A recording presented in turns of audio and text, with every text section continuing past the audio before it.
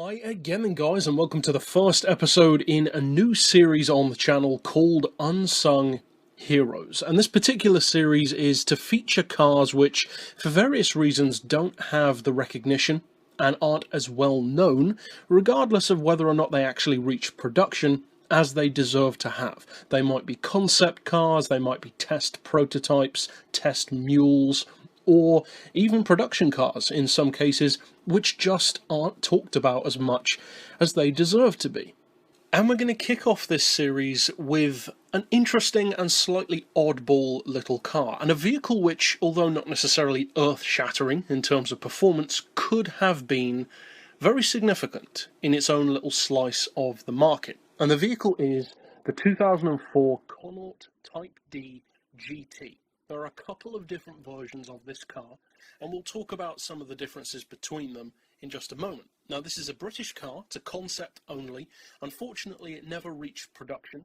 And for those who are unfamiliar with the Connaught brand, they've been around for a long time in terms of notoriety, but not in actual presence. They were significant way back in the day, in the post-war Grand Prix era, because they were actually the first British company to win a Grand Prix after the Second World War in 1955.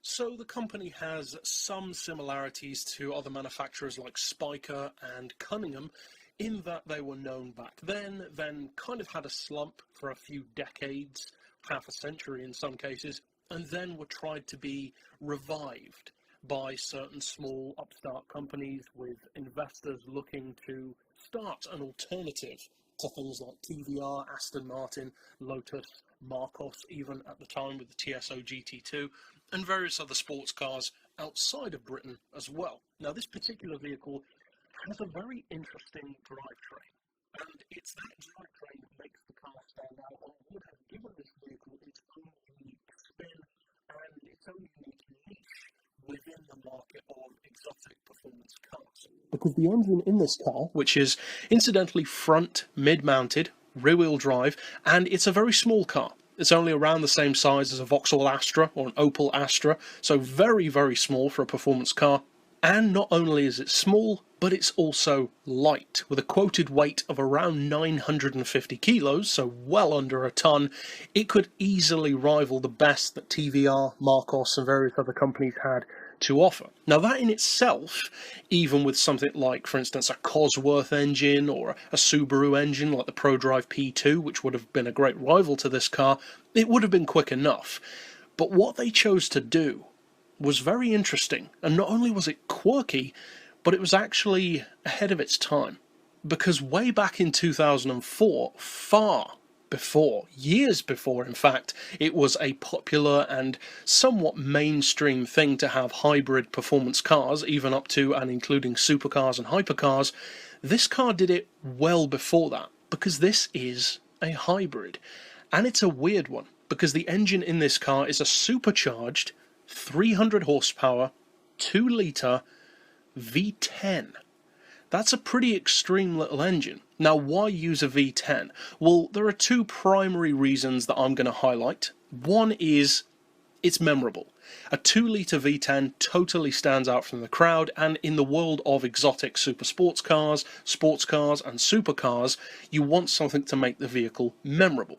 So from that point of view, which is kind of a gimmicky point of view, but an important one nonetheless in that world of marketing, it has that going for it.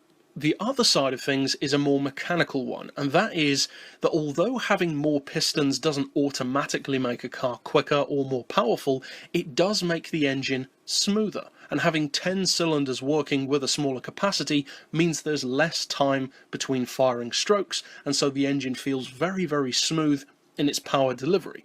Now, it's only got 300 horsepower to deliver anyway, but still, it would be very interesting to see what this car would feel like compared to other sports cars which typically have 6 or 8 cylinders at the most, especially in the lower end of the sports car spectrum. Now, with only 300 horsepower on tap, and a 5-speed manual gearbox, rear-wheel drive, and a 950 kilo curb weight, even with a hybrid system, how quick could it really be? Well, it's not going to worry a McLaren anytime soon, but the performance is not bad, especially for a car which you have to bear in mind is running the same power as a Ford Focus RS, the second generation Focus RS. This car can supposedly hit 60 miles per hour in under 5 seconds, which, given the power to weight ratio of over 300 horsepower per tonne, is believable, and the top speed is quoted to be around 170 miles per hour. Now, maybe it can hit that, maybe it can't. That's not outside the realm of possibility though, given the engine, the power, and the aerodynamics that the car's working with. So 0 to 60 in under 5, top speed of 170, and around 300 horsepower, plus it's a chunky, small, quirky, less mass-produced alternative sports car from the British market. That sounds very familiar, especially in 2004, and one of the reasons why that sounds familiar is because this would have been a perfect rival to, funnily enough, another unsuccessful but nonetheless production super sports car from Britain, the MG X-Power SVR, another one of my personal favourite exotic sports cars that does not get the recognition that it deserves. I will be featuring that car in this series as well, but this would have been a perfect rival to that in a market which Marcos and TVR basically had the monopoly on back then. This would have been an interesting alternative player to see in that game. Now, the price on this model would have probably been far higher, but even so, it could have been a very cool car to see on the streets, to test comparative lap times, given how small and light it is, and British sports cars have a reputation for being good around corners, or at least good in the right hands. Unfortunately though, the Connaught Type-D GT never had the chance to prove itself, because it never reached the production stage. But that's the point of this series, to shed light on cars that are exactly like this. Not just British ones, but others too. But that's it overall for this initial episode. I'll see you guys next time, and as always, thanks for watching.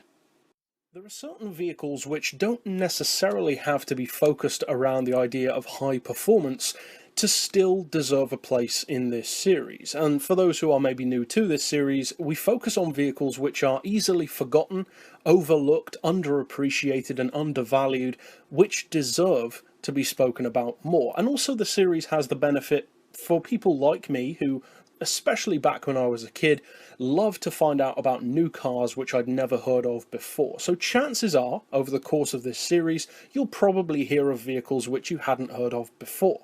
Now, this car in particular is not a performance machine. It's the Toyota Mega Cruiser, and as you can immediately see from looking at the car, it is Japan's answer to the Hummer. Very directly so. It's designed for military use primarily, with some other uses as well, involved in ambulance work, fire truck work, that kind of thing, with a few sold on the civilian production market, but not many. And financially speaking, the Mega Cruiser was not a great deal for Toyota. They didn't make a huge amount of money with the car, and it was much more of a speciality vehicle than many of their other vehicles. They did learn valuable things from it for the future of their truck and SUV range, so it was valuable as a testing bed, but the car stands out from the rest of their range as being a much bigger, beefier and more extreme off-roader. So being Japan's answer basically to the Hummer, what can you expect from the car? Is it just basically a rip-off of the Hummer? Is it exactly the same?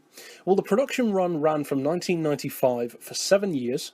A few were sold to civilians, but they were very heavily taxed because of the size of the car. Of course, in Japan, cars are regulated very heavily based on their size, which is one of the many reasons why K cars are so popular, those super tiny, super lightweight, super affordable city runabouts. This one is about as opposite to that as you can get. It weighs 2.9 tons, it's over 7 feet wide, and it's actually more practical than a Hummer, because unlike a Hummer, which has 4 seats in standard form, this one has 6. So it's still not remarkable, given its size. It could definitely have more, but at the end of the day, being a military vehicle at heart, it's not surprising that it doesn't have as many seats as it arguably could or should have. You could quite comfortably have this car seating 4 abreast. It's that wide.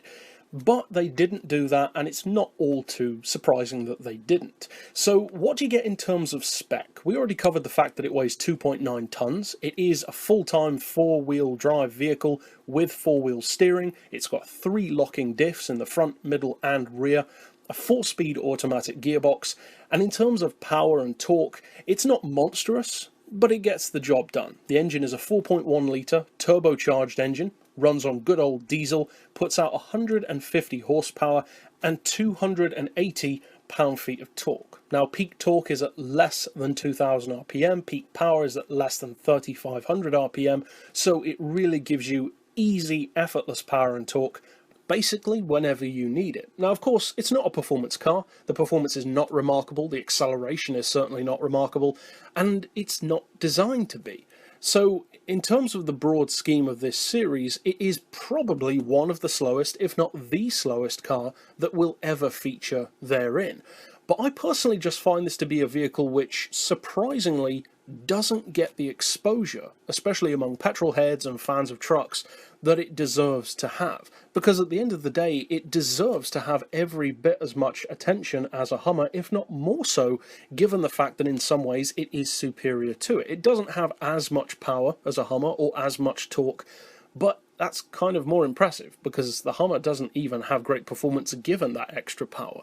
This one just has what it needs to, and it weighs significantly less than a Hummer as well, over half a ton less. And in terms of off-road ability, it would be interesting to compare it to a Hummer, which doubtless some people have done because of how similar they are. Now, in the broad scheme of things, this car isn't going to blow people's minds, but it's just a vehicle which I thought deserved more attention, considering how cool it is, how rare it is, and how great an off-roader it is. It seems to be a very popular choice of rarer 4x4 in Russia in particular, which is interesting. I wouldn't have expected that, but that's fair enough, and you can find quite a few videos of the car in action on YouTube, most of which are in Russia. And in terms of price and used value, well, it's a pretty good investment, because these things cost a lot. In used form, you're looking at a minimum price tag of around £80,000, which is over $100,000. That's pretty high, and in fact is in similar territory to a Hummer H1, very appropriately so. And if memory serves, I believe this vehicle was, at the time of its release, the most expensive Japanese production car ever made. So, although in the broad scheme of things the Mega Cruiser isn't going to make a big splash in petrolhead communities the world over, it is a vehicle which, I personally believe anyway, deserves to have more chatter about it and how cool this car is than it currently does. So, I'd love to hear down below what you think of the Mega Cruiser, or by definition the Hummer as well. I'm a fan of both vehicles, and of course other cars that you consider to be underappreciated as well. But that's it overall for this particular installment. I'll see you guys next time, and as always, thanks for watching. Hi again guys, and welcome to the third installment of Unsung Heroes, a series where we shine a spotlight on vehicles, concept or production, which arguably deserve more recognition than they currently have, or just aren't that well known. Cars which may be super obscure, maybe there's only one or two of them built, but they're interesting. They offer something a bit oddball. Certainly if they offer something unique, maybe they're fast, but not necessarily. And the last installment is a perfect example of that, the Toyota Mega Cruiser. It's not a fast car by any means, but still a very interesting one. Now, this particular pick is a vehicle which there isn't a huge amount of chatter about online, at least from what I've seen. There aren't a huge amount of specs floating around. There are some, thankfully, and there's also not much video of this car that I could find either, so unfortunately we're kind of light on the video side of things, and it's more images for this particular video. And the car is the Citroen Zara Picasso Cup. This is a concept car which relatively few people talk about. I'm personally a big fan of the car, not because I'm a fan of the Picasso, but because I like crazy concepts like this that take people movers or minivans and then make them extreme. The ultimate example of that being, of course, the Renault Espace F1. Now, this car has nowhere near the spec or performance of the Renault Espace F1, and that's kind of a shame, because it would have been a great rival to it, such as on racing games, but it is kind of the Picasso equivalent of that, or about as close to it as we can get, because in effect, the Renault Espace F1 is the people mover equivalent of a Formula One car. The Citroën Zara Picasso Cup is the people mover equivalent of a rally car, and that's where it differs. Because this particular Zara is based around kit car class rally. It shares many underpinnings in terms of design, even the livery, the choice of colour, and the style of the car overall is inspired by the Zara WRC car, among other things. Now, the engine is taken from a normal Picasso, which is usually a 1.8 litre, it's bored out to 2 litres, and turbocharged up to 235 horsepower. So as I said, it's no way near something like the Espace's 850 horsepower F1 engine, but compared to a normal Citroën Picasso, that's pretty good. Now, I wasn't able to find what the drivetrain of this car is, but given the fact that it's still a 5-seater, it's more likely than not still front engine, and I believe it's still front-wheel drive, given that the Zara WRC car was also a front-wheel drive machine. Now, word on performance and even the weight of the vehicle is scarce. I don't know how much the car weighs. There may be that information out there, but I wasn't able to find it. But it's interesting to me that they still had this concept of at least some level of practicality there. It wasn't something like a Ford Supervan where they just took the basic idea of the van but totally gutted it out to make it in effect a race car. This still has the 5 seats, and it has at least some level of practicality still there. Now, that being said, of course, practicality is very limited on the car. It's not intended to be a production vehicle, and it actually wasn't designed or built by Citroën at all. It was designed and built by Sbarro, Italian designers. They've made some pretty crazy cars over the years. Again, mostly concept vehicles, and this is a great example of that. Now, one of the most visually striking things about the Picasso Cup isn't just the crazy body kit on the vehicle, which I personally think suits the car quite well, but it's actually the door arrangement, because usually, of course, it's a 4-door plus the hatchback.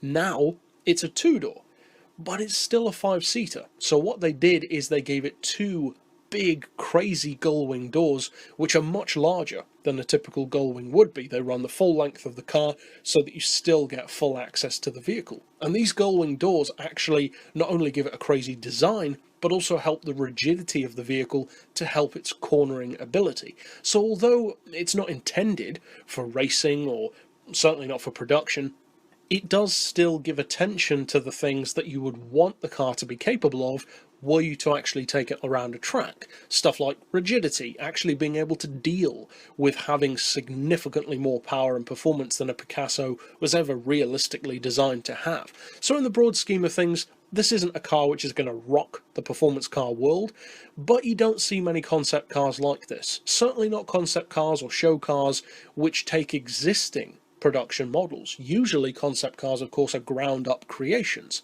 That's kind of the point.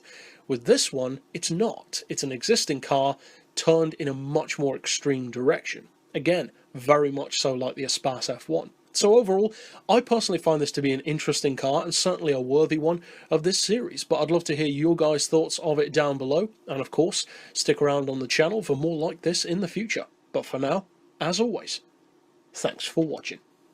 Hello and welcome back to the 4th installment in a series which I haven't visited in quite some time. For those who are maybe unfamiliar with this series, Unsung Heroes is where we take a particular vehicle, a vehicle which could be obscure or not talked about enough, a car which many, even petrol heads, perhaps haven't heard of or had forgotten that they knew about. I certainly have cars like that for me, cars which I love, but I often forget about them because I don't talk about them that often. Now, this car is called the Axum Megatrak. It's technically called the Megatrak because Megatrak is not the name of the car, it's Mega, the company, and the car is called Track.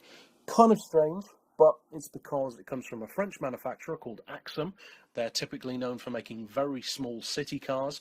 Then they had an offshoot brand from them called Mega, and they've made a couple of different vehicles, including this one and also the Mega Monte Carlo, among others. So the car technically is just called the Track, and it's made by Mega. Kind of strange, but there you go.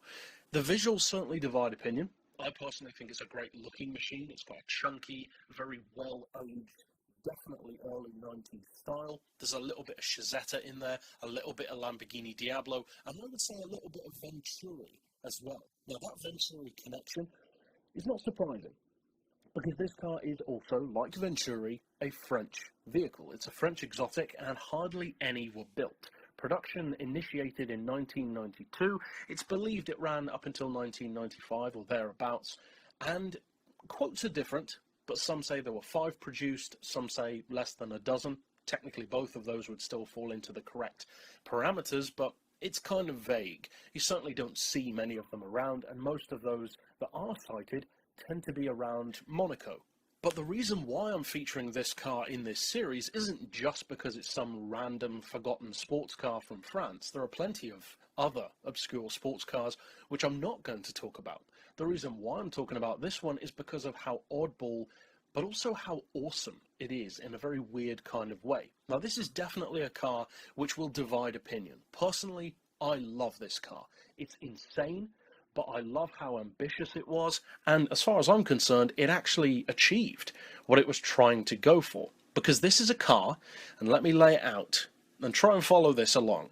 It's an exotic supercar with a 6-litre, 400 horsepower Mercedes V12, a 4-speed automatic gearbox, a top speed of 160 miles per hour, with a mid-engine, all-wheel drive, 4-seater layout, with a ride height of 8 inches, which can be raised to 13 inches to go off-road, and it's as big as a Hummer. It's also the length of a Mercedes S-Class, 200 inches long. It's also, incidentally, 87 inches wide, and as far as height, it's, let's just say, a lot taller than your average supercar. And to top it all off, even though it's not exactly earth-shaking in terms of performance, it had a price tag back in 1992, the equivalent back then of $300,000. That's quite a bit of cash for a car which is essentially no quicker than a Mercedes SL of the time. What an SL can't do, however, is be taken through the Mojave Desert, for instance, or on the Peking to Paris Rally.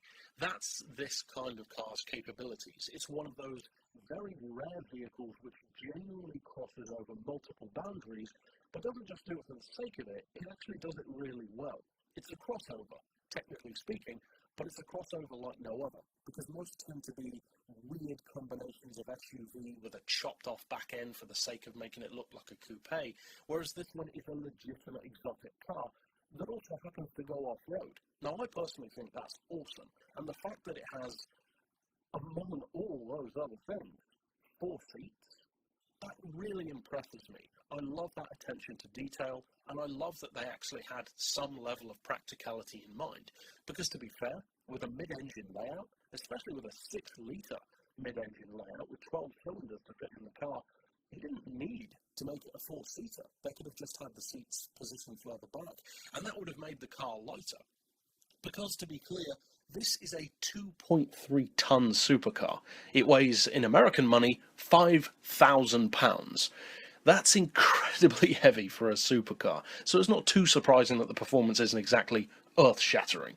It's difficult to find acceleration times, but expect it to be in the region of, say, 5 to 6 seconds. Because it's not remarkable, you've got less than 400 horsepower to work with, it's about 390, and it does weigh a lot more than pretty much any other supercar ever made. So it's not surprising that it's not exactly a Venturi rival in that way, although visually it could be. So what you've got here is an overpriced, underproduced, off-road, 4-seater, mid-engine, 400 horsepower Mercedes V12, French, exotic crossover coupe thing.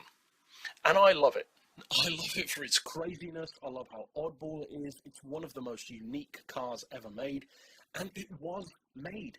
That's the most awesome thing about this car, in my opinion, that they actually did produce some. It was not just a concept or a one-off made for some eccentric billionaire. They made them, at least 5 of them, maybe even more depending on reports.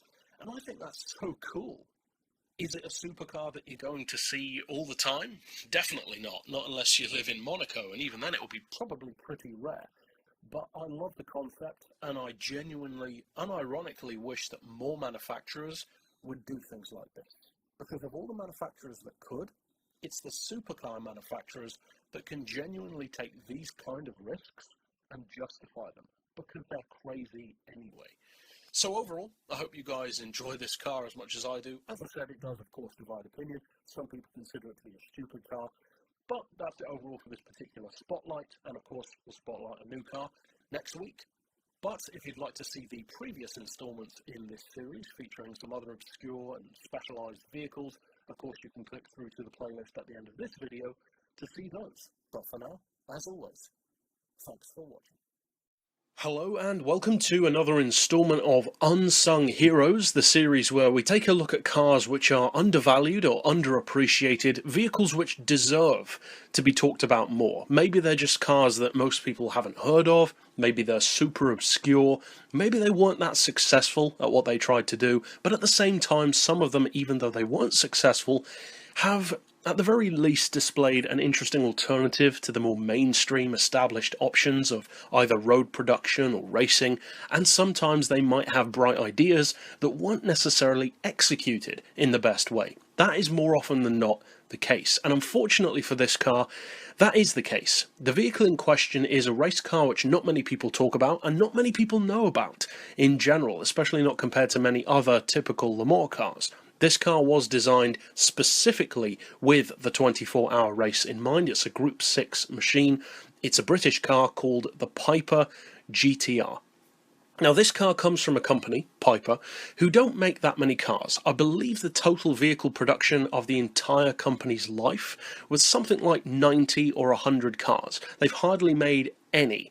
The owners' club, I believe, has like 32 members. It's a pretty tiny company, but sometimes those companies have so much charm, and I would say that this is one of those occasions. Now they do have a road car called the P2 in its later form, originally called the GTT, and that car I'm not really a huge fan of, to be honest. It's got quirky looks, but not in a way that appeals to me. This one though does, much more so. Now in the racing world, especially back in the olden days of the 60s and 70s, pretty much everyone who knows anything about Le Mans cars and race cars knows that the GT40 is kind of a big deal because of how low it is, 40 inches tall, hence the name. This car is a lot lower than the GT40. In fact, technically you could call this one the GT30 because this car is only 30 inches tall. That's literally a quarter less of the height of a Ford GT40 in comparison. That is crazy flat. Now this car has remarkable aerodynamics. It has a drag coefficient of 0.28, which is, let's just say, very good. Now the engine fitted in this car was not necessarily as impressive on paper as you might hope. It doesn't have some crazy V12 or a huge American V8. It's powered by a 1.3 litre, 155 horsepower Ford twin-cam engine. It's mid-engine rear-wheel drive, and the engine bay, I believe, can be fitted with a larger engine if requested or required, up to a V8 even. But they didn't do that. Now, had they done that, especially with an old American V8, they might have actually done a little bit better, because here's the story. The car was created for the 1969 Le Mans. Unfortunately, though, it failed to qualify, because they went in for scrutineering of the engine, that kind of stuff. Some blunders were made with telling the team what had and hadn't been checked in time, and when they actually got out to do the race, they suffered some mechanical issues and ultimately didn't qualify in time to actually be eligible. Now that's a real shame, because this car, even with 155 horsepower, can do 164 miles per hour. That is seriously impressive. In fact, it's one of the very few race cars which has a top speed which exceeds its power. That's pretty impressive when you think of it that way. Now, the weight on this car is, as you'd probably assume, especially with a tiny engine, very low. It only weighs 600 kilos, which is very impressive. Even for a race car back then, that's pretty light. That's a lot lighter than stuff like the Ferrari P4s and the GT40s. Unfortunately, it didn't qualify, as I said, but if it had, it would have been very interesting to see how this car's alternative way of accomplishing the same thing, albeit at high speed, would have gone down. Would it have been good enough to win? Would it have been good enough to keep up? Reliability issues aside, If it had qualified, how would it have performed? Now, in the full race, of course, reliability is a huge issue. That's tantamount to performance in the Le Mans, because there's no point in being fast if you can't finish the race. So this car unfortunately lacked in that respect. So even if it had qualified, it would have probably broken down somewhere on the way, given that the engine did break down even in qualifying. Which is why I mentioned earlier that if they had gone for that American V8, not necessarily a huge one, maybe a small block V8, not necessarily for the increase in power, but because those engines were pretty bulletproof back then, especially compared to a lot of, let's say, other engines from Europe, for instance. Now, it did use a Ford unit, but I believe it was a Ford Europe unit, not an American block Ford engine. So maybe if some other decisions had been made, the outcome could have been different, but regardless, you can't change it now. That's the way it is. And having a tragic backstory to this car kind of adds to the charm, because the performance is fantastic, the look is completely unique, that's for sure, and although the visuals might divide opinion, I personally think it's a great looking machine, and it's certainly a car that deserves to be talked about more. Visually, it reminds me kind of like a mix between the Japanese Dome Zero concept and maybe some of the older Can-Am McLarens or Lolas, like the Lola T70. It's got that kind of vibe to it, at least to me. And personally, I'm a huge fan of the colour as well. I know that's kind of unimportant in comparison, but I do think a nice colour goes a long way on a race car, and this one, it's a bit different. So overall, although it's not a car which has much relevance in the world of, say, racing games or general automotive discussion, it is certainly one which deserves a bit more consideration than it currently has. And ultimately, it is a shame that this car never really had its time to shine. But that's it overall for this particular instalment of Unsung Heroes. Of course, I'll see you guys next week with another obscure car that we're going to talk about. And if you want to check out the cars which I've already covered in this series, you can click through to see those at the end of this video. But for now, as always, thanks for watching. One of the coolest things with a series like this, where we discuss cars from all different walks of life with different purposes, be it performance or utility, is that you can have such a broad range of vehicles within the same grand overarching series. And this just goes to show that. One week you can have a high-performance sports car or a supercar, and then the next week you can have something like a Toyota Mega Cruiser. Or, in the case of this one, a 6-wheel drive, 7-ton Russian monster. And that is exactly what this vehicle is. It's called the ZIL E167. It was built in Russia in the early 60s and designed for fairly obvious purposes, to pretty much go anywhere, do anything, and at least partially was intended for that kind of thing. It could have been a multi-purpose vehicle. Now, unfortunately, it never reached full production due to the complexity of the tech behind it, in particular with the gearbox and the transmission unit being 6-wheel drive and twin engines. But it's kind of shame that didn't happen, because it could have been one of the most iconic off-roaders had it actually gone into production. Now you're probably wondering, what does this monster have in terms of a powertrain? Well, it's actually got, as I said, 2 engines, 2 7-litre V8s, putting out 180 horsepower apiece, and quite a bit more torque, as you probably assume, making it a total of 14 litres with 16 cylinders and 360 horsepower. Now, in a 7-ton vehicle, which incidentally is not actually that bad a weight, given this vehicle is 30 feet long, 10 feet wide, and also 10 feet tall. So, as you can see from some of the pictures in this video, having this thing come towards you would be basically like a 7-ton battering ram. And not only does it weigh 7 tons anyway, but it has a payload of up to 5 tons. So, pretty hefty, all things considered. As you'd expect, it's not exactly designed for performance. The top speed is only around 40 miles per hour on the road, and obviously less in water or snow.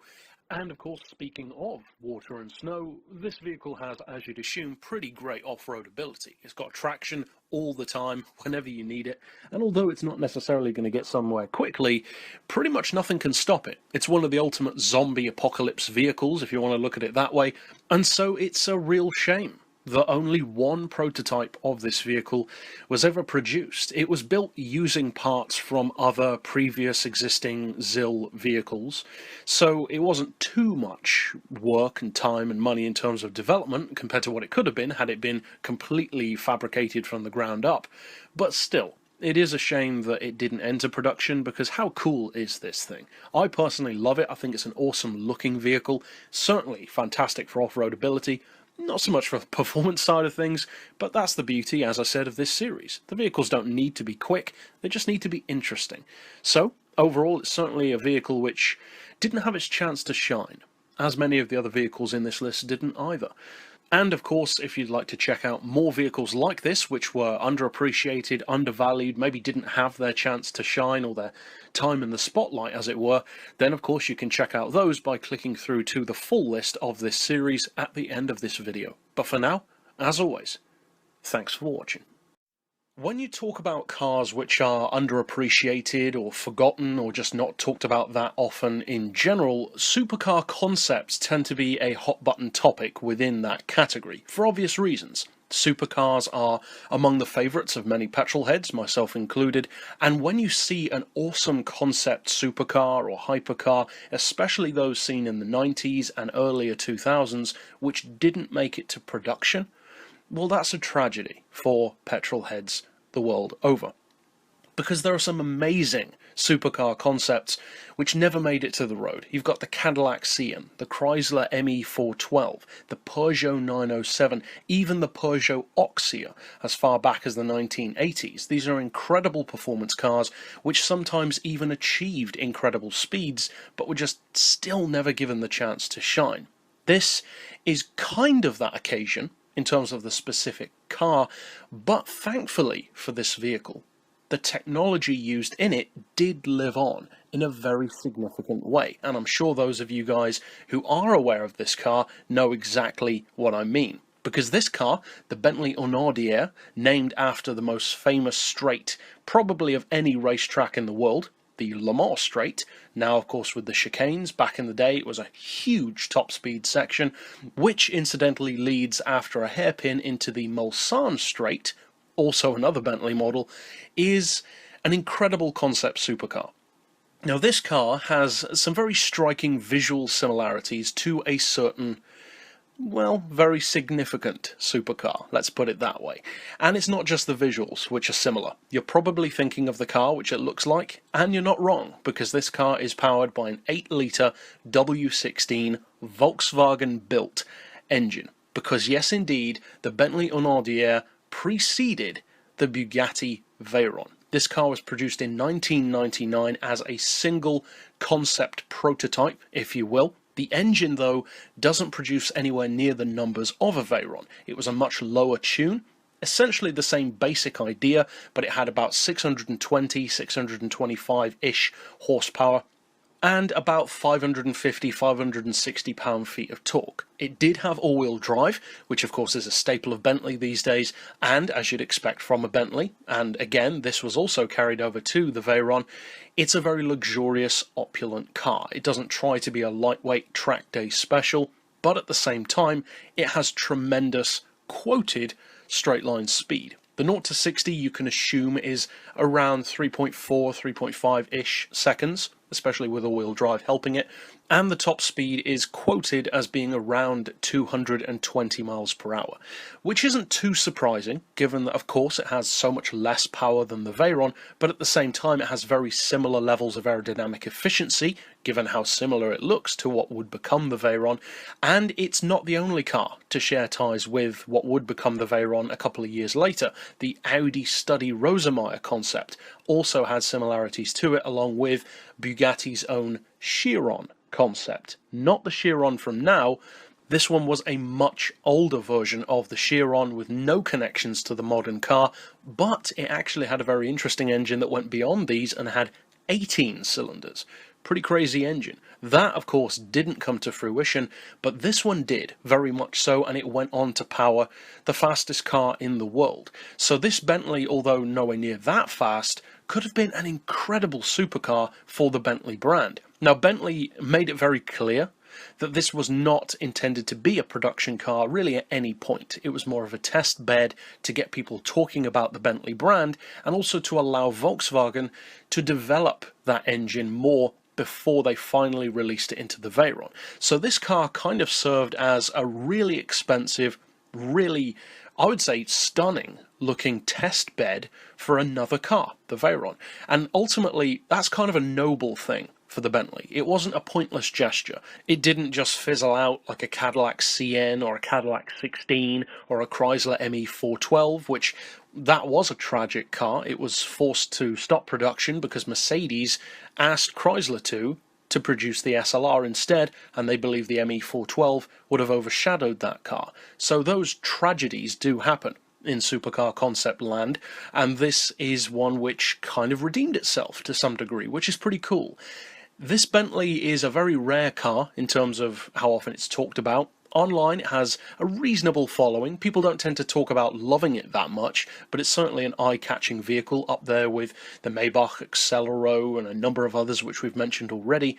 And it's certainly a supercar concept which deserves to be talked about. It's an incredible machine in terms of performance, certainly the tech behind it, and also the level of finish which the car has. Although it wasn't intended to be a production car, I love the fact that Bentley went so far with making it look like it was ready to roll out straight onto the street. With the fully working, fully fitted, really, interior, great performance, and just a level of finish quality which you would want from a Bentley. That was very cool to see, I think. And incidentally, I was actually very surprised to find out, very happily surprised in fact, that this particular Bentley has actually been featured in a racing game. As far as I'm aware, only one racing game, the game TOCA Touring Cars. It was an unlockable special vehicle. So that's pretty awesome. I didn't think this had ever been featured in a game, but it actually has. That's quite cool, I think. Especially one which I used to play as a kid, but never unlocked the car. I didn't even know it was in the game. Overall then, certainly an amazing vehicle, and it's kind of been revisited by its spiritual successor, if you will, the EXP10 Speed 6, which is kind of Bentley's return to the ultra-exotic category way beyond the Continental. But overall, certainly an interesting supercar, which proved to be a lot more important than many other supercar concepts in the long run. But that's it overall for this particular pick, and of course, if you want to check out more in this series, you can click through to see the full list at the end of this video. But for now, as always, thanks for watching. Despite the fact that we feature some pretty crazy vehicles in this series, the vast majority of the crazy cars which we talk about don't tend to be vintage models. They tend to be classics at the most, generally speaking, and more often than not they're more modern cars from, say, the 90s or the 2000s.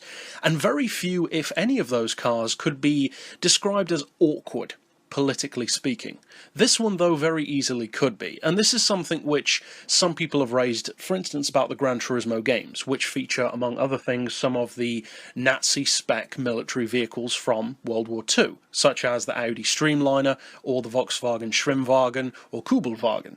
Now, that's a fair point. It is kind of strange that the games feature those cars, and as cool as they are in their own ways, there's always kind of that awkwardness there. This one could have very easily been far more awkward than that, because the vehicle in question is a 1939 Mercedes model designed specifically to break the world land speed record. Now, it never got that chance, and that in itself isn't a good thing. It would have been cool if it had have done that, purely from a mechanical and technological point of view, but at the same time, it is good that it didn't do that, due primarily to the war, because of the fact that this was kind of Hitler's pet project. It was a project which he wanted very much so to reach its goal, a goal which changed quite a few times through its production in terms of sheer speed, going on the up and up, that is, not lowering expectations, and it was even planned by Hitler himself that this vehicle was going to showcase literally swastika livery.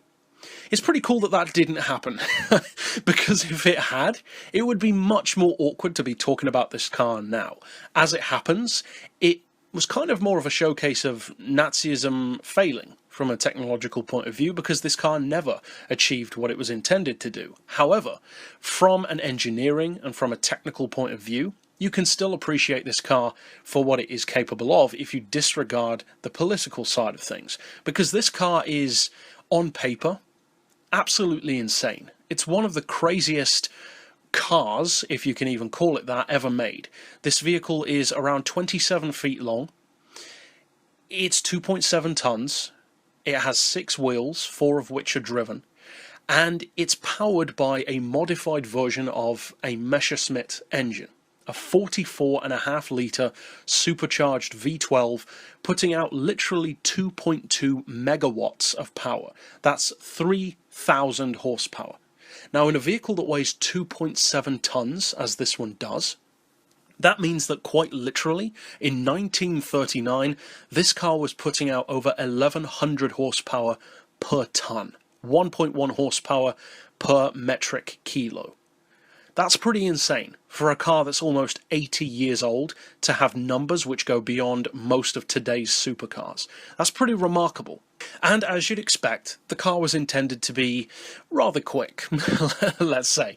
Its initial performance goal was 550 kilometers per hour, but then that was raised to 600 and ultimately 750. Now, it never actually achieved that, but even if you're just talking theoretical speeds, one of the most incredible things about the T80, which is most definitely a vehicle that isn't talked about enough, is that this car's theoretical performance, more specifically its performance from the type of vehicle that this is, was not beaten until 2001. That is incredible, and what I mean by that is that this is a very rare occasion where a land speed record vehicle was not thrust driven. It did not have a jet engine or a rocket engine or anything like that. It was a conventional gear, mechanical, wheel driven vehicle. And that category of land speed record car was not surpassed theoretically until 2001, when a vehicle actually did hit over 400 miles per hour.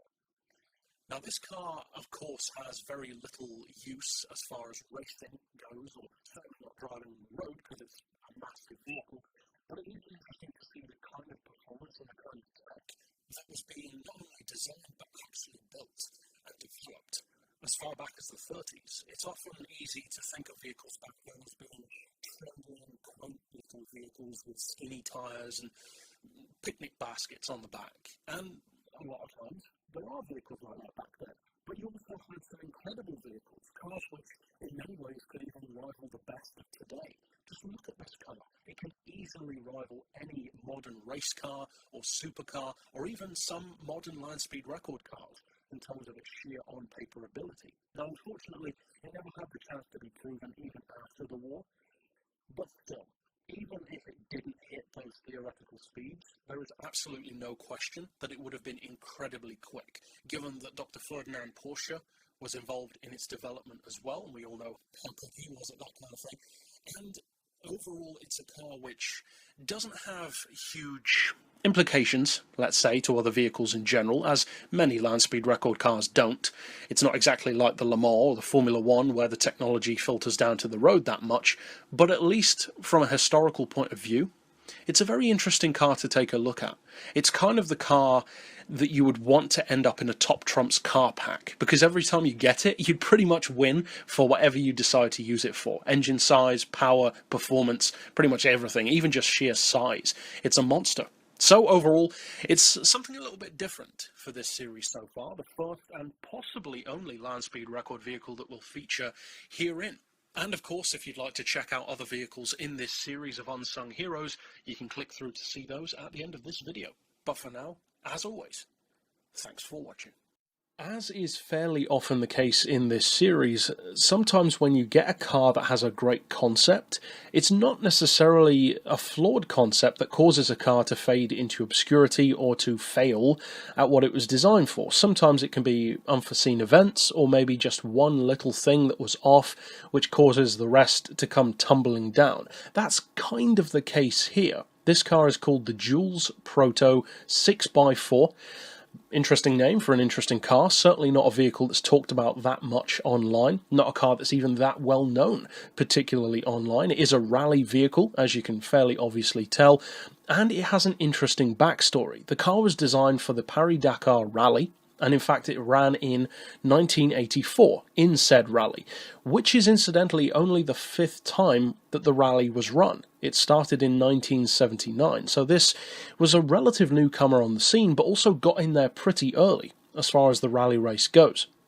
However, technically speaking, this car is the Jules Proto 2, because the first Jules Proto, which was developed by the same guy as this one, a chap named Terry, and I'm not going to butcher the rest of his name, I'm just going to put it on screen for you to see, he had a bet, basically, with some of his friends to run in the Paris-Dakar Rally. So, he got a Rolls-Royce and modified it very heavily.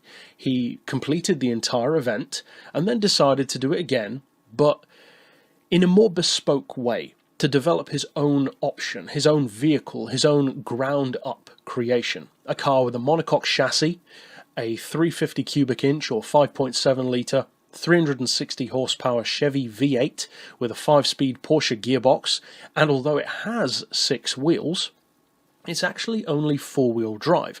The front 2 wheels, and then the next 2 wheels are driven, and the 2 at the very back are just freewheeling. And there are a couple of reasons why that's a good idea. One is because it displaces the weight more, which is great when you're driving on sand, but also it means that you can have a blowout in one of the tyres, especially the centre 2, and you can still keep going, because again, it offsets that weight, allows you to keep going in a similar way to how Citroën used to have their suspension so that a car could lose a wheel or lose a tyre, but not be incapacitated by it. It's a great concept, and one which could have done very well. In terms of design, it's pretty out there. Not necessarily a good-looking car, but at the same time intriguing to look at, very alien in its concept.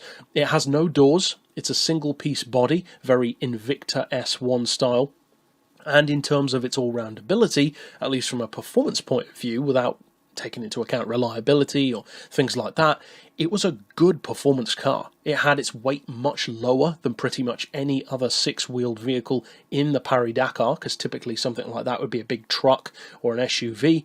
This one isn't, so it's got that centre of gravity much, much lower. The long wheelbase makes it very stable, and it could even hit around 125 miles per hour on-road and off-road.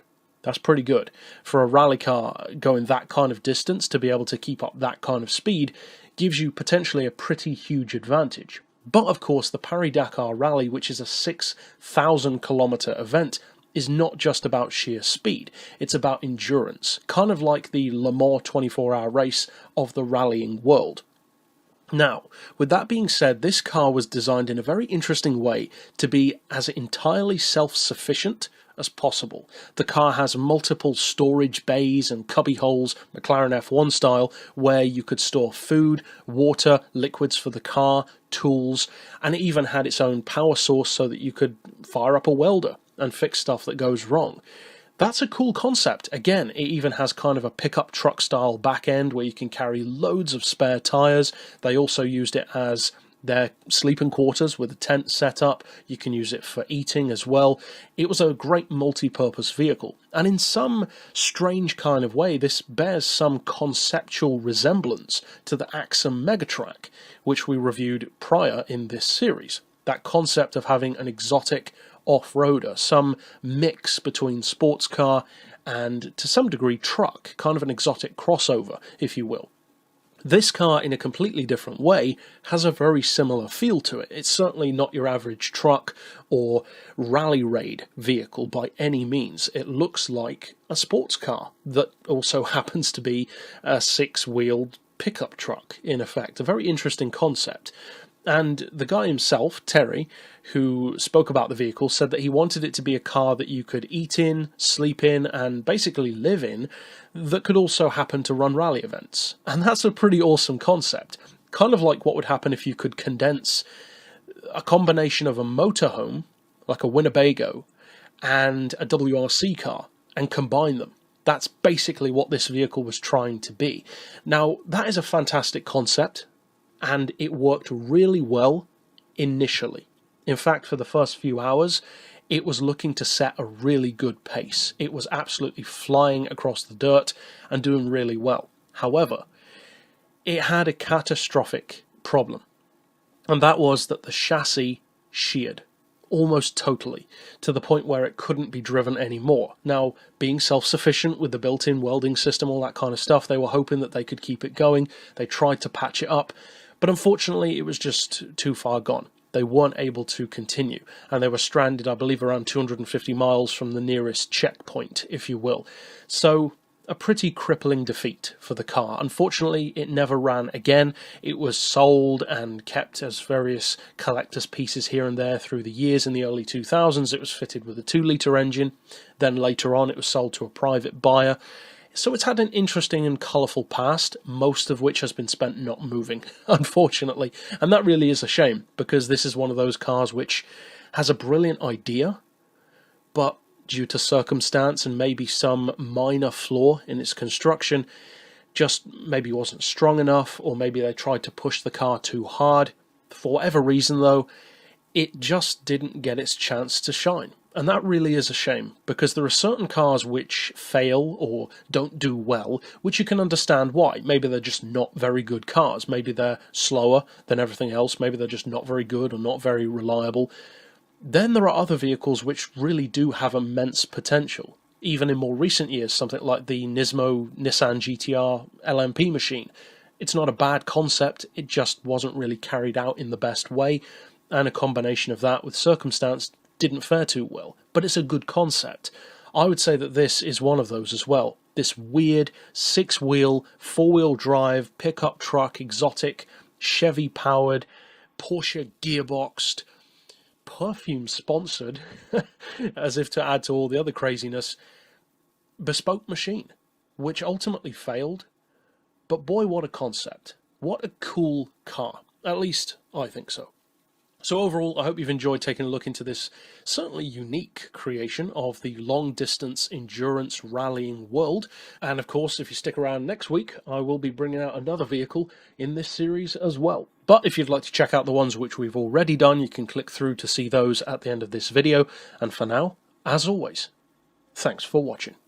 As far as the vehicles which we featured in this series, this is probably the least obscure. This is definitely a car which people are talking about. It's nowhere near as weird, as oddball, as obscure, as much of a unicorn even, as most of the other, if not all, of the other cars that we've already featured and that we may ever feature in this series. In fact, some of you guys are probably already aware of this car, or have at least seen it at some point in the past. In terms of production runs, it has one of the highest of this whole series. About 10,000 of these were produced, or just over. And of course the car is a Saab, as you saw from the title, a Saab 92X. And in particular, the version that we're talking about, because there are two, there's a regular version, which was called the 2.5 injection, and then there's this one, which is the 92X Aero. And anyone who is, of course, familiar with Saab and the way they name their cars, they like to put the Aero title on any of their vehicles which are the top of the performance tree, be it a 9.3, a 9.5, or in this case a 92X. And basically what that signifies is that it's their sporty model, the fast model. Now the normal version is still around a 165 horsepower car with a naturally aspirated engine. It was later upgraded to over 170. This one, though, initially had 227 and was then later upgraded to around 230 horsepower with 235 pound-feet of torque. Now, it doesn't take a trained eye to know that this is a Subaru Impreza underneath. Of course, it's a second-generation Impreza wagon. In particular, this Aero version is even closer to the Impreza. Now, it doesn't have quite as much power. Even 230 is not the same as an Impreza, of course, but at the same time, that is pretty impressive for a Saab. Now, being based on an Impreza, there are certain things that you would expect the car to be good at, such as off-roading, handling, that it would probably have all-wheel drive, and that it would be pretty reliable and pretty bulletproof. Pretty much all of that is correct. The only disadvantage, in fact, that this car suffers from, really, is brand recognition, because they made a very bold choice in only producing this car as a wagon, and it had a relatively short production run only in the North America region as standard. And of course you could import one or export one if you wanted to. But I like the fact that they chose very boldly to only offer this car as a wagon, given that the wagon has always been the secondary choice to the sedan in the Impreza lineup. Most people go for the Impreza sedan for obvious reasons. However, in making this one only a wagon, I think that was a very smart move for Saab. Even though ultimately it wasn't a success, I think it would have been even less of a success had it been a sedan. For a very strange reason, or what could initially seem to be a strange reason, and of course this is only a theory and I could be wrong, but imagine if they had made this a sedan. It would have had to have either had no rear wing, or probably a wing which would be reminiscent of an Impreza WRX STI. Now, whichever way of those two you go, you're kind of shooting yourself in the foot, because if you don't fit the rear wing, it looks like a super understated, but not in a good way, kind of boring looking sedan, because it doesn't really have the big scoops and the crazy colours and the huge wing of an Impreza. It's a Saab based on an Impreza. At the same time though, if you go with it, and you fit it with that big WRX style wing, well then people are going to go to the other end of the spectrum and just think that it is a Subaru. They won't notice the Saab logo, especially if they don't see the front end, and then they'll think, oh, there's an Impreza. And why would they want to go to a Saab dealer to buy an Impreza? So it would actually have the opposite effect. You'd end up going to a Subaru dealership instead, and you would be none the wiser. Whereas as a wagon, you can quite simply catch more people's attention that way, and it makes the car a bolder, more distinctive style choice. And at the same time, having it only as a wagon with the associated practicality and distinctive style, to me that's a very Saab thing to do. They've always been pretty out there as far as their design goes, much more out there than, say, Volvo, which is probably their biggest rival, really. Now, in terms of performance, this car isn't quite the level of an Impreza, but it's no slouch, that's for sure. The 0 to 60 time is about 6 seconds, so it's really good. In fact, it can outrun pretty much any other Saab that they've ever produced, in fact. But the fact that it's not a true Saab, if you want to look at it that way, does put off some purists, for obvious reasons. Personally, though, I love this car. It was mostly unsuccessful. They did sell over 10,000 of them, but still, that's not exactly ideal numbers, and in its first 2 months of production, they barely sold 400 of them. So it was not a car that caught on quickly, and it's not too difficult to see why. Pretty much the reasons that I mentioned earlier, why buy this when you could just get an Impreza. So it's a car that was unfortunately kind of doomed from the get-go by its entire concept. It kind of killed itself in terms of design. But at the same time, I think it's awesome that you can have this genuine alternative to a Subaru Impreza, which I would say is better looking than the Impreza, certainly of the second generation, but maybe that's just me. I personally love Saabs anyway. I like their performance models, and to have this one which is as fast and as capable as it is, borderline WRX levels, from a Saab, I think that's pretty cool. But at the same time, it's got more sleeper appeal than an actual Impreza would have, so it's kind of a win-win. It's a funny car in that way. From a performance point of view, it really has no downsides. Everything about it from a performance car point of view is fantastic, because you get more quirky style, it's more of a sleeper, and it gives you everything from a Subaru, but with less of a chance for it to be stolen, for instance, because people aren't going to steal a Saab. At the same time, though, from a marketing point of view, it doesn't really work, for the reasons that we already talked about. So, an interesting car, and as I said, certainly not one of the ultra-rare, ultra-weird, super oddball models of this list, nowhere near in fact, but at the same time was a car which I did feel deserved a place here, because of the fact that it literally is the definition of the series. It is an unsung hero, a car which is genuinely a great rival to the Impreza and the Evo, by extension, but one which gets almost no recognition for being that good, even though it is. That is the literal definition of an unsung hero. So, overall, if you didn't know about this car before, I hope you've enjoyed talking about it, and if you did, I'd love to hear your thoughts on it down below, maybe for Impreza fans in particular. But that's it for this pick overall, of course, and if you'd like to check out the cars which we've already discussed in this series, You can click through and see all of those at the end of this video. But for now, as always, thanks for watching.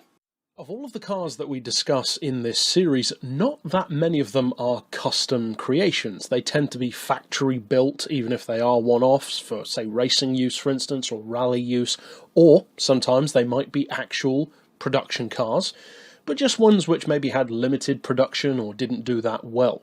This one, though, is a full-on custom. It was created by a company called Bell Orange, and it's based, as you can see, on a Land Rover, a classic Land Rover in particular. And the car is very heavily modified, as you can see, and it's kind of what you'd get if you merged a Land Rover Series 3 with a Morgan. It's that kind of car, a jacked up off-roader, but at the same time with that very British long bonnet, short stumpy yacht-style back end, and the speedster design. Now, I've mentioned a few times on this channel that I'm a big fan of speedster designed vehicles, those cars which are open tops, but at the same time they're not convertibles because they are pure open tops. They barely even have a windshield. I love that kind of appearance. I think it looks fantastic if you do it to the right car, something like an Eagle E-Type for instance, and I personally think that it really suits this car as well, and it's not too surprising that it would, given that even the normal version of the Land Rover in classic form does have the option, more often than not, to drop down the windscreen or the windshield. So it does kind of have that look embedded into the car's DNA already. What isn't, however, embedded into its DNA is being a long-nose, two-seater, two-door, 27-litre Rolls-Royce Merlin V12-powered, 1,500 horsepower monster. That is, for those who are maybe unfamiliar with the engine, the same motor as used in a little-known classic aircraft known as the Spitfire. So yeah, it's a pretty crazy engine. It's been fitted in a couple of other cars as well, not this exact engine, but the same kind of engine. And one of them was featured even on Top Gear, the Rolls-Royce Merlin-powered Rolls-Royce. It was a Rolls-Royce with a Rolls-Royce engine, but not exactly the same kind of Rolls-Royce on both occasions. Funnily enough, looks similar to this car in some ways, that massive bonnet, even a similar kind of colour. But that vehicle had some issues with Rolls-Royce not wanting their grille and badge to be fitted to the front end, so it got redesigned a little bit. Has an interesting history itself, and also this car went through some troubles of its own. Because with a custom vehicle like this, more often than not, you're not really going to run into the problems that, say, a production car or a race car would, because of course it's not designed for racing, so it doesn't really need to worry about losing any kind of event. But at the same time, building your own custom car, depending on where you live, can prove to be challenging, especially if it's something as radical as this one.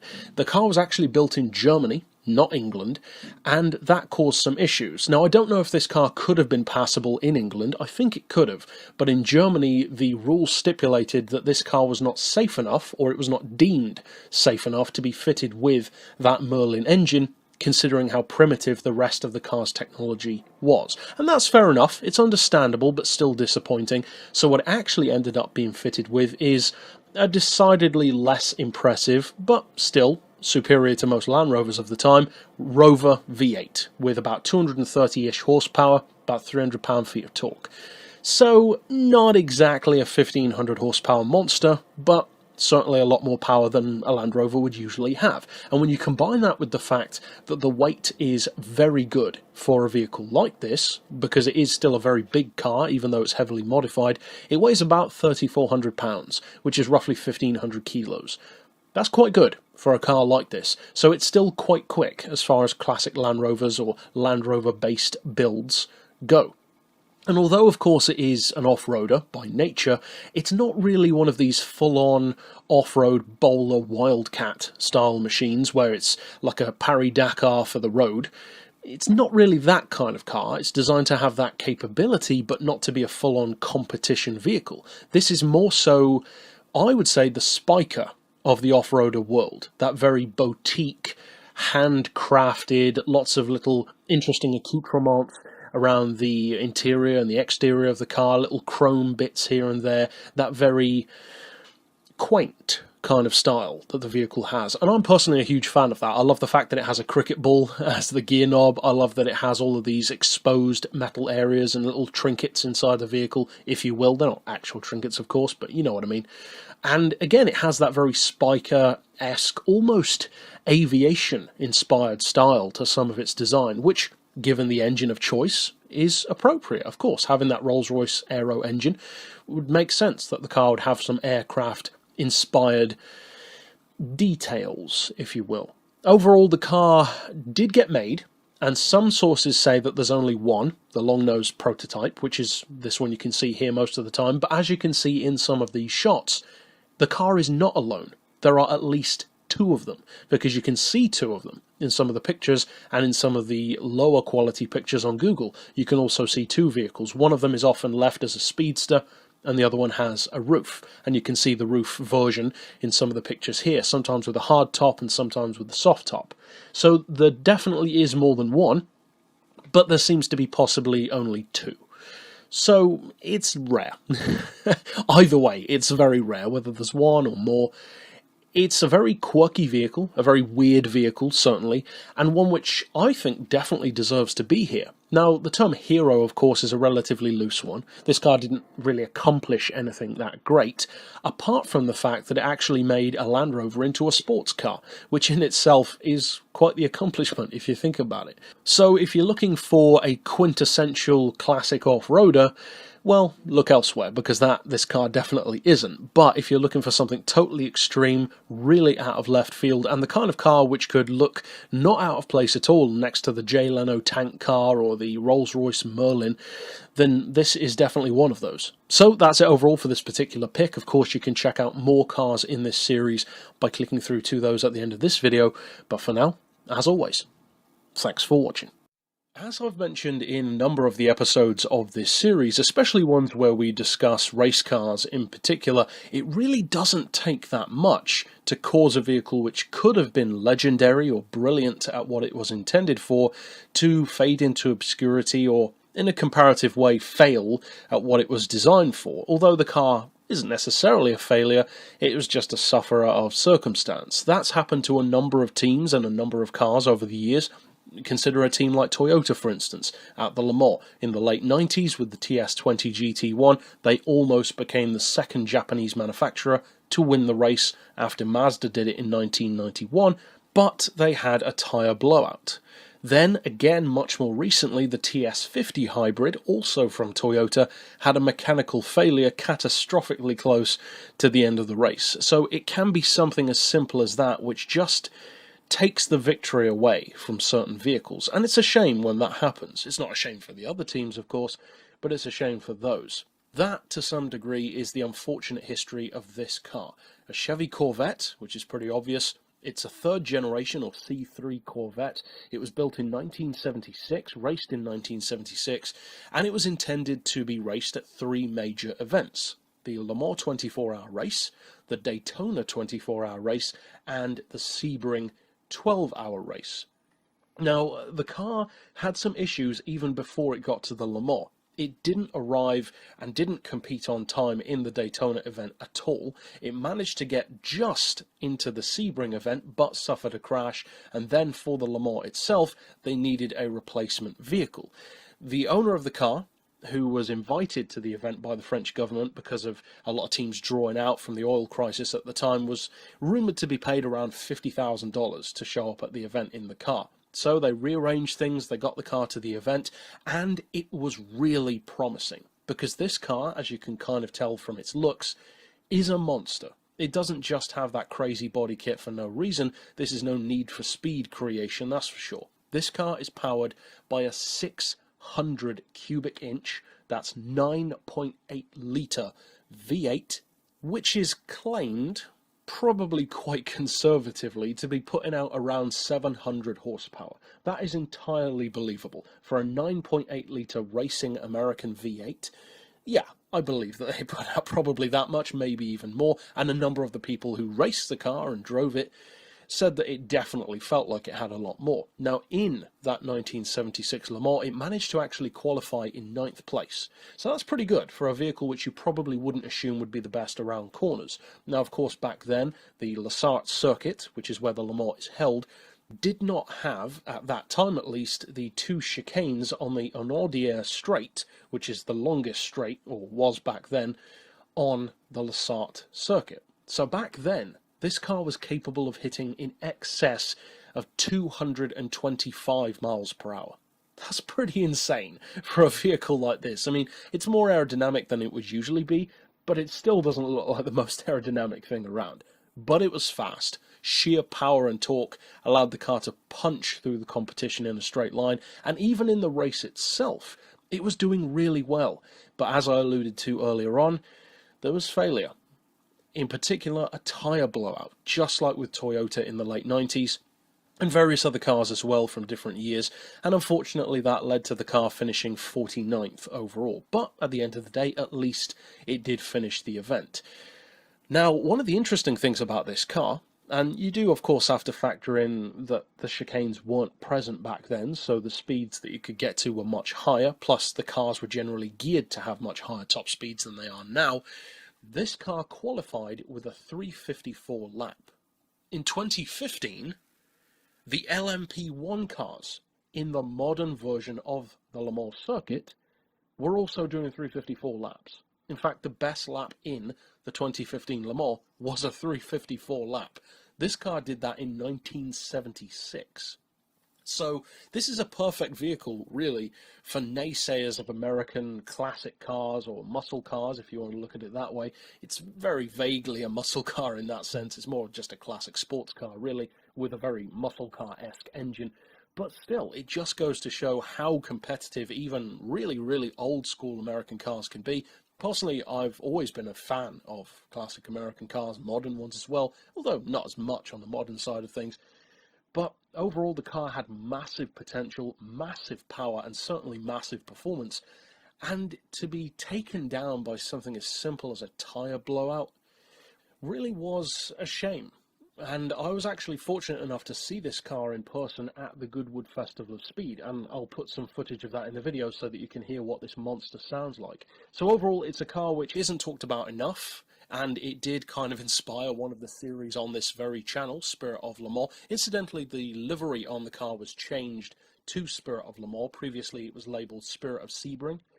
And overall, it's just such an interesting car with an interesting history and some pretty incredible performance. So overall, if you enjoyed this particular installment and want to check out more, of course you can click through to see the full list of episodes in this series so far.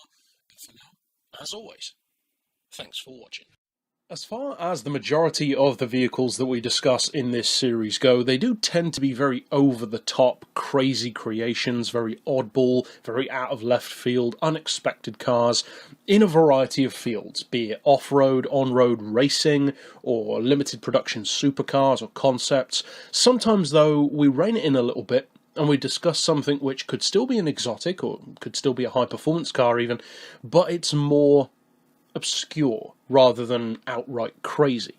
And this really is one of those occasions, because the vehicle in question, as of course you saw from the title, is a Bentley. Now, Bentley isn't exactly known for making crazy cars, but with that being said, we have of course discussed a pretty crazy Bentley, the Hunaudieres, earlier in this very series. That absolutely insane supercar concept, which was a precursor to the Bugatti Veyron itself. So they definitely have that capability there. They can go crazy and they can go super powerful and super exotic when necessary. It's more a case that for Bentley, that just isn't usually necessary. They have a certain crowd of people who like to buy their cars in a similar way to Rolls-Royce, and they just cater to that audience. That's what's made them do well, and that is what they focus on. And they rarely step aside from that to have little offshoot projects or motorsport projects, but when they do, they tend to be very special, very unique, and also very highly sought after. And that is exactly what this car is. Now, it's not a car which is talked about a huge amount, which is the exact reason, of course, why it's in this series, and it's not difficult to see, really, why it's not talked about that much. Not that it's bad, far from it, but because it's been superseded. in basically every way by the newer, more powerful, and certainly faster Bentley Continental GT, which is still going now. It's got such a long production run that it's easy to forget how long the Continental GT has actually been going for. This one, though, preceded the Continental GT. This is the Continental T, and the Continental T in particular is the even more extreme variant of the existing Continental R. Now, the Continental R was much more of a strict luxury Bentley with a hint of performance than the Continental GT is. The GT is much more of an exotic machine, and all of the variations thereafter, up until now, with multiple engine options and that kind of thing, has even gone more so into that direction. But initially, the Continental R was a performance car, but it was first and foremost a luxury coupe, and then a performance car second to that. The Continental T made it really the moves toward what would become the Continental GT in having that much more bespoke, more exotic feel with lower production numbers, higher prices, more rarity, and more of a focus on not just being big, powerful and luxurious, but also actually being surprisingly capable through corners as well. And capable this car certainly is, because the Continental T is basically better in every way than the Continental R. The wheelbase is shorter by about 4 inches, but it's still a 2+2 seater. It's 200 pounds lighter, but it's still a 2.4 ton car, which is roughly the same as the Continental GT. But when you bear in mind that this is a rear-wheel drive car, not all-wheel drive like the GT is, that really does mean this is a seriously heavy machine, which is very well packed, you could put it that way. It's a 6.7 litre, and initially the Continental T had 400 horsepower in 1996. But then Bentley updated the car in around, say, 1998-ish to 420 horsepower and 650 pound-feet of torque. So, pretty impressive. Now, unlike the Continental GT, it's not a W12, but a much more conventional V8. A really, really big V8. A lot bigger, in fact, than what the Continental GT would be, with that 6-litre W12. Now, a car with a 6.7-litre, 420 horsepower V8 and rear-wheel drive that weighs 2.4 tons could go either way. It could be really fast, or it could be just passable and more about a gimmick of being a faster one with a bright yellow paint job. Well, that's not the case with the Continental T.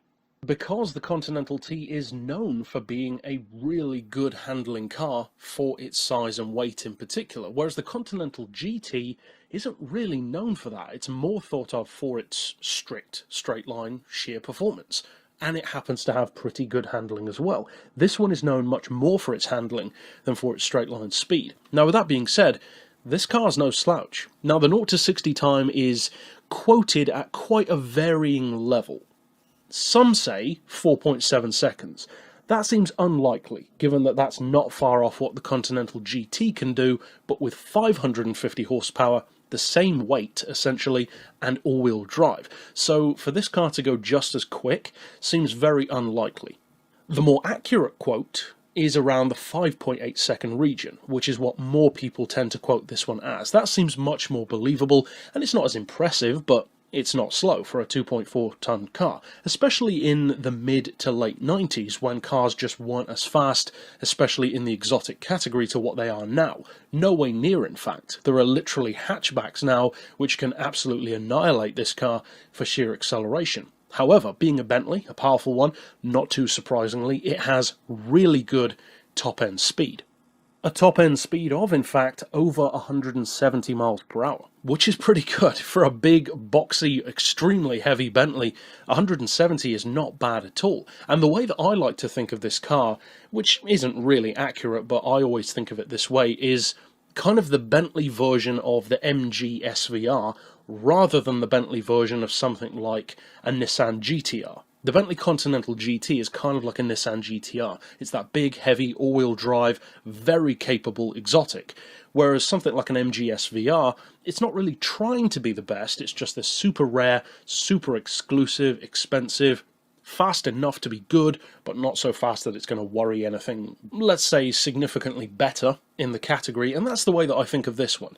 It's not going to destroy everything else in the exotic category, just like an MG SVR wouldn't, but just like the MG, this is super rare, super exclusive, and just has that weird unicorn car style of exclusivity and desirability to it. There's just something endearing about the Continental T. Now, my personal favourite version is, not too surprisingly to anyone that knows me, the bright yellow one, which is not only ironic for a Bentley, but also, I think, really suits the car. However, the yellow version in particular is not a normal Continental T, because there are a number of different versions. As I already said, they upped the power a little bit from 96 to 98, and they also made a couple of other variants also, such as the Mulliner edition with tighter suspension and better cornering, and an open-top version as well, a Targa top. So there are multiple variants, and there weren't a huge amount of them made anyway, only a few hundred, I believe around 400 or less in total.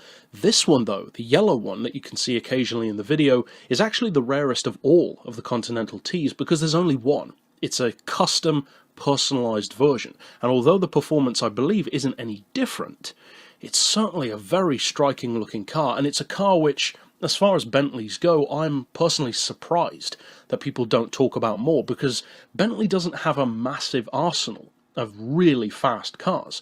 So most of the ones which people tend to think of tend to be the Continental GT, but this one just doesn't get any chatter from what I've seen. It's not a car that's talked about that much, despite the fact that it's eye-catching and genuinely quick. And I personally think that it deserves to be talked about more. So, it's not necessarily the kind of car that we'd usually discuss, but one which I definitely feel deserves a place here. It's rare, it's expensive, it's exclusive, and it's certainly an unsung hero as far as Bentley is concerned. So overall, that's it for this particular pick. Of course, if you enjoyed this one, you can check out the other episodes in this series by clicking through to those at the end of this video. But for now, as always, thanks for watching. Most of the vehicles which we tend to discuss in this series tend to be more from the racing world than from the speed record world. We have, of course, discussed, though, the Mercedes T80, kind of controversial from a political point of view, but at the same time very impressive from a sheer spec and tech point of view. Hugely powerful, extremely theoretically fast, a cool car if you want to look at it that way. This one is just like that, a speed-derived vehicle designed by far and away for top-end performance in particular, and the car in question is the somewhat ironically named Oldsmobile, because of course that's the brand, but specifically this is the Aerotech. Now this is a car that was built in the 80s as kind of a combination of record-breaking and marketing to showcase some 2-litre 4-cylinder engines that Oldsmobile was offering in some of their, let's say, more conventional models. But 3 different versions of the Aerotech were initially produced. There were 2 different short-tail versions and 1 long-tail version, and even though these cars had 2-litre 4-cylinder engines and were built on an IndyCar chassis, which then had a carbon fibre aero body fitted over the top of it, which doesn't necessarily sound like the most impressive thing ever. Carbon fibre, cool enough, but a 2-litre turbo, really? How fast is that really going to be? Maybe 200, 250? Well, actually no, because the short-tail version, which was actually driven by AJ Foyt, who himself was an IndyCar driver, of course, hit 257 miles per hour. Then, though, the long-tail version in 1987 hit 268. So, literally Bugatti Veyron Supersport performance, but in the 80s. With an engine a quarter of the size in capacity and with around 200 horsepower less, because this engine can produce around 900 or 1000 horsepower in either single or twin turbo form, but still, for a 2-litre turbo with really good aerodynamics, that is some incredible speed. Now, as far as the car's records, it went on to be further developed later on to have a 4-litre engine, a V8, and it broke 47 records in the 90s, the early 90s in particular. So this car, although certainly it is an unsung hero for the most part, it's not talked about that much by most people, it's a very significant car, because unlike the Mercedes T80, this one actually backed up its theoretical ability with real records. That is seriously impressive. For a 2-litre car to still, by today's standards, be that fast, that's pretty cool. And the funniest thing of all, I personally think, is that one of these actually was up for sale on Craigslist. A short-tail version was on there for $3.5 million. which is kind of a steal, given how historically significant and just extremely fast the car is.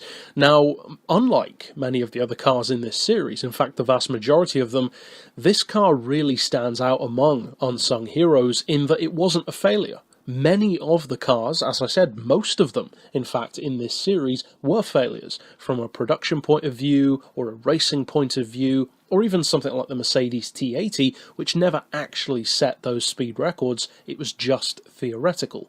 This one, though, has the, so far, exclusive task of actually setting itself those goals and succeeding in them. So, a pretty impressive car, and of all the companies that you'd expect to do something like this, Oldsmobile probably isn't too high on the list, but the Aerotech is an awesome car, not exactly a conventional car, but potentially a vehicle which you could see on the road, maybe. I should think you could probably road register it. You'd have to change some things around, but you can road register X race cars, for instance, so it shouldn't be too difficult to road register this one. And as an interesting final point, this car, way back in the 80s, as well as being fully carbon fibre in terms of its body, which is pretty good for the time, even now that's impressive, but it also had active underbody aero to control the airflow on the car. So a very impressive machine overall, impressive engines in particular, which was the whole point of the car, but also a great look to it, incredible performance, and a ton of records to its name. But that's it overall for this particular highlight. Of course, if you want to check out more Unsung Heroes that we've already done, you can click through to the playlist at the end of this video. But for now, as always, thanks for watching. Generally speaking, as far as this series goes, I don't really do requested videos. Certain vehicles might come under consideration, but as a general rule, I like to keep it totally a surprise, so that nobody could really predict what is going to be the next car in Unsung Heroes. However, this car was suggested a little while back. It may have been a couple of episodes back now, but also more specifically, this particular episode and the particular vehicle ties in very nicely with a video which I, of course, released earlier today for an unboxing video of a certain BMW. And that BMW was a very significant one to the brand in terms of motorsport, and that was the 1999 V12 LMR.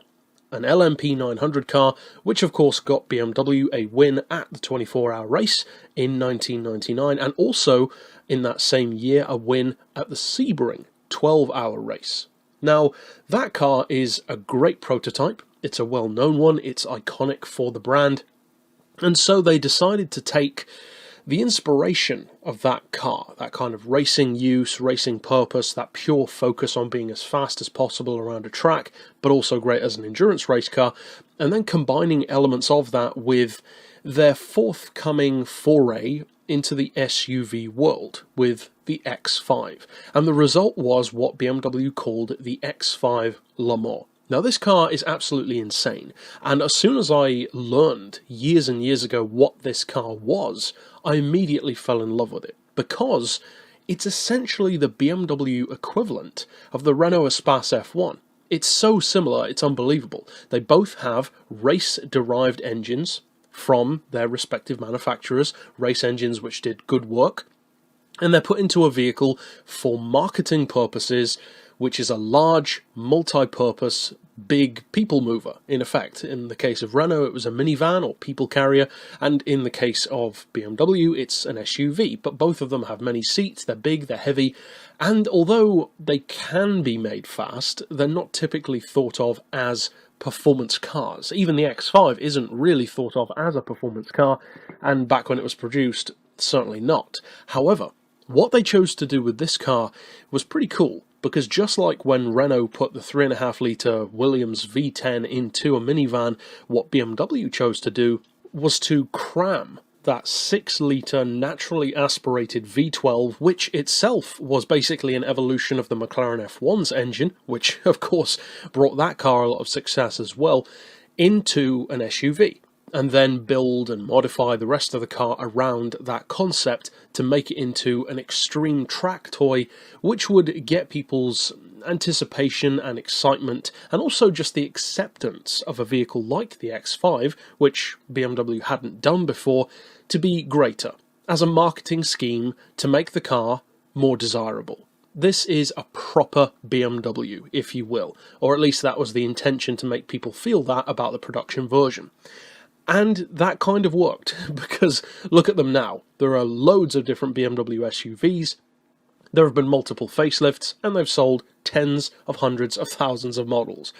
Now, this car is by far the most extreme of any of their SUVs, not surprisingly, and one of the reasons why is because not only have you put an LMP engine into it, which in itself is insane, but they actually went a step further, because this car of course has no racing regulations to run under, because it's not a race car, just like the Renault wasn't. And as such, this is a de-restricted version of that engine. Now, the V12 LMR, in its prototype form, was putting out about 580, 600-ish horsepower. This one, in de-restricted form, has 700 horsepower and 520 pound-feet of torque. In an SUV, with a lot of weight taken out, that's pretty impressive. Now, it's got a 6-speed manual gearbox, and they even took it around the Nordschleife, and it did a lap in 7 minutes and 50 seconds. Now, since then, because this is almost 2 decades ago now, it has been beaten by cars which might not seem as impressive. Even some hot hatches have beaten it now.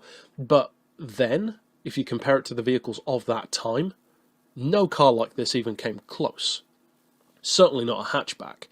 And for me personally, one of the things that I find even more impressive than just the raw lap time is the speed that BMW claim, and you could believe them, I see no reason not to, that they claim that the car hit going around the ring. 192 miles per hour.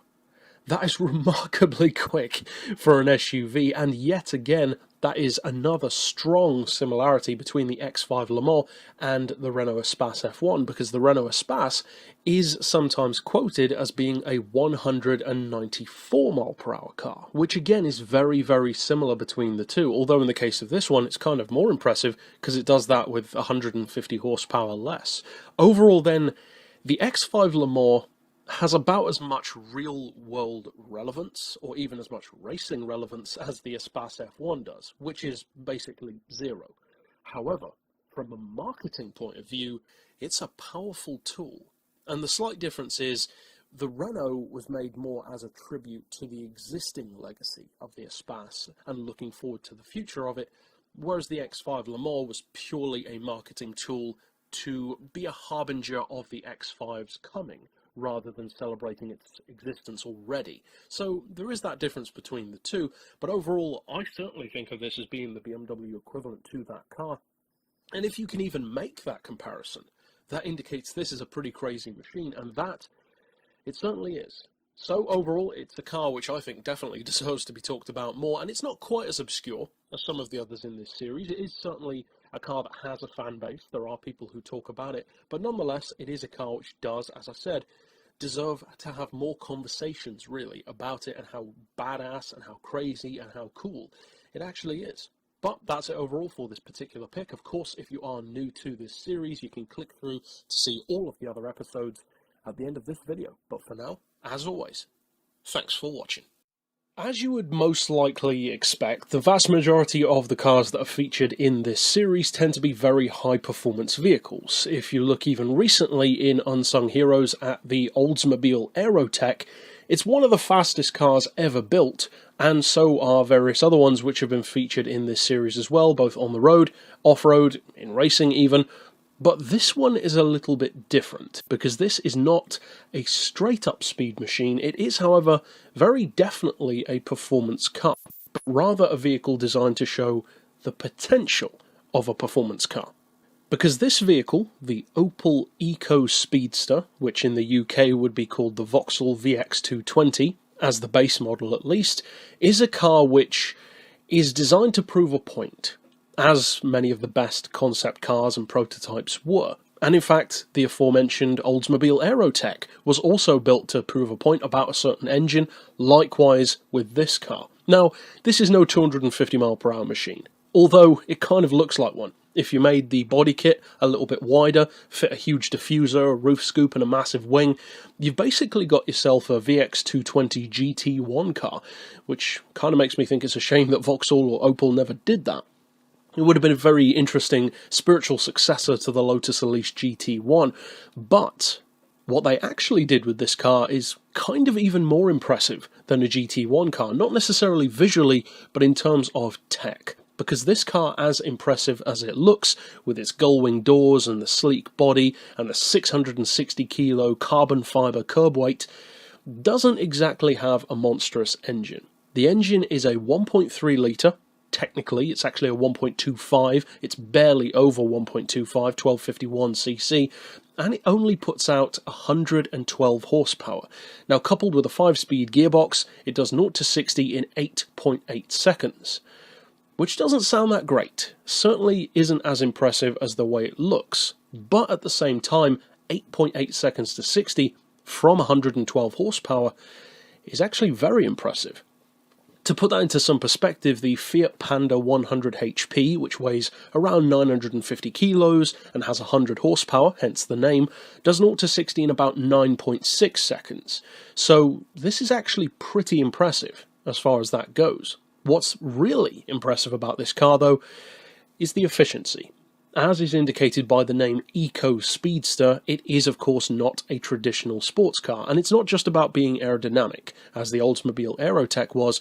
This one is designed to save fuel as well, because it's a diesel. And of course a lot of petrol heads, as is included in the name itself, aren't exactly fans of the diesel, the devil's fuel. Now personally, I love diesels. I think they're awesome cars, not just in tractors and trucks, but also when applied to high-performance technologies. Just look at Audi's absolute dominance at the Le Mans, and the only times when they've been beaten have pretty much been with other teams also using diesels, like Peugeot did. Until more recent times, of course.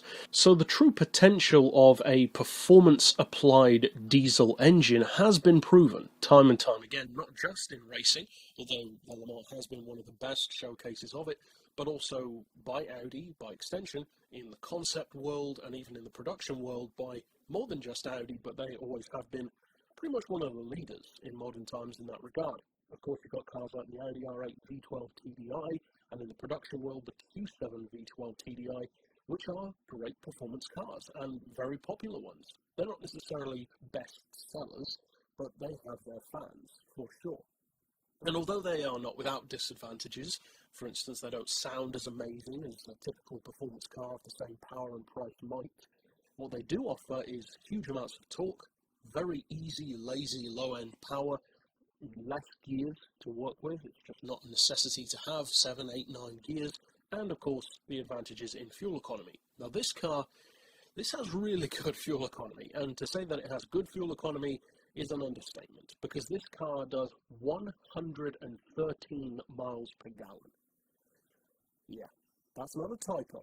They didn't move the decimal point. It does 113 miles to the gallon, while being able to hit 160 miles per hour. That is remarkable. Now, 8.8 seconds to 60 doesn't sound that great, but 160 miles per hour from a 112 horsepower engine, that is great. In fact, that's the definition of great. Now, because the car was set up to maintain a speed record around basically an oval circuit, it's not exactly designed for cornering. Now, the handling isn't bad. It's more a case of just not being optimized for that with the right tires and that kind of stuff. But there is no reason to believe that a car as great as the VX220, which itself is of course inspired and based on Lotus technology, could not be made into a great track car as well, using this same kind of fuel technology and aero technology. So in some ways it's kind of like a mini supercar. As far as the visuals go, the top-end speed is true sports car territory. It even apparently sounds pretty good, like a Porsche. So, although this car hasn't reached production in its pure form, the technology which it instigated kind of has. Because the engine went on to be featured in Fiat models, Vauxhall models, and has of course been further refined down the line. Now, those cars don't get that same level of fuel economy for a number of reasons. For instance, they're not so dynamic, they don't have the same ultra-low weight, and a variety of other things. But the proof and the potential is there. This is a remarkable concept car, a remarkable proven prototype, and one which I personally think happens to be absolutely fantastic to look at the same time. And I'm going to with me, but the front end of this car really reminds me of the Mercedes CO3 GTI. But that's it overall for this particular installment. Of course, if you are new to this series and would like to check out other unsung heroes which we've looked at in the past, stick around to the end of this video or click through to see the full list. But for now, as always, thanks for watching. Many of the vehicles which we discuss in this series in particular do tend to be in the field of undervalued or maybe less successful performance cars. Exotics and supercars, if you will. And this is one of those, but it's one which definitely doesn't get anywhere near the recognition that it deserves, given that small, super boutique sports cars and supercars can very easily just be bad. Just straight up bad. Not worth the money, not very well produced, not very well made, and not even all that impressive as far as performance goes. They're a dime a dozen. This, though, is not one of those cars, because of the mind behind it. Because this car is, of course, as you saw from the title, an Ascari. Now, Ascari is a brand which is fairly well known in the performance car world, but at the same time, it's a brand which doesn't really need to shout about its own ability. And I like that. They're a relatively small manufacturer with a handful of models, but the thing which ties all of their models together is that if you really consider it and compare them to their rivals, they're very impressive. And in fact, more often than not, they're better than many of them, if not most of them. And yet still, Ascari would not be most people's first thought when you think of good supercars. Why is that? Well, that's a discussion for another time, really, but I would say it's partially because they don't blow their own trumpet. They just get the job done quietly, efficiently, and allow their cars to speak for themselves. Now, this particular model is one of the earliest models which Ascari has made, and it's also one of the least known. And it comes as kind of a two-parter, if you will. It originated as the Ascari FGT concept. It was released in 1995, and then the concept of the car, in a very literal sense, they literally used the concept car for racing. It was turned into a race car, and it even won an event at Silverstone in its very first season of debut. However, they tried to race it again, such as at the Le Mans 24-hour race. Unfortunately, it wasn't quick enough to qualify for that, but they tried to race it later on, and it started to become less successful. Other teams were getting quicker, and they were pretty much staying the same. However, the essential concept was still a very good one, in a similar way to some other manufacturers which I also love, such as Mosler, with their various evolutions of the base concept, which made them successful and then was refined over the years. That's exactly the same for Ascari. Because what happened was the FGT, which is from these pictures the ones with the covered headlamps, that's how you can tell the difference between the cars, or one of the easiest ways, was then refined into the Ascari Ecosse. Now this car is very low level production. There are a couple of different engine types, but the thing which holds them all in common is how good it is, and also how good it is for a car which doesn't really have any chatter online. It's not a well-discussed supercar. And I would say that it is a supercar. It bears some visual resemblances to vehicles such as the Jaguar XJR15, or perhaps a Noble M12, or various others, and there's a reason for that, because the guy who designed the car was a certain Lee Noble. Yeah, that Lee Noble. The Lee Noble who went on to make some of the best track day road legal sports cars you can buy, such as the M12 and the M400, and a couple of pretty nice concepts by the name of the M14 and the M15. This, though, was an earlier effort, one of his very early forays into this concept, which he wanted to achieve. Now, this is a mid-engine rear-wheel drive car. It's very lightweight. It only weighs 1,250 kilos, which is essentially similar to a race car already, and it comes with, as I said, a couple of different engine options. Now, one of the best ones, if not the best, was a 4.7-litre V8, which put out over 400 horsepower. Now that engine makes the car capable of 200 miles per hour. At least that's what it's claimed. And the 0 to 60 time is a fraction over 4 seconds. So for that power level, and even, to be honest, for its weight, because the weight is good, but it's not phenomenal, that really is impressive power. And that, once again, brings me back to what I was talking about at the start of the video, about Ascari as a brand. This is something which they've pretty much always done. If you consider the FGT and the Ecosse, then The successor to this car, the much better known KZ1, still undervalued though, and then consider the refined version of that car, the notorious A10, and what do they all have in common, besides the badge? Well, consider how fast they are for the amount of power that they have. The raw spec, if you will, not even just in terms of power, but across the board.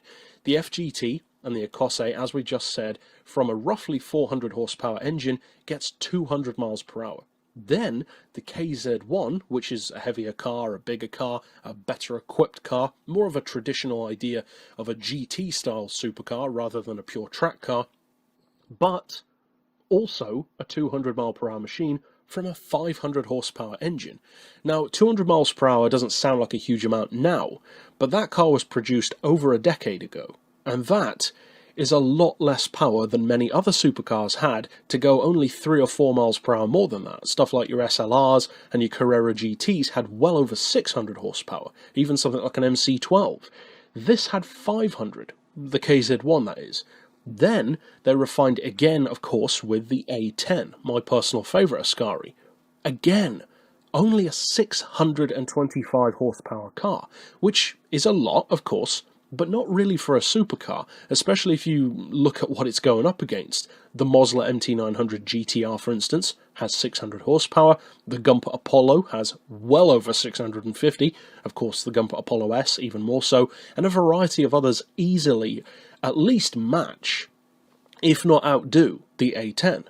And yet, it's faster than pretty much all of them around the track, 2.6 seconds to 60, a quoted speed of around between 210 and 220 miles per hour, depending on downforce.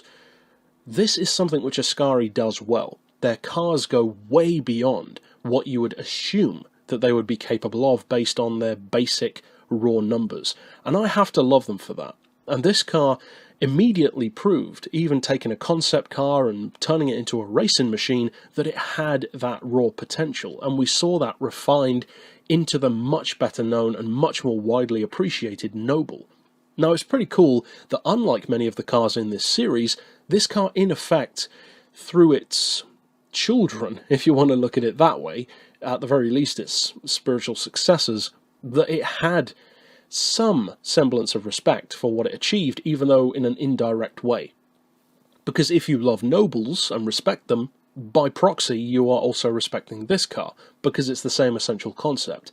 But at the same time, this is kind of where it all began for him, for Lee Noble and for what would become Noble, and also the legacy of Ascari supercars. So it's definitely worth a look, and it's a car which doesn't get anywhere near the respect and the chatter which it deserves. So that's it overall for this particular installment. Certainly a worthwhile car to have here, I think. And of course, if you'd like to check out others in this series, you can click through to see the full list of those at the end of this video. But for now, as always, thanks for watching. The vast majority of the cars which we discuss in this series do, understandably, tend to revolve around the performance world in either road or racing forms. You occasionally get a speed record vehicle, mostly though they tend to be race cars or motorsport inclined vehicles, which just didn't really hit the mark. Maybe they had a good idea, but as I've said before, didn't necessarily carry it out in the best way, or were purely a victim of circumstance. That is unfortunate when that happens. Now, this vehicle wasn't really that. It was more flawed by its own design, but not really in a way which made it fundamentally bad. It was more so just a little bit too advanced for its own good, and for production costs and expectations of how many they would actually sell, it didn't really seem to be a viable option. And that was probably the correct idea to have and the correct route to go down, not producing the car on a mass production scale. But this vehicle, the Gregoire, built in 1952, debuted at the Paris Motor Show, is a striking looking classic. I'm a huge fan, of course, of classic and vintage cars. This one is almost bordering between the two. It has some very old-fashioned design cues and some old-fashioned thinking, but in the best ways. I personally think that the colour was an excellent choice as well. Gorgeous looking car, I think. It's got this very smooth, flowing, bubble-esque design, but also very simple. And of course, the front end is a dead giveaway, because this car is utilising my personal favourite type of combustion engine. Yes, indeed, the gas turbine. Of course, it has a gas turbine. The front end looks basically like an aeroplane. So, obviously, it uses a gas turbine. Now, the gas turbine in question is not a particularly large one. And this actually brings me back to what I mentioned at the start of the video, because some of the cars which we discuss are not necessarily trying to be extremely fast. Now, this car for its time would have been pretty fast, but not the fastest thing around, and performance wasn't even its initial or first intent. If it was fast, then that would have been good, but that wasn't what they were going out to achieve. What they were trying to achieve is what many manufacturers who made gas turbine concepts were also trying to do, and that was not just make a fast car, but even just to make a viable one, to try and make aviation technology viable for the street, and also to ascertain whether or not it was something that various manufacturers, bigger or smaller, this one, a smaller occasion, wanted to do that, whether they wanted to put that time and effort and development money into pursuing that. And 9 times out of 10, of course, that wasn't viable enough. And unfortunately, due to the times that we live in now, the fact that gas turbines were not given the time and the money and the development over the decades that I would say they deserve to have, occasionally you would get a team or a manufacturer who tried it. Some even made it work, most notably Howmet in the car world and Marine Turbine Technologies in the motorbike world. They made it work, but most people, they don't. They come across the same problems that everyone else has, and they choose not to push forward. Understandably so, because for every advantage that a gas turbine gives you, and there are many, they do definitely give you disadvantages. My love for the engine does not blind me to that at all, just like those who love the rotary engine should not be blind to the disadvantages of that engine. All engines have downsides. It just so happens that with a gas turbine, they're pretty readily apparent. Now, as far as the technical side of this car goes, it was designed by a French engineer, by, surprise, surprise, the name of Gregoire, his last name that is, and the gas turbine in the car was built by, I'm not sure exactly how to pronounce it, but Soshima, or Soshima, it's an acronym anyway, but they built aviation parts and mechanicals. So they built the turbine itself. It's a 100 horsepower turbine, so very small, very basic, very compact, which is exactly what you'd want for a production scale. I personally love low-powered turbines. I think that's just inherently cool, but maybe that's just me. The idea of a family car with a gas turbine engine appeals to me. But even though it only has 100 horsepower, and no doubt a lot more torque than that, probably in the region of 200 pound-feet, if not more, it produces peak power at 25,000 RPM, red lines at 45,000 RPM, but it's not just in the raw spec that the car is, I would say, amazing for its time. Because, from a technical standpoint, this car was remarkable for 1952. Consider this, the transmission, or the gearbox on this car, had to be entirely different, and it does for any gas turbine powered vehicle, be it car or bike, because the gas turbine engine is most commonly used for helicopters. And the purpose of that engine in a helicopter is not start-stop technology. A helicopter isn't designed to be turning off the engine and turning it on, or slowing down and speeding up constantly. It's designed to get up to speed and stay there. In the air, usually. So you'd hope. With a car, that's not the case. With a car, you do need to start and stop a lot. To slow down for lights, to overtake, to pull into the driveway, to take a corner. A helicopter doesn't have to do any of that stuff most of the time. So that inherently brings up some problems. And one of the main problems that the average driver wouldn't even think of when it comes to a gas turbine is that the engine doesn't slow itself down. There is no engine braking, or virtually no engine braking, on a gas turbine. Because, of course, with a normal car, when you have to, for instance, slow down for a stoplight, you put your foot on the brakes, you bring the car to a halt, and the engine, without you even thinking, slows itself down. Engine braking. With a turbine, that doesn't happen. You can slow the car down, but the engine will still be running basically at the same speed. So you'll have brought it to 0 miles per hour, you're sitting there waiting for the green light, and the engine's already doing 45,000 RPM.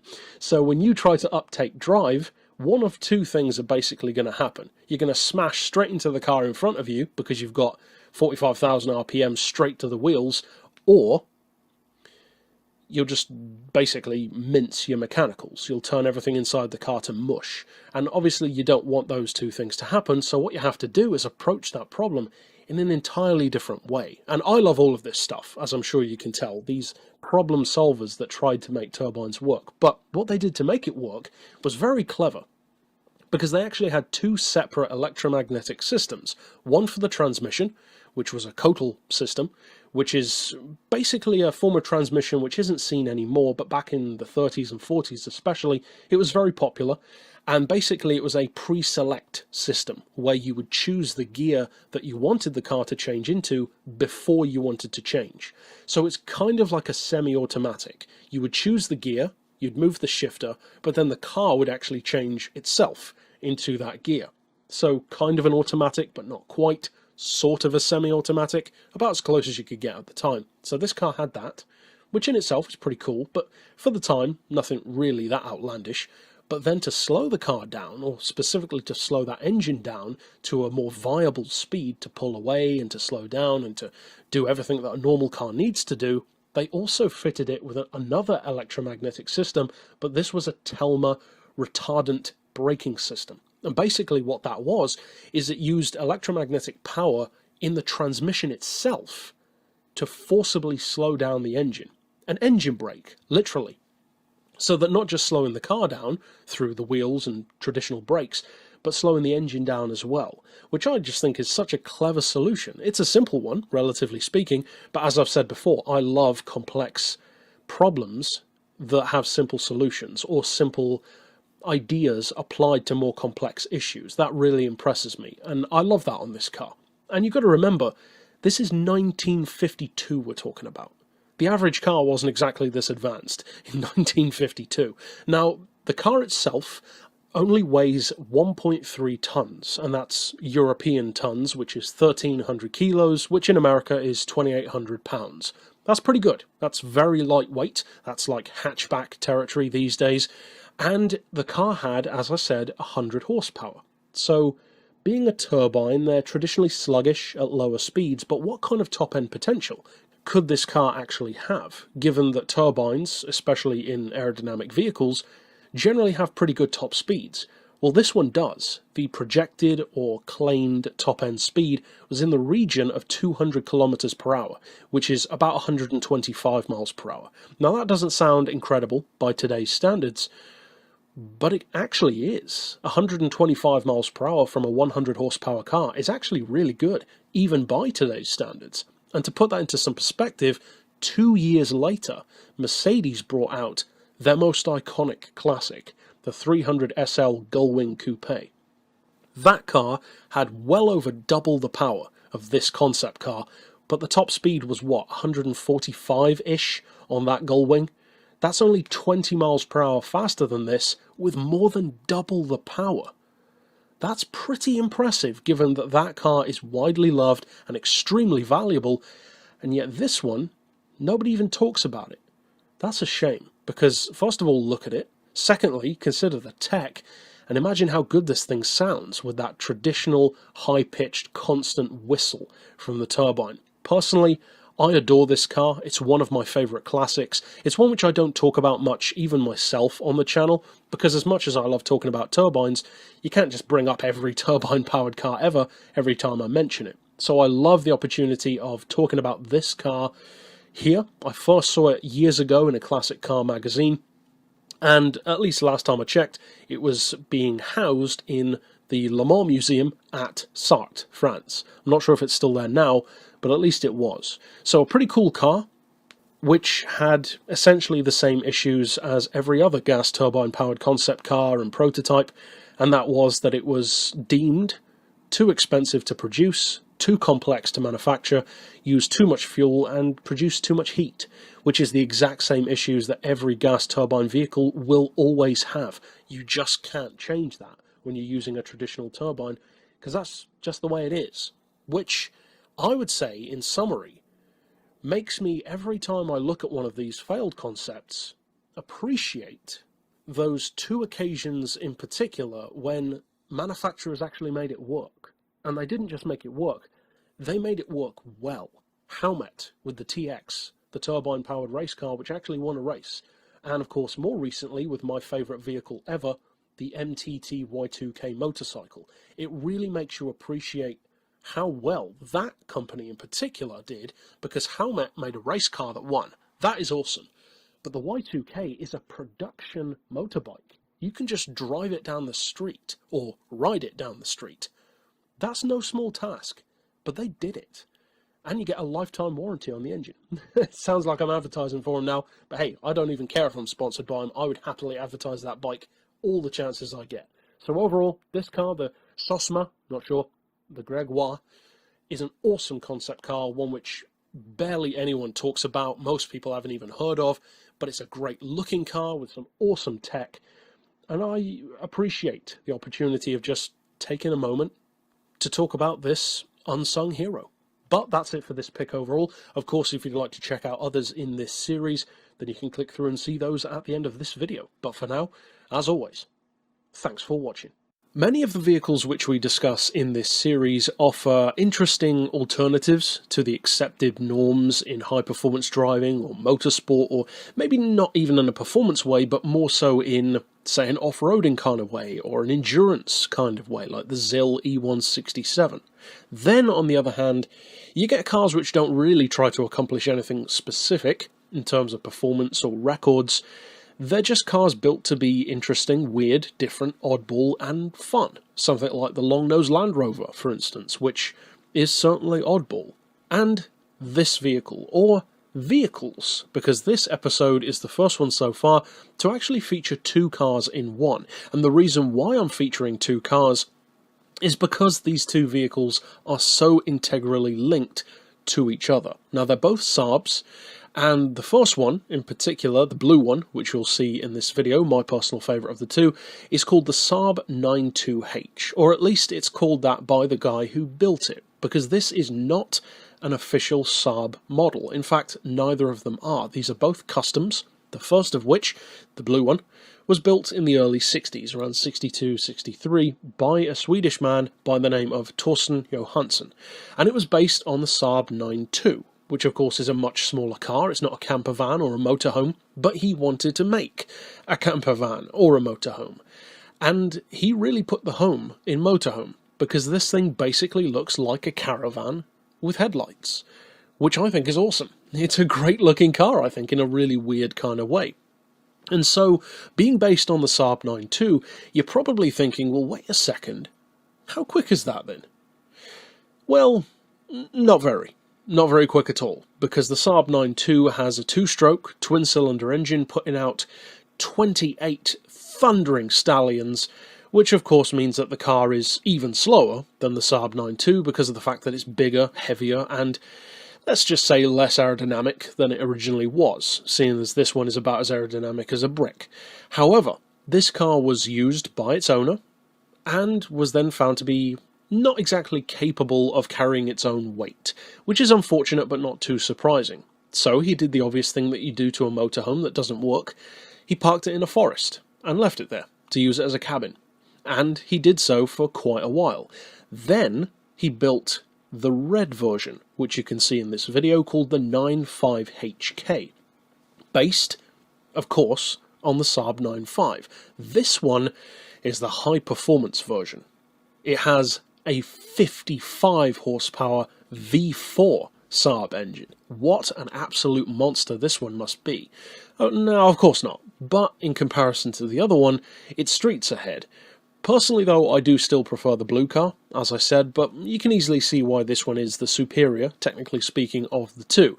Not that it's faster, because that isn't the be-all and end-all, but purely because it can actually move properly. It's not stupidly slow. Now, this car was later sold, and by later I mean 40 years later, in 2007, to a group of enterprising car enthusiasts who asked the owner about the other car. And then they went to find the other car, as you can see in this video, and they restored them both. And I think that's awesome, because now both of these original custom concepts, in effect, well, prototypes you could say, are back to their original glory, and in some ways even better than they originally were, because they really do look like cars that could have been produced by Saab. They are some of the best customs you can actually find. They're spacious, they're practical, they're certainly unique, and they have the exact kind of oddball, left-field Saab quirkiness which you would want from the brand. So you're probably wondering, what did Saab think about this? Well, they did actually consider building them, which is pretty cool. Unfortunately, though, they didn't, and that's why most people don't know about this car, or this camper, if you want to think of it that way. And that's a shame, I think, because this car wouldn't necessarily have had the sales of something like a Volkswagen Samba Bus or a camper, but I think it would have been a pretty good rival for it, because one of the key things that makes the Volkswagen such a successful vehicle, and also one which is still worth so much to this day, isn't just that it's practical or good in any particular way, it's because it's got character. It's a car that people just like. And that will trump something that's just a big box any day. This car, in fact both of these cars, also have that going for them. They're cute. They have a lot of attitude, a lot of character, and a lot of style. And that, I think, would have done Saab pretty well. It wouldn't have necessarily been the best-selling car, but who knows, maybe it could have been. Overall then, this is a vehicle which I've loved for years, ever since I first saw it. It's exactly the kind of story and the kind of cars, if you can even call them that, which I love. Not necessarily trying to be outlandishly groundbreaking in any particular way, just one guy's idea of a project car which didn't fall under the normal project car parameters. Something unique to him, which later became one of the most popular cult classic Saabs among that community. But overall, that's it for this particular pick. Something a little bit different this week with the 92H and the 95HK. And of course, if you want to check out some of the other weird and wonderful cars in this series, you can of course click through to see those at the end of this video. But for now, as always, thanks for watching. The vast majority of the vehicles which we discuss in this series tend to fall under fairly similar parameters, be it road or racing cars. They tend to have great concepts or core ideas, but don't necessarily deliver on them in the best way, or maybe in some cases are just victims of circumstance. That's unfortunate, but it does happen a lot. Then though, we get other cars which are not failures in road or racing terms, and yet they're still not talked about enough. This is one of those occasions. In a similar way, I would say, to the Lister Storm, which actually shares a lot more in common with this vehicle than you might initially think. Because both this and the Lister Storm are four-seater supercars, and there aren't many of those around. You might think that there are, but if you actually list them, there aren't. The Nissan GTR, the Ferrari FF, the Savage Revol and the Lister Storm are probably the four primary ones, because even something like an Aston Martin Rapide or a Tesla P100D, although great, are not true supercars. So the pool of genuine four-seater supercars is actually quite an exclusive one. So to enter it and be good is a big deal, and that is exactly what the Revol is attempting to do. Now this is a Dutch exotic, so it shares the country and home origin as Spyker, and in a similar way to Spyker, it's not a company which is trying to be necessarily big or world-renowned, in the same way as someone like Ferrari is, for instance. They are deliberately a much more homely, boutique, personal idea of an exotic company, and that's what they want to be. The production run on this car was quoted to be around 20, that was what they were hoping for, but it seems a little bit vague as far as I can tell as to how many were actually built, and if you can even buy one anymore.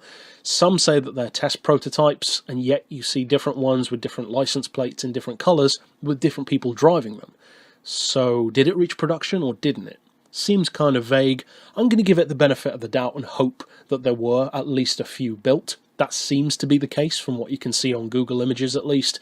And so, the core idea of the Revol is a four-door, four-seater, convertible supercar. That's about as exclusive and as oddball and as unique as you can get. And as you can see from some of the footage in this very video, the roof operation alone on this car is a thing of beauty, I think. Now, I have discussed this car before on the channel in my Gran Turismo 7 wishlist series because I love this car, and it's the only vehicle which for me personally, so far at least, and of course new cars come out all the time, but it's the only car which for me surpasses the Ferrari FF as my dream car, because the Ferrari is of course a much more attainable choice, and when you can legitimately say that a Ferrari is more attainable than something else, that gives you some idea of how exclusive and rare the other car is. And that's exactly what this vehicle is. Now, as far as mechanical construction, it actually shares a lot in common with a Corvette. It has a Corvette-derived chassis, so that gives you some idea of how big the car is, a C6 generation in particular, and also from the C6 generation, it has a Corvette ZR1 engine, a supercharged 6.2-litre front-mounted V8 with an automatic gearbox, which is an interesting choice, but I like automatic, so that's not too bad for me, and the power is actually higher than a ZR1, 670 horsepower. Now you're probably thinking, well, with an auto gearbox, which is also of American origin, and 670 horsepower, but in a car that has 4 doors, 4 seats, and looks pretty big and pretty heavy, and it is, after all, called the road yacht, which indicates luxury, how quick could it really be? Surely it would be closer to something like a Rapide than a Tesla. Well, actually, no. This is a very fast car, because not only does it have more power than a ZR1, but it's also lighter than one. That's the craziest thing about the Revol. It is a deceptively lightweight vehicle because it weighs under 1,300 kilos. That is incredible. I cannot stress how impressive that is. For any vehicle with 4 seats of this size, to weigh that little is remarkable. So they did an amazing job of that alone. Even if it had 400 horsepower, the performance would still be great, at least Corvette level, but you give it 670, which is literally Zonda Qingque level, yeah, the performance is great. The quoted 0 to 60 time of 3.4 sounds entirely believable, and the top-end speed of about 205 miles per hour, again, I have no trouble whatsoever believing that, and to be fair, that seems like a conservative estimate.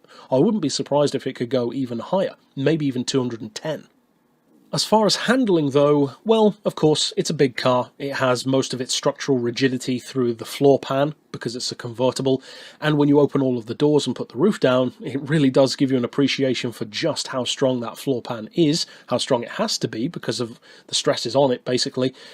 Around the track, it's not great, to say the least. It's not awful. It's a car which suffers from understeer, which I personally like my cars to have understeer rather than oversteer because I like heavy vehicles, or at least cars which handle in a heavy way. But of course, in GTR form, which is the more track-focused variant, it was featured on 5th gear, and Jason Plato, of course, didn't like the car. He didn't really like anything about it beyond the looks, which is, funnily enough, the exact opposite to me, because I loved everything about the car's design, apart from its looks. Initially, I was not a fan of it, because I saw this car at the Goodwood Festival of Speed in its GTR racing form, and I didn't give it a second thought. I don't think I even took a photo of it. I just wasn't bothered.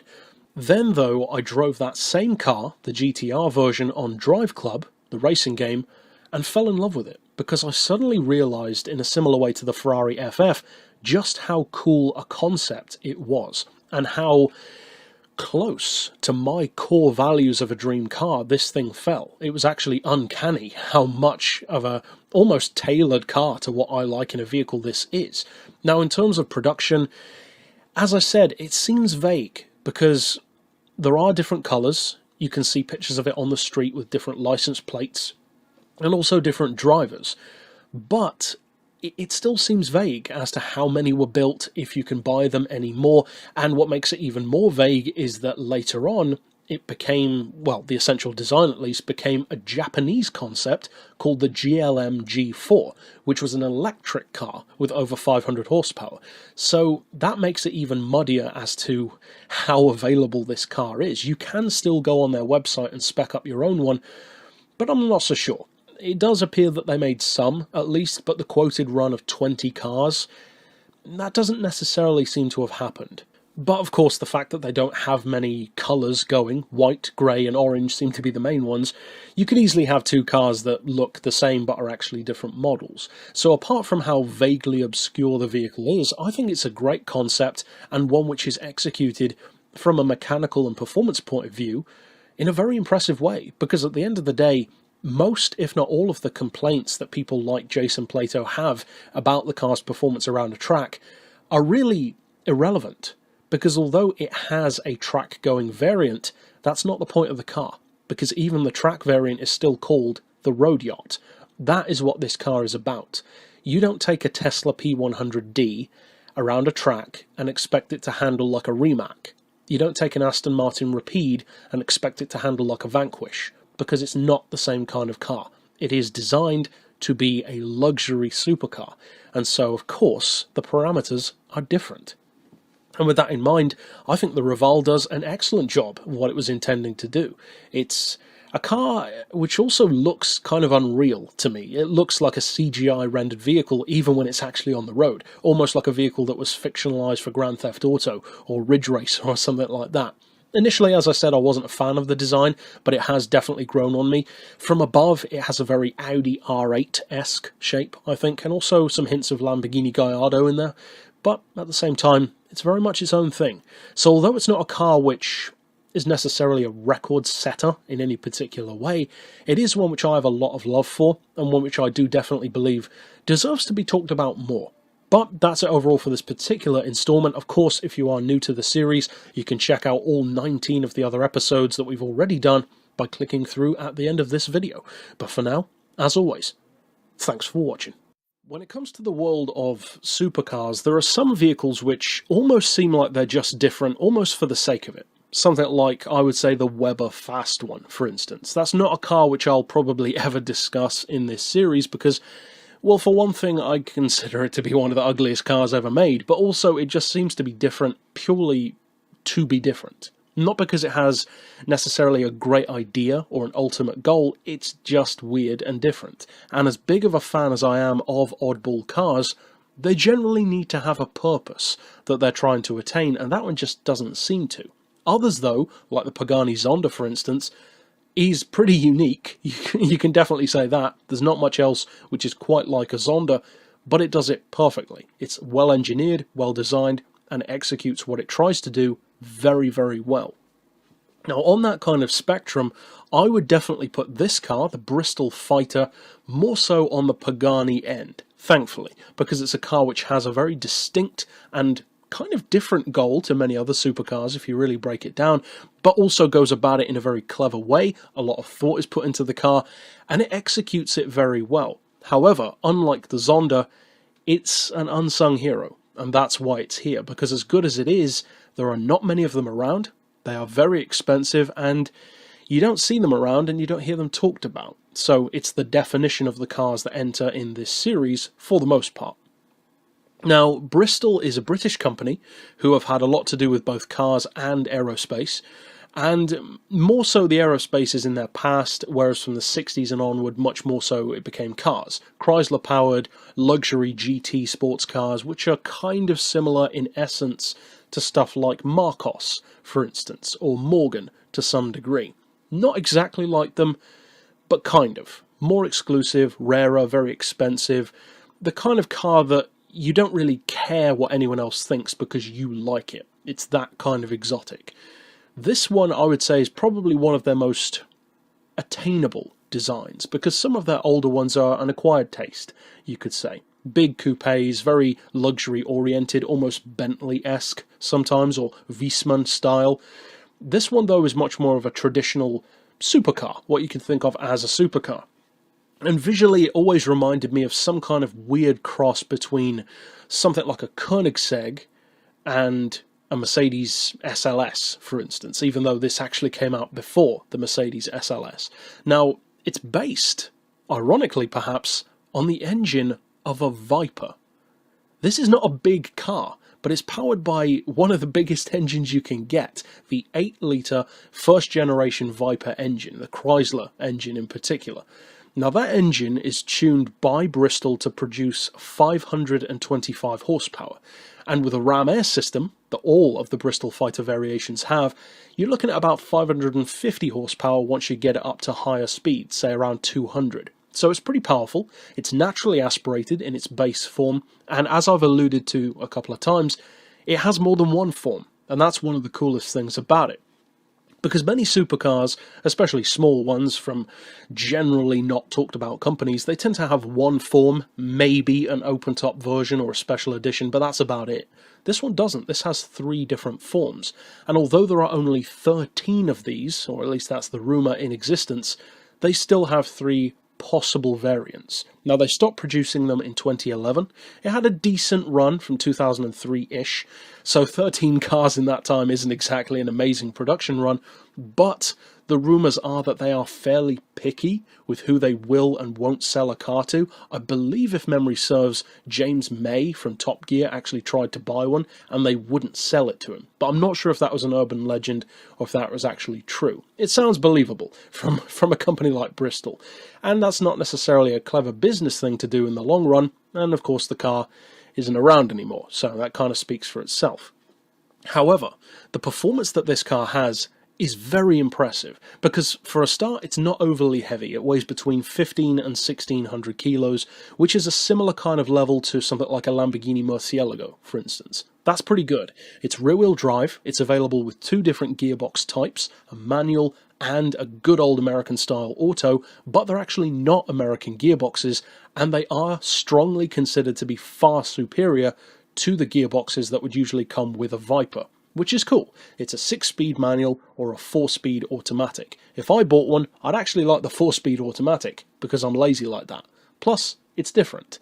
Why have something that makes sense when you can have a 4-speed automatic? So, to some degree, I do like the oddball stuff. Now, as far as performance goes, the acceleration isn't face-melting. It does 0 to 60 in 4 seconds in its base form. But for a 525 horsepower car, that's actually pretty good, especially from around 2003, because basically the best things around at that time were stuff like the Mercedes SLR McLaren, and that car is only 0.2 seconds quicker to 60 than this one, with around 100 horsepower more. That's quite good, especially given that there are 1,000 Mercedes SLRs in the total production run compared to 13 of these. Now, the engine is available in 3 different variants. The second variant is the Fighter S, and that one puts out about 620 horsepower. Once again, with the Ram Air, you're looking at around 670 at high speed. That one is even faster. Now, this one, as I said, can do 0 to 60 in 4 seconds, and even more impressive is the top speed, because the performance on this is fairly similar to the B Engineering Adonis, which doesn't have amazing acceleration, but it's really strong for top-end speed. That's the case here as well, mainly due to the aerodynamics, because this car can do 210 miles per hour in its standard, naturally aspirated form. The S version can do around 220.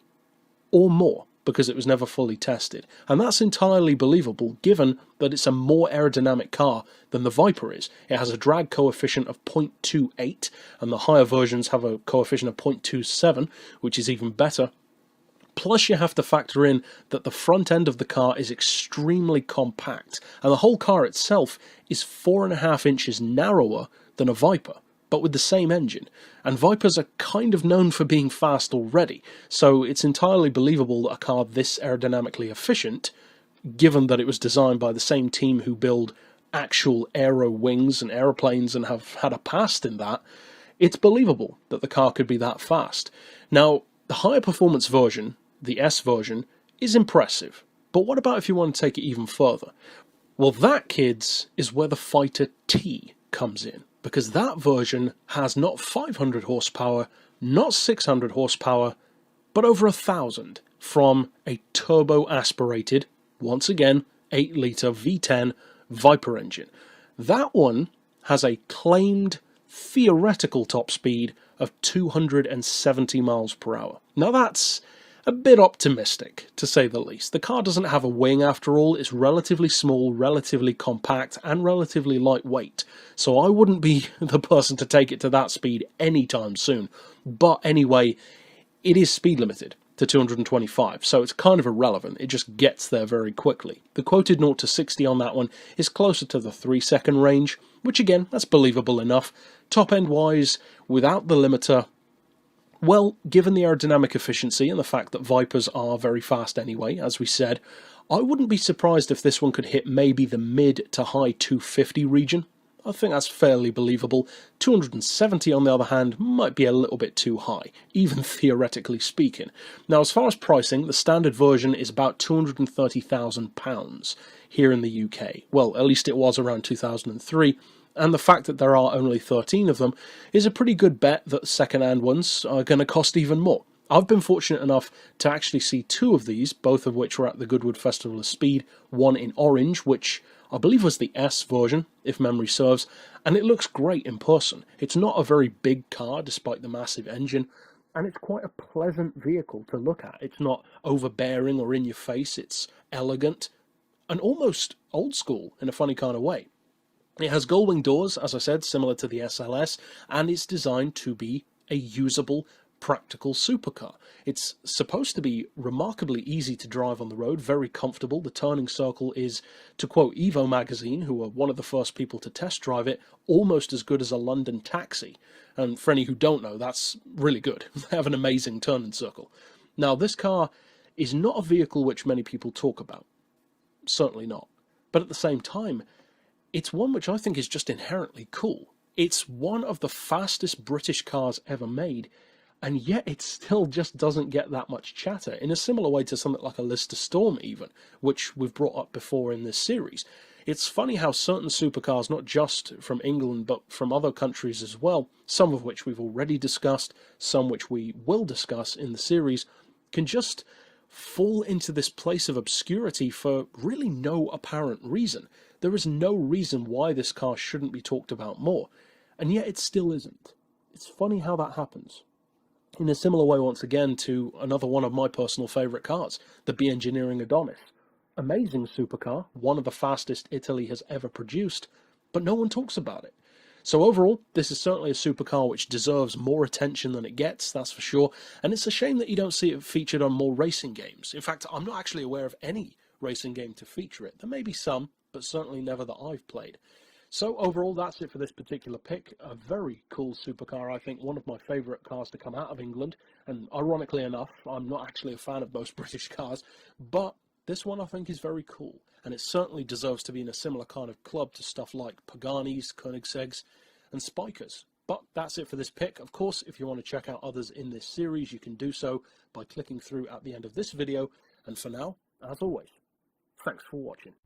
When it comes to weird and wacky and sometimes even wonderful concepts and designs in this series, we're certainly no stranger to cars which have six wheels. We've discussed them before, we'll probably discuss them again down the line, and even outside of this series. I've also discussed some six-wheeled vehicles like the Cavini C6W, a significantly newer, exotic concept car with six wheels. This one, though, is much, much older. This is a 1940s Indy car, the 1948 Pat Clancy six-wheel special. Now, this car was born of a specific idea from Clancy himself, who'd made his fortune from trucking.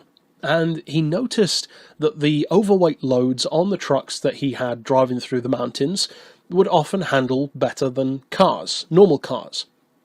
And that got him to thinking, what about with a race car? Why not try a similar thing? Now, the inherent flaw to that concept is quite simply that the car didn't need it. His idea was not a bad one. It was just the wrong form of racing to try it with, because when you're driving around an oval track at the Brickyard for the Indy 500, you just don't need six wheels. It's a great concept when used well, but it's a strange place to use it. Of all the places where you would use six wheels, an oval race seems to be probably the last one that would come to mind. So it's unfortunate that it was applied there, because if it was applied somewhere else, for instance for rallying, such as the Jules Proto 6x4, which we discussed, it could have worked out better. But this is what he chose to do. Now, the car is powered by a 4.4 litre straight four, putting out about 275 horsepower. It had a clocked speed at the Indy in 1948 of a pretty decent 128 miles per hour, and it did actually finish the event. It qualified around 20th, finished in 12th, which was still 10 laps behind the winning car, but still, the fact that it did manage to finish is pretty respectable. And later on, the car was actually converted back to a conventional four-wheel layout. Now, interestingly, all four of those rear wheels are actually driven. It has a stubby drive shaft between the two rear axles with universal joints to allow all four wheels to be driven, which is an interesting concept because some cars, such as the Jules Proto, don't take that approach. That car has four-wheel drive with an extra two wheels at the back which freewheel. This one has the opposite. It's the two freewheeling at the front. Now, the car was kind of flawed in terms of its purpose rather than its actual construction, because the construction was pretty cool. It had independent suspension over the back end, it had the front end from a 1930s Plymouth, and it even had magnesium cast wheels, which was one of the earliest Indy cars to do that. So in some ways, it's actually quite a clever machine.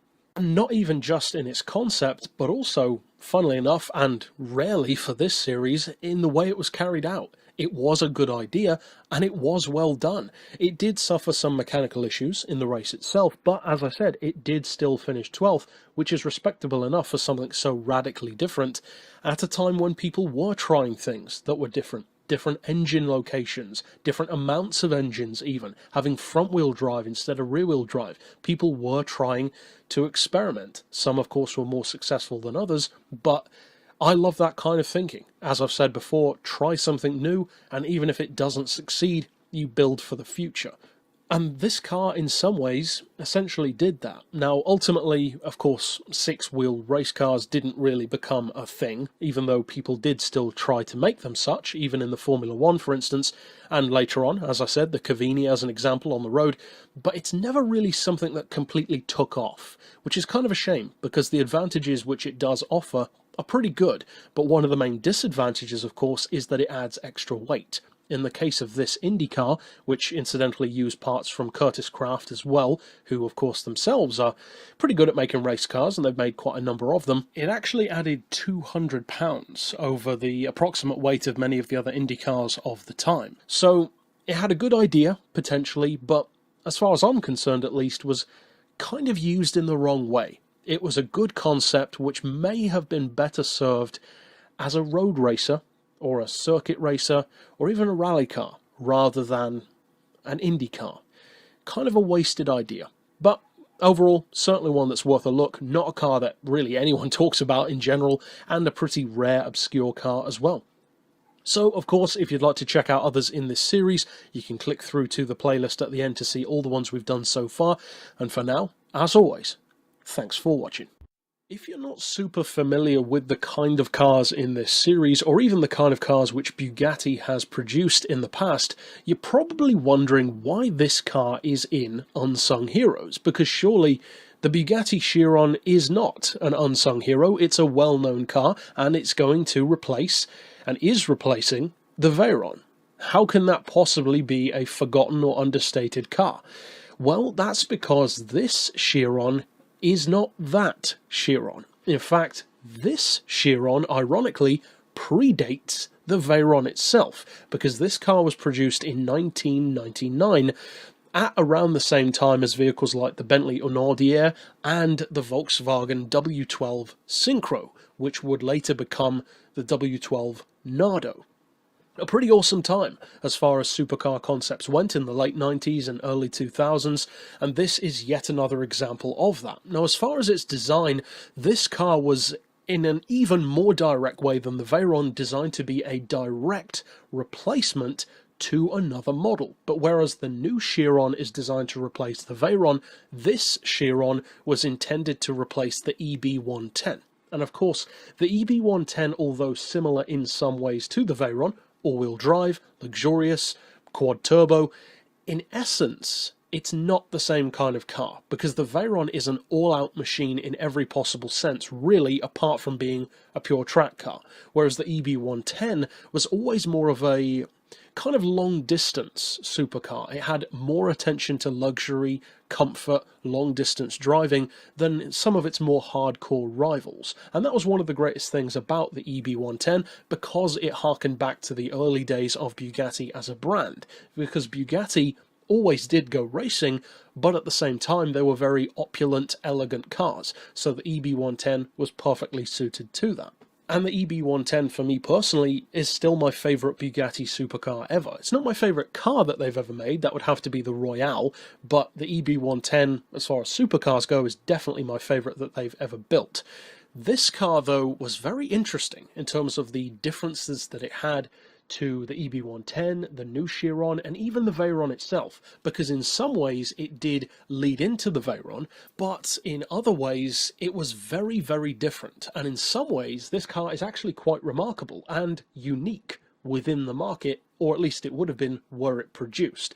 Now, of course, those supercars that I mentioned earlier, all in their own kind of way, led up to the Veyron. The Veyron was kind of like the Avengers Infinity War of cars. All of these other Marvel films giving these nuggets leading up to Thanos arriving. Getting a bit nerdy there, but you know what I mean. Likewise, Volkswagen, Bentley, Bugatti themselves, all building these disparate supercars which would end up each giving a piece of themselves to what would ultimately become the Veyron. And in this case, the Chiron had something very interesting which kind of outclasses even the Veyron itself. Because with the Hunaudieres or the W12 Nardo, the engines were fairly similar. I mean, in the case of the Bentley, it basically is the engine that the Veyron would end up having, but in a lower state of tune and a little bit less refined. With this car, it's beyond the Veyron, because this is also a W engine, but it has even more cylinders than a Veyron. This is not a 16-cylinder supercar. This is one of the only 18-cylinder cars ever built. Only one of these was produced as a concept, as I said, in '99, and it has a smaller capacity, but as I mentioned, more cylinders. It's a 6.3 litre, and it is a W engine, a W18, which in its own right is an awesome concept. Now, the engine is nowhere near as powerful as a Veyron. It's got around 550 horsepower, about 480 pound-feet of torque, and interestingly, underneath the very, I would say, classy looking and certainly unique, kind of oddball style which Bugatti is known for, the EB110 again is a great example of that, there was actually underneath relatively modest underpinnings, if you consider a Lamborghini to be modest, because the chassis and even the all-wheel drive system of the Chiron were from a Diablo, in particular the Diablo VT, which is one of the superior models of the range. Now, that engine is slightly different to the Veyron as well, not just in terms of its size and its cylinders, but also in the actual layout. The type of W engine is different, because with the Veyron, you've got 4-cylinder banks with 4 cylinders in each bank, making up that W16. With this car, you do not have 4 banks, but instead 3, with 6 on each. So a very interesting layout and a very, very different one to the Bugatti. Now, the performance is of course nowhere near the same level. It's slower than the Bentley as well, slower than the Volkswagen. Top speed is quoted at anywhere between the 180 region to over 200 miles per hour, some say 205-ish. I would probably tend more towards the higher of those two, given the fact that it is essentially the next thing on from the EB110, and is also based in part on a Diablo. So I would expect 200 miles per hour is fairly believable, if not even more. The quoted 0 to 60 isn't as impressive, anywhere between 4 and 5 seconds, but again, this is more of a luxury supercar in a similar way to the EB110. Now, ultimately, it didn't reach production, and the car, which in a funny kind of way actually did succeed the EB110, was one of my personal favourite cars, the B Engineering Adonis, which, after the EB110 failed, some Bugatti engineers, hence B Engineering, used what was left of the EB110 production and turned it into a brand new car. And that is the gorgeous, I think, Adonis. Totally different car, but actually did reach production with about 21 cars built, which is of course more of a production scale than the Chiron ever had in this form at least. And this one actually debuted in concept form, of course, at around a similar kind of time as 2 other Bugattis, a coupe and a sedan, which both also use that 18-cylinder engine. So it would have been pretty interesting if all 3 of those cars had been produced and we'd have these crazy 18-cylinder Bugattis. not particularly pretty cars in the case of the coupe and the sedan. Personally, I think this is a great looking machine, and in a weird kind of way, the front end really reminds me of a Cadillac Cian concept. The back end looks like nothing else on the road, maybe a hint of Maybach in there, perhaps, like the Accelero, but even then, not really. So ultimately, although this car didn't reach fruition, again, like the Hunaudieres and the Nardo, it led into what would become the Veyron in kind of a vague sense, but more so in its overall theme, that top-tier, super luxurious, attention to detail kind of supercar that the Veyron would, of course, ultimately become. So it's a car which not many people talk about. Quite a few people have seen this car, but don't necessarily know much about it. So I think it certainly deserves a place here, if not for that crazy engine alone. So, if you are new to this series, of course, you can check out plenty of other crazy cars by clicking through to the playlist of all of these episodes at the end. But for now, as always, thanks for watching. For fairly obvious reasons, the vast majority of the vehicles which we talk about in this series tend to be racing-based, or at least high-performance-based in some kind of sphere, be it rallying, Indy, Formula One cars, old-school Grand Prix cars before the Formula One was even a thing, supercars, all that kind of stuff. But then occasionally we take a look at something which is certainly oddball, and it's one which is just more for the sake of appreciating crazy. Or in some cases what can initially seem crazy, but is actually very much so following a function, a vehicle designed for a specific purpose, which happens to look strange. Something like the ZIL E167, which is one of my personal favourite cars, if you can even call it a car, of the entire series so far. Crazy off-roader. It's not a performance car by any means, but it's not supposed to be, so it doesn't really matter. Is it an unsung hero? Well, it's certainly unsung. It could have been a hero of off-roading, but it's, I guess you could kind of say, an unsung hero, but sometimes I like to feature cars which are just oddball, basically. Now, this car isn't exactly a hero in a conventional sense. It's not like it could have broken world speed records or set the fastest lap on any track, certainly not. But it's just an interesting car, and it's one which many people have never heard of, understandably so. It's one which has a very interesting purpose. I mean, you're probably wondering what on earth the purpose of this car is based on the look of it. It is, of course, a Citroën, based on the Citroën DS, from the front at least, and it's a very, very heavily modified version. It's called the Poids Rapide, or PLR for short, also nicknamed the Mille Pattes, which is French for centipede, for obvious reasons. It's got 10 wheels, the 4 front wheels are all steerable, and it's got 2 engines. In fact, 2 Chevy engines, 454s or 7.4 litres in European style specs, giving it a total of basically 14.9 litres, 16 cylinders, and around 800 horsepower minimum. Now, not really though, because only one of those engines is actually used to drive the car, and the other one is used for the primary purpose of this vehicle, because this vehicle was built as a collab between Citroën and Michelin to test tyres. That is the primary purpose of this car, if you can even call it a car. It's basically more of a truck than it is a car, very deliberately so, to the point where even the weight is really, really jacked up to give it the same kind of test conditions to really prove what these tyres, intended for trucks and commercial vehicles, among other things, are capable of. Now, it can actually do up to 110 miles per hour, which is quite impressive, especially given that it even has lead ballasts, bringing the total weight of this thing up to 9.5 tons, which is, in American money, £21,000. It's an extremely heavy vehicle, despite being really nowhere near the size of an actual truck, in terms of, for instance, height, or necessarily overall size. However, even though it's not quite truck-sized, it's not small. 8 feet wide, 24 feet long. It's a massive car, for sure, and it's not exactly a practical one if you ever decided to use it on the street. In the grand scheme of things, of course it's not a performance car, but in a funny kind of way, it actually is a performance car, because it's not designed to achieve its own performance.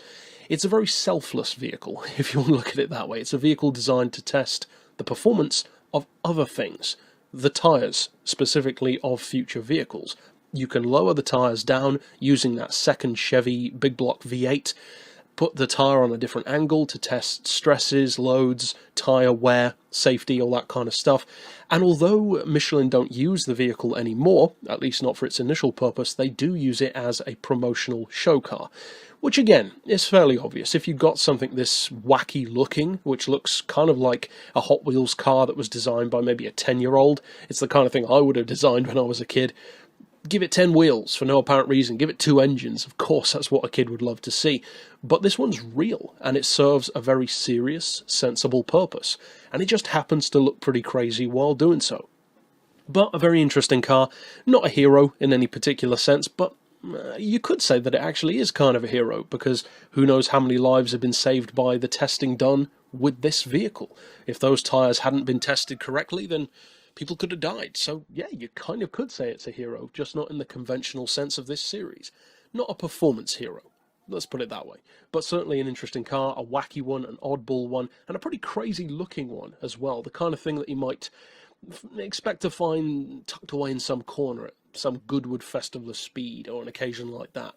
But overall, that's it for this particular Unsung Heroes pick. Of course, if you are new to this series, you can click through and see all of the other cars which we've already looked at in the playlist at the end of this exact video. But for now, as always, thanks for watching.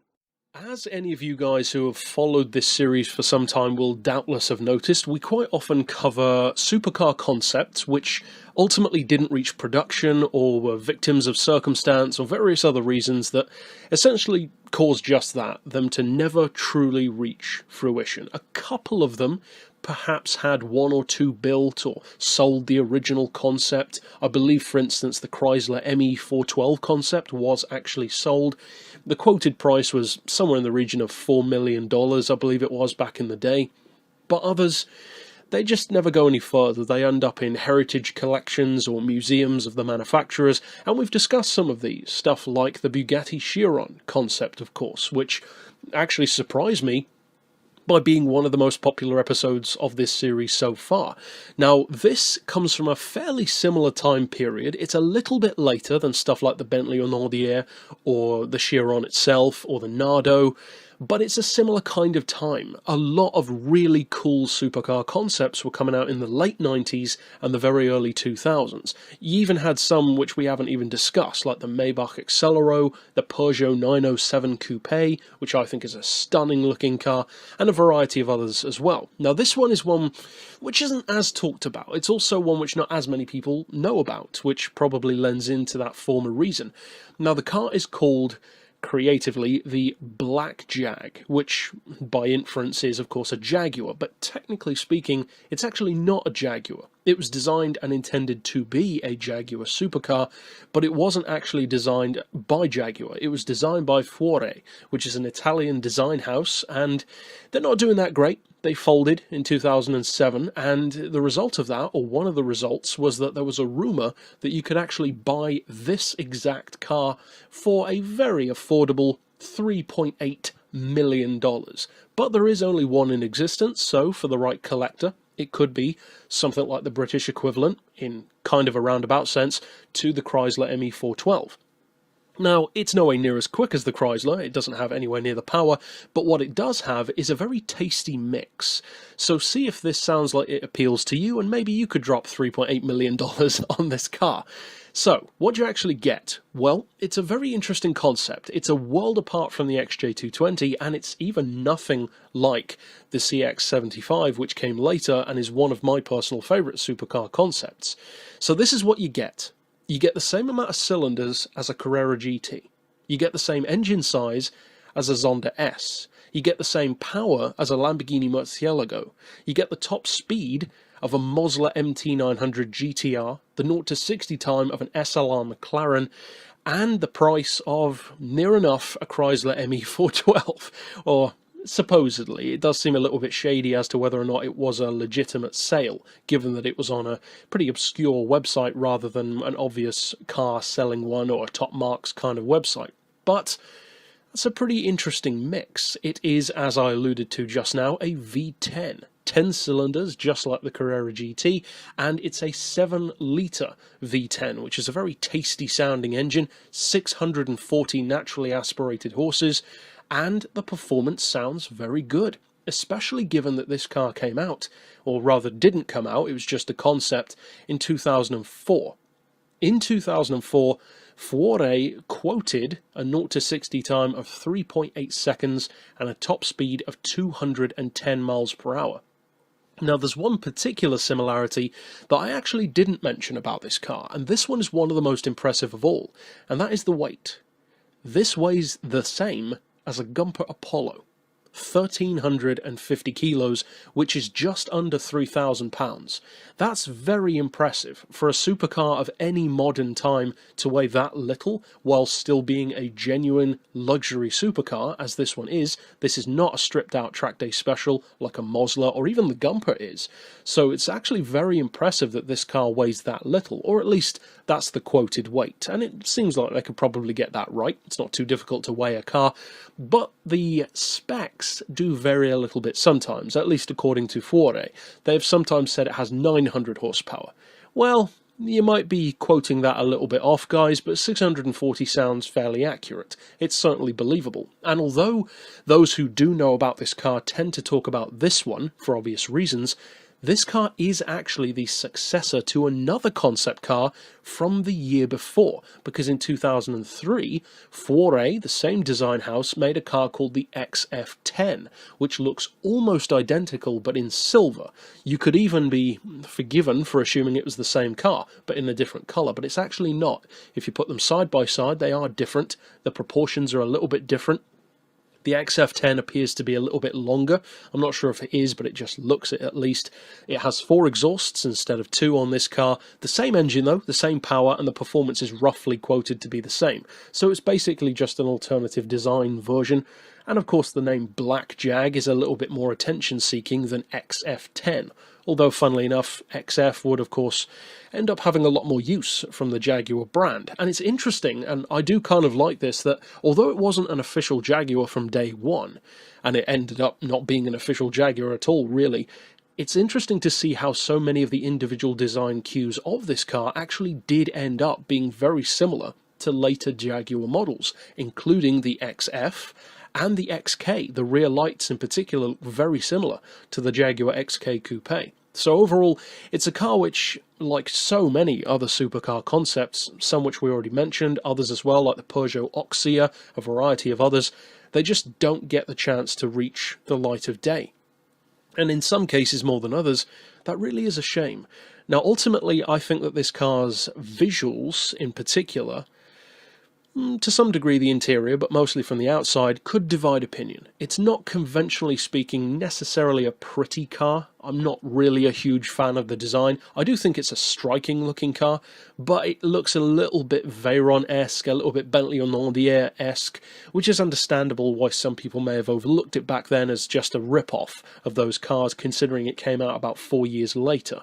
So it's understandable that it didn't do that well, it didn't reach production, but at the same time, it is kind of a shame, I think, because it would be cool to see if this car, like vehicles such as the CLK GTR, the Carrera GT, the SLR McLaren, and the Enzo, the MC12, that kind of thing as well, from slightly earlier time periods of supercars, late 90s, early 2000s, if it could keep its value, or potentially even increase it, like those cars have, or if it would have dropped, as its predecessor, the XJ220, did for a while.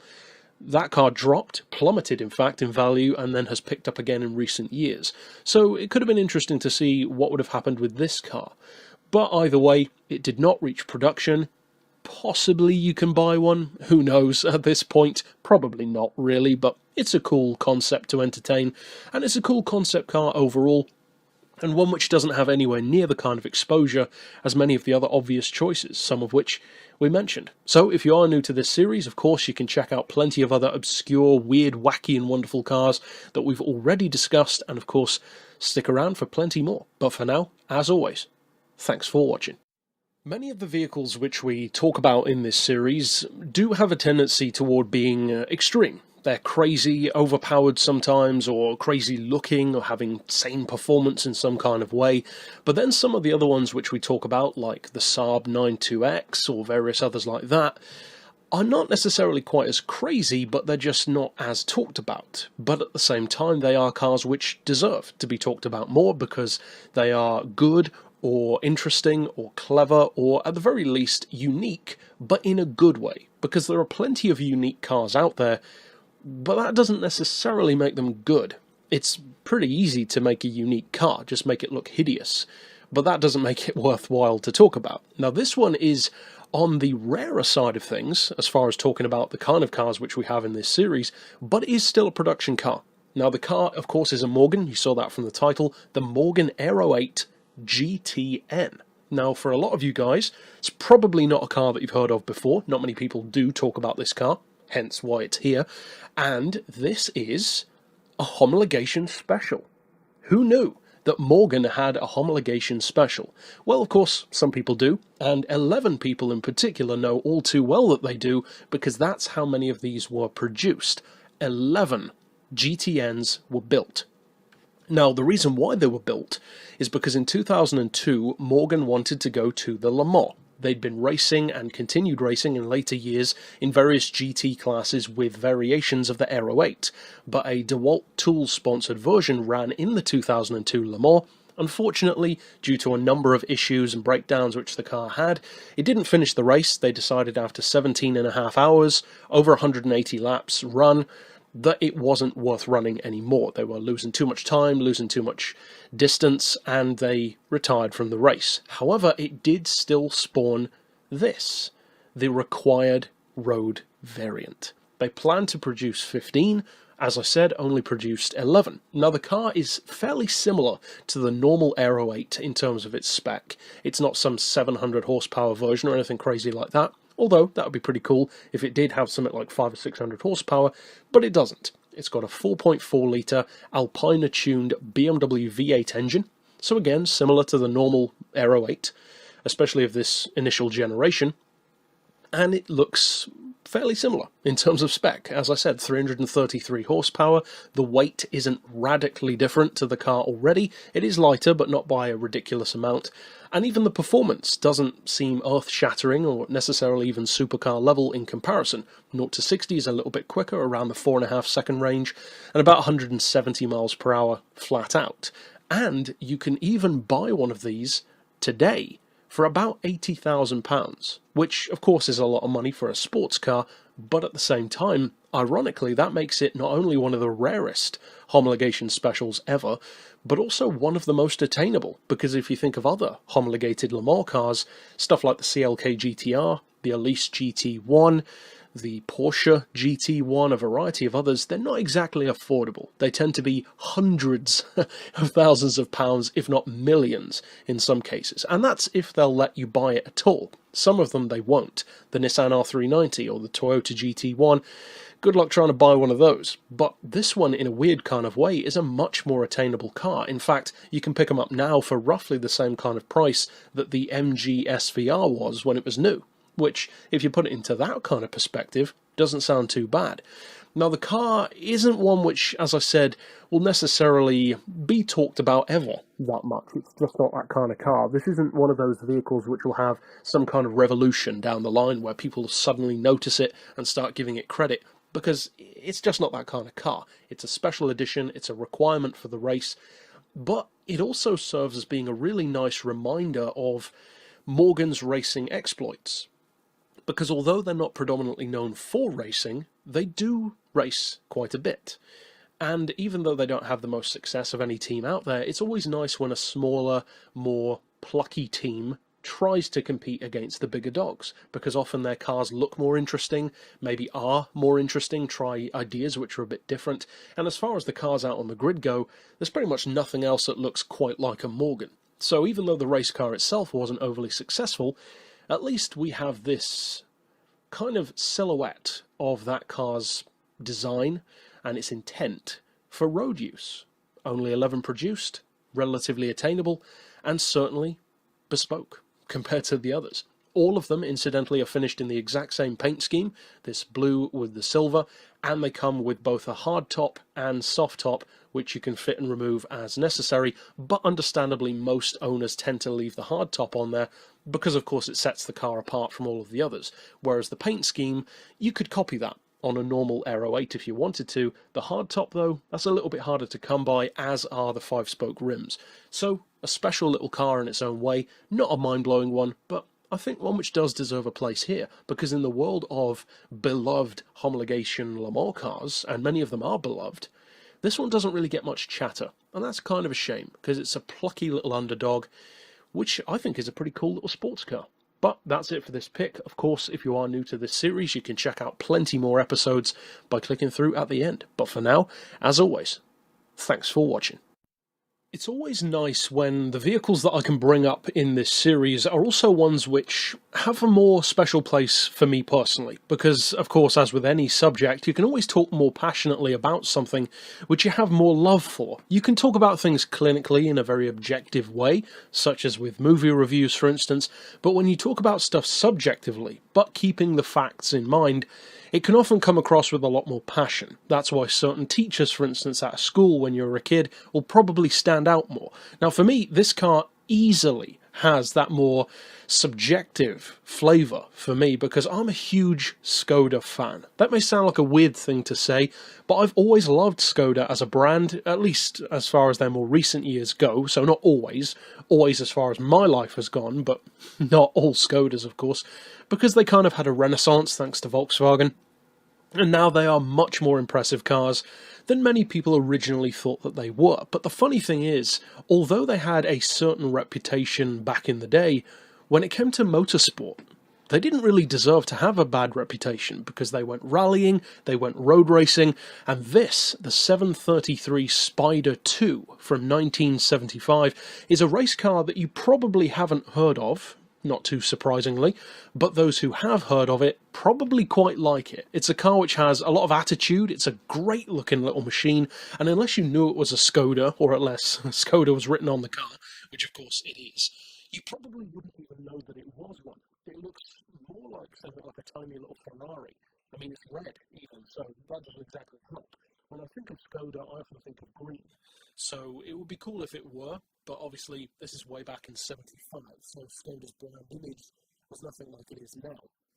Now, for those who are unfamiliar with the car, which is most people, what does it offer? And also, being as it is a race car, what did it achieve? Because surely a car like this could be some kind of flash-in-the-pan thing, where it pops up, doesn't really accomplish anything, and just disappears into some Skoda museum.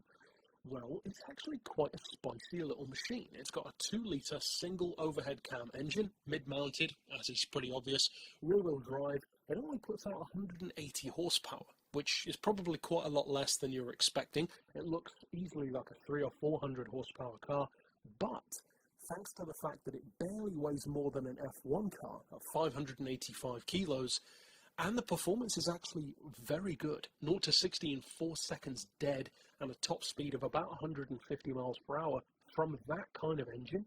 That's remarkably good. For a 180 horsepower car to be that fast, it's impressive. As I said, put simply, it's very impressive. Now, in terms of what this car achieved, it didn't race that much. In fact, the car only finished 2 events. But here's the thing.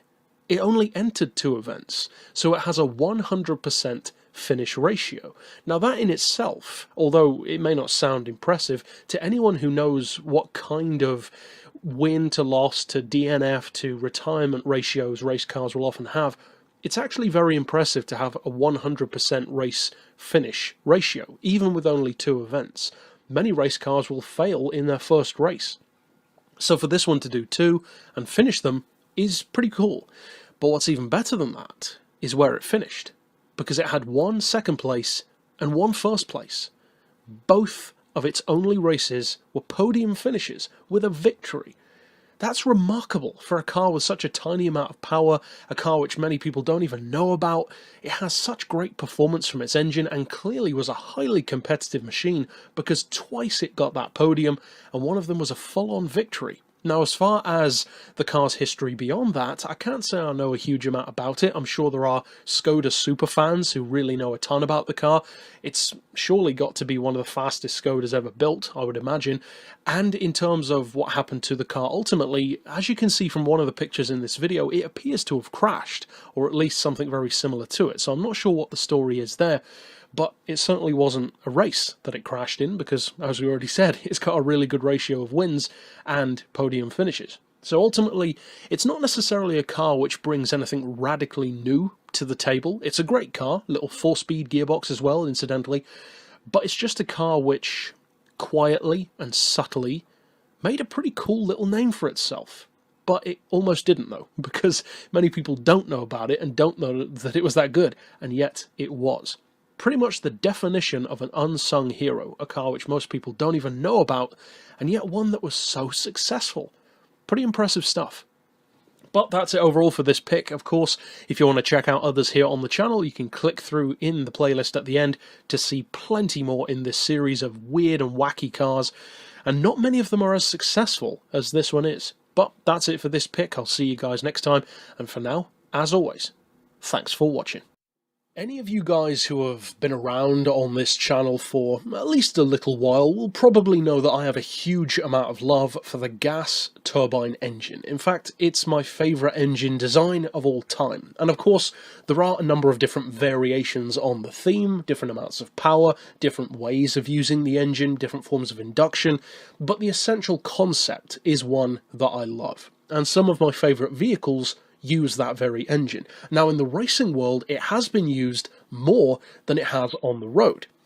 And the primary reason for that is because in the racing world, much more so than on the road, you can justify a system having issues and problems that need to be ironed out or made more efficient or improved, because in the racing world, the car just does an event and then gets fixed up, repaired, tooled up, rebuilt even, whereas of course you can't do that on the road every time you drive the vehicle.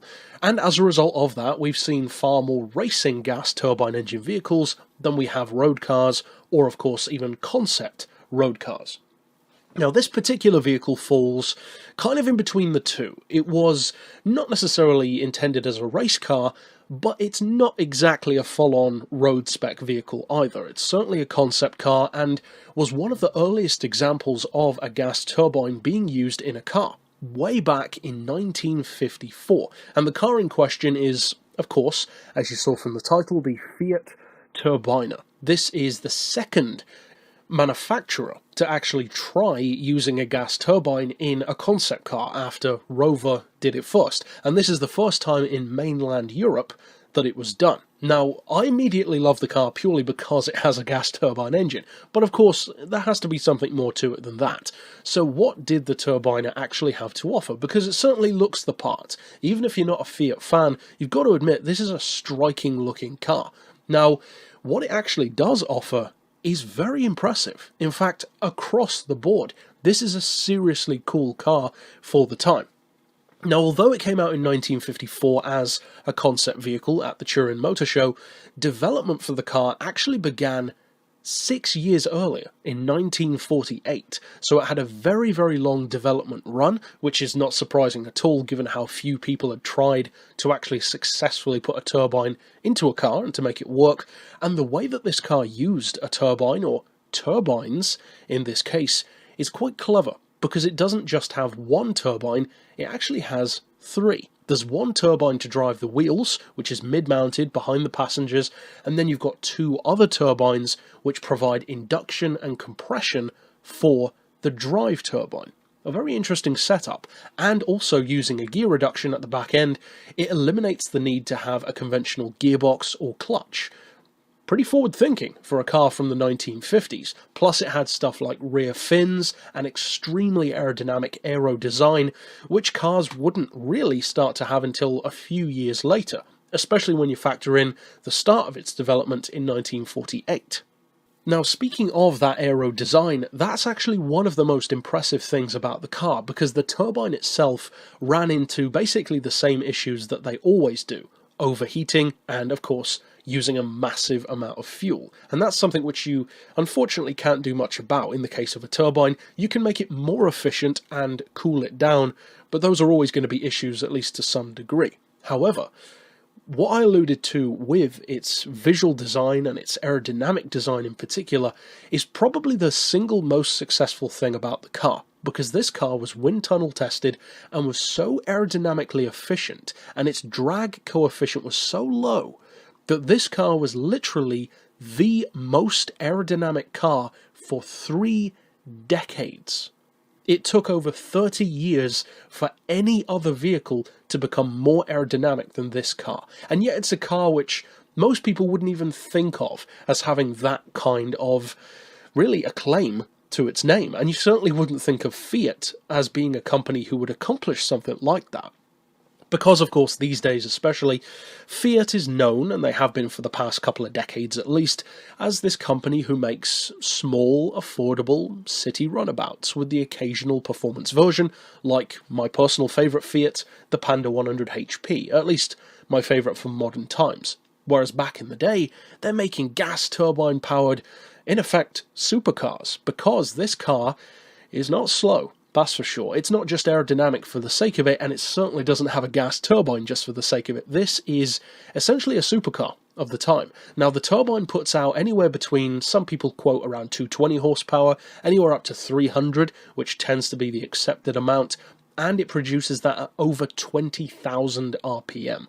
So it's not quite the screamer, you could say, that some later ones like the Y2K motorbike would become, which does around 60,000 RPM, but still, 22,000 RPM is rather high. It's a lot higher than most cars. Well, in fact, it's a lot higher than pretty much anything except a Grand Prix car, even in modern times. And when you combine that with the fact that the car weighs barely over a ton, or barely over 1,000 kilos, in other words, the performance is fantastic. In fact, this car can hit around 160 miles per hour, which in 1954, mind you, is no small task. That is an incredible little performance car. Now, they did test the vehicle. They showed the owners of the company what it was capable of. They showed it, as I said, at the Turin Motor Show in '54. But unfortunately, due to the fact that it used so much fuel and produced a massive amount of heat, which, as I said before, is not surprising, especially in the early days, and it was deemed to be basically too impractical and too prone to potential problems to actually produce in road or ultimately racing form. And of course, much more success has come from turbines in the racing world than it has on the road, because there are essentially no road-going production turbines. There have been a couple of concept cars that were sold, like the Chrysler, and Rover made some interesting concepts for the road as well, but none were ever made into production. And that's such a shame, but at the same time, some of the concept ones, such as one which we already reviewed in this series, from, technically speaking, a slightly earlier time than this car, actually 2 years before, but of course the car didn't start development as early as this one, so technically this one is still an earlier occasion. But overall, although it didn't reach production, much to my dismay of course, being such a super fan of turbines, it is cool to see that at least for a time, there were manufacturers in the concept car world, especially in the 40s and 50s, and then a little bit later in the 50s and 60s, in particular for the racing world, it was something which they at least tried to pursue for some time. And even a little bit later in some cases, a company like Toyota, for instance, would even try it again much, much later on, and I hope that somebody tries it again. With regulations and rules getting stricter all the time, it seems less and less likely, but even if somebody did it as a one-off, so it wouldn't have to be as strictly adhering to those production rules, I just hope that somebody pursues turbines again. But that's it for this pick overall. Of course, if you want to check out various other weird, wacky and wonderful cars in this series, you can click through and see all of the previous episodes at the end of this video, but for now, as always, thanks for watching.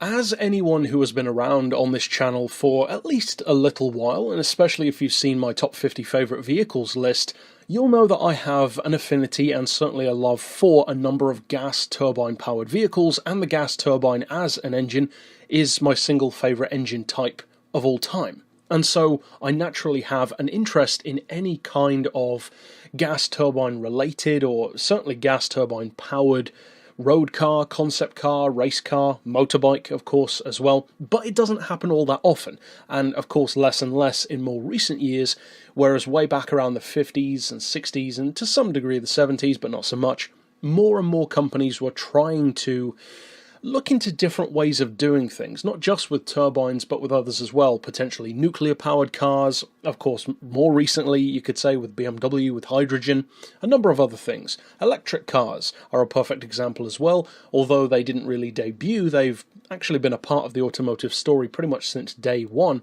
and way back in the day, in vintage car times, electric cars were, I believe, even more popular, if I recall correctly, but they kind of fell out of fashion.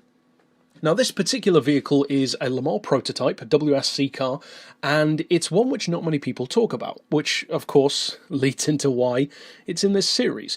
Now, as I alluded to, it's gas turbine powered, or at least in a way, because the car is actually a hybrid. Now, the vehicle is called the Chrysler Patriot.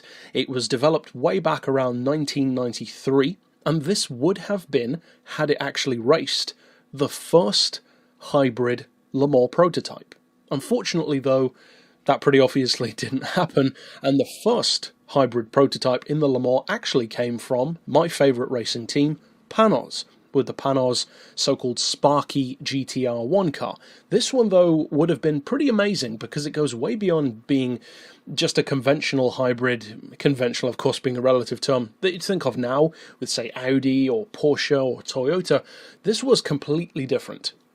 This was more like a hybrid by way of Jaguar CX-75 kind of territory, but of course a couple of decades earlier. Now, Chrysler actually hired a guy called Ian Sharp from the racing world to come in and develop the car, or at least to help them develop it. They intended for the car to be powered by electric motors, so the gas turbine itself would act as more of a generator than a regular engine, which is a little bit of a demerit for me. I would have preferred it if it powered the wheels, but there you go. The whole concept behind the car was to be not just a race winner, but to be a race winner that would have been a great statement for Chrysler as a brand, being a hybrid, proving, of course, as many teams try to, and as Audi has done very well in proving, that hybrids are a viable thing in the racing world, which of course, through this, that and the other, helps sales. In the production sphere, it improves image of the company, it makes people want to own their cars, you know, all that usual stuff that is tied into all motorsports, at least to some degree. Now, this car would attempt a much more radical approach than something like what Audi did with the diesel, because at the end of the day, yeah, why not use a diesel? They're very fuel efficient, they have huge torque, there are definite obvious advantages. With turbines, on the other hand, especially with an electric turbine hybrid, that's not exactly something which many people were trying to champion. So in a way, Chrysler kind of did something cool, trying this different approach. Now, they contacted a company called Williams Engineering, not Williams F1, actually a completely different company who make, among other things, engines for cruise missiles. They have a lot of experience with turbines.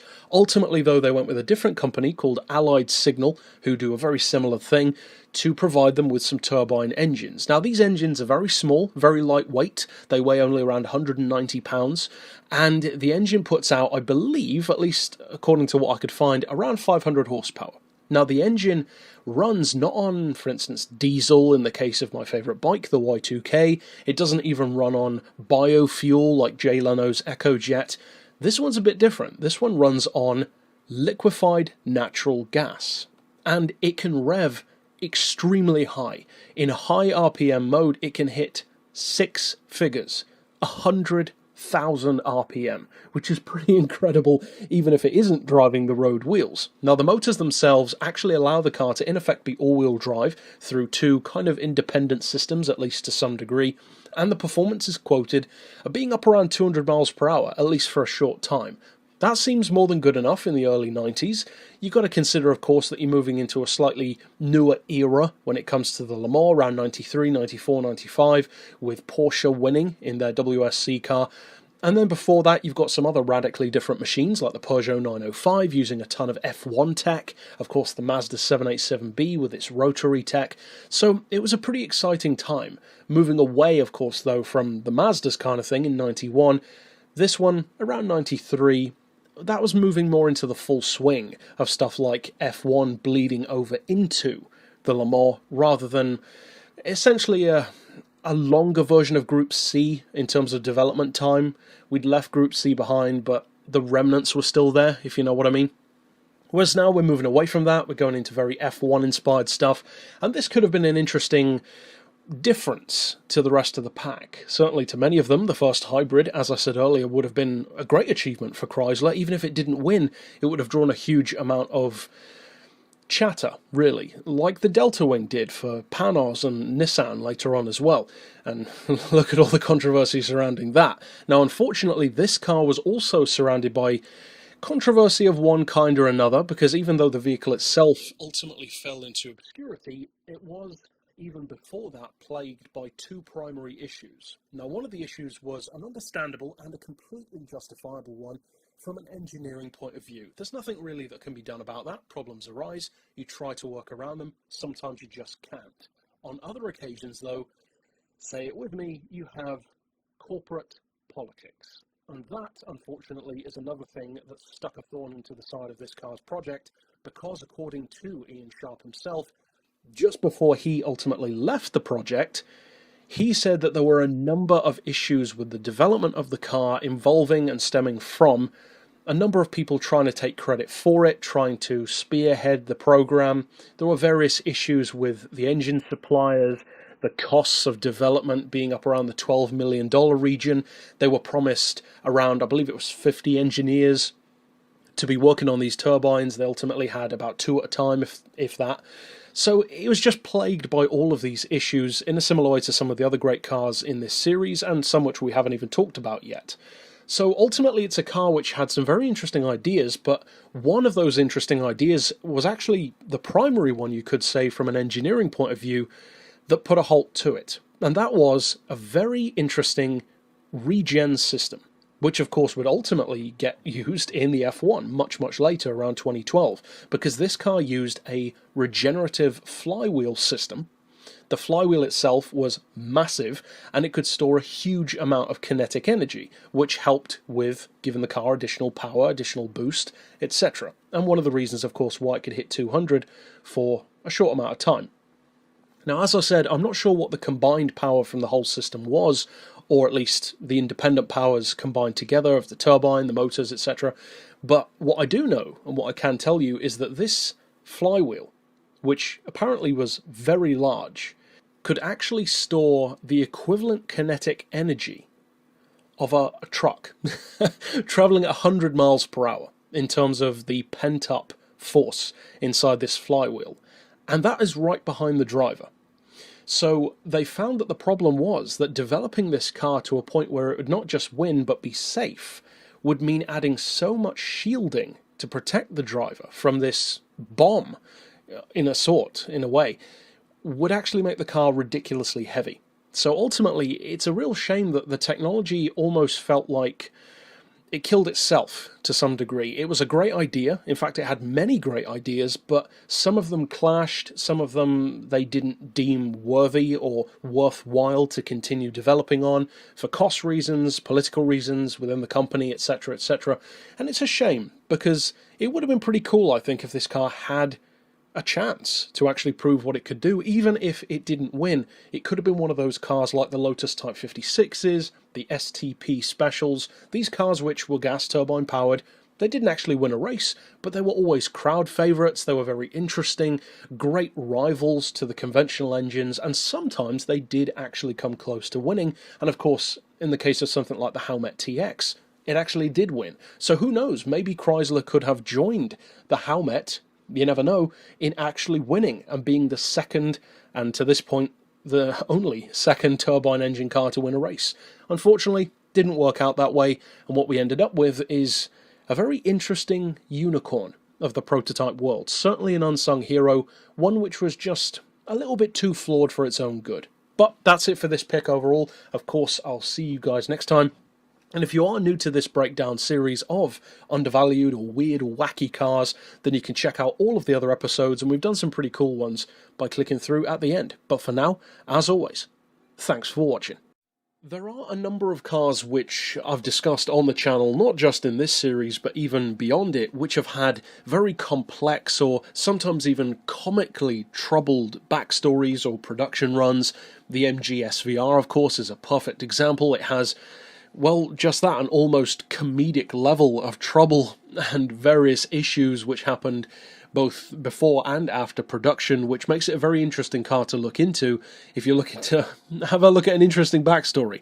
Other ones, though, might have had an interesting idea or just tried something different, but for whatever reasons, maybe they didn't quite achieve the goal, maybe they failed completely, maybe they didn't have the backing that they required, or maybe, in some rare occasions, maybe the car did achieve what it was intended for, but still, for various reasons, is obscure. And that's always the strange one, when you get a genuinely brilliant car, maybe even a race winner, for instance, but it's still not that well known in the grand scheme of things. That's kind of surprising when that happens.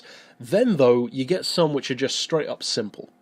Cars which were made by one guy in a shed, kind of thing, just his idea of what he wanted his ultimate supercar to be, and then you have some which almost appeal to, you could say, the most age-old purpose of a supercar as far as the automotive world goes.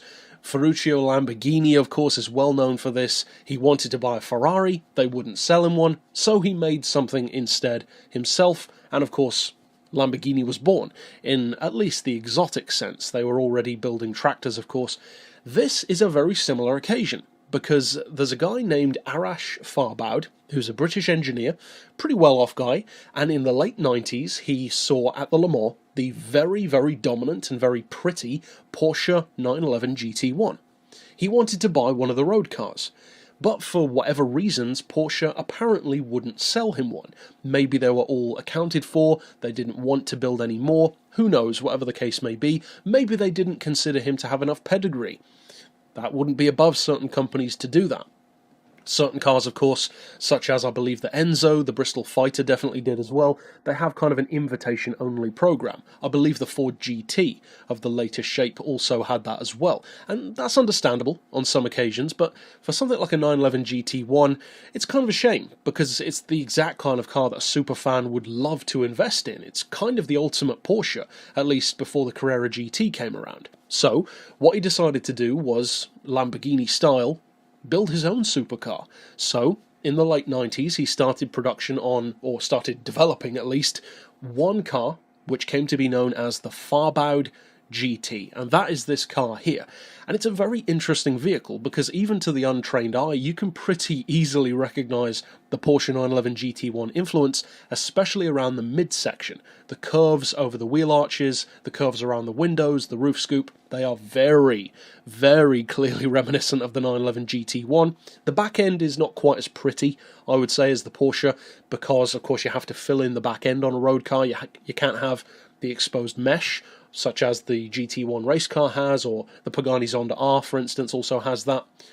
So, what happened with this car? Why was there only one produced? Well, the reasons are kind of twofold, at least from what I've heard. One is simply that he didn't want the car to be mass production. He just wanted his own supercar. So from that point of view, making one of them makes perfect sense. You don't need to make tons of them, it was just his passion project. What I also heard, however, is that Porsche, not too surprisingly, if it is true, had some very clear issues with this car being produced, because it is a pretty blatant rip-off, you could genuinely say, of the 911 GT1.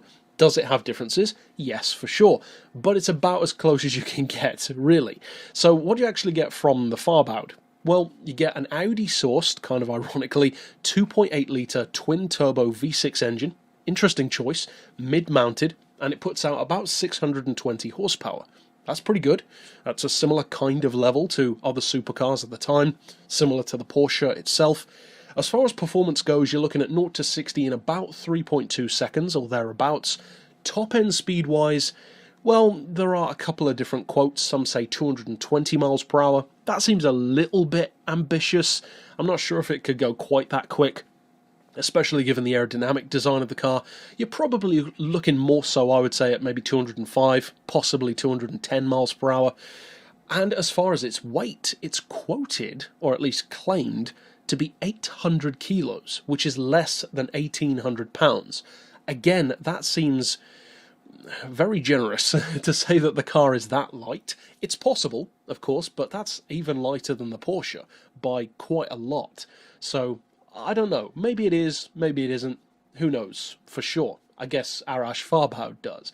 Now later on, Farbaud decided to focus on a very different vehicle called the GTS, which is the car that many people who have heard of the brand probably recognise. It's a very small, very British exotic, in a similar vein to stuff like Noble, Ascari, various others as well. It's a small, roughly 400 horsepower super sports car, you could say. And it's lightweight, much more affordable than this car, with a quoted value of about $1.8 million. The GTS, on the other hand, is no way near that. But the rights to that car were later sold as the Fabio GTS, and much more successfully later sold on again and became the Ginetta F400, which interestingly both the Farbaud and the Ginetta forms have been featured in the Test Drive Unlimited series under both of those names. I believe one was in the first game, which was Farbaud, and I think the Ginetta was in the second game, if I recall correctly. Those are great cars, but they're not exactly on the same exotic level as essentially a GT1 homologated street car, or about as close to it as you can get. So later on he turned his attention onward again, now again under the new name Arash instead of Farbaud, and built the Arash AF10, which was a Ferrari Enzo-style supercar. Never reached production. It was later revamped and slightly redesigned in 2016, also as a concept car, quoted to have over 2,000 horsepower in hybrid form. Again, didn't reach production, and probably more famously, and once again, as you can see in the pictures of this video featured at Goodwood, he later built the AF8, which is a slightly bland looking, but nevertheless pretty quick, V10 engined, 205 mph supercar. Uses a Judd V10, pretty decent performance, but again, not exactly the best known thing in the world, and it looks a little bit too much like a kit car for my liking. This one, on the other hand, you could say it still looks like a kit car to some degree, or a really good replica, but then again, so is something like a super performance Daytona or a GT40, and look how great they are. This one is definitely the shining star from either the Farbaud or the Arash lineage, and it's the one which actually went past the concept form to being a road car, and it still sits in the Arash dealership today. It's his personal car, and I think it's a pretty cool one. It's a very undervalued supercar for obvious reasons, super obscure, super exclusive by definition, very deliberately so, and as you can see from some of the livery of it in this video, it also ran in the Gumball in 1999. Pretty cool car, I think, certainly an unsung hero, and a car which, given its performance and the car which inspired it, a multiple-time Le Mans winner, it definitely deserves to have more chatter. But that's it for this pick overall. Of course, I'll see you guys next time. If you want to check out more awesome cars like this, then of course you can click through to see those at the end. And for now, as always, thanks for watching. With the vast majority of vehicles that we feature in this series, you could genuinely say that as well as being interesting from a technical point of view, quite a few of them are also pretty cool to look at, even something like the Belloren's long-nose Land Rover. It might not be to everyone's taste, but it's an interesting looking car at the very least, and some people, I would say myself included, could even say that they like the look of the car. I certainly think it's a striking looking vehicle. A number of others as well might not be conventionally pretty, but they're at least eye-catching and interesting. Some of them for a purpose, some of them just to be different. This one, on the other hand, well, I've got to say I'm not a fan of this car's design. Now, I'm sure there are some people who love the look of this car. Many people haven't even heard of it, of course, but those who have tend to give it a fair amount of respect because of what it's capable of. Now, the vehicle in question is one which, as I said, most of you guys, or at least many, if not most, probably aren't familiar with. And this vehicle, or in fact a couple of different vehicles, are produced by a company called Orca Engineering, who are based in Liechtenstein, and were actually founded by a father and son by the name of Beck, René and Ralph Beck. Way back in 2003 they set up the company, and they had a planned run of a couple of different cars, in a similar way to how Koenigsegg has the same essential design underneath most of their cars, and how the Zonda is basically multiple variants of that essential core design. that's what they wanted to do as well. They called it the 113 series. Now, the car that's best known from Orca, for those who do know of it at least, is the C113. Now, this car is the base model, if you will. There are 3 different variations. There's the C113, the R113, and the primary car in this episode, because it's the ultimate one, the SC7. Now, the car was planned to have a considerable production run, around 200 cars, which would have meant that there would be as many of these on the road as there are Moslers, at least before they went bankrupt.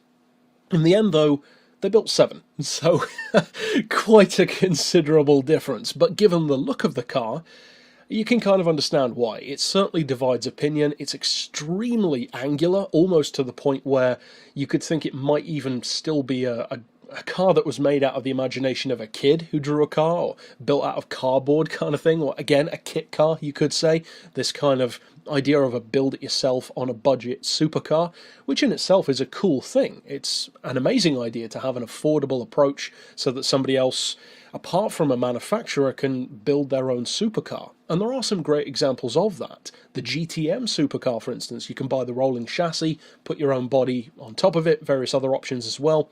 Companies like Super Performance, for instance, do options like that also. This one kind of looks like that, but it's not a build-it-yourself supercar, it's from a factory. Now, the factory only has 15 employees, or at least they did, because technically they don't exist anymore, and later on the company actually became what's probably a slightly better known, but still very obscure car, by the name of the Beck LM800, of course directly having its founder's name this time. Now, I'm not a fan of that car. I think it looks even worse than this one in terms of quality, but one thing that they have in common is that in a similar way to how Lee Noble developed a number of great supercars like the Ascaria Cosse, the Noble M12 and various others, they have a great core concept, because regardless of the look of the car, what is not arguable is that these are fast. Seriously fast supercars. In fact, although many of you guys probably haven't heard of it, it's actually one of the quickest supercars in the world. Now, for top speed, it's not fully proven, so we can't say for sure, but for acceleration, it has been tested on a couple of occasions, and it is indeed one of the fastest supercars around. Now, the original, the C113, of which they actually produced 3 of them, so it's pretty rare, far rarer than most supercars around, is powered by an Audi engine.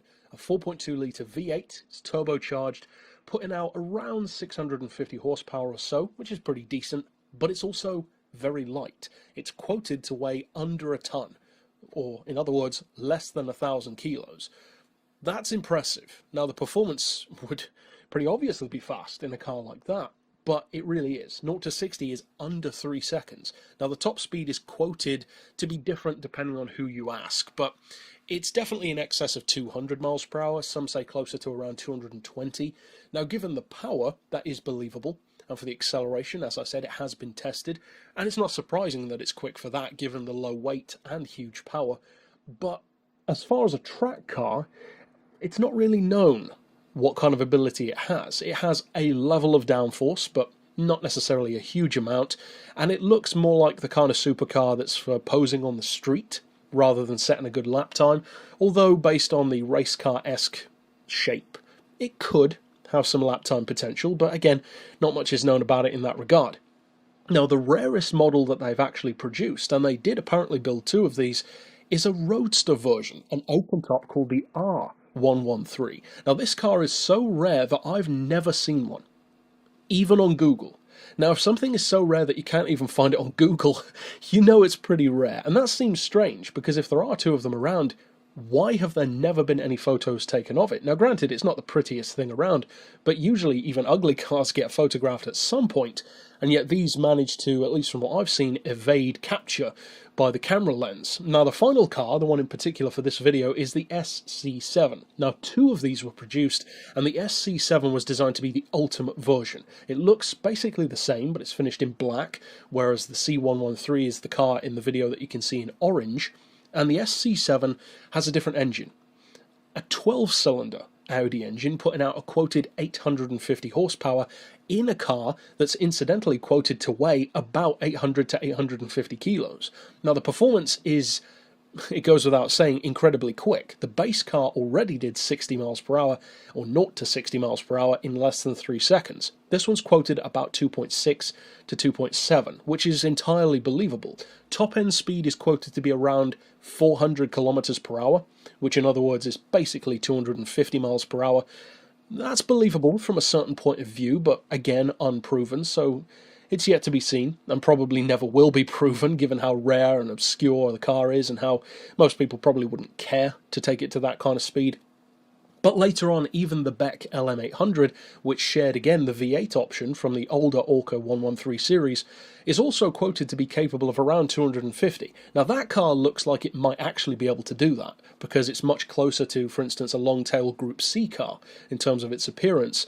But again, as I said earlier, I'm not a fan of that car. It just doesn't look quite right. It looks a bit cheap and plasticky. But hey, if it gets the job done, the original Mosler, for instance, the Consulier, it's not exactly a pretty machine, but it was dominant, that's for sure. So ultimately, this is one of those supercars which, in a similar way to a couple of the others that we've discussed, isn't necessarily going to break records across the board, although on this occasion it is one of the fastest accelerating supercars.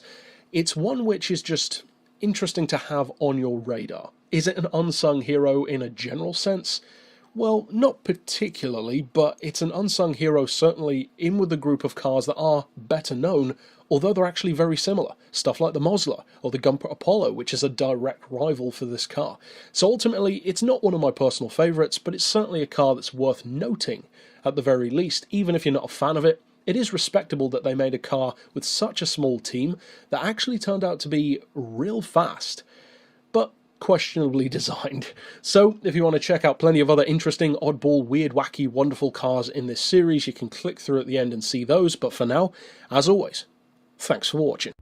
In the world of the Le Mans, regardless of whatever year or particular generation or era that you pick from, it's always a very, very highly competitive sphere of racing. In fact, one of the most competitive, you could say, and for good reason. It's one of the ultimate tiers, the ultimate classes of racing in the entire racing calendar, and it pretty much has always been since its inception. Now, back in the day, you would much more often see cars that tried radically different ideas than you do now. Now it tends to be about the smaller details, where certain teams will squeeze that little bit more efficiency out of a car than, say, their opposition will, but the rules are very, very narrow, very tight in terms of the engine size, the power, the kind of aero shape.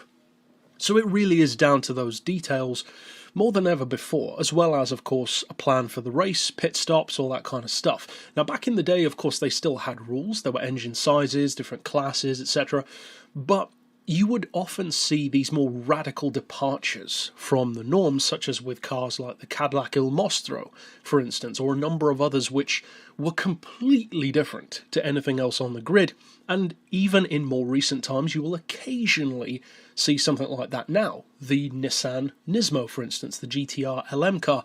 Now, this is a perfect example of one such occasion. It's a car which is tiny, physically speaking. It's also tiny in terms of how often it's talked about. And of course, by definition, that means that it deserves a place here.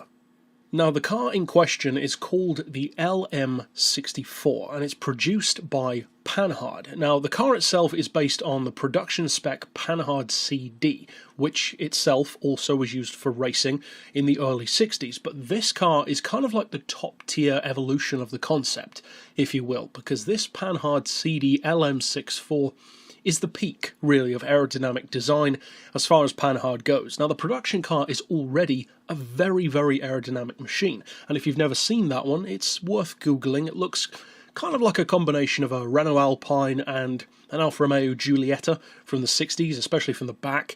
It's a pretty good-looking little car. It has a relatively small two-stroke boxer engine, minimal amount of power. The performance isn't incredible, but it's a nice little classic. This car, on the other hand, looks quite a lot more extreme. Now, it's ultra low, it's extremely aerodynamic looking, and of course, the most distinctive thing about its design is, of course, the two huge wings sticking straight up out of the back of the car in some kind of weird amalgamation of a modern LMP machine's fin combined with something like a 59 Cadillac Buick's fins on the trunk put together. Now, of course, those are for aerodynamic reasons. They're to keep the car stable. But the great thing about the LM64 is that this is a car which, in a similar way to some others, really places all of its eggs in the basket of aerodynamic efficiency. Because even back then, Panhard knew that they were not going to win the race outright. They weren't trying to do that. What they were trying for was twofold. They were trying for a class victory in terms of engine size and to be the most efficient car in the race. Now, the engine itself is still around an 850cc, again, two-cylinder boxer engine, and it doesn't put out much power. Even in this very heavily tuned and even supercharged form, you're still only looking at just under 80 horsepower. It's about 78 to be exact. So by today's standards, you literally wouldn't even get on the grid as a pace car, let alone an actual racing machine. And even back then, that was a tiny amount of power. Now, the hitch with that was they wouldn't be allowed to compete because the engine, being smaller than 1 litre or 1000cc, was not eligible. However, and this happened much more back in the day, of course, and it even happened with stuff like the Howmet TX's turbine engine, they will sometimes categorize a car as being larger in capacity than it actually is based on aspiration modifications, such as with a turbo or a supercharger, or sometimes based on its rough power and torque figures. That's what happened with the Howmet. It similarly happened to some degree with the Mazda 787B, and it happened here as well, because the engine itself would not have been allowed, but because they supercharged it, they allowed it to run in the equivalent of the 1200cc category. And that's pretty cool, because it allowed this car with some seeming disadvantages, but some truly incredible advantages to its name, to actually compete. So what was so good about this car, and why am I featuring it? Well, the best thing by far is that aero design. It's such an aerodynamically efficient car. It's actually, to this day, one of the most aerodynamic cars ever made. And I'm not just talking race cars. I'm talking race cars, road cars, even land speed record cars. Now, to give you some idea of just how efficient this car was, way back in 1964, this car's drag coefficient is 0.12. Now, in a vacuum, that doesn't sound like it means very much, but to put that into perspective, the 2006 world record-holding diesel land speed record car from JCB has a drag coefficient of 0.15. So this is literally more aerodynamically efficient than the land speed record car that set the diesel record of around, I believe it was 320 miles per hour, something like that. Now, this car, of course, isn't quite that quick. No car is aerodynamic enough to make 80 horsepower stretch quite that far, but what it can do is still excellent. Now, the car only weighs 560 kilos, so it's super small, super lightweight, super aerodynamic, and the top speed is actually really good. This thing actually hit 137 miles per hour in the Le Mans. It actually competed in the race. In fact, two of them did, the LM64-1 and the LM64-2. Now, unfortunately, and this is often the case with the race cars that we talk about here, no matter how good a car is, even in modern times, things can just happen. Things can go wrong. Toyota, for instance, having a tyre blowout with the GT1, various other well-known things and not so well-known things where a car might have even been winning the race and ended up just losing for various unforeseen reasons. That unfortunately happened to both of the LM64s. One of them had to retire due to transmission trouble and the second due to engine trouble, and that's a shame, because although the car was nowhere near the absolute fastest on the grid, it did qualify in testing at the Le Mans in 33rd place on the grid, which doesn't sound amazing, and in the grand scheme of things, it's not going to worry most of the other cars there. But as I said, it wasn't the only goal to just win in class, but also to be the most efficient. And had it finished the race, even if it hadn't have won in class, it probably would have won in that category of being so efficient. In terms of aero design, in terms of fuel usage, it's an outstanding and definitely undervalued car. It's certainly worthy of a place in this series. It's the definition of an unsung hero, because it's a car which wasn't just oddball or weird or wacky for the sake of it. It was for a very specific reason. And some of the things on this car were actually so good, even in 1964, that to this day, they still sound impressive. 137 miles per hour from a car with only 80 horsepower is still remarkable, and this car even featured a completely sealed underbody to give it, in effect, ground effect downforce, like a diffuser would have in much more use later on. So this is a car most definitely ahead of its time. It's an unsung hero, for sure, and it happens to be pretty cool looking at the same time. I was fortunate enough to see one at the Goodwood Festival of Speed a few years ago, and it's quite a lot louder than you'd expect for a car with this size engine, and it's a sight to behold. It's an incredible looking machine, and it's a shame that it never had its full chance to shine due to mechanical issues, which really can happen to anyone. So it's a shame, but it's certainly worth talking about more. But that's it for this pick overall. Of course, if you want to check out tons of other cool cars in this series, you can click through to see those at the end. But for now, as always, thanks for watching. Many of the racing vehicles in particular in this series are no stranger to drama, be it before the race, during the race, sometimes even after the race. And to kind of spoil things, but not really, because you can see the timecode of the video, this is not going to be a particularly long installment of Unsung Heroes, and the reason why is because this story is, unfortunately in its own way, a very short one. It's one car which had a, you could say, plagued but short life. It was put out of its misery in one way very quickly, but also had a previous life, and even lived on after the events that were unfortunate, because this is a very interesting little story within the racing world, and this is one of the things that I love about pretty much any form of racing, and that is where you find these little pocket stories of a particular guy or a particular team who wanted to try something different, something oddball, something potentially good. Stuff like Chaparral, Howmet, various others as well. Sometimes they have success, sometimes they just don't. Now, this particular car actually started out life as a champion racing Porsche. Of course, a Porsche 911 GT1, which raced in the late 90s. The 911 GT1s in general have kind of an iconic status, to say the least, as a very dominant race car, and a very good one.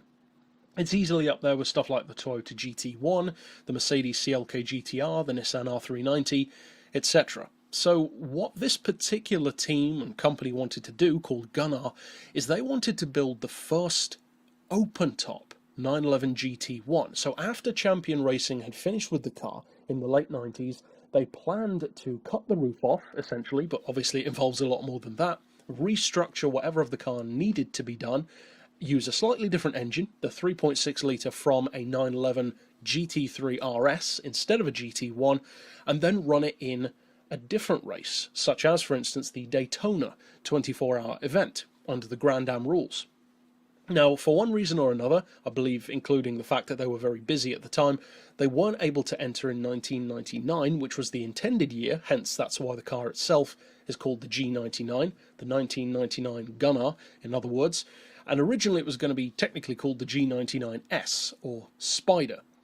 Now, as I said, they were too busy to actually finish the car, so they decided to try and enter in 2002 instead. And what they wanted to do originally, and what they tried to do again, was use, in effect, grandfather rules, where if you enter a car, you'll sometimes be allowed to enter the next year as well, without having to re-crash test the vehicle, which helps out a lot, especially for a smaller, say, privateer team who can't afford to spend ridiculous amounts of money building a second car or repairing the first one if necessary. So that would have really helped them out. Plus the fact that the GT1 was already such a competitive car kind of gave them a leg up in terms of potential, even for a small team. But here's where it gets stupid, because anyone who knows my opinion of a number of racing classes and exploits knows that I don't exactly have a lot of love for the rule makers and governing bodies of many of these forms of racing, be it Can-Am, Formula, Le Mans, whatever the case may be.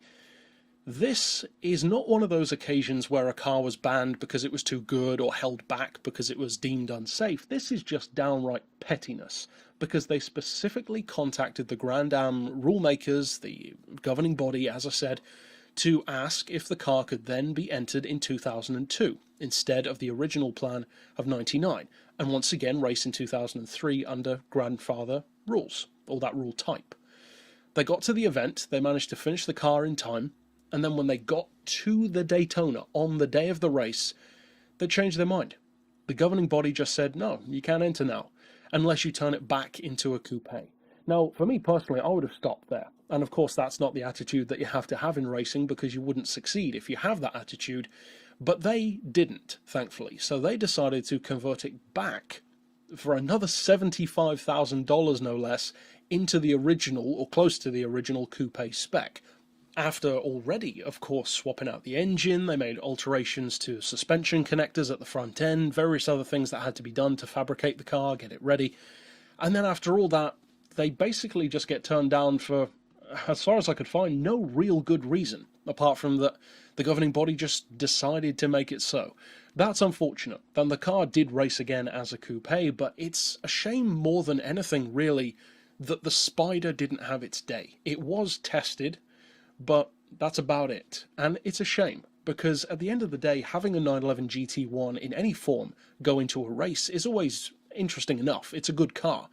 But the Spider would have been a whole different kind of interesting, because nobody else had done that. And it looks like a convincing car, a convincing race car in this kind of category, this kind of style. And ultimately, this is a relatively simple Unsung Heroes story, because it's kind of the essence and the definition of this entire series. A car which just wasn't allowed to have its chance.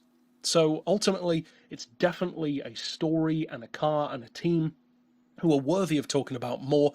And it's just a shame, ultimately, that the car didn't have its full chance to show what it could do, regardless of if it won or not. But that's it for this pick overall. Of course, if you'd like to check out many more Unsung Heroes stories like this one, and some longer videos as well, usually, then you can click through at the end to see those. But for now, as always, thanks for watching. In the case of a series like Unsung Heroes, there are certain vehicles that are pretty much always guaranteed to at least be considered to be featured, if not actually featured. And supercar concepts, or prototypes, or designs, or show cars are one of those kind of categories that are pretty much always guaranteed a good chance at least. And this is one of those. I talk about supercar concepts at length on the channel. We have done before, doubtless we will again. Stuff like the Volkswagen Nardo, the Bentley Hunaudieres, the Bugatti Chiron, the Peugeot 907, a variety of others as well. Now this one is another perfect example of a supercar concept with some great ideas, which for various reasons just didn't really get the chance to prove what it was capable of in a real production setting. Even if that setting did turn out to be a limited one, if that had have happened, it would have still been cool to see what it could do. Now this vehicle in particular is one which reminds me of one other car in terms of its design, and that is the B Engineering Adonis, which anyone who's watched my top 50 favourite cars list will know that I like that car quite a bit. Now, I don't like this one as much as that, but I definitely love the design of this car, especially from the front end, and the centrepiece of this car's design, which incidentally was done by Ital Design Giugiaro, is doubtless the windshield. That arrowhead design, I personally think, looks fantastic on this car.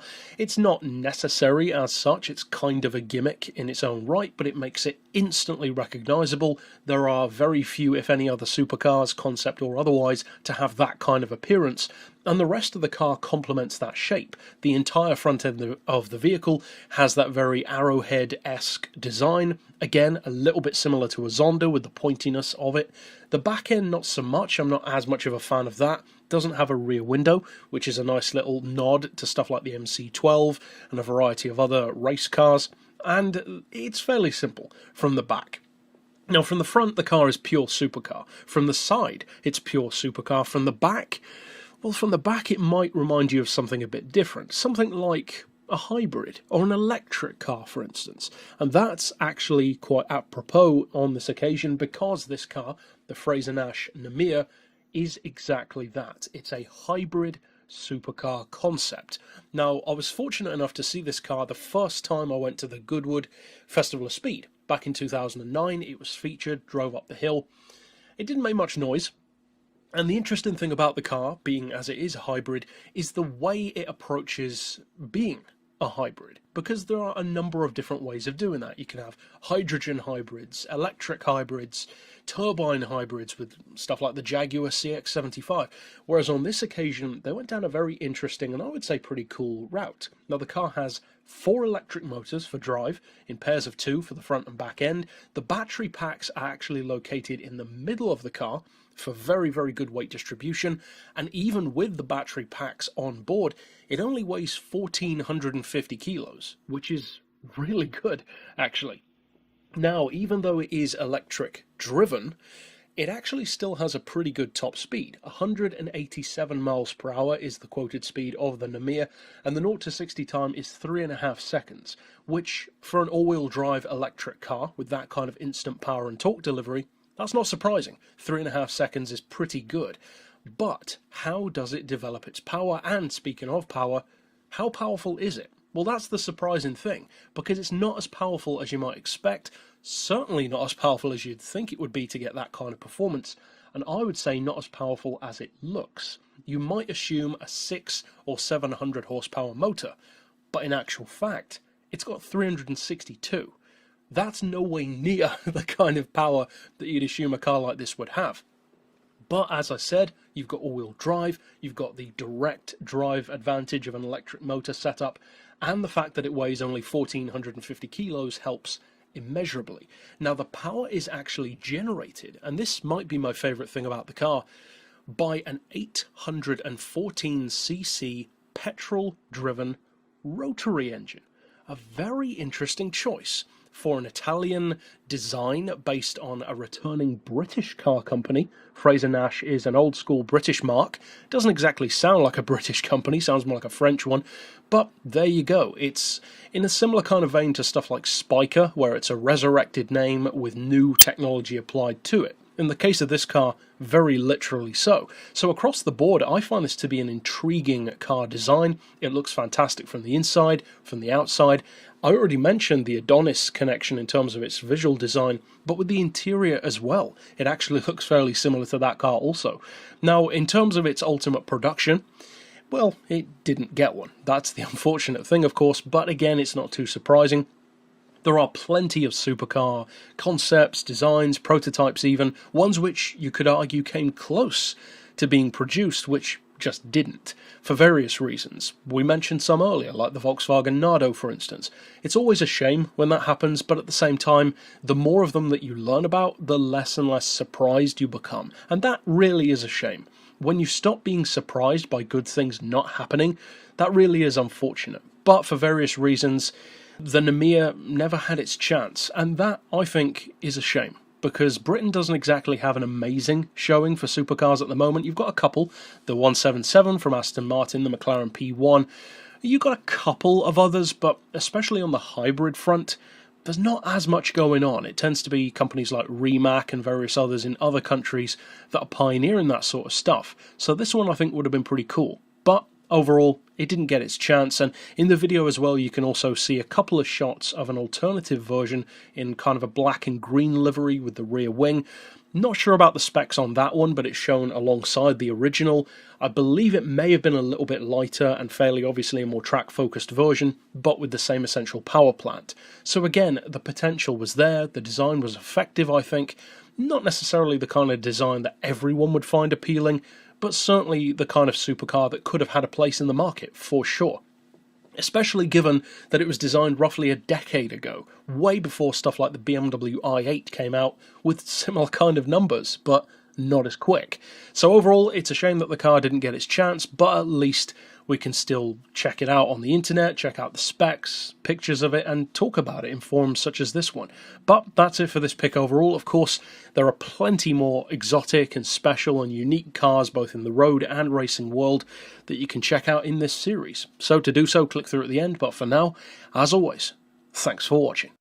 Occasionally in these Unsung Heroes episodes, we talk about a car which wasn't necessarily all that successful, and sometimes it wasn't necessarily all that groundbreaking either. It's just a car which might be obscure, super rare, which is essentially the same thing, of course, or a car that isn't talked about as much as you could arguably say it deserves to be, regardless of if it's successful or not. Because one of the things that I used to love the most as a kid was when I would find out that some manufacturer or some team had built, in particular, a race car, such as a Le Mans prototype, which I'd never heard of. When I first found out that companies like Chrysler had teamed up with the Dallara car, with the SP1 and various others, I thought that sounded awesome. The Cadillac LMP is my favourite modern LMP for that exact reason. It's so cool to me that Cadillac even has a car like that. Now, this is more so one of those occasions. Now, for those who are familiar with this channel, you'll probably know that I have quite a lot of love for Ascari. I believe that Ascari as a brand is an excellent one. They have a lot of undervalued cars, and of course we have featured Ascari before. In this same series, quite a few episodes back, we looked at the Ascari Ecosse, an excellent road-going super sports car, you could even say supercar, from the similar kind of mindset that brought us cars like the Noble. Again, excellent sports car. This one, though, is another super underappreciated Ascari, which a lot of people don't even know exists, because this is an Ascari Le Mans prototype, or more specifically and technically, an LMP 900, and it's called the A410, as of course you saw from the title. Now, as I alluded to at the start of the video, this isn't an overly successful car. It did actually have a victory, but only one, and it suffered from a huge amount of mishaps, especially mechanical ones, a couple of crashes in there too for flavour, so it's not a successful car, not by any means, but it's an interesting one nonetheless, and it's kind of cool, I think, that Ascari even had this kind of race car, because when you think of Ascari, you think more stuff like the KZ1 GT3 or the Ascari A10, these more GT style machines, not something like a prototype. Now, the A410, which incidentally was renamed later on, which we'll discuss in a second, was built in the year 2000 under LMP 900 regulations, just like vehicles such as the BMW V12 LMR, and of course plenty of others too. Now, the car's chassis is actually a Lola. It's a Lola customer spec chassis so that a team could buy it, build up their own car, and take it racing. But here's the interesting thing. This car is an LMP 900, an open-top one, as you can see.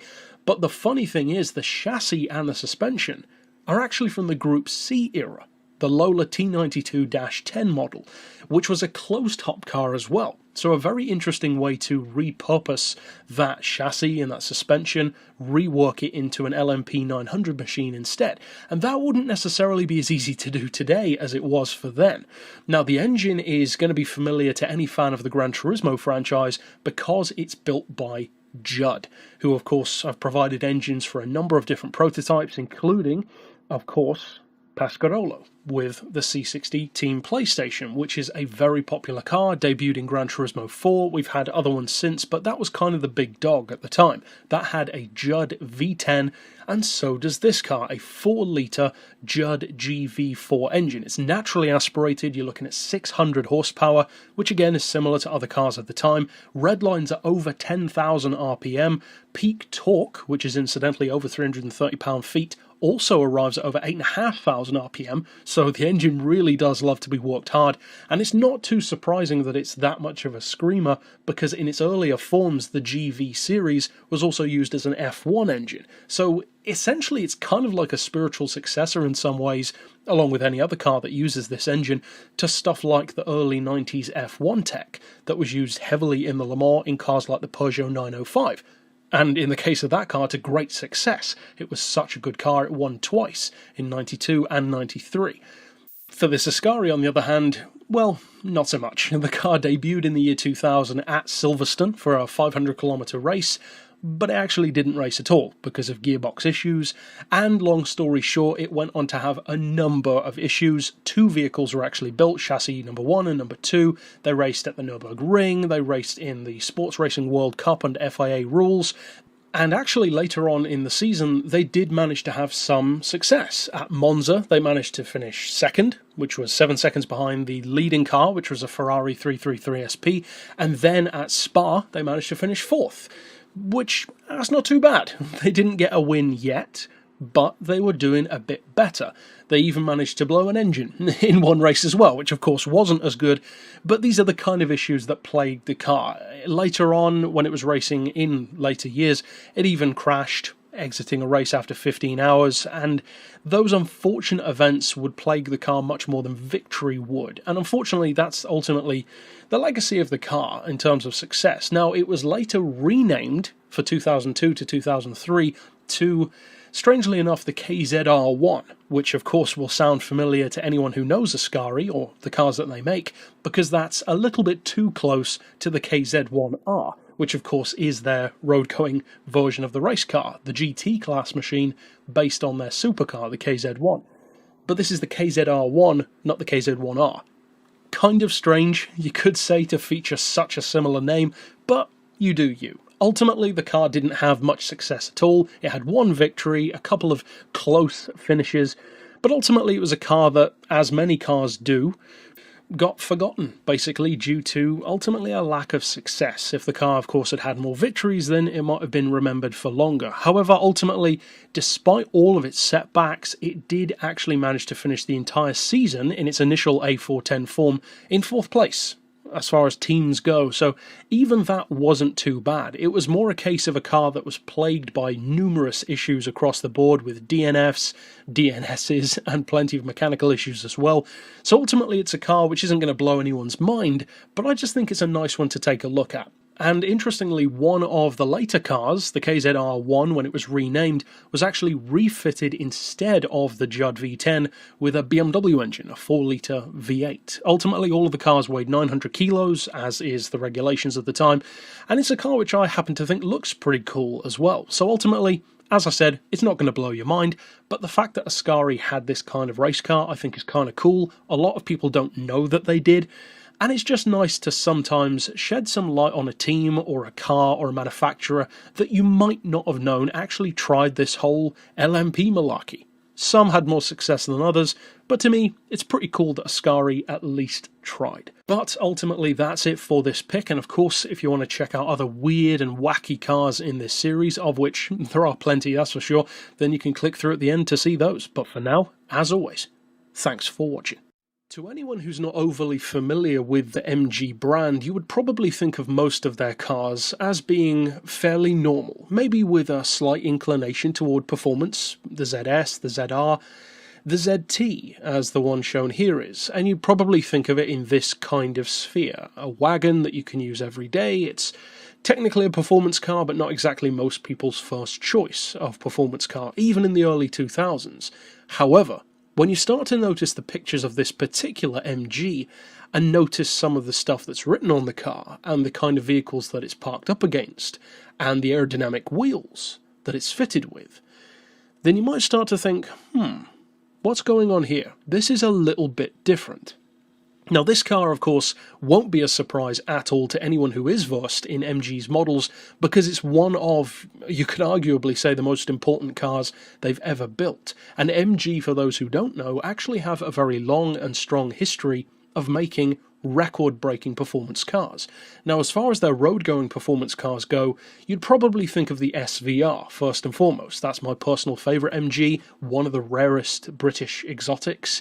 These days, they're not so much in the performance field anymore, now that they were bought out and shifted around, but in the early 2000s, they made a car which carried on a tradition of theirs, a tradition of making record-breaking vehicles, dating way back, including stuff like the EX181 project.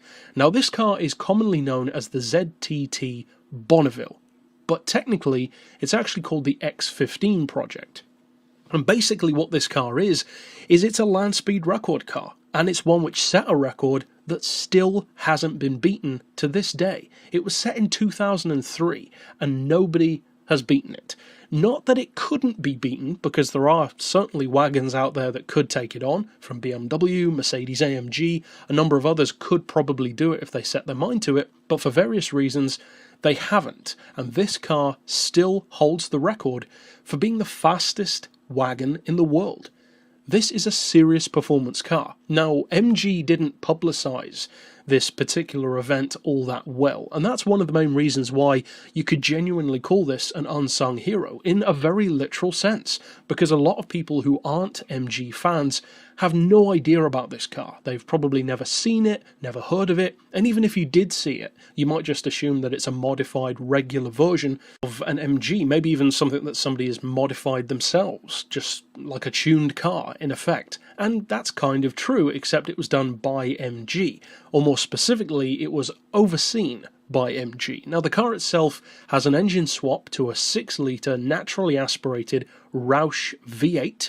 It was developed in the States, and that naturally aspirated engine, no turbos, no supercharger, no intercooler, puts out 765 horsepower. Now, the goal for the car was 200 miles per hour. They wanted it to be the quickest wagon in the world, and these days 200 miles per hour doesn't sound as impressive, especially not when you think about stuff like the BMW M5 wagon, which could probably go about 205, 207 miles per hour, at least based on the sedan's performance. But when they actually took this car and tested it, the first run that they did was 164 miles per hour. That was just a test. The second run that they did for licensing to allow it to run at Bonneville, they hit 182. Then the third run on the short course at Bonneville, which is only for cars that they're not entirely sure about the performance of yet, it did 207 miles per hour. Now you're really talking. Now that was just the short course test. They've already surpassed the goal that they wanted of 200 miles per hour to prove, for primarily sales reasons, what their cars were capable of. Yes, it was modified, but the car itself wasn't modified that much. It was just the engine. They wanted to show the inherent ability that their cars had of coping with extreme performance and still performing well. But then they took it on the long course, and they hit 223 miles per hour. But they weren't done yet, because the official record for this car, which has, as I said, still not been beaten to this day from 2003, was 225.6 miles per hour from a naturally aspirated, not too heavily modified wagon. It was fitted with a parachute, more aerodynamic wheels, and a swapped out engine. Whereas, of course, the road car uses a around 4.6 litre V8 with considerably less power. But as I said, that wasn't exactly the point. They weren't showing off that the road car could do this as well.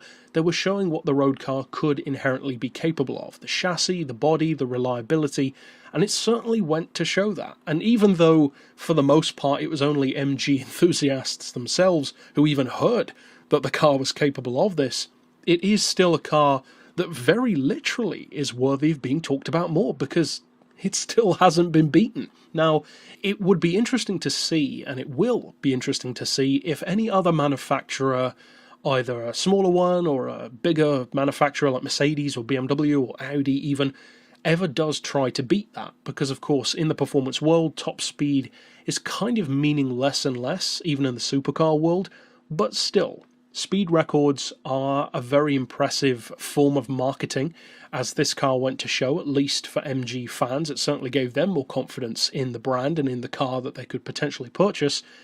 But it is kind of unfortunate that the car didn't get more press than it did. There are certainly people who are aware of it, of course, but not as many as you might think, especially given that this car is quicker than a Gumper Apollo. But it's a wagon that you can still put stuff in the back of. So I think this car is actually a pretty cool one, even though I'm not the biggest fan of MG. I'm certainly not the biggest fan of the ZTT in general, but I think this is an awesome car. The performance is fantastic, especially when you bear in mind that it is still naturally aspirated, which is just inherently cool to me. And yeah, it definitely deserves a place here. But that's it for this pick overall. Of course, if you want to check out plenty of other undervalued or forgotten cars from the performance world, the racing world, the concept world, then you can click through to the playlist at the end and check out all of the previous episodes. But that's it for this pick, of course. I'll see you guys next time, and for now, as always, thanks for watching. Any who have followed this series for some time will have probably noticed that we don't tend to cover stuff like hatchbacks that often. We will occasionally, but not usually. Most of the cars that we talk about tend to be race cars or supercars, because that tends to be where the majority of oddball research is done. You'll occasionally get something like a minivan, like an Espace F1 or a Citroën Picasso Cup, for instance, but hatchbacks, not so much. When you do get a crazy hatchback, though, be it concept or custom, they do tend to be pretty cool. Now, these two cars are both going to be featured in the same episode for fairly obvious reasons. They are two cars which, if you didn't know any better, you could probably assume were just the same vehicle, essentially, and of course underneath, they are, both based on the first generation notorious Mercedes A-Class. Now, the first generation, for those who are unfamiliar with it, maybe, for instance, younger petrol heads, you probably won't remember the controversy around this car, but it failed a major test, the elk test, an emergency swerve where the car would basically just flip over because of its high centre of gravity. Surprisingly bad from a Mercedes, given the kind of development that they're known for putting into their cars. So that was unfortunate, and it took a while to get over that image. Even the B-Class wasn't exactly a well-advised idea, given how similar it was. Now, with the second generation, you had the A200 Turbo, which was an almost 200 horsepower hatchback, which could actually hit 60 in 5.5 seconds. That's really good, but most people don't know that it's that quick. With this first generation, there was no such production performance car. The top of the tree was about 125 horsepower, because it's just not that kind of car. However, thankfully, that didn't stop the nutbags at AMG from trying to make it into one, and they made two different crazy versions, which you could understandably assume, if you didn't know any better, were potentially the same car, maybe with a different body kit, but actually these two cars are very, very different to each other. Now, the first car that we'll look at is the one that came out first, and that is the A38, and the other car is the A32. Now, you'd probably assume that the A32 would have the smaller engine, less powerful, as the name would suggest, and surely they'd make that one first. But actually no, it's the exact opposite in every way. It's more powerful, and it came out after. Now, this one first, the A38, is the madder of the two. It's not the most powerful of the two, but it's definitely crazier, because what Mercedes did is they allowed AMG to build a twin-engine version. Now, they didn't build it with two motorbike engines or two SLK engines or anything crazy like that. What they did actually sounds fairly simple. They got two of the engines that would usually be in the front of a regular A-Class, that 125 horsepower unit, but they put one in the back as well, like a smart car. Now, it actually still has a trunk. The only sacrifice that's made is, of course, weight, but the main thing is that there's now no spare tyre. But the result is, you've got a car which is front-wheel drive, front engine, but then with the flip of a switch, which, strangely enough, is the electric window switch, which in this car was repurposed, you can actually engage the rear engine as well. And the result is, of course, a 250 horsepower car with 265 pound-feet of torque, and a very unique approach to all-wheel drive. Now, it can hit 60 in 5.7 seconds and tops out at about 143 miles per hour, which might not sound as quick as you might assume from a twin-engine car, but you've got to bear in mind, of course, they're not extreme performance engines. There's just two of them. So that's actually not bad at all. Now, the car was claimed, or at least rumoured, to have been built in more than one form. Some people even say 4 of them were built, and regardless of how many were built, be it 1 all the way up to 4, at least one of them was given to Mika Hakkinen, of course an F1 driver for Mercedes at the time, and he thought highly of the car. He found it to be a well put together machine. Now, the suspension is lower, it actually had the brakes from the E55 AMG, so it had a lot of thought put into it to make it a much better car. But for fairly obvious reasons, it didn't reach production. Now, that's the crazy one. But it gets even better in terms of the simplicity of the design and the performance that it could have with the next one, the A32. Because despite looking very similar, but perhaps a little bit more restrained, the A32, instead of having a twin engine, has the 3.2 litre V6 engine, which is front mounted on this occasion, like a regular car, but rear-wheel drive, And this particular choice of engine is actually taken from the SLK32 AMG, and it was developed, not just the engine but the car itself on this occasion, as a collaboration between AMG, who of course you'll have heard of, but also a company or a team that you might not have heard of called HWA. But if you haven't heard of them, they mean business, because they helped Mercedes develop both the CLK DTM touring car, which of course any Gran Turismo player will be well versed in, and the CLK GTR for GT1 racing. So they mean business when it comes to performance, and they helped to develop this car.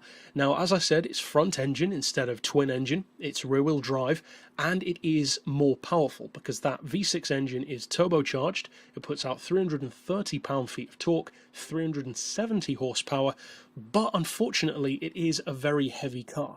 In fact, it weighs a similar amount to an SLR McLaren, which is very unfortunate for a tiny hatchback. It weighs a massive 1,665 kilos, because although it's a very high-performance car, it's not exactly a supercar level vehicle in terms of construction. It's not a fully carbon fiber monster, it's not stripped out, in fact it still has the same amount of seats, it's got AMG steering wheel, 5-point harnesses inside, it's well equipped.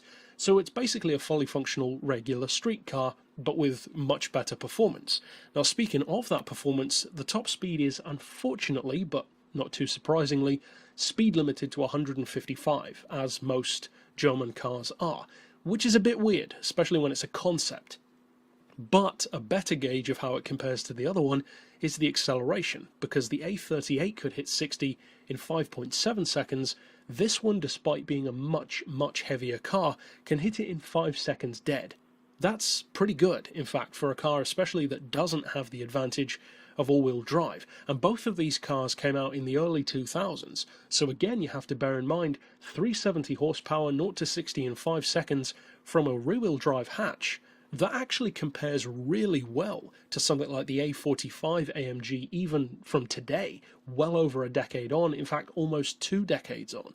So in their own weird kind of way, these are actually two pretty cool variants of what is essentially the biggest joke of the Mercedes lineup. The A-Class is notorious, for good reason. It's not a particularly good car. It did sell, understandably, but it's a car that's often used as the butt of a joke, but on this occasion, these cars are no joke, be it a crazy twin-engine version, or be it a big capacity V6, or at least big capacity for this car.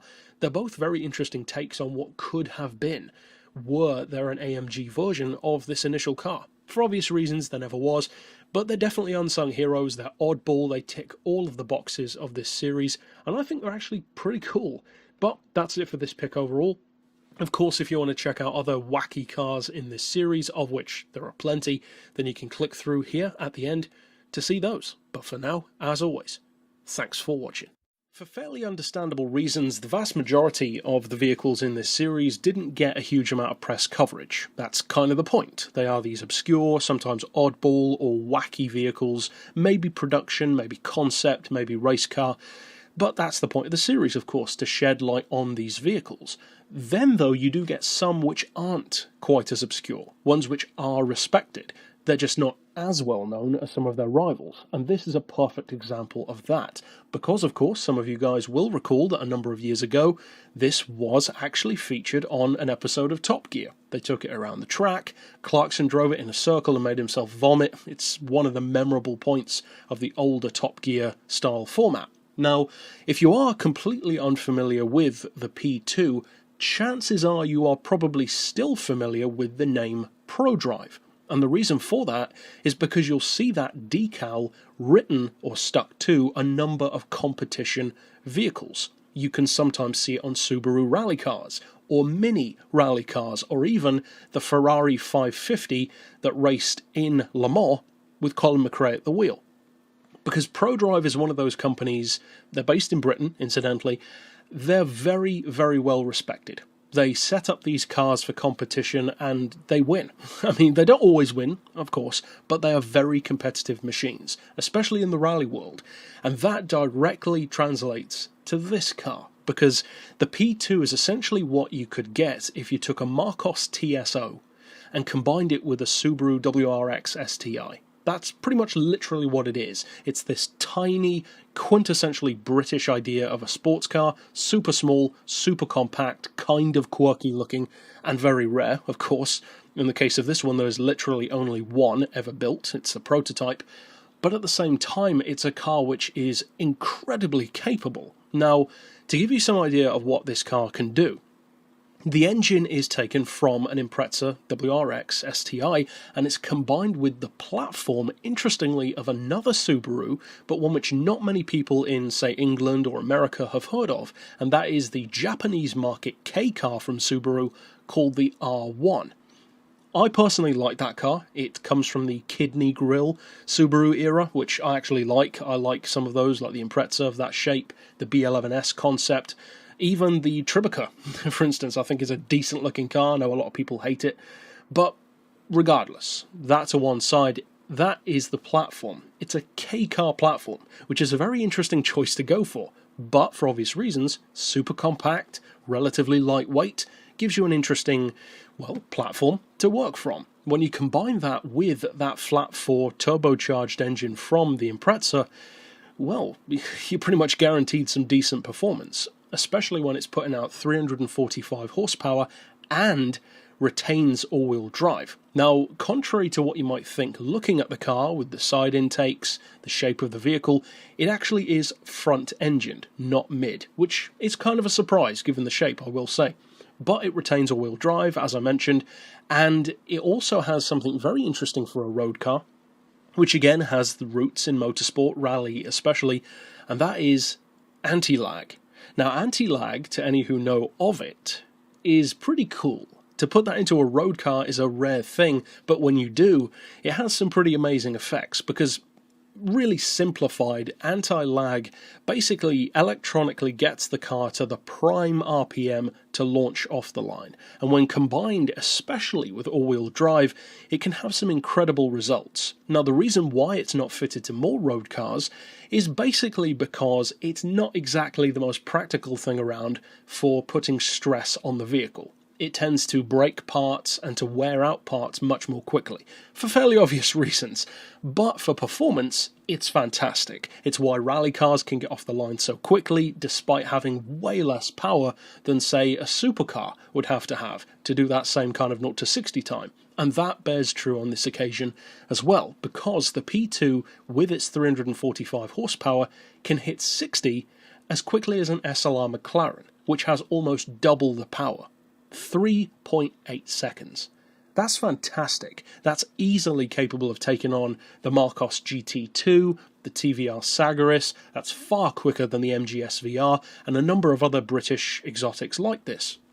Now, it's not just acceleration though.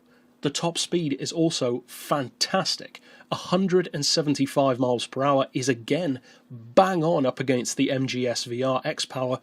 Again, very well placed, really, really well placed, in fact, against many of its would-be rivals, but with the very unique take of having all-wheel drive, whereas all of those don't. They are much more traditional rear-wheel drive approaches to a sports car. They're raw, they're old school, they're professional driving cars. This one gives you a lot of help, electronically, active split diffs in the mid and the rear, and of course, on Top Gear, Clarkson drove it round and round until he vomited. It was that good. The active mechanical gubbins, let's put it that way, that help the car to stay under control and to work in a way that eliminates understeer almost completely is pretty incredible watching that in action. And in fact, the capabilities that the P2 had could easily and clearly be seen around the Top Gear track itself when it did its lap. It beat the TVR Sagaris with a 124.3 lap. That's not shabby, not at all. The TVR Sagaris is no slouch. Now, the funny thing about all this is, given how great the car seems across the board, even with a projected price tag of between £40,000 and £50,000, which would have been fantastic, a great rival to those cars, oftentimes a lot cheaper than those cars, which tend to be more like 60, 70, 80 grand, and even up till today, that could have still rivaled stuff like the Porsche Caymans and various others. So why wasn't it built? Well, that's the weird thing, because as far as I can see and far as I can tell, there's not really any good reason. They just didn't. So this is one of the rarer occasions, and the unfortunate occasions really, and the more frustrating ones, where it wasn't a car that was killed by its own hubris, or failed in competition, or the factory burned down, or something like that, which does occasionally happen. This was more just an occasion like the Volkswagen Nardo, or the Peugeot 907, or various typically supercar concepts that just don't get made because the manufacturer changes their mind. And that's such a shame when that happens, because ProDrive had this as a fully developed car. It was ready to go, and then they just didn't. And it's such a strange choice to me not to do that. I mean, if the whole point was to build a car for publicity, to show what they could do, which is essentially what a lot of aftermarket cars like Tommy Kyra's and Mines and various others do, then that would kind of make sense. But at the same time, ProDrive doesn't really give off that kind of vibe as a company. They come off as more of a professional competition company rather than an aftermarket tuner. So again, it doesn't really make that much sense as to why they would develop a car with no intention of actually building it. It's almost like a really horrible prank on the petrolhead community. Ultimately, though, it's an awesome little sports car, and regardless of whether or not they have produced it, would produce it, will produce it, which doubtless they never will, it is cool that it at least exists. It's a great example of what ProDrive is capable of in the road car sense, and it would have been a fantastic addition to the British sports car lineup, to the sports car lineup in general, and it would have been one that could genuinely take on supercars for a fraction of the price. But unfortunately, it never had that chance, and so it definitely deserves a place in this very series. So if you enjoyed this episode and would like to check out more, of course, click through here at the end to see more episodes. But for now, as always, thanks for watching. As I've alluded to a number of times actually in this series, there are certain cars which are victims of hubris, or sometimes just companies deciding, for whatever arbitrary reason usually, that the public doesn't deserve access, it would seem, to their amazing, flashy supercar concepts.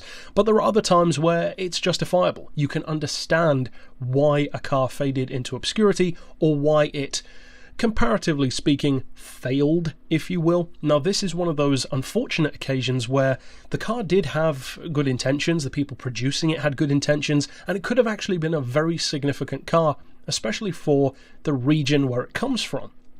Because this car, the MTX Tatra V8, sometimes people like to reverse the names and call it the Tatra MTX.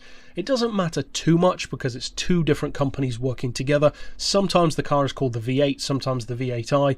The point is, it's all the same thing. Now, both of those companies are Czech.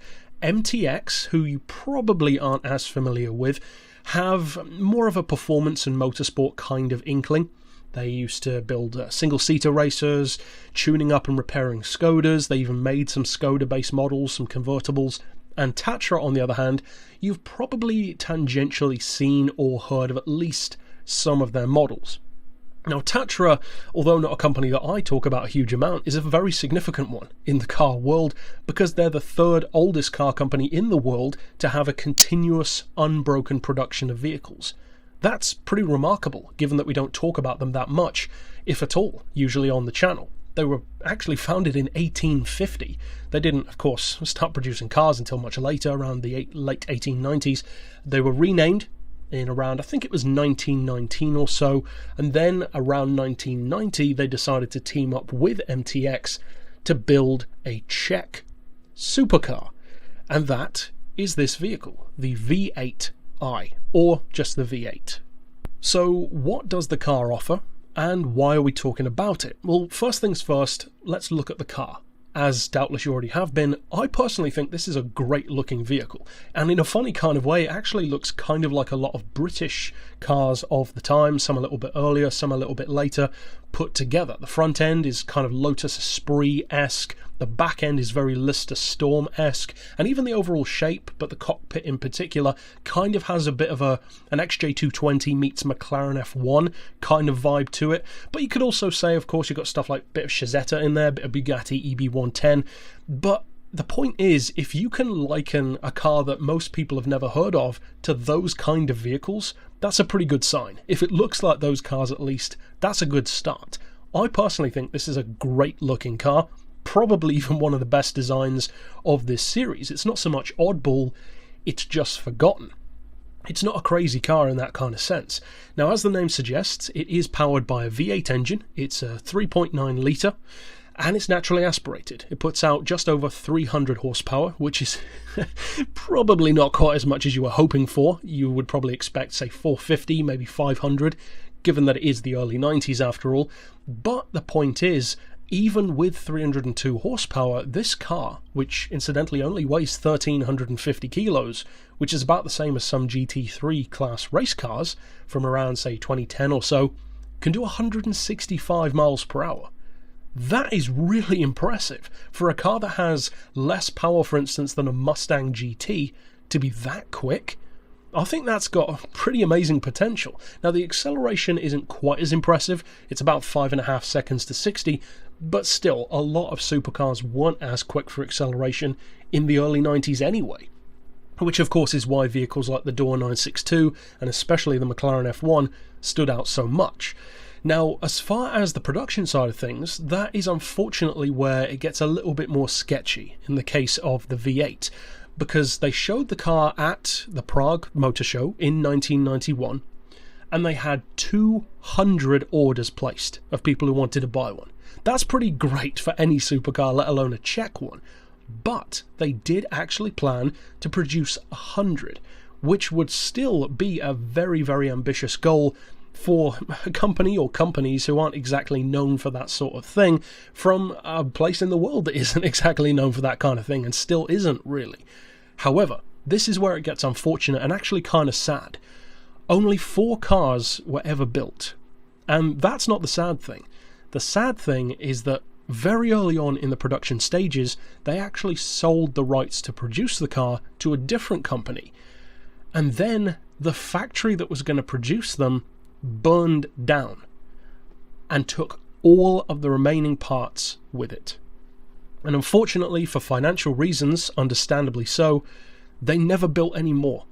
That is such a shame, and stuff like that is the kind of thing that you would think would happen in, say, a car movie, but not so much in real life. Things like that don't happen as often as you might expect, but it's such a sad thing when a car, as I said, that had great potential, the company had great intentions, it looked like they were really trying to make a good supercar, not as fast as Europe, or at least other parts of Europe, but still, it would have been a cool car at the very least, and it would have definitely been the fastest Czech car around. It's such a shame, though, that only 4 were ever built. Now, of the 4 that were produced, there's 1 in red, 1 in white, which I believe are still owned by Czech owners privately. There is a black one, at least according to Wikipedia at the time, that is in a sports museum, or a sports car museum I should say, and here's the interesting thing, and this is the way that most Western petrol heads will have probably seen the car, if you're a fan of Kanye West, that is, kind of a strange connection, but bear with me, because 1 V8 was delivered to America, and it was featured in the music video of Runaway by Kanye West. Now, personally, I didn't see the car there because I'm not a Kanye West fan, didn't see the video, but for anyone who did, there's a black car in that video that you probably thought, wait a second, what is that? Is that a Lambo? Is that a Bugatti? Is that a McLaren of some kind? No, it's an MTX Tatra V8i, one of only 4 in the world. So it's a car which actually, in a weird kind of way, actually did get a ton of exposure from the people watching that music video, and yet at the same time it's still super obscure, ironically, because people still didn't actually know what it was, and petrol heads would probably wonder what it was. People who weren't petrol heads would just assume it's a Lambo or something. So it's kind of a weird scenario where it's really well known, but at the same time really obscure. Not many cars in this series actually have that to their name. So in a funny kind of way, it kind of reminds me of the MG SVR, where that car has this crazy background and controversy surrounding it, which I talked about in my top 50 favourites list featuring that car. This one, on the other hand, not so much in the controversy side of things, but more in just the changing of hands, interesting companies being involved, and then a really unfortunate ending to it all, at least as far as mass production goes. But it is definitely, most definitely a car that deserves to be in this series. It's pretty much the definition of this series, of course, and it's most definitely one that deserves to be talked about a lot more than it currently is. It's a great looking car, from a place in the world that doesn't typically produce vehicles like this, but given that this was their effort, what a great one. A great little supercar from the early 90s. Had it had maybe 450 or 500 horsepower, it could have quite literally been as fast as some of those much better known names, given that it was already doing 165 miles per hour from 300 horsepower. So imagine what it could have done with more, probably at least 190, if not the double ton. But that's it overall for this installment. Of course, if you want to check out a ton of other forgotten, obscure, failed, if you want to say it that way, supercars, race cars, that kind of stuff, then of course you can click through at the end to see all of the previous episodes. But for now, as always, thanks for watching. Anyone who has spent at least some time on this channel will probably be aware of my love for gas turbine engines and gas turbine powered vehicles. In fact, spoiler alert for my top 50 countdown, my favourite vehicle of all time has a gas turbine engine, and it also happens to be a motorbike. And the great thing about that bike, the Y2K, is that it's the only vehicle in history to actually make turbines viable for purchasable, road-legal production use. That is a huge goal to finally achieve in the year 2000, and they actually did it. Now, when it comes to cars, kind of ironically, way more companies tried to make it work than in the motorbike world, and yet it was a motorbike that actually did make it work. That seems kind of ironic to me, almost poetic justice in some weird kind of way. Now, Toyota is, maybe surprisingly to some people, one of the manufacturers who actually also tried to get in on the gas turbine craze, at least in the concept world, because of course on a production scale it's never been a craze, quite the opposite. And ever since the early 60s, they actually got into turbine development. And a lot of people don't realise that about Toyota. But they built some freestanding concepts, some stationary ones that didn't actually drive. But then it all culminated in the late 80s with this car, the Toyota GTV concept.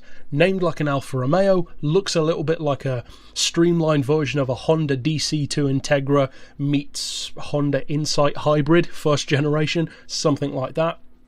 Certainly very aerodynamic, but also very much of its time from a design point of view with the projector headlamps, that kind of thing. Now, the difference between what Toyota tried to do with a turbine-powered car and what most companies tried to do, especially racing ones, is this one is not so much about the performance of the car, it's more about just driving on a daily basis and having an interesting alternative to existing engines. It's not trying to be some 200 mile per hour monster. You could view that as a bad thing or a good thing, but I do actually like the fact that Toyota had this different approach, because most of the cars that have had turbines are trying to be fast. For instance, the Indy cars that use them, the Howmet TX, of course the only turbine-powered race car to ever win a race, they are about performance. Even the Y2K is literally entirely designed for performance. This car, it's not. In fact, the engine itself doesn't produce a ridiculous amount of power.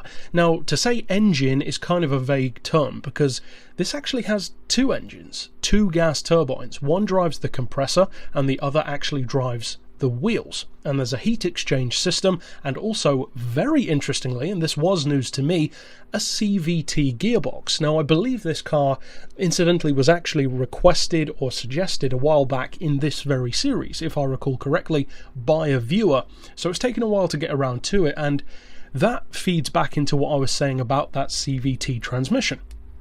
Because although I was aware of this car's existence, I'd never actually looked into it, because although I love turbines, I could kind of tell from the look of this one, and also the fact that it came from Toyota, but that I'd never heard of it, that it probably didn't do that well, and it just doesn't look that fast a car. It looks like what it is, a moderate coupe. However, I thought, and I believe I even said this in one of the Beards and Cars episodes about my dream supercar project, that I was not aware of any time that somebody had combined a CVT gearbox with a turbine. They have, because Toyota did it here. This car actually has that, and I think that's really cool. It was a surprise to me that nobody had ever done it, so the fact that Toyota did makes a whole lot of sense. Of course, Toyota did that. If anyone was going to, it would be a company like them or Mercedes or someone like that to actually get that done. Now, in terms of spec, which of course you're probably wondering about, some of the things sound really good, like the fact that the compressor spins up to 68,000 RPM, the fact that the engine driving the wheel spins up to about 65,000 RPM, both of which sound incredible. But measure your expectations, because as I said, it's not trying to be a supercar. It's got 150 horsepower, and an arguably more impressive, and not surprising for a turbine, 250 pound-feet of torque. So, decent enough. It would have been an interesting kind of late 80s equivalent to a modern day Hyundai Coupe, that kind of thing. Something with around the mid 150 horsepower region, but a sporty appearance, like an affordable sports coupe, basically. Now, Toyota was actually so confident in what they'd done with the GTV that they allowed the press to drive it, even though it was still a concept car. And the reviews were good. It was even featured in Popular Mechanics back in the 80s. They liked the car. They did, for the most part, make it work. But it still had issues. And, surprise, surprise, the issues were the same ones that a lot of companies come up with, because that's the inherent issues with a turbine. Stuff like low-end lag, which of course the car had, the fact that it uses far more fuel. It can use any fuel, pretty much, anything that will burn, which is a nice advantage, and that's one of the main reasons why Toyota looked into doing it, but it uses so much fuel at such a high rate that it's just not really viable for production, and unfortunately the development costs and production costs are significantly higher than a car like that would have usually been. This lower level sports coupe, even if it wasn't a coupe, if they'd have put the engine into something else like a sedan, for instance, which is of course what companies back in the earlier days like the 50s and 60s tried to do, such as Rover and Chrysler, they could have done that, but again, those costs would have still been there. Now, in terms of performance, it's not the quickest thing around. The acceleration, as far as I'm aware, is not really known. It was probably decent enough once you got going, because of the fact that turbines are faster than their on-paper numbers suggest. Plus, they have this kind of relentlessly building acceleration style, where they tend to be better for mid-range and top-end, where the flow of air in the engine's getting better, the engine is spooling up faster. Again, as I've said before, turbines are typically used in helicopters, that kind of thing. It's not start-stop driving. You just get up to speed and stay there. So if you do that in a car, like highway driving, the engine will love that. In start-stop traffic, well, not so much. And of course, that's where the CVT gearbox comes in to help out a little bit. But ultimately, it was a car that was kind of damned by the exact same things that happen to most, be it race cars, concepts, whatever, even customs. They all fall to the same problems: high costs, high fuel usage, and one problem, which this car did actually manage to overcome for the most part, was the issue of tremendous heat, because turbines have a huge amount of heat in the engine itself for obvious reasons, but also even out of the exhaust. They're hot. As I've said before, at Goodwood, I stood next to a Y2K starting up, and the heat was tremendous, and that bike makes no efforts to really cool that down at all, so it's a good 650 degrees coming out of those pipes. It's a fantastic feeling, having that burning your legs through your jeans, but of course on a production scale, that's just not viable or safe. So what they did is they had a heat exchanger between the two turbines to make it more efficient and reduce the exhaust temperature. So there are a lot of good ideas that came about with this car, the two in particular being the heat reduction, as I just said, and definitely the CVT usage, but ultimately it was a victim of its own tech. And to some degree, I believe that the turbine engine is just one of those propulsion types, if you will, one of those engine types at the very least, that really is confined to the exotic world. Because the simple fact is, the heat that they produce, the fuel that they use, and the development costs really do dictate that the vehicles that use them have to be expensive. So by definition, if they're going to be fast and they're going to be expensive, you might as well make it a supercar. Which is why I believe if a turbine ever does successfully get used in a car, it will be in a supercar. And of course, race cars fall under the exact same parameters. Extremely high performance, cost really not as much of an object. For a sports coupe like this one though, well, of course it was kind of doomed from the start. However, I do have a huge amount of respect for Toyota to actually try this, from the early 60s in fact, and I wish that more companies had, because if more supercar companies in particular had tried it, I think we actually could have had one by now. And in the supercar world, as I said, it would actually feel justified to have those kind of costs and those disadvantages, given that most normal supercars weren't that reliable back then either. So overall, definitely an unsung hero, one which is in this super exclusive group of gas turbine powered cars, because there really aren't that many, maybe a couple dozen in the entire history of the automobile. So each of them, I think, in their own way, tried to approach that problem with a different solution, and unfortunately it didn't really work for any of them. But still cool to look at the car, certainly an unsung hero, and good on Toyota for trying, at least. But if you want to check out other crazy vehicles with and without turbines, we have done some others in fact, then you can click through at the end to see those. But for now, as always, thanks for watching. As is the case with, in particular, certain race cars in Unsung Heroes that we've looked at before and doubtless will look at again, it's more than just the occasional crash or background intrigue that can cause a car to lose a race, or to maybe not even start a race, not even finish a race. It can be sometimes more fundamental. Maybe a team just didn't have the time, or even the development bank account, to push the car really as far as they would have liked to. Even a company as big as Nissan, for instance, when they tried to develop the front-wheel drive GTR Nismo, they certainly had the money, but the car still wasn't ready to the point that they wanted it to be in that first Le Mans outing, and boy could you tell, the car did not perform as they wanted it to. Now on this occasion, it's more justifiable, because of course Lister, although a very famous name to any Gran Turismo player, is not exactly the same kind of size as Nissan. They don't have that kind of backing, that kind of funding, but what they do have is a lot of pluck, and that's one of the reasons why I like them. And when it comes to making race cars, not only do they have a lot of experience, but they do have a lot of success. The Lister Storm in GT racing is a force to be reckoned with, and for many Gran Turismo players, such as myself, that car in particular was our introduction to the brand. For 90s kids in particular, that was probably your introduction in either road or racing form. For me, it was Gran Turismo 2. Now this car, as you saw from the title of the video, actually shares that iconic name of the Storm. But this version is nothing like the Storm that you know, beyond that it's still a Lister. That's about all it has in common, because of course this is a full-on LMP. Now the car was developed for 2003, it ran in various forms up until 2006, and actually saw three major changes happen to it within that time. The first change was that this initial car was an LMP 900, and it ended up being an LMP 1, but also that it became a hybrid in mid-2005. So it had some interesting changes. Now, if you look up the car on Google, Lister LMP for instance, then you will find some that look different. In particular, there's a newer one with more of an F1-esque nose cone. Now that car is the hybrid, the later model, but personally, I'm not a fan of that one. I like this one a lot more, because it's more oddball, it's more unique, it has more the kind of appearance that could divide opinion.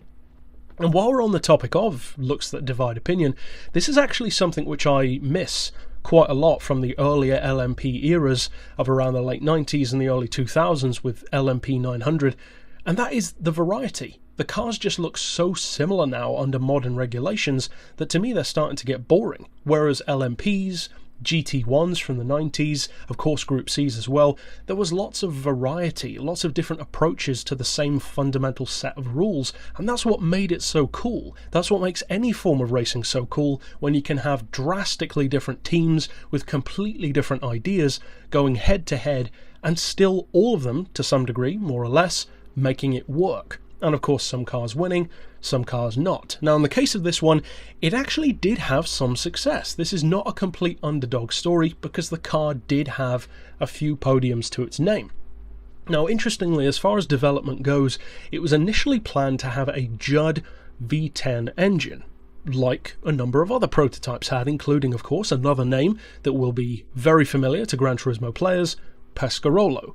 Again, very strong presence in the Le Mans, even though they've never actually won. Now, the car did not end up with that V10 engine, it ended up with a far more Panoz LMP reminiscent 6-litre V8.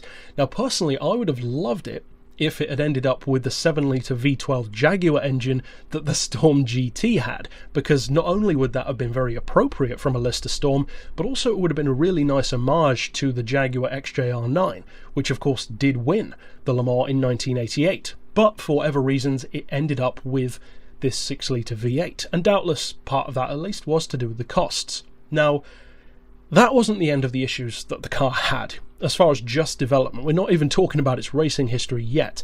One of the other earlier issues was that their main sponsor, Essex Invest, left them in favour of Zytec. What a sellout, literally. So that's kind of a shame when your main sponsor drops out, doesn't exactly help the funding for the team, and unfortunately this theme of not having the money to make the car as good as it arguably could and should have been is a recurring one, and that's a shame for Lister because they really do have pluck. Lister is a very small company compared to many other exotics, but they make really cool cars, and for the most part very good ones, be it road cars or race cars. Now, what was the racing history? How did the car fare?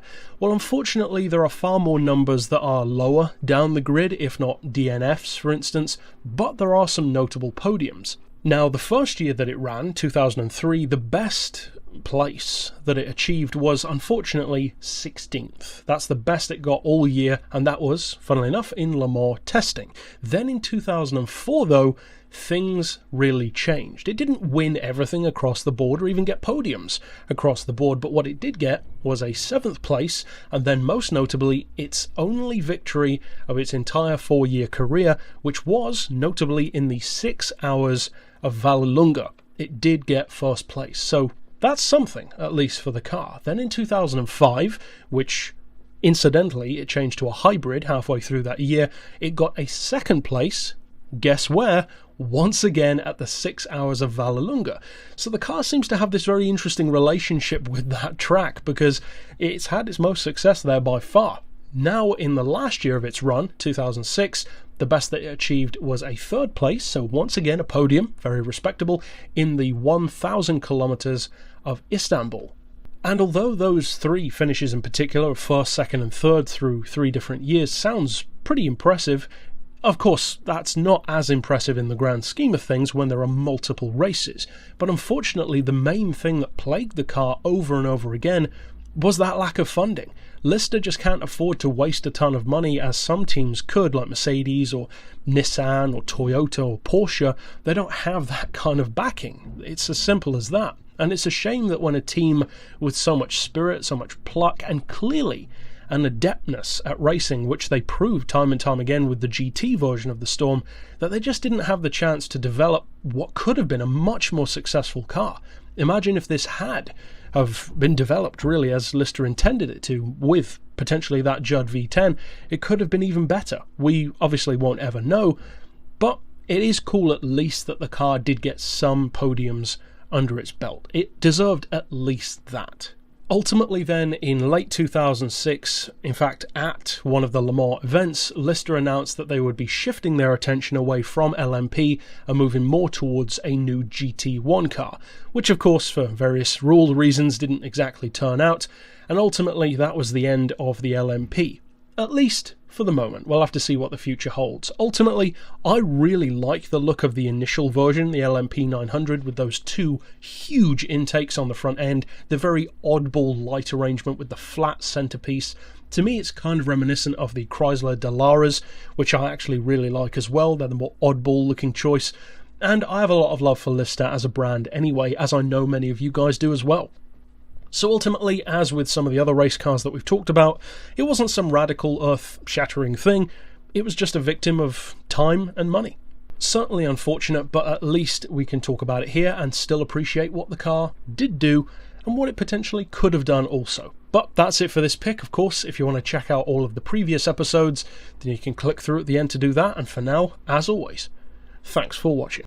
When compared to many of the other vehicles, you could even say most of the other vehicles that we've talked about in this series, be it crazy race cars, weird concepts, or just obscure test vehicles like the Citroën PLR or the Zell E167, this could appear to be a fairly generic car, you might think, within the sports car or supercar world, and chances are, in a similar way to something like the ProDrive P2, that some of you guys are already aware of this vehicle, the Invicta S1. It's one of those supercar brands, one of those supercar models that kind of popped up in the mid to late 2000s and then just kind of faded away again, and that's a shame when that happens. The Ascari KZ1, the Marcos TSO GT2, these really great little supercars, or super sports cars in some cases, that kind of just get forgotten. The MG SVR as well. Great examples of, at least as far as the ones I just mentioned, these British, in particular, exotic marques and models, which, as I said, they get forgotten, they get obscure, they sometimes pop up for sale and you don't really know what it is unless you've heard of the car before. That could definitely happen with this one. Now, I'm not exactly sure how many Invicta S1s were actually built, but it was planned to have a production run of 20 cars per year. So pretty exclusive. In fact, it makes a Marcos or a TVR look fairly mainstream. And what you're probably wondering, of course, is why should you buy one? What does the car bring to the table? Because the whole point of these exotics is to have your own take, your own gimmick, if you will, to some degree. That's kind of like what companies like Koenigsegg does with their crazy doors, or what they did when they were first bursting onto the scene, or Spiker, for instance, with the aviation-inspired interior, the Mercedes SLR with the gull-wing doors, and the F1 nose cone. They're all kind of these little gimmicks, in effect, but they're ones which are good. They actually give the car character, they give it its own take, its own spin on the market. Now, in the case of the Invicta, it has a very interesting and actually a rather unique gimmick to its name, and one which I actually think is pretty cool. And that is, if you look at this car closely, you might have noticed something strange about the body, because excluding the bonnet, the trunk, and the doors, there are no seams. This car doesn't have bumpers, and it doesn't have sills. The entire body is one piece of carbon. Now, I think that's a pretty cool gimmick. It's not exactly a practical one, because it means if you crash, you've got to replace the entire body. But let's face it, the people who can slap down six figures on a car like this probably don't really care too much about that. But I think that as far as gimmicks go, that's actually kind of a cool one. Now, speaking of that six-figure price, this car starts at over 100 grand, and there are 3 different versions that you could buy, or at least you could until production ended in 2012, because the manufacturer who make this, a British marque called Invicta, are not new. In a similar way to Spiker or TVR or Marcos, they're one of those marques that kind of dunk in and out of the scene and go under again every so often due to financial trouble more often than not, and that has happened to Invicta 4 times so far, and they've been around since the mid-1920s, so they're not a new company at all, just like Spiker. Spiker is actually one of the oldest companies of its type in the world, stretching way back into the 1800s, the mid-1800s if I recall correctly, producing stuff like horse-drawn carriages, but with, ironically, the same kind of design and attention to detail that their cars still have today, which I think is really cool.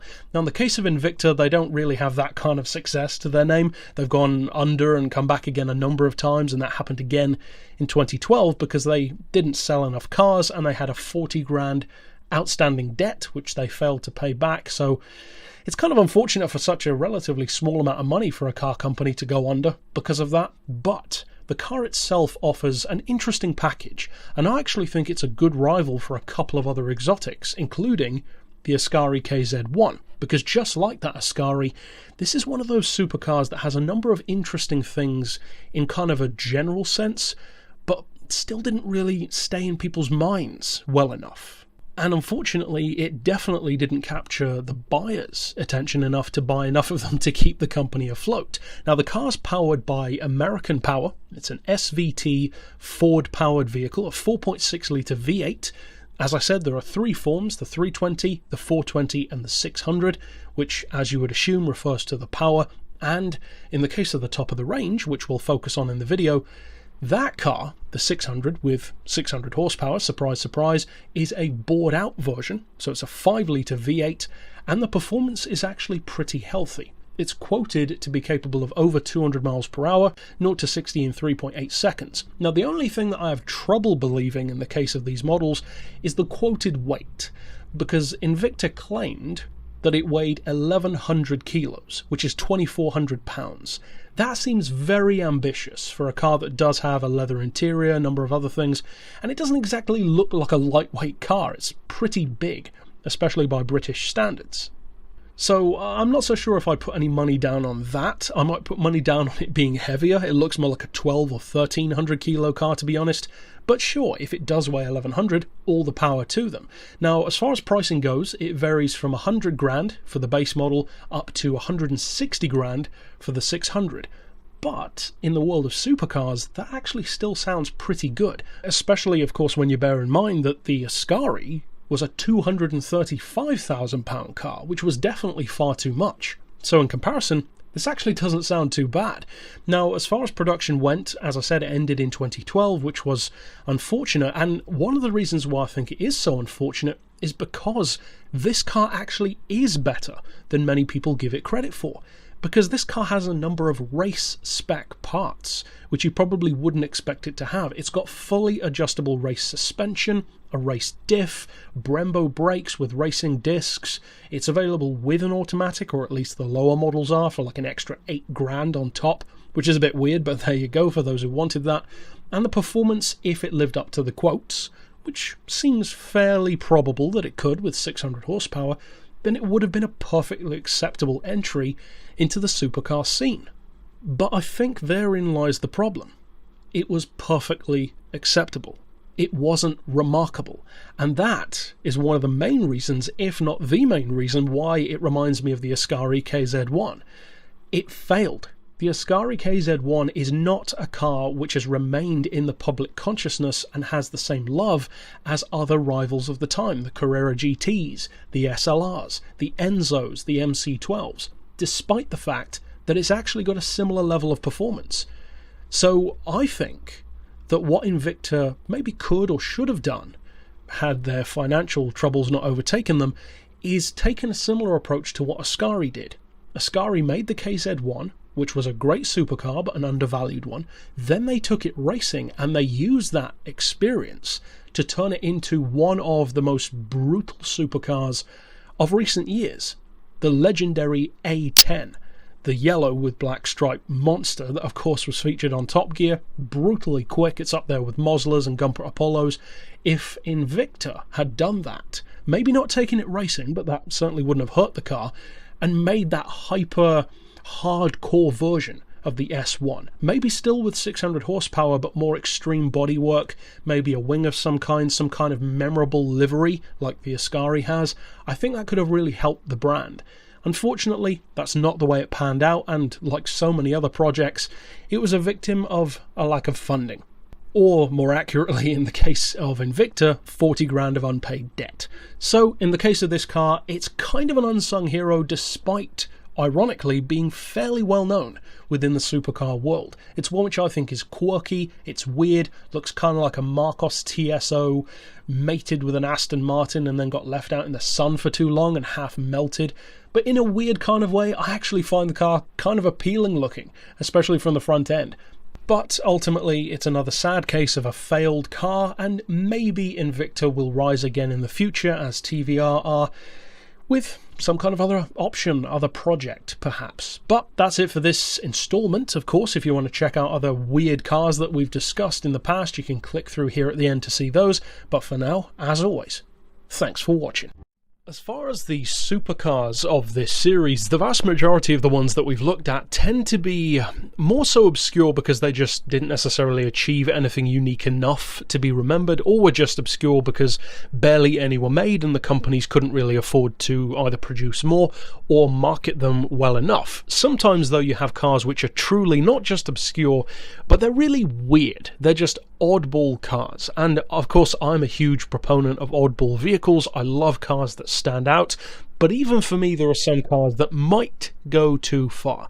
Now, for many people that's probably not the case here, but for me this has always been a car that I'm not quite sure what I think about, and that is the Tramontana. Now, some of you guys will probably have heard of this car. It has been featured in some places like Evo Magazine and Fifth Gear on TV, but it doesn't tend to get a huge amount of exposure. The car is actually a Spanish supercar, and there aren't exactly many of those, so that in itself is pretty cool. Now, the concept for the Tramontana is a fusion of Formula Car and fighter jet. And for sure, you can definitely see those influences there. I think if I were the head of marketing for Tramontana, though, I might have said something more along the lines of the Grand Prix grid of 2010 had the rulebook been designed by Koenigsegg, because that, to me, is what this car looks like. It's got some very Zenvo, Spiker, Pagani, Koenigsegg kind of vibes. Even the two-tone black and gold of the Tramontana R edition is again very reminiscent of some of those companies, which also have that very extreme, eye-popping colour combination with a crazy, unique underpinning to its essential shape, and that's exactly what the Tramontana has. Now, if you cut away all of the fancy stuff, like the wings and the livery, if you will, and the long stalk, again, Zonda-esque wing mirrors, and just look at the essential shape, it's an interesting one, and without all of those excesses, and if you take off the roof, to me it actually looks very similar to a Grinnell Scorpion, which of course is a car that came out much, much earlier. Now, this car is considerably more extreme, though, than a Grinnell Scorpion is, that's for sure. The price tag alone is up there with what the SLR McLaren and Porsche Carrera GT were when they were new, over £300,000.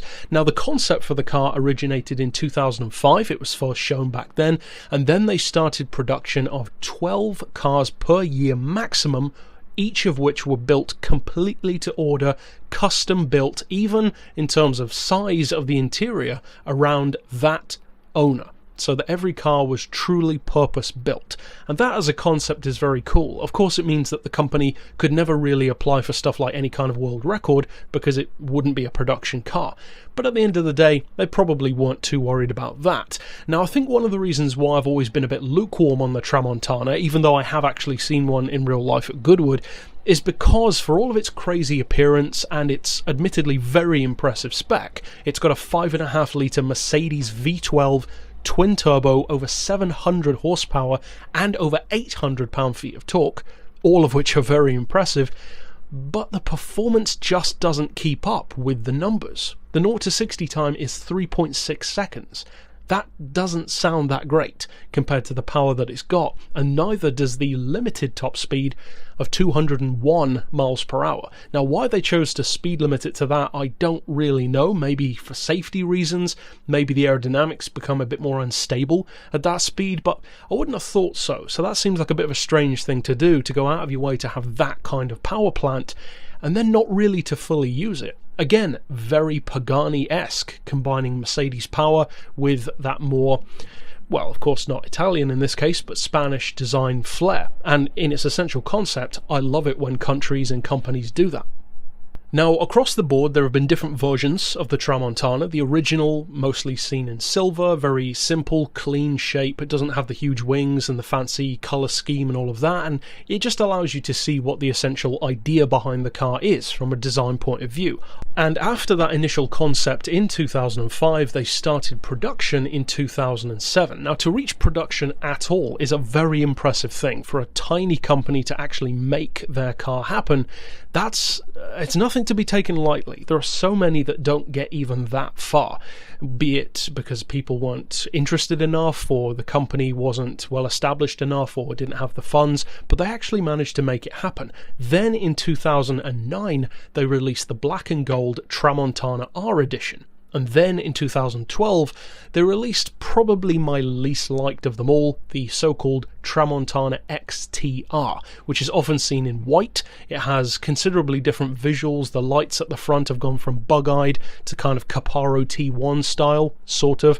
And the car itself looks, again, more extreme, but I think in the case of this car, it didn't really need to be more extreme. It was already extreme enough. It's kind of like if you draw a picture of a supercar as a child and just keep adding things to it, doesn't necessarily make it better, and for me that's kind of how I feel with the Tramontana.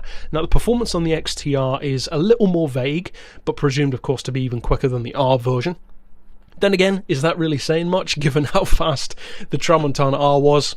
Who knows? But it's not slow, don't get me wrong, it's just not quite as quick as you'd probably assume a car like this would be. And part of that is due to, interestingly enough, the same issue that another car that looks very similar to this in its essential concept, a supercar called the Hulme Can-Am, and also the Hulme F1. Those cars are also very clearly inspired by Formula One tech and Formula One drivers in the case of those, but they also weigh a lot more than they look. They're like 1,150 kilo cars, which kind of neuters the whole advantage that this type of vehicle would usually have, because the beauty of something like a Grinnell Scorpion, which incidentally and somewhat ironically is faster than this car to 60, it can do it in 2.9, the beauty of those is they don't need a huge amount of power because they are so light. So to kind of reverse that and have, yes, a huge amount of power, but also a massive amount of weight to lug around, it almost undercuts the whole concept of why this car could have been, in my opinion, so brilliant. And that fact can be highlighted very easily by looking at how good the Caparo T1 is. It's insanely fast. Now, I'm not saying this needed to do exactly what Caparo did. That car, of course, has its own downsides to deal with, but they could have had some kind of medium between the two, something which definitely weighed less than this one does. That's for sure. This is over a 1,200 kilo car. That's a lot for this kind of design. Now, it is a two-seater, and it's actually a fairly big car, physically speaking, but the seats are two in tandem rather than next to each other, which, again, is reminiscent of some other cars in the open-wheel sports car market. But, again, a big disadvantage working against this car is it has a lot of the things which much cheaper cars can also offer. That's kind of undercutting the whole concept. Now, of course, somebody with this kind of money would rather have something that can stand out and be unique, and this car is certainly that. So I'm not saying that it's a bad vehicle in any way, by any means. It's available with both V10 and V12 engines. The V10 is far less powerful. It's got around 650 horsepower, whereas the top-of-the-line XTR has 888. So it's impressive as far as the numbers across the board. It's very impressive, in fact, but I don't know, there's just something about the Tramontana which never quite did it for me. It's wacky, but without trying to hate on the car too much, it almost feels to me like it's trying too hard in a weird kind of way. Maybe that's just me, but either way, it is definitely a car which, down to nothing else but its determination to make the concept work, does deserve to be talked about more. As it happens, it wasn't a failure completely, as many of the other cars were. It actually did manage to accomplish what it set out for, and that in itself makes it worthy of talking about in my book. As it happens, it's also unique, it's wacky, it's oddball, and for the right person, the right driver, the right buyer, it would certainly be appealing. And it's funny for me because usually a car like this would appeal to me, but on this occasion, for various reasons, this one just doesn't as much. Overall, though, that's it for this pick. Of course, you can check out all of the previous episodes with all kinds of crazy and weird cars that we've talked about as well by clicking through here at the end. But for now, as always, thanks for watching.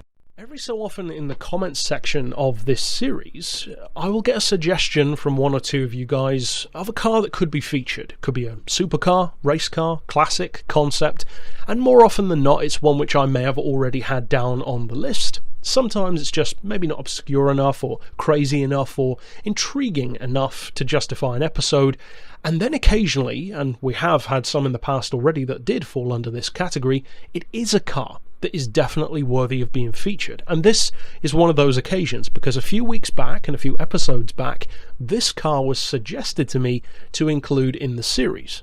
And as soon as I looked into it, I agreed. It does deserve a place, because it's not just a car that's old, or rare, or maybe even fast, or just oddball for the sake of it. It actually had a very specific purpose, multiple purposes in fact, and a very intriguing story behind it. Now, the car in question is, as you saw from the title, called the Dymaxion car, and the first thing that jumps out at you is the look. Of course, it's a crazy looking machine. It looks kind of like an aerodynamic minivan with a front overhang which would worry any driver on a mountain road, and a very aerodynamic looking shape for what is very obviously a vintage car, or at the very least a classic. When's this car from? The 50s? The 60s? The 1900s? Who could really say?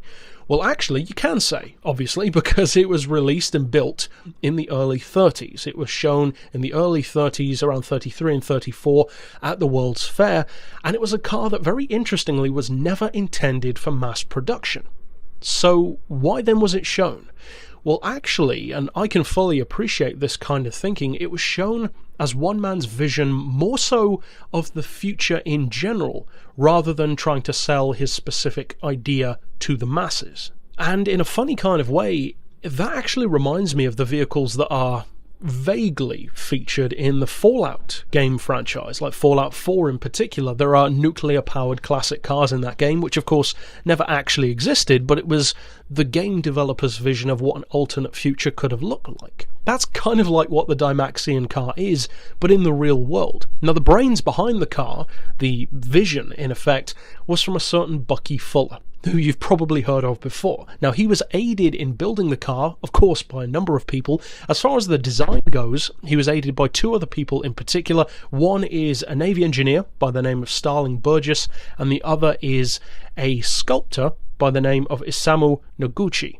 And Mr. Noguchi in particular had a big hand in developing the model of the car for wind tunnel testing, because one of the main things about the Dymaxion car was that it needed to be aerodynamically efficient, but not just for the sake of performance and fuel economy, which he did have in mind, but also because of the car's future potential. Because this was intended to be one of the earliest examples of what a flying car could have looked like. Now, of course, not in this form. It doesn't have any wings, it can't fly under its own power, but it was intended by Bucky Fuller in particular to be kind of a stopping off point between the two, a vehicle that could be later on refined and developed into something which could drive along the road, but then under its own power leave the road, fly around and land again, but with more of a jump jet style rather than a leaving on a runway kind of vibe.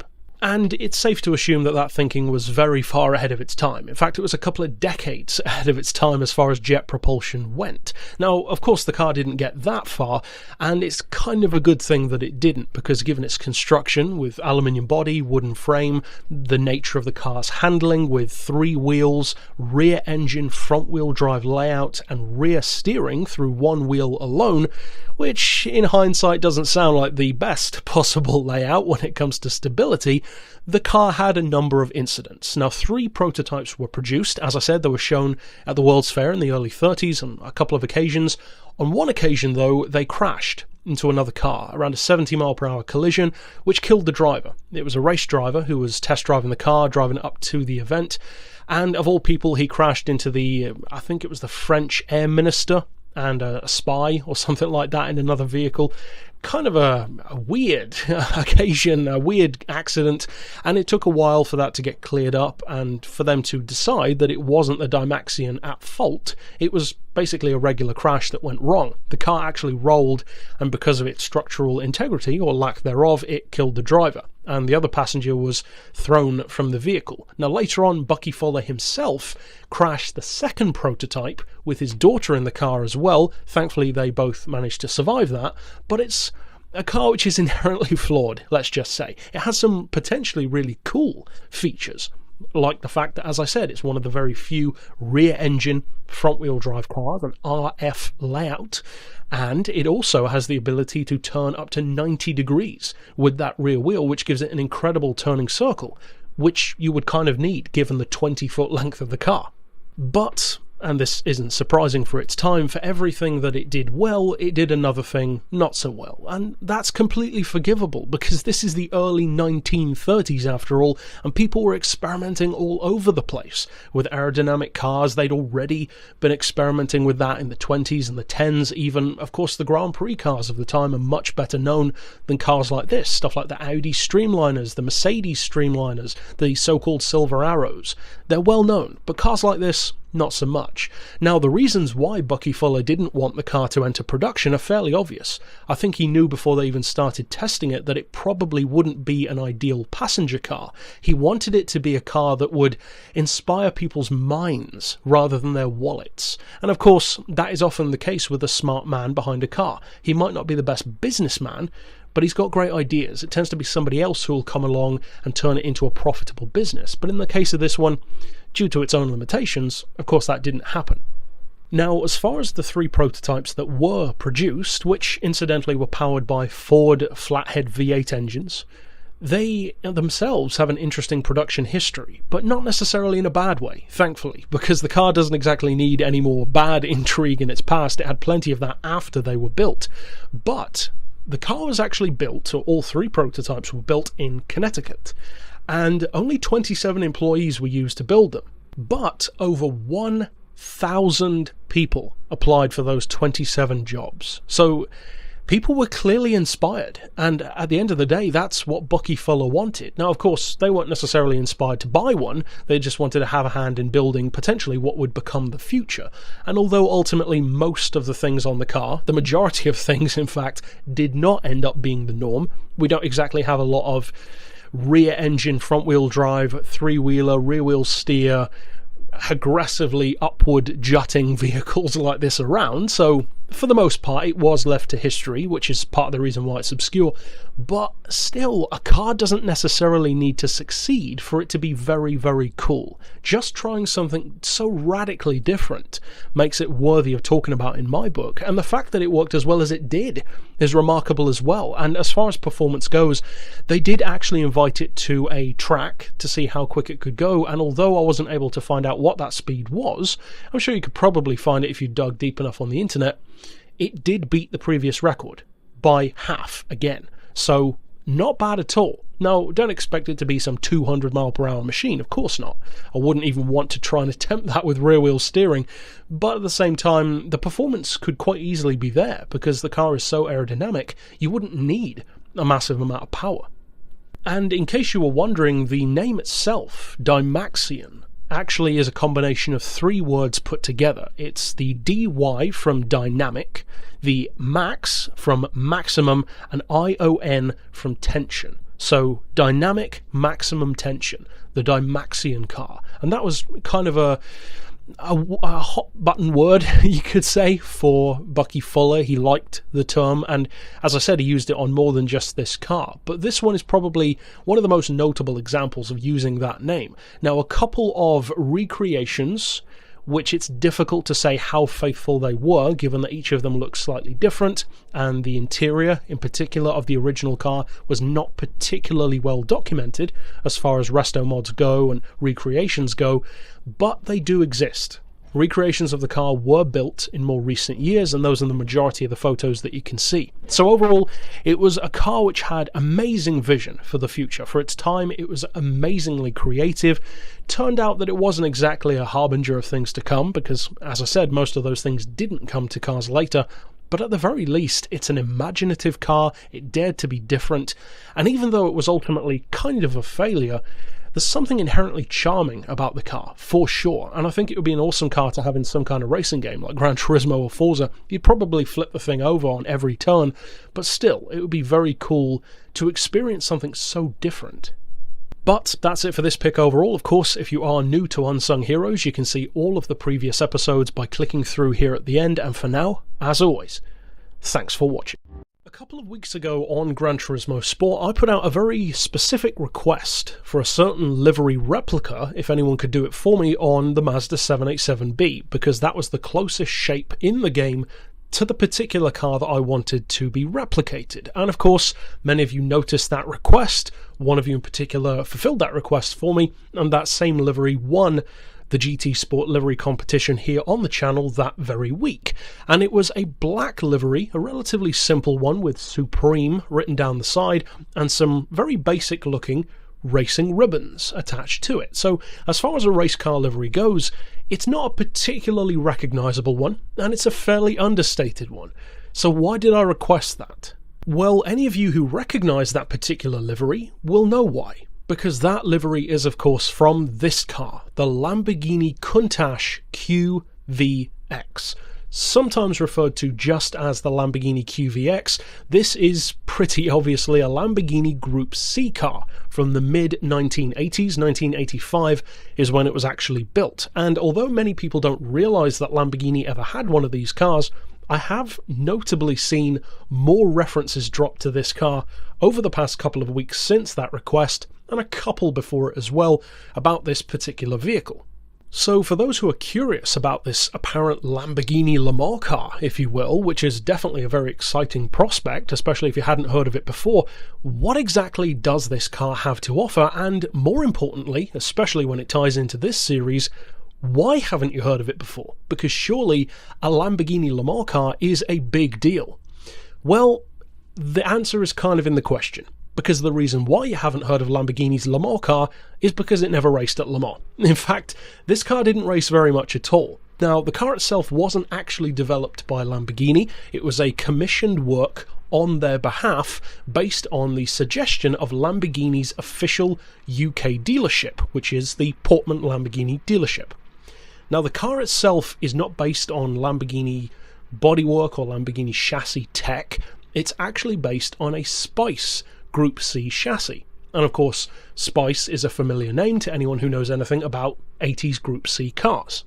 But, however, the most important thing arguably about this Lamborghini is that, yes indeed, it does have a Lamborghini engine, and as the Countach name implies, it's from a Countach, surprise surprise, but it is heavily reworked, very heavily retuned, and despite the fact that this 5.7 litre mid-mounted V12 from the Countach is still naturally aspirated, no turbos, no superchargers, it is putting out in excess of 650 horsepower. So performance is potentially very good, especially when the weight is also under 900 kilos. And that of course brings us back to that question. Why haven't you heard of it before? If, of course, you haven't. Well, the reasoning is fairly simple, because in a similar way to a couple of the cars that we've discussed before, but in particular very recently the Lister Storm LMP car, very similar occasion, this is another one of those unfortunate times where it really was financial issues that prevented the car from being more noteworthy and arguably from having more of a chance to be a success at what it was intending to do.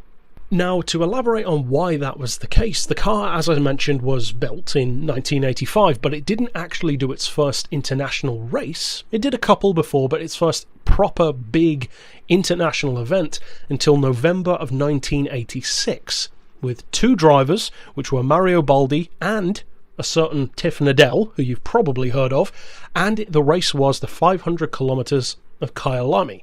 Now, the car qualified in 7th and ultimately finished in 5th, and that was the only event that it ever ran in and completed, because this wasn't one of those cars that started loads of times but then crashed or DNF'd or broke down.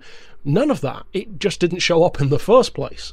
And that's unfortunate, because they did intend for the car to even run in the Le Mans. So technically speaking, it kind of is a Lamborghini Le Mans car, but it's not, because it never ran in Le Mans, which is a shame, because who knows what it could have done. Now, what I was discussing about the financial side of things could seem strange, given that it's Lamborghini that we're talking about, not a super tiny company like Lister. You could understand financial troubles in those kind of scenarios, but Lamborghini? Really? That seems a bit strange for them to not be able to afford to develop the car more, to run it more. Well, actually, Lamborghini hasn't always been a super strong financial base for a company, and of course they have a lot to thank to Audi when it comes to their modern success. This is 80s Lamborghini. So it was even worse back then as far as the financial situation goes. They had cars which were well known, but that wasn't enough to make them anywhere near as resourceful and as powerful and as influential, you could kind of say, as they can be now. And get this is possibly the weirdest thing of all, they found it really difficult to find a sponsor for the car. How weird is that? You would have thought that everyone would want to sponsor a Lamborghini race car, they certainly would today, but not this one, which is why the only company that they could find was Unipart Supreme. And that's why the car has such a basic livery. It was the only one they could find, or at least within the time frame that they had. Now, as far as the rest of the car's story goes, it's kind of a shame, because from 1986 onward, it really did just fall completely into obscurity. It never raced again, and it wasn't another decade before Lamborghini started actually running this kind of racing, not Group C, but top-tier events, again, with, of course, the Diablo. But ultimately, the QVX was lost to time, and it's one of many lesser-known Group C cars which, although they didn't have the success of many of the big dogs, the Sauber C9s, the Jaguars, various others too, of course the Porsches, they still definitely deserve to be talked about more, because, success or not, a Lamborghini Group C car is awesome, even if it didn't win a race. It's just such a cool idea. And ultimately, this is the kind of machine where, in a similar way to some of the other cars that are more loved thanks to Forza and Gran Turismo and various other games that have shed light on them, even something like the Chaparral 2J, for instance, which is a dominating car in Gran Turismo, but never actually won a race in the real world, this is that perfect kind of occasion where if some franchise or specific game decided to include this Lamborghini, it would do wonders for its name, because its real-world exploits mean nothing once the gaming community loves it. It doesn't mean a thing for the Chaparral because it's such a popular car, and that could definitely happen here as well, because if enough people realise that this car exists, it could definitely become another fan favourite. And at the end of the day, what's the point of this series if not just that, to shed more light on these cars which maybe they didn't win, maybe they were a failure, maybe they didn't have the best of ideas, but they deserve to be talked about more, and they deserve to be loved by more people. And I definitely think, and I'm sure many of you will as well, especially if you hadn't heard of this car before, that this is one of those vehicles that really does deserve that treatment, because failure or not, winner or not, a Lamborghini Group C car is just inherently awesome. But that's it for this pick overall. Of course, if you are new to Unsung Heroes, you can click through here at the end to see all of the previous episodes, and there are some pretty interesting ones in there as well. But that's it for this pick. Of course, I'll see you guys next time, and for now, as always, thanks for watching. The vast majority of the cars that we talk about in this series tend to fall into one of two camps, either the concept and prototype end of the spectrum, things which have an interesting idea or an oddball idea but more often than not don't see the light of day, or the other end of the spectrum, which is the motorsport or competition world, be it race cars, rally cars, whatever the case may be. But what they have in common is that they're not particularly well known, and more often than not as well, they were kind of failures, either at what they intended to do or just not actually reaching production, if of course you deem that a failure. In the case of this car though, I would say it sort of falls somewhere between the two, and it's a kind of car which we don't talk about that often, but I do definitely plan to cover again in Unsung Heroes in the future, and that is of course an aftermarket tuner car. Now for those who are unfamiliar with what that is, it's basically when you take a production car, generally speaking, it could be a one-off or concept, but not usually. You take a production car, and then an official tuning house like Gembala, Roof, Hamann, various others, depending on the manufacturer, generally will take that car and they will then fit their own parts to it, parts which are offered individually to customers, and then in effect these ground up creations from these tuning houses act as an advertisement for their tuning parts, essentially like a drivable billboard. And for the majority of aftermarket tuner cars, at least ones that were done by the company themselves and not private owners, that tends to be the extent of their use. They don't get raced, they don't even get driven that much, they end up maybe being stuck in a dealership or in the headquarters of the company as kind of a press car, a show car, to occasionally take out to show off what they can do. And that is the unfortunate sad life of your average aftermarket tuner car. You could think of some, probably stuff like the HPA Golf, the Ore Tuning Silver Bullet Audi, or of course a company which will be familiar to any Gran Turismo player, Roof, of course Porsche-based tuners. Now this car is a bit different, because yes, it is an advert for the company, for sure, but it's more so proving what the company can do, rather than just what they can sell. And of course you could say that about any car like this, but very few of them actually go over the top in terms of what they can do in the way that this one does. Because what this company did, MTM Tuning, which incidentally is a fairly large tuning company, they've got over 90 distributors around the world, they base most of their tech around the VAG group, Volkswagens, Bentleys, Skodas, Audis, and that's a pretty cool and pretty smart choice, because they're very popular, they're very tunable, and a lot of companies go for that kind of thing. However, what they did with this one, which is called the Bimoto TT, or Bimoto TT, technically speaking, was quite clever, because it's not just showing what they sell, it's showing what you can do, potentially, if you really make use of their parts.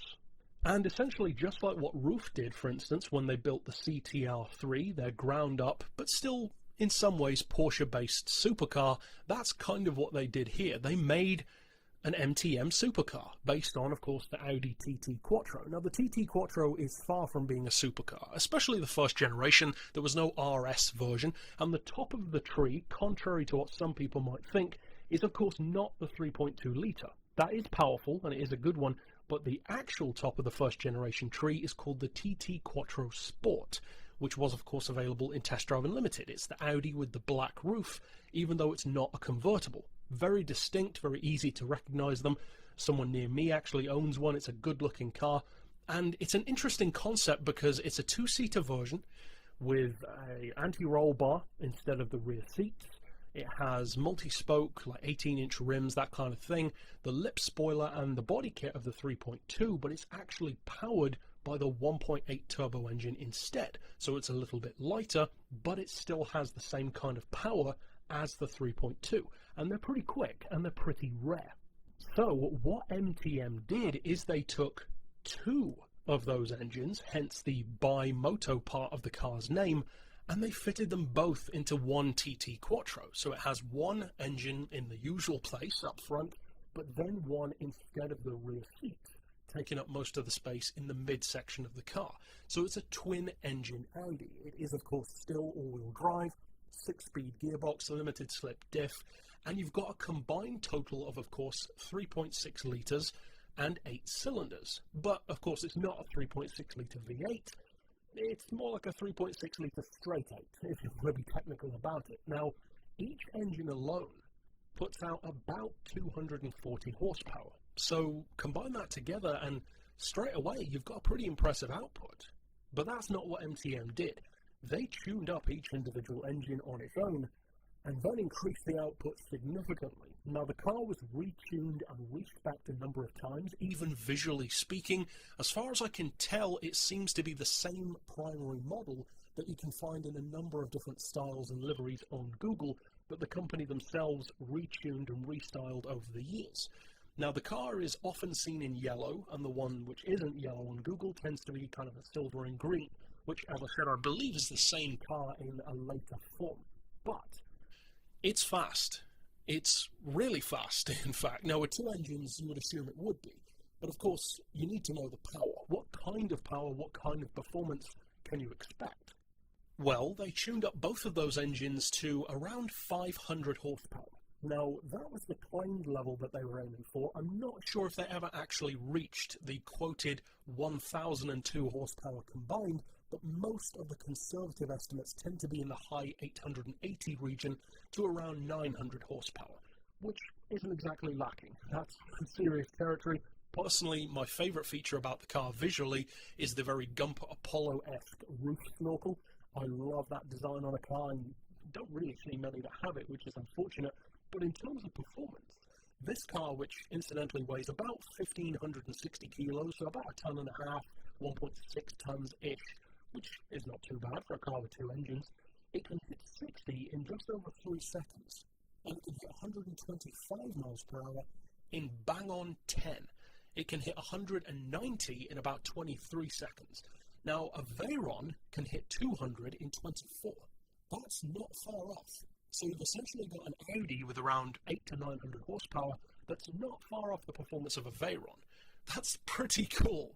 Now, the car did set some speed records, and one of these earlier records was in the region of about 232 miles per hour. Now, there are some quotes that it's gone even faster than that since then, even in excess of 240. The company aims to get it up around 250, which isn't too surprising. Now, I couldn't find whether or not they actually have achieved that yet, but it's certainly capable of it. It's already doing over 230. The acceleration is very impressive. And even if it can't actually hit 250, which I genuinely believe it probably could, it's not exactly lacking. It's a true Audi TT-based supercar. Now, according to the company themselves, the car does suffer from a fair bit of oversteer, which kind of surprises me. I would have thought it would have been understeer, given how much grip you've got with an engine in the front and the back. Driving all four wheels, oversteer wouldn't usually be the problem, unless, of course, that was a misquote. But, be that as it may, it's interesting that that was the result for this particular car. Gives it a very supercar-esque drawback. A lot of them are pretty tail-happy. And in terms of what this car is capable of, it's certainly a great advert for the company's parts themselves. Now, of course, the average Joe isn't going to go and buy a TT Quattro and make it this quick, because it's about much more than just bolting on a couple of parts. But MTM did actually say that they were strongly considering making a run of about 10 of them available to actually purchase for somewhere in the region of 450,000 euros a piece. Now, the development cost of the car, the initial car, was about 600,000 euros, but of course you could offset that over the course of 10 of them because it wouldn't be as expensive potentially to do it again. But as far as I can tell, it wouldn't appear that they've actually done that. From what I can see from the videos that are available of the car, it would appear that there's probably just still that one model. They may have sold some that I'm not aware of, but I don't think they actually did. Either way, though, it's a pretty cool aftermarket car, I have to say. It's definitely one of the fastest aftermarket tuner cars in the world, and I like the fact that it's not just fast. It's different, it's interesting as well. It brings something alternative to the table. The concept of having two independent engines, at least physically speaking, is cool, and I kind of wish that more companies would do that, although of course the complexities of doing something like that are fairly obvious to avoid in most cases. However, it's a very cool aftermarket tuner car, genuinely has a supercar appearance and most definitely supercar performance. In fact, it's not just the looks, which remind me of a Gunpowder Apollo, the performance is similar as well. So overall, very cool tuner car, and one which definitely deserves to be talked about more because it is super obscure, and as I mentioned earlier on in the video, I do definitely plan to cover other aftermarket cars, kind of like this one, similar performance, similar kind of obscurity, in the future as well. But that's it for this pick. Of course, if you want to see more crazy cars, you can click through here at the end to see the previous episodes, and for now, as always, thanks for watching. Anyone who has spent a significant amount of time around me or around this channel will know the kind of connotation and the kind of importance to me personally that these three letters of MTT have. Because of course they are the makers of my favourite vehicle of all time, the Y2K turbine superbike. They've also made others, even faster ones, but the original year 2000 shape, which is very appropriately named the Y2K, is still my favourite because of its original purity. It was the one that did it first, put simply. And although it's a bike which is easy to forget how good it is or how fast it is, or to think of stuff like the SSC Ultimate Aero, or the Hennessy Venom GT, or the Bugatti Chiron, or even the fastest car in the world, the Koenigsegg Agera RS, it's easy to think of the bike as being probably slower than those by this point, these 15, 16, 1700 horsepower cars, stuff like the SSC Trotara, or the forthcoming Hennessy Venom F5 for instance. But suffice it to say, this company has a strong track record when it comes to making fast vehicles. They don't make supercars or superbikes left, right and centre, but when they do, they really do. They make some incredible vehicles. Now the Y2K, as an example, can get to 227 miles per hour quicker than it takes a Veyron to get to 180.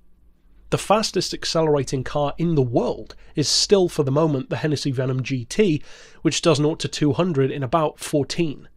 This does 227 in 15. So with that kind of track record going on the bike side of things, what would happen if MTT turned their attention instead to a car?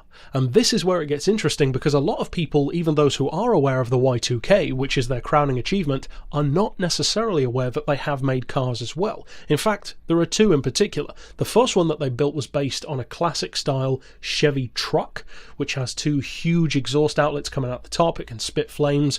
It's kind of a show truck, if you will, not necessarily designed for full-on performance, although it's certainly no slouch.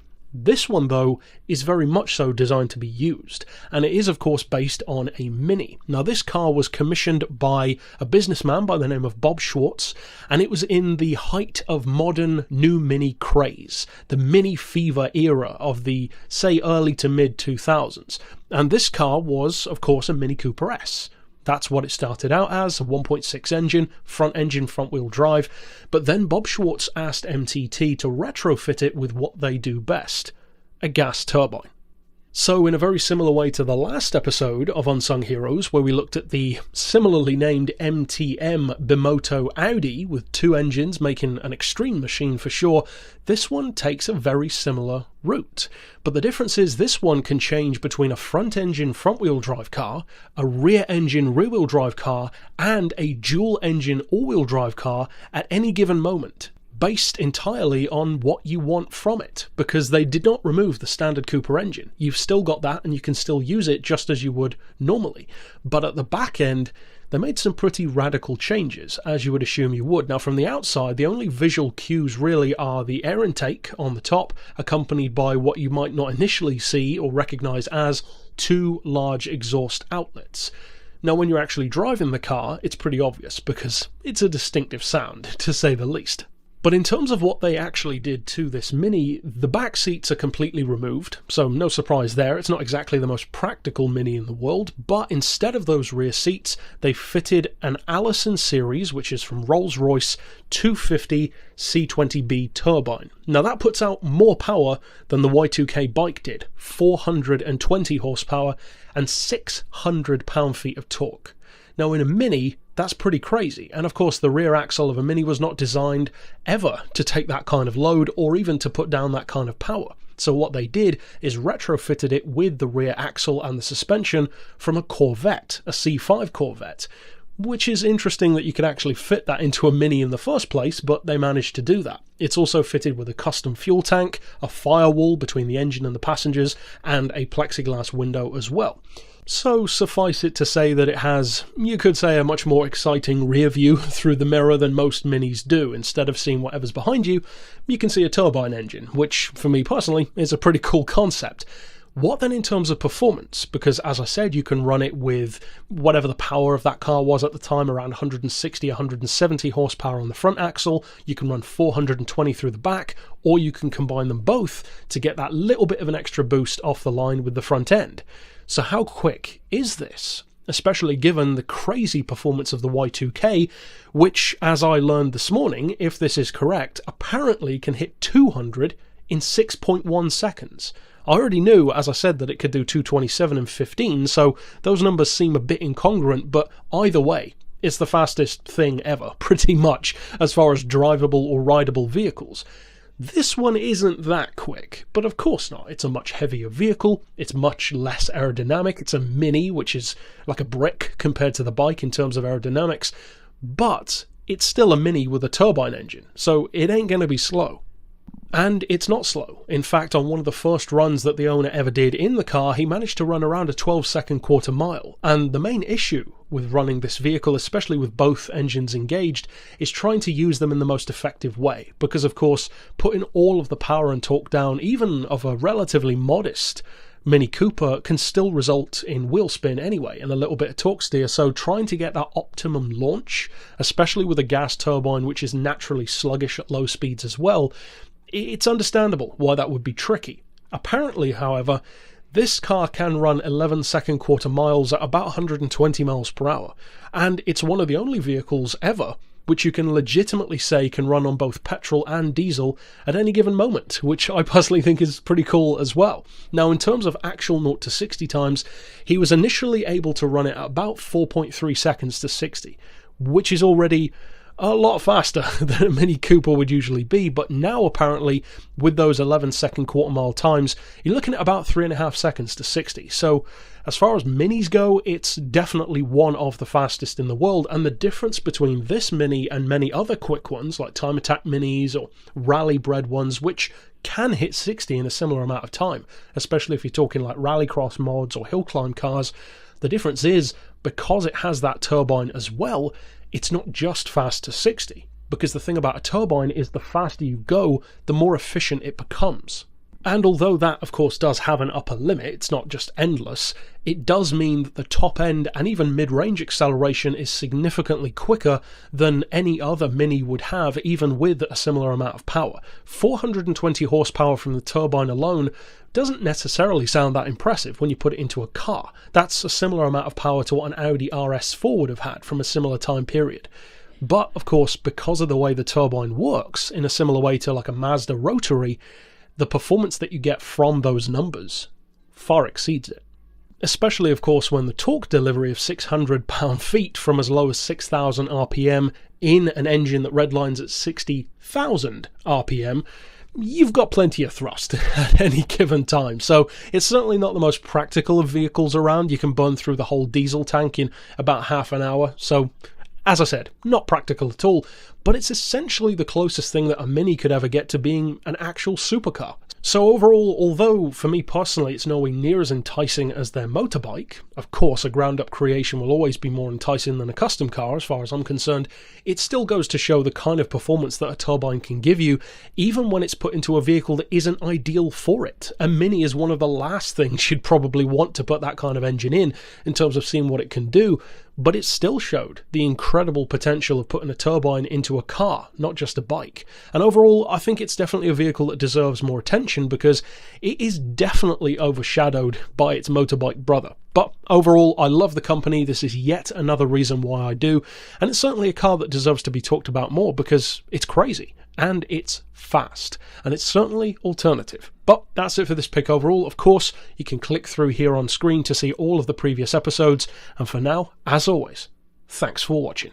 Every so often in Unsung Heroes, we come across a vehicle which I'm really excited to talk about because they go way beyond being just crazy, and some of them are downright insane. Some of the ones that come to mind would include something like the Citroën PLR, for instance, which isn't inherently crazy in its purpose, but it's one of the craziest looking vehicles you could ever imagine. It looks like it was designed by a 10-year-old who just went crazy with a piece of paper and a pen, and yet it's completely practical in its purpose. And of course, to see why, you'll have to check out that episode. But this one is another one just like that. Now, unfortunately, this one didn't have the kind of success that something like the Citroën had at what it was purposed for. But the story behind this car and all of its troubles, and also in a very ironic way, some of its greatest achievements, in a very counterintuitive way sometimes, as you'll see through this video, make it most definitely worthy of a place in this series. And I would say this is probably one of the best vehicles of this entire series in terms of truly living up to what we want from cars in Unsung Heroes. These cars which were brilliant but fundamentally flawed in some way, or at least didn't get the chance to fully shine. Now, the car in question is known by a couple of different names depending on how you want to specifically phrase it, but basically it's the Adams Escort VSC Can-Am Special, sometimes known as the Pontoon Special. For pretty obvious reasons. When you see the car, you can certainly see that design. The driver is sitting way off to the side, you can barely even see an engine, and it's got this ultra flat, crazy looking body, which despite being a Can-Am car, actually has a kind of strange resemblance to something like an LMP 900 car, like the BMW V12 LMR, but much, much older. So what's the story here? Well, it's an American car, and it was designed by a chap called Herbert Adams.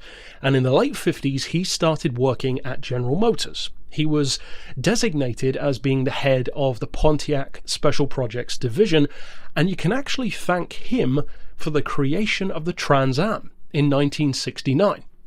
Now, ultimately, he left the Pontiac Special Projects Division in 1973 due to creative differences with Pontiac because it was in the middle of the fuel crisis in America. He wanted to make bigger, brasher, more attitude-driven cars, which is what the Trans Am is kind of known for, and his final one being the SD455, which even that he had to fight to get it produced.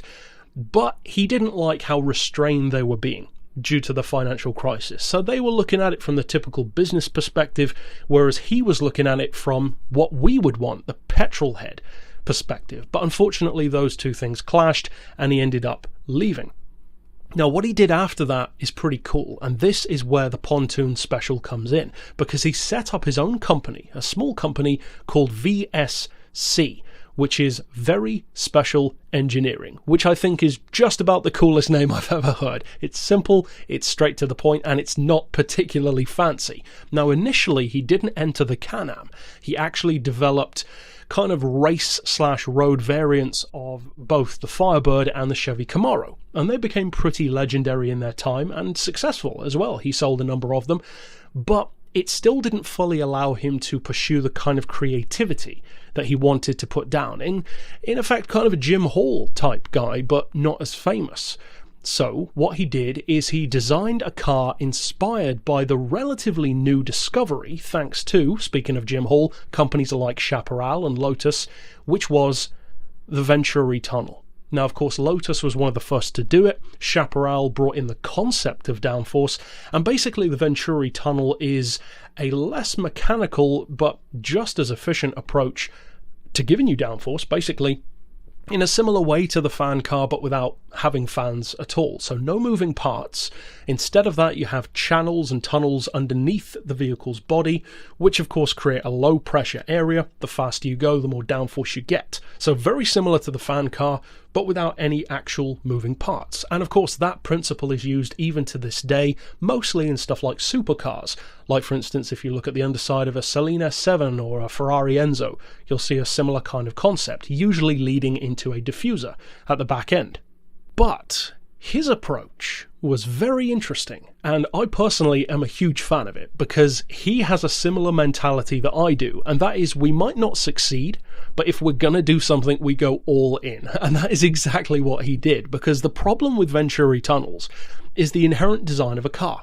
You have to curve the Venturi tunnels around the cockpit, around the mechanicals, and kind of work it into the car's existing shape somehow. What he did was the exact opposite. He worked the driver around the Venturi tunnels and the engine as well. So instead of having the driver in the center, the engine behind him, as most Can-Am cars would, he put the driver on the extreme left-hand side of the car and put the engine, a 550 horsepower, 5-litre Chevy V8 with a 4-speed manual, over on the extreme right-hand side of the car. And in fact, the engine was also partially hanging out of the vehicle. One side of the cylinder banks were outside of the bodywork on a slight angle, which you would think could be good for cooling, but it didn't ultimately turn out that way, and we'll get to that probably in just a second. But basically the result of that was twofold. For one thing, the car had an insanely huge central Venturi tunnel, which did exactly what all Venturis would hope to achieve, and that is the perfect Venturi shape. Straight in the front, compress that air straight out the back, with no mechanicals, no cockpit to move around, just a perfect aerodynamic design.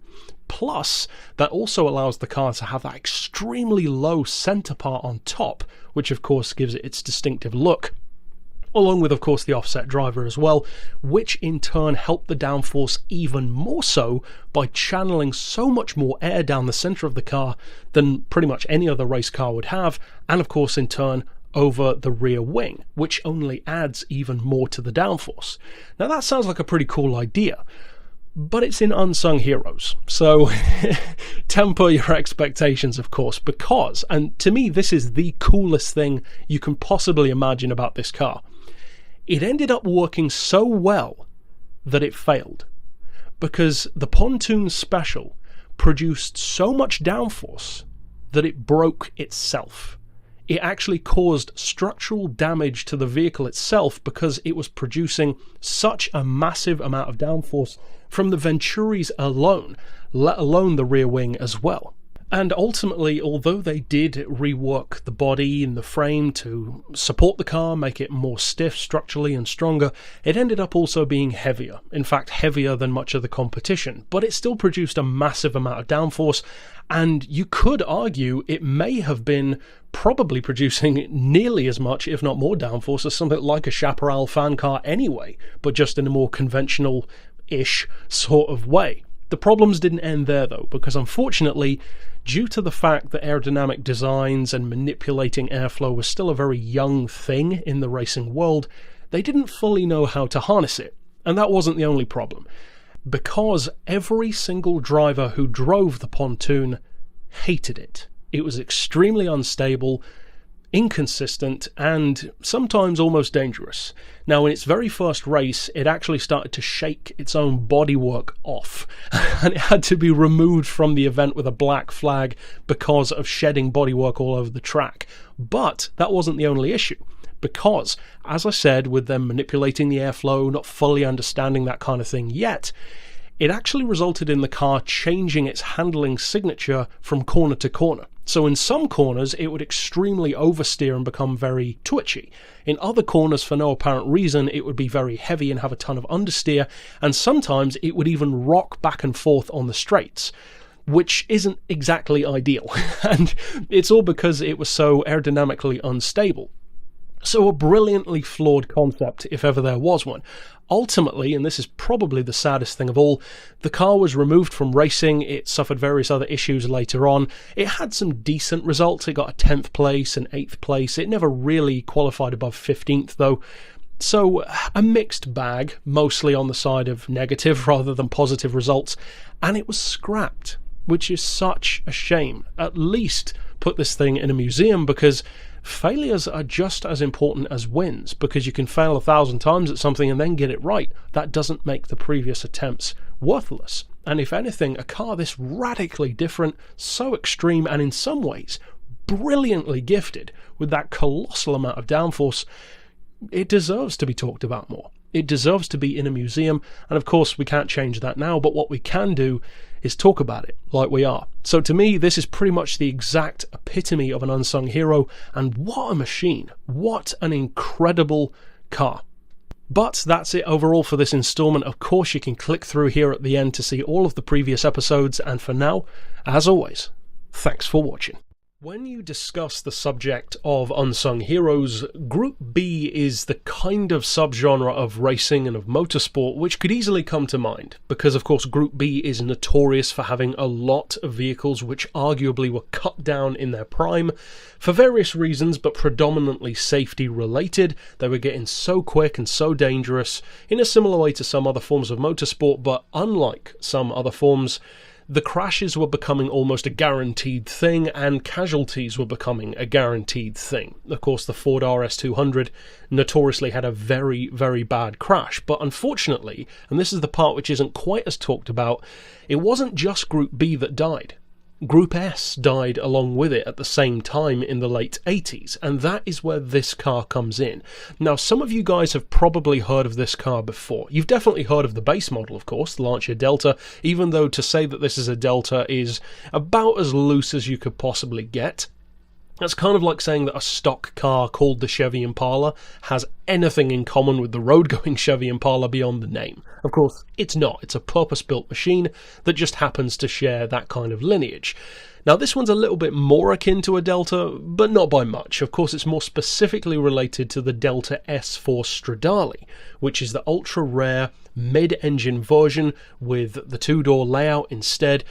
Kind of like a predecessor in a weird kind of way to stuff like the Renault Clio V6, which of course is more famous, but at the time, experimenting with hatchbacks with the engine in the back or in the middle instead was the done thing, and more often than not it would turn out very well. The Peugeot 205, the Renault 5, this one. Now, of course, the Delta S4 in the Group B was a really good car. And the regular Delta, regular in a very broad sense, is an iconic car and a very successful one as well. This one, though, unfortunately never had the chance to shine. This is called the ECV1, and that stands for Experimental Composite Vehicle, and of course, it was the first one they made. Now, there is also an ECV2, which we might discuss in this series down the line. It's not exactly a looker. You probably wouldn't even know that it was a Lancia unless you guessed. It looks more like some kind of crazy Russian rally car, like a Lada or something. But we might discuss that one down the line. However, the reason why I'm bringing this car up is because not only is it pure badassery in its own right, and a failure because it was never allowed to be a success, as simple as that, but this is a hero in a way that many people who even do know about the car might not realise, because of course Lancia was part of the Fiat group, along with certain other manufacturers like Alfa Romeo and Ferrari. And Fiat is a powerful brand with their fingers in many pies, researching various forms of motorsport-related tech which could be used potentially in the production world as well. Not necessarily in Fiats, but potentially in Ferraris or Alfa Romeos. Now, on the subject of using this as a test bed, the technical name for the ECV1 is very interesting. And it will perk up the ears of certain Alfa Romeo fans, because this car is actually called, technically speaking, the Lancia SE041. Now, if you go forward in time just a little bit, that number sounds quite familiar. For instance, if you bump it forward a little bit to SE048, of course that is a very special Alfa Romeo Group C prototype, which never had the chance to see the light of day. So there's kind of a running theme here, unfortunately. But as far as this car goes, it has a smaller capacity engine than a regular 5-door Delta would have. It's a 1.8 engine with a turbo aspiration, fairly obviously, and it's, to put simply, bonkers quick. It had 600 horsepower, and it was due to be homologated to about 300 horsepower for actual competition. Now, the car was tested, but never actually raced, and even stuff like the early versions, because the car did get more extreme as it progressed through testing, it got even lighter, for instance, it was quoted as being so quick that the human eye couldn't actually track it properly, and it would appear that the body of the car was stretching because it was moving past you so quickly. And the 0 to 60 times are estimated to be easily below 2 seconds. So, in other words, this car is about as quick as a modern-day rallycross machine, except it did it 30 years ago, which is pretty awesome.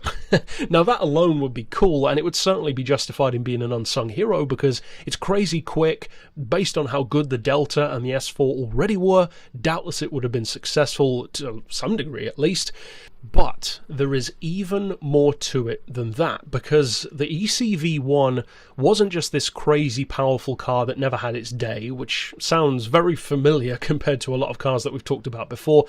The fact that it was actually directly named after the whole purpose of its development and of its testing, this experimental composite vehicle in particular, it wasn't just about how powerful it was or how quick it was in a straight line, it was about testing these alternative production methods, these composites like Kevlar and carbon fibre, to see how viable they would be given the expenses involved. Now, in the case of this car, it weighed 930 kilos. And then later on, it went down to 910, and the wheels themselves were composite. They weighed only 6 kilos each. Again, this is the late 80s we're talking about. There was no Porsche Carrera GT or Zonda F, these kind of modern pioneers of carbon fibre supercars, kind of. This was way earlier than that. So the reason why I think this car is even more special than many people who have heard of it realise is not just because it's bonkers or it's quick or it's cool, but as well as those things, because they are true, it's much more important than that in terms of how special this car ultimately ended up being, even though many people didn't realise it, because, as I said, they wanted to ascertain not just how competitive it could be or how fast it could be, but the viability of these alternative composites. Now, I mentioned earlier, as I said, that Fiat owned Ferrari. This car, in a very literal sense, led in one form or another to the first car, the first production car ever to use a carbon fibre body. A car which would also happen to become the fastest production car ever made. The first car that's street legal and production to hit 200 miles per hour. The Ferrari F40. So, although many people don't realise it, the Lancia ECV1 is, in effect, the granddaddy of the Ferrari F40. So although it doesn't have that much in common on the surface of things, beyond being Italian and red, it actually has a whole lot in common.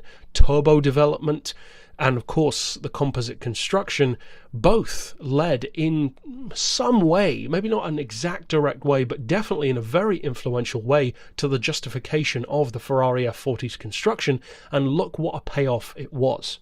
So ultimately, although the ECV1, it's not that it failed, it never even had the chance to succeed in the first place from a motorsport point of view, but it certainly wasn't in vain, because the car itself, as the prototype title implies, was as much a test bed as it was a competition machine, and I would say it was a success. An unsung success, but most definitely a success, given how iconic and how important, historically speaking, the F40 is. But that's it overall for this particular installment. Of course, if you are new to this series and want to check out other weird and wacky cars, then you can click here on screen at the end to see all of the previous episodes. But for now, as always, thanks for watching.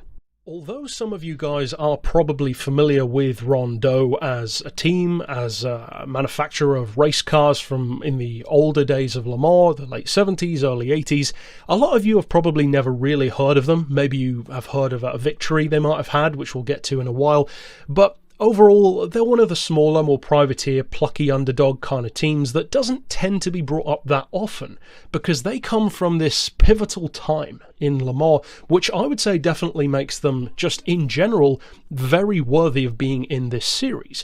Now, we're going to cover one car in particular, but we're going to kind of look at the story of Rondeau in a condensed way just to set the scene for this one particular car. Now, the car itself is called the M482, and it's a Cosworth-powered Group C machine from the early 80s with a crazy appearance, and you'll see in this video, especially from the back, it's like nothing else. Even in something like Can-Am or Group C, there's no other race car that looks quite like this from the back. It's a truly crazy looking thing, looks almost like a boat from the back. And of course, as always, there are very specific reasons for that, which we'll get to in a second. But to set the scene, and to really explain why you should care about this car beyond it just looking weird, Rondeau, for those who are unfamiliar with them, are a privateer French team in the racing world. Think 70s Pescarolo, for instance. And they were set up by a young driver by the name of Jean Rondeau. Now, he had a dream, and that dream was to win Le Mans. But of course, winning Le Mans is not an easy thing, especially not when you're going up against massive juggernauts like Porsche, which he did almost every year. Porsche had a strong showing in the late 70s, all through the 80s, and even up until today. So initially they had a couple of late 70s prototypes under the old rulebook, and they performed reasonably. They weren't amazingly good. They had some engine issues. They were Cosworth powered. Initially thought about Peugeot power, but ultimately went with these Cosworth engines. They were F1 derived, so great performance, but not necessarily ideal for endurance. Very high stress engines, which are extremely prone to shaking themselves to bits, in other words. But ultimately, he actually did achieve his goal, because in 1980, they won Le Mans. In fact, he was driving the car, he was one of the drivers at least, in 1980 when a car called the M379B, a slightly older car than the one we're talking about, won. And he actually managed to beat Porsche. And the way in which he beat Porsche was not what you might expect. He didn't beat them in terms of sheer performance, he actually beat them mostly due to reliability, which is not something that you'd be expecting to happen. Now, that, you could argue, was the peak of his goal. He wanted to win Le Mans, and he did that. But, like any good racing driver with a great idea or a great goal that he wanted to achieve, he wanted to do it again. So, they entered again. But unfortunately for Rondeau, the rulebook's changed, and a nice little category which we know as Group C came into play. Now that was great, ultimately, especially in the later 80s with stuff like the Jaguars and the Mercedes Sauber C9s, etc. But in the early 80s, well, not so much, especially not for the privateer teams, because this was new territory. Cars with different weight, immediately significantly more power, completely different kinds of lap times that the cars would be running, and although Rondeau aimed and attempted even to run outside Le Mans, they had very little success, so ultimately they tended to focus their efforts there in particular. Now, one of the main problems for Rondeau is that when the rulebook changed to encompass Group C, they initially attempted to run some of these older, more primitive models like the M379B, but just updating them. That could work, but when it's already a company that hadn't exactly dominated before, that was a risky thing to do, and it didn't really pay off, because Porsche, who had previously been running stuff like the 935 and doing very well, well, they were now running something new, something by the name of 956. And anyone who knows anything about Le Mans knows how dominating that line of vehicles would become. And in fact, in one of the races in the early 80s where Rondeau went up against Porsche, there were a dozen Porsche 956s on the grid and 3 Rondeaus, plus some Lancia LC2s, some Peugeot PMs, so it was a pretty intense competitive mix for a small privateer team. Now, because of the engine issues that they used to have, they tried to get Cosworth to develop a new engine for them with a longer stroke, lower revving, more torquey, so that it would be more competitive, yes, but also more reliable for endurance racing. And they ended up with initially a 3.3 litre, later on a 3.9 litre naturally aspirated V8 with 550 horsepower, which is about 100 more than the car that they won Le Mans with in 1980. Of course, again, under different rules though. So ultimately, they had a car which had to weigh more than 800 kilos, had to have a 100-litre fuel tank running 550 horsepower. It incidentally had a 5-speed manual gearbox. And one of the biggest issues for Rondeau is that, and this is really why it comes under the plucky underdog with the unsung heroes kind of vibe, this was a new era in a very similar way to the pontoon Can-Am car that we discussed a couple of episodes back, because we were moving into the era of ground effect. And I'm not just talking about like the Chaparral fan car or the Brabham. This was just natural Venturi tunnel ground effect territory, but that was still an early, very mystical thing, a dark art, if you will, that many people didn't fully understand. And as a result, you saw a lot of experimentation, and some were a lot more effective than others. Of course, Porsche with the long tails pretty much perfected it very quickly. Surprise, surprise. But Rondeau actually tried something different. They tried a car which, in a similar way to the pontoon Can-Am, was much more extreme. And as a result, the back end of the M482 looks crazy. It's essentially all designed around these two massive Venturi tunnels. And also, unfortunately, in a very reminiscent way to the pontoon Can-Am, the chassis tore itself to pieces in its first race, which was a 6-hour race at Silverstone in the early 80s. So, unfortunately, just like the Can-Am car, it had so much downforce, and they didn't fully know how to utilise it and build a car around that it tore itself up. And ultimately, I can't recall exactly where it finished on the grid, but it was something like 27th, I believe. So, not exactly a great result. In 1983, however, they did try to enter Le Mans. In fact, they did enter Le Mans with 3 cars, one of which was driven by a certain Henri Pescarolo. Again, very familiar name to Le Mans fans. And they did qualify. They qualified 336, 337, and 338 laps. The best of those was enough to allow them to qualify in 16th place. Unfortunately, though, even though they'd ironed out some of the aerodynamic issues with the car, Cosworth came to haunt them again, because the best result that any of the cars had was 174 laps. And the engine blew, which is unfortunate, to say the least, when the whole idea of this new engine was to be better for endurance. So, unfortunately, it's just a case of everything possible basically going wrong for this small, plucky team. They were constantly the underdog, and I think that the reason why I chose the M482 in particular to be the car represented for this brand, rather than the car that actually won, is because this car bridges the gap between their greatest success in 1980 to their ultimate downfall, because the M482 was their last car. And yet it was by far their most extreme, the most powerful, probably the fastest, even though it broke itself, and the most, well, experimental, you could say. It was in a time where people didn't fully know what they were doing with this new form of aero, and it showed. Some teams caught on quick, others really didn't. And unfortunately for Rondeau, they were just one that didn't.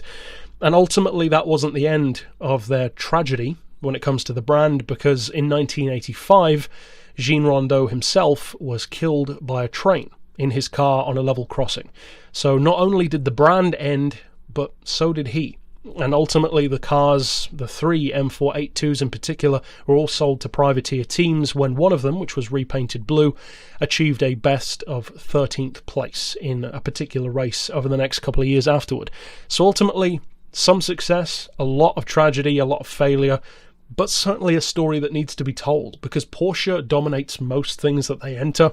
And so it's nice to shed a spotlight on the underdogs, the plucky teams who tried at least, had some great ideas, but maybe just didn't know how to fully utilise them. So, rest in peace to Mr. Rondeau, and ultimately, at least we can still remember the things that he did achieve, such as the crazy M482 and the successful M379B. But if you are new to Unsung Heroes, of course you can check out all of the previous episodes by clicking through here at the end, and for now, as always, thanks for watching. As far as Unsung Heroes goes as a series, this is probably one of those cars that quite a few of you guys will think, wait a second, I recognise that. That's not exactly Unsung, it was in Colin McRae Dirt.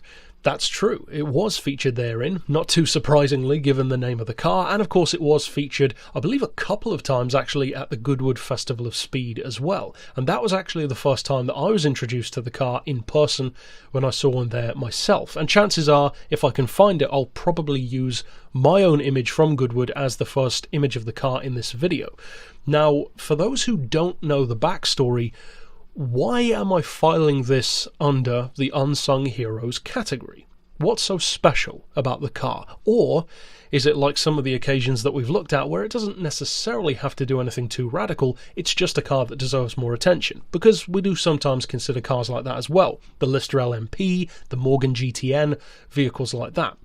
Well, I would say that this one is a combination of both, because yes, it does definitely deserve to be talked about more, but at the same time, it's an interesting idea, an interesting concept, and one which, just like the Rondo from last week and a couple of others too, in fact a couple that doubtless we'll look at in the future as well, it has tragedy in there as well. But unlike Rondo from last week, chances are you probably already know the tragedy involved here, whereas with Rondo, not so many people did. And of course that tragedy was the death of Colin McRae years ago now. Of course not even related to motorsport, he was in a helicopter. But it's still directly related to this car, to this day in fact. Now, the idea behind this car actually stemmed way back in 2004 when Colin McRae was visiting DJM Motorsport to have some work done on his Mark II Ford Escort, and he was talking to them, just chatting informally about some of the issues that he had with rallying. For instance, how licensing with a particular team or having a contract with a particular team can sometimes cause friction if you drive a different car. For instance, in your own time or in a different kind of motorsport or at an event or something. For understandable reasons, that can kind of clash with the manufacturer.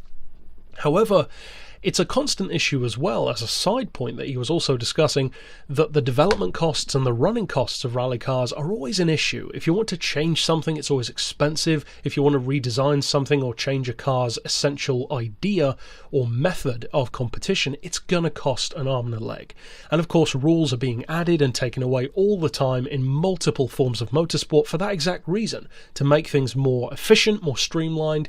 Yes, to make cars faster and safer too, but also to cut development and running costs for teams big and small. And of course, even now, we're currently in the throes of seeing those changes happen again in Le Mans with the hypercar classes, which could be coming fairly soon, in fact. But as far as this car goes, contrary to what you might assume, given the name, the Colin McRae R4, technically the McRae R4, you'd probably assume that it was his idea and that he, to some degree, designed the car.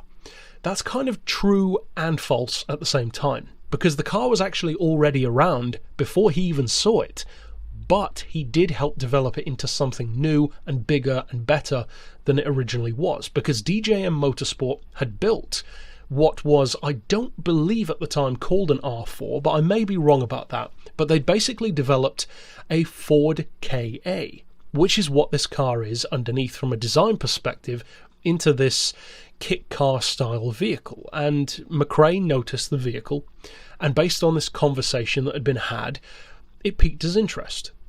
A vehicle which was, yes, based on this Ford, but was so far removed from it that licensing wouldn't be an issue, and also, if you built it in the right way and designed it in the right way, it could be this machine that could be easy to develop. Well, easy to an extent, of course, I'm using the word easy very loosely, but much more cost efficient to develop, much more affordable to run and to compete with than a traditional WRC car would be. But also potentially a car that could even justify a new category of rally, maybe even one-make racing. And that is where the concept was refined in the case of the R4, because over the course of the next couple of years, up until the end of 2005, when enough parts were made to build the first prototype, DJM Motorsport supported this idea and really went all out with it. Now, as far as the car's construction, some things surprised even McRae himself. For instance, it's a lot lighter than a WRC car. Now, Ford KA, yes, you would assume would be, but a very heavily modified one? Well, surely you're going to add a lot of weight on top. but it was still around 300 kilos lighter than McRae's WRC car at the time. That's pretty impressive, because WRC cars aren't exactly heavy to begin with. Now, as far as the body construction and the layout, the car uses, of course, a full safety frame, which was one of the most important things to McRae himself. That was forefront on the design. The centre section of the car around the cockpit was steel, the front and back end using carbon, which is kind of indicated by the coloration of the car, the red and carbon colouring, and it's available, or would be available, with either two-wheel drive or four-wheel drive options. So a lot of customization there. As far as engines, they had a couple of different options in mind, and one of the ideal ones on the part of DJ and Motorsport, the one that they wanted to go with, was around a 2 to 2.5 litre V8 engine, a motorbike-derived V8. But ultimately they didn't go with that, which was probably a good idea ultimately, because they wanted to steer away from an engine which was promising for sure, but could very easily be ruled out under rule changes. So they didn't want to have that issue come up, so they went with a rather more conventional but still very competitive 2.5 litre, interestingly naturally aspirated straight 4 engine, which was actually built by Millington. It's a Millington Diamond engine. Now you're probably thinking, that's a bit strange, why would you have a naturally aspirated rally car, especially after the year 2000? Well, don't be fooled. It may be naturally aspirated, but it's no slouch. This is a 350 horsepower naturally aspirated engine, which for a 2.5 litre straight 4 is impressive. That's a well-engineered piece of kit. And when you're putting that into a car which potentially only weighs around 1,000 kilos, which is 1 metric ton, that means that your horsepower per ton is very impressive. In fact, beyond a WRC car, even beyond most of today's rally cars in most circumstances, apart from pretty much Pikes Peak. So across the board, it was a healthy car. It certainly looked to be impressive. Production costs were way lower than a WRC would be, far easier to modify and to change if and when necessary. So naturally, they proceeded, and it came time eventually for McRae himself to test the car. So they used a particularly unforgiving stretch of dirt, which they didn't consider to be a good idea, but McRae himself insisted on it, and he tested 2 cars at once to compare them. He tested the R4, but what he put it up against was a pretty intense opponent, an MG6 R4, which is one of the most iconic rally cars of all time. After a couple of runs, and eventually the rain was too bad to continue, they adjusted some things, the car took a right beating, according to the guys who were there, but ultimately he came out of that test saying that he thought that the R4 was incredible, and there was no comparison to the 6R4 Metro. It was a superior machine to that icon. Now that is a pretty glowing review from a guy who typically isn't exactly an excitable kind of personality. So this was all looking great. And then they decided to show it to the public, I believe it was for the first time officially, at Goodwood around 2006-2007. But as I said earlier on, I believe they must have taken it more than once, because I saw it, as I said, at Goodwood, and the first time I went was 2009. So it must have been there a couple of times since. It's certainly a car that makes an impression, but it's not the kind of car that makes an impression that, for instance, a Pikes Peak machine would. They have the wow factor and the crazy factor, whereas there's something about the R4 which is just a little bit different. There's something intriguing about it. It makes you think, what is that? What's its purpose? It looks different to a WRC car. It's smaller, more compact, more purposeful looking, with these kind of TVR style headlights around a Ford car shape, with these big blistered Group C style, or Group B even, style arches. It's an intriguing car, and for some reason, and technically it shouldn't because it's not really a rival for it at all, but something about the McRae R4 has always reminded me of the ProDrive P2, as if it's some kind of distant cousin to the idea behind that car. But not really, but I think you probably get what I mean by that. And of course, we looked at that car in this series as well. Now, ultimately, of course, tragedy happened, just like with the Rondeau from last week and various others that we've talked about and doubtless will in the future. But the death of McRae understandably put a halt to the car's production. It was planned to be put into production, and in fact there was some pretty heady interest in purchasing the vehicle as well. Peter Salzberg, I believe, if I recall correctly, was actually interested in buying one. But, of course, ultimately, it's been a decade since then. The McRae R4 is not a purchasable, road-legal production vehicle, which was the full intent of it, and that's a shame. It's an understandable shame, but a shame nonetheless. Now, Alison McRae has said that she would be very interested and very open to the car being produced after his death, and you can kind of understand why. It's an appropriate remembrance of him to kind of live on through the games, through this car, and from all indicators, it's a gift of a car, an amazing little machine which could have not just entered the existing world of rallying, but actually brought something new to it. So as far as I'm concerned, it's definitely an unsung hero. It's not the fastest thing out there, but from what he said, it was pretty good. And if a guy like that, like Colin McRae, says that it's good, I'd listen. But that's it overall for this particular pick. Of course, I'll see you guys next time. And for now, as always, thanks for watching. Hi again guys, and welcome to another installment, of course, of Unsung Heroes. And to those of you who have heard of this car before, you're probably wondering, why is it in this series? Because it's a fairly well-known vehicle, in a similar way, to some extent, to last week's McRae R4. It is a vehicle that has been featured in some games, and there's a decent amount of people who do know of the car.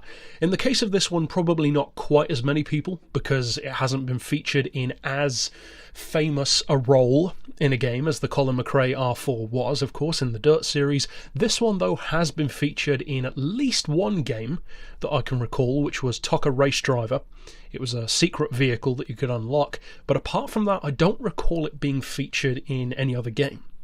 Now, it may well have been, and I'm just not aware of it, but that's the only one that comes to mind. And the car in question is, of course, the Koenig C62. Now, it doesn't take a genius to figure out, based on the look of the car, that this is some kind of variation on the very popular early 90s theme of repurposing the iconic Porsche 962 Longtail into a street homologated vehicle. And that's exactly what it is. No surprise there, that is what the Koenig C62 is.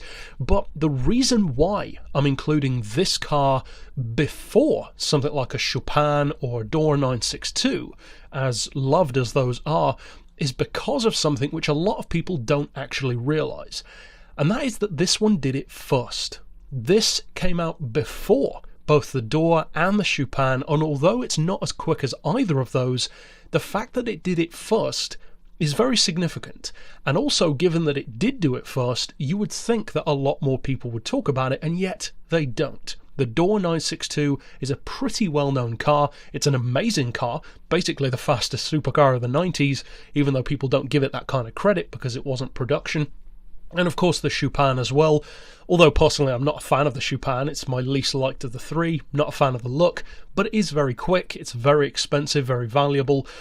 But this one came first, and that has to count for something. Now, for those who are unfamiliar with Koenig, they have no connection whatsoever to Koenigsegg, none whatsoever. They're based in Munich, and they were originally a tuning company, a very extreme tuning company. They made stuff like 1,000 horsepower Ferrari Testarossas and 800 horsepower Ferrari F50s and 750 horsepower Ferrari F40s, all of which are, as you'd assume, incredibly quick. They have these big, crazy-looking body kits, which sometimes, let's be honest, look a little bit dated, but kind of in the best way. They're almost like the German equivalent of a Reiser to some degree, with these crazy, slightly pointless body kits, but they do give the vehicles their unique appearance. And unlike most Reiser cars, they actually back up the crazy looks with great performance. They are very, very fast. However, this is by far the fastest car they've ever built, not just in a straight line, but doubtless around the track as well, because of course it is. It's based on one of the most iconic and most dominant forces in any form of motorsport, the Porsche 962, which itself, of course, was essentially an evolution of what started with the 956, and you could say even earlier with the 917. Now, in the case of this car, of course, to meet road regulations, especially since nobody else had done it before, they had to change certain things. things. Now, it does actually use, impressively enough, an original 962 chassis. It is the chassis of the race car, which is very cool. The body, though, is of course completely different. The same shape, but clearly a different car. The lights are different, etc. And the reason why was twofold. One, the headlights had to be a different height on the road to be legal, and it needed clearance to be able to actually drive down the street without smashing over every pothole. So they redesigned their own carbon fibre body, and this car came out in 1991, which was a year before the Chupin and a full 3 years before the Door, which came out in 1994.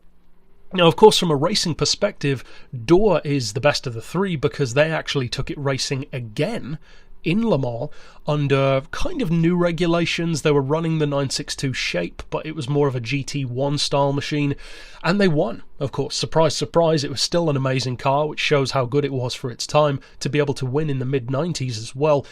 So this one, though, it was the first to do it, as I said, and as such, it was new ground. Chupin could have learned from Koenig, and doubtless they did. Door could learn from Chupin and Koenig, which doubtless they did. Koenig didn't have that. All they had was Porsche, which is a pretty good thing to learn from, but at the same time, there's no point of reference for using it on the street.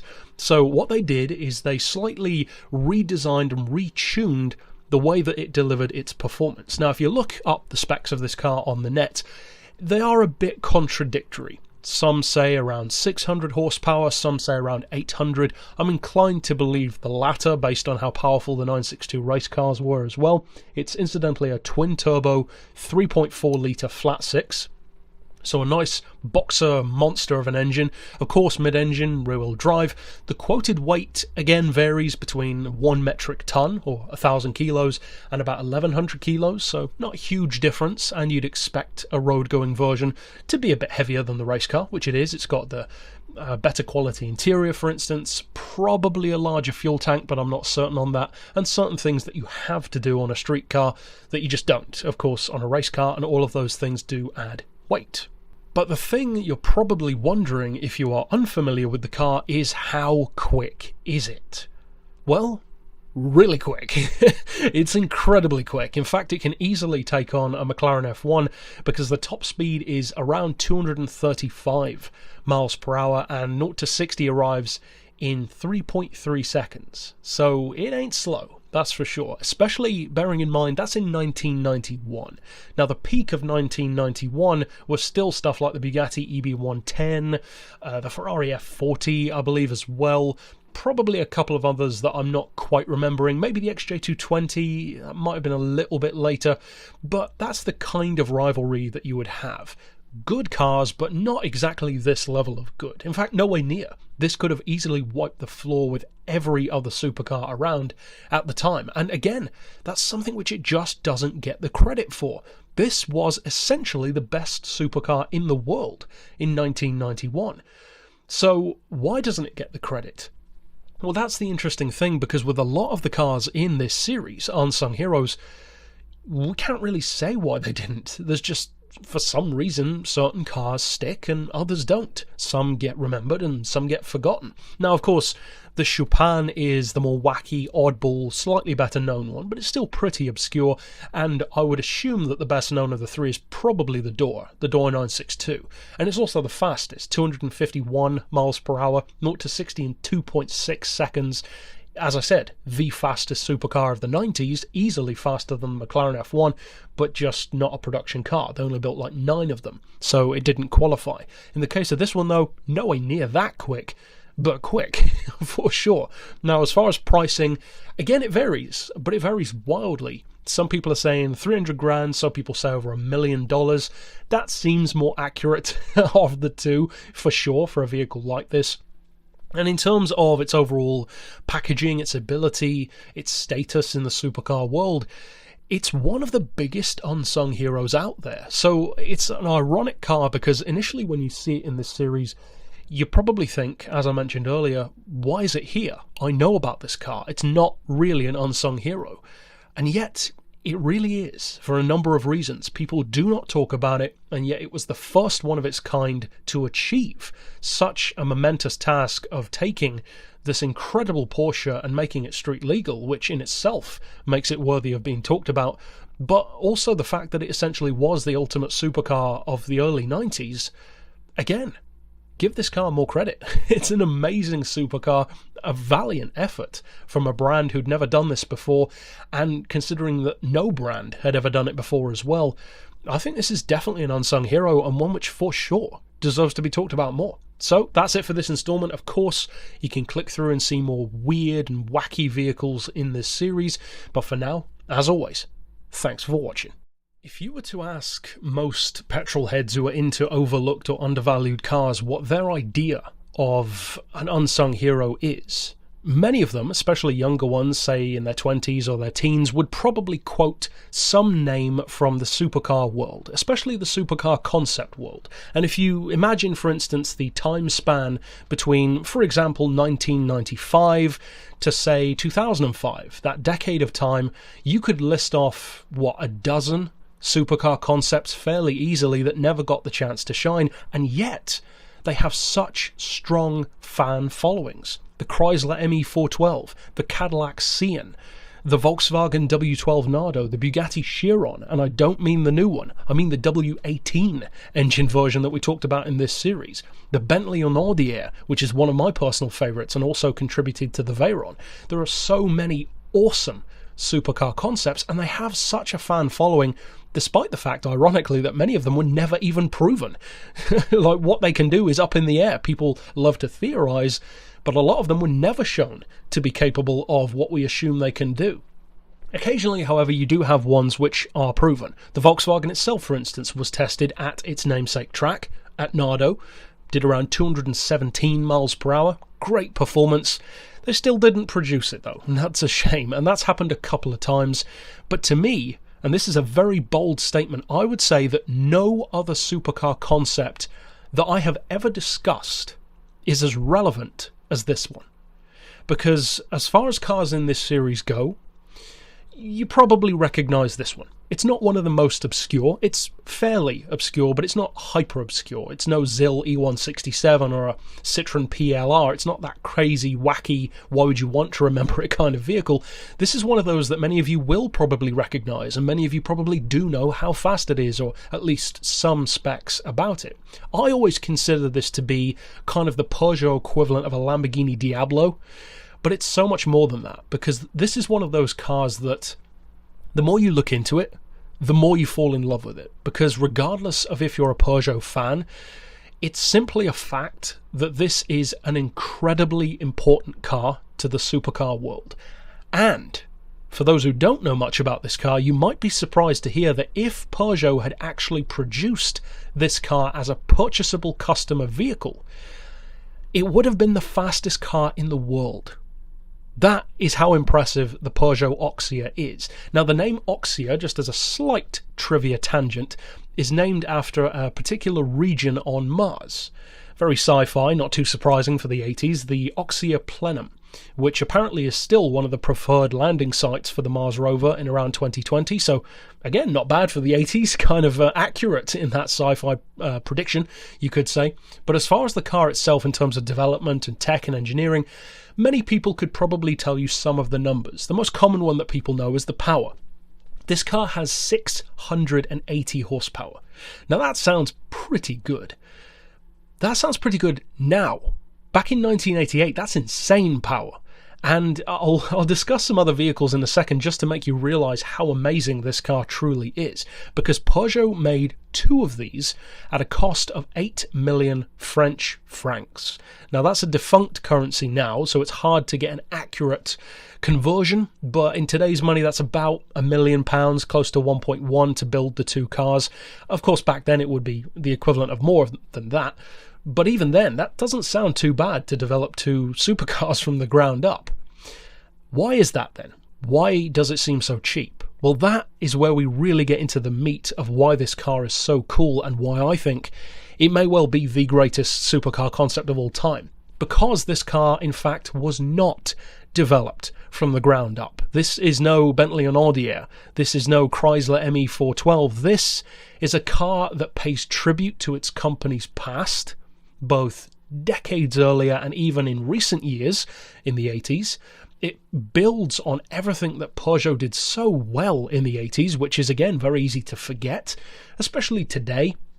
Because Peugeot has some cool cars, but it's not really like it used to be. They used to kind of be an amazing force in motorsport, whereas now they had the 908 at Le Mans, but it's been quite a while since before that they've had any amazing, mind-blowing cars. They've had some success, of course, but not exactly like it used to be. But way, way back in the day, in the vintage times even, Peugeot was a dominating force. They were a force to be reckoned with, and so were many other companies in France and plenty of other places that just aren't around anymore. If I recall correctly, I think Peugeot actually won the first ever official race. Like, ever. That's impressive. Now, in the 80s, they were doing real well. Group B was still going strong. Peugeot had the 205 T16. What a legend that is. They also competed in Pikes Peak with the 405 and had success there as well. I mean, those two alone would be impressive enough, but let's not forget a certain Peugeot P88 Le Mans car, which just so happens to still be the fastest Le Mans car ever built. 253 miles per hour from a nearly 900 horsepower 2.9 litre V6. That is where the story gets juicy, because this car has that engine. Now, it doesn't have 900 horsepower, so technically it's a retuned, or you could say detuned, version of their Le Mans dominating monster. Not dominating, of course, in terms of winning the race, but in terms of its ability, it was a dominant car, still has the record. So this is a 2.8 litre twin-turbo V6. As I already said, 680 horsepower, 535 pound-feet of torque. Now, both of those things, bearing in mind there's no hybrid system, there's no electric assist, that's just the engine itself, by today's standards, that still sounds like a cool number. In fact, to give you some idea of how that compares to now, that's the same level of power as a Zonda Cinque, but this did it like 30 years ago now. That's impressive. And also, I'll remind those who maybe forget that the Ferrari F40 has, 470 horsepower? A full 200 less than this, and came out a couple of years after it. And, of course, that was the fastest car in the world, the first road car to break 201 miles per hour. Or at least, that's what many petrol heads would have you believe. Those who actually don't know any better. Because the reality is that one of the reasons why this is, I would say, the most important concept car of all time, supercar concepts that is because this car is so fast that if Peugeot had actually produced it, it would have still been the fastest car in the world ever until the McLaren F1 came around. This is faster than the Ferrari F40, the Porsche 959, the Lamborghini Diablo GT, the Bugatti EB110, and the Jaguar XJ220. I'm not sure if I mentioned that one twice. I might have in listing off those, but I don't think I did. All of those are kind of quick cars, you could say. The McLaren would have beaten this, but to say that a McLaren beat it isn't really saying much, because the McLaren beat everything. So for Peugeot to have the fastest car in the world would have been kind of cool, which is another reason why it annoys me when companies don't do that. They make these amazing show-off vehicles to flex their muscles, but then don't allow people to actually buy them, which is incredibly annoying to me.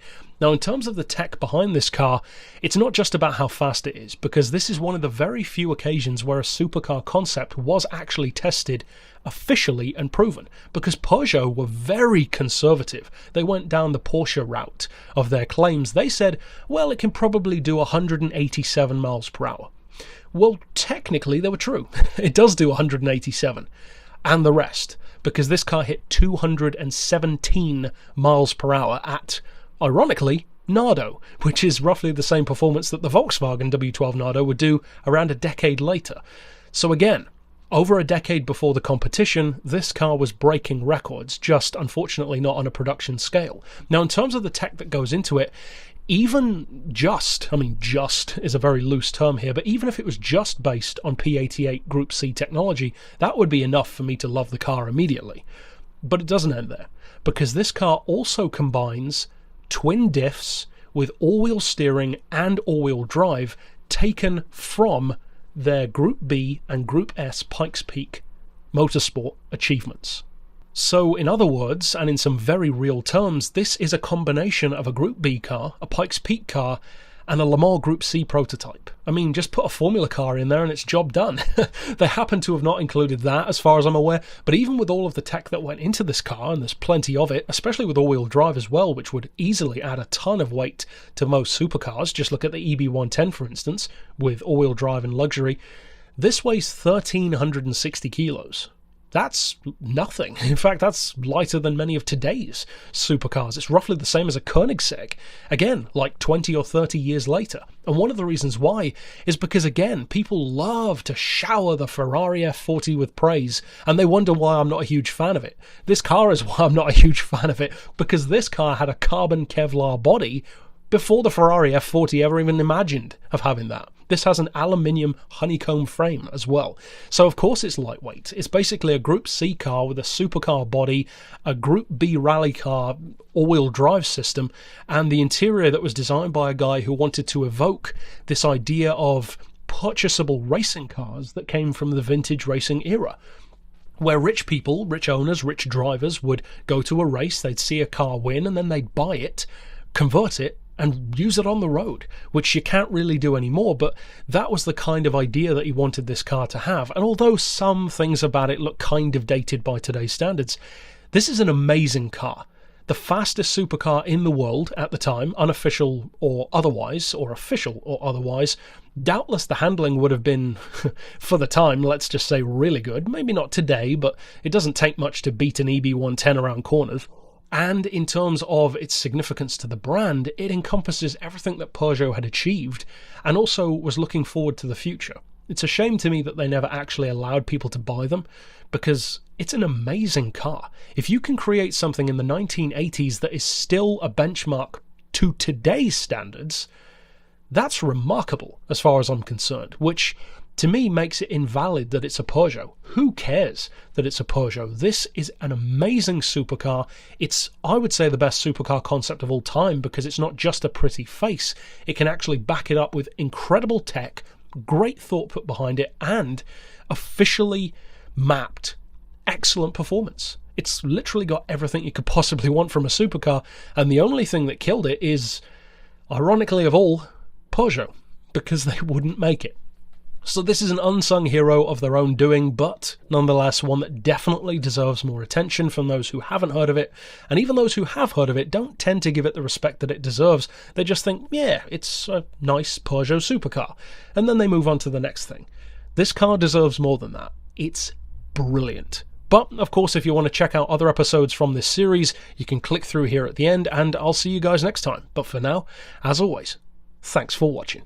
More often than not in Unsung Heroes, we tend to talk about cars from the motorsport world, or at least tangentially connected to the motorsport world in some way, where they tried to adapt racing technology for the street, for instance something like the Koenig C62 or a number of others.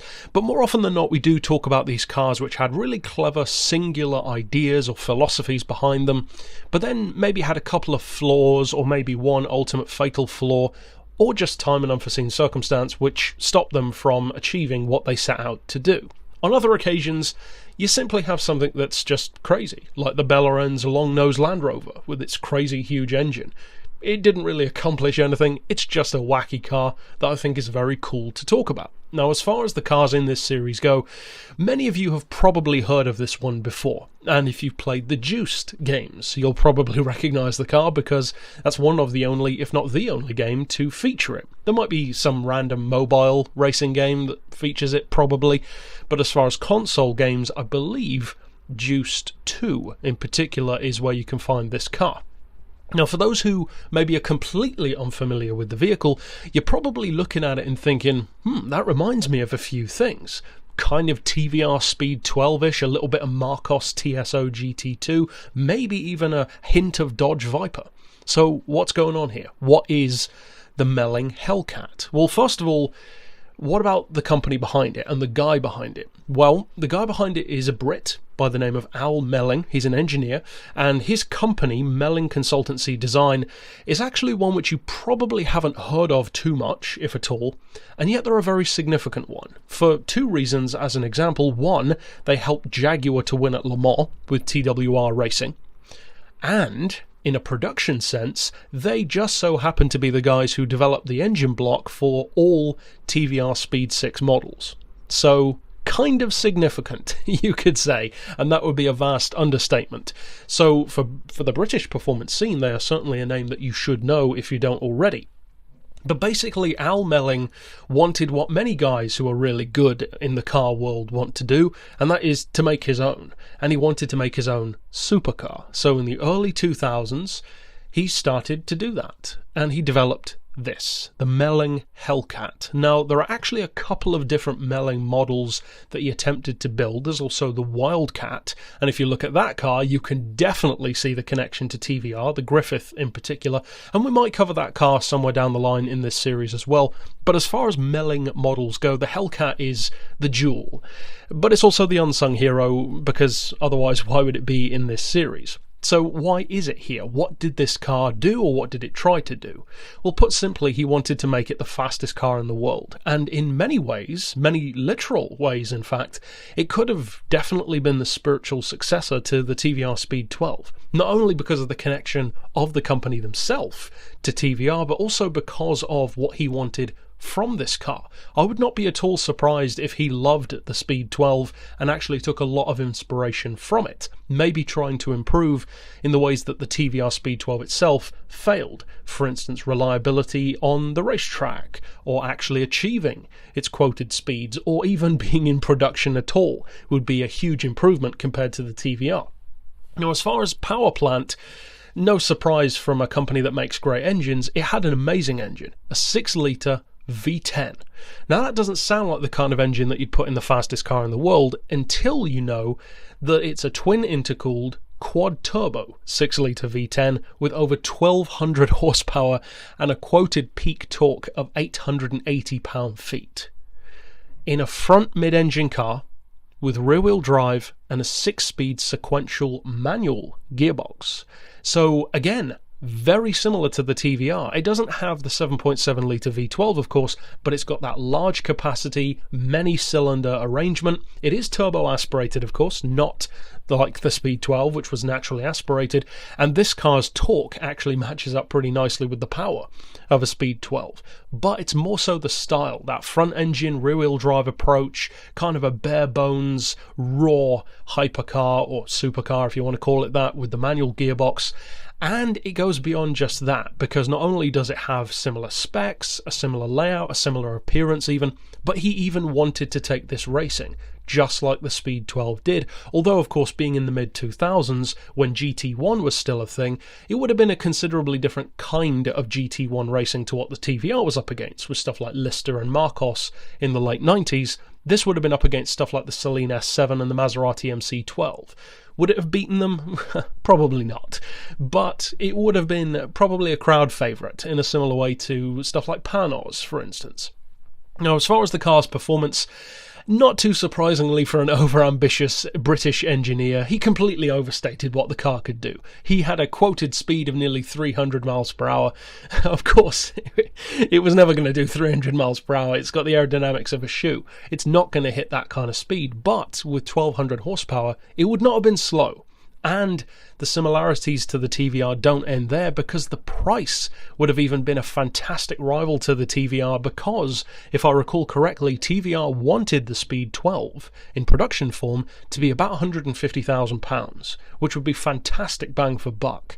This car had a proposed price in a similar region, about 180,000, and some say down as far as 100,000, but 185 is definitely more accurate, especially once you factor in production costs of a car with a custom-made engine for the car itself, carbon fibre body, all that kind of good stuff.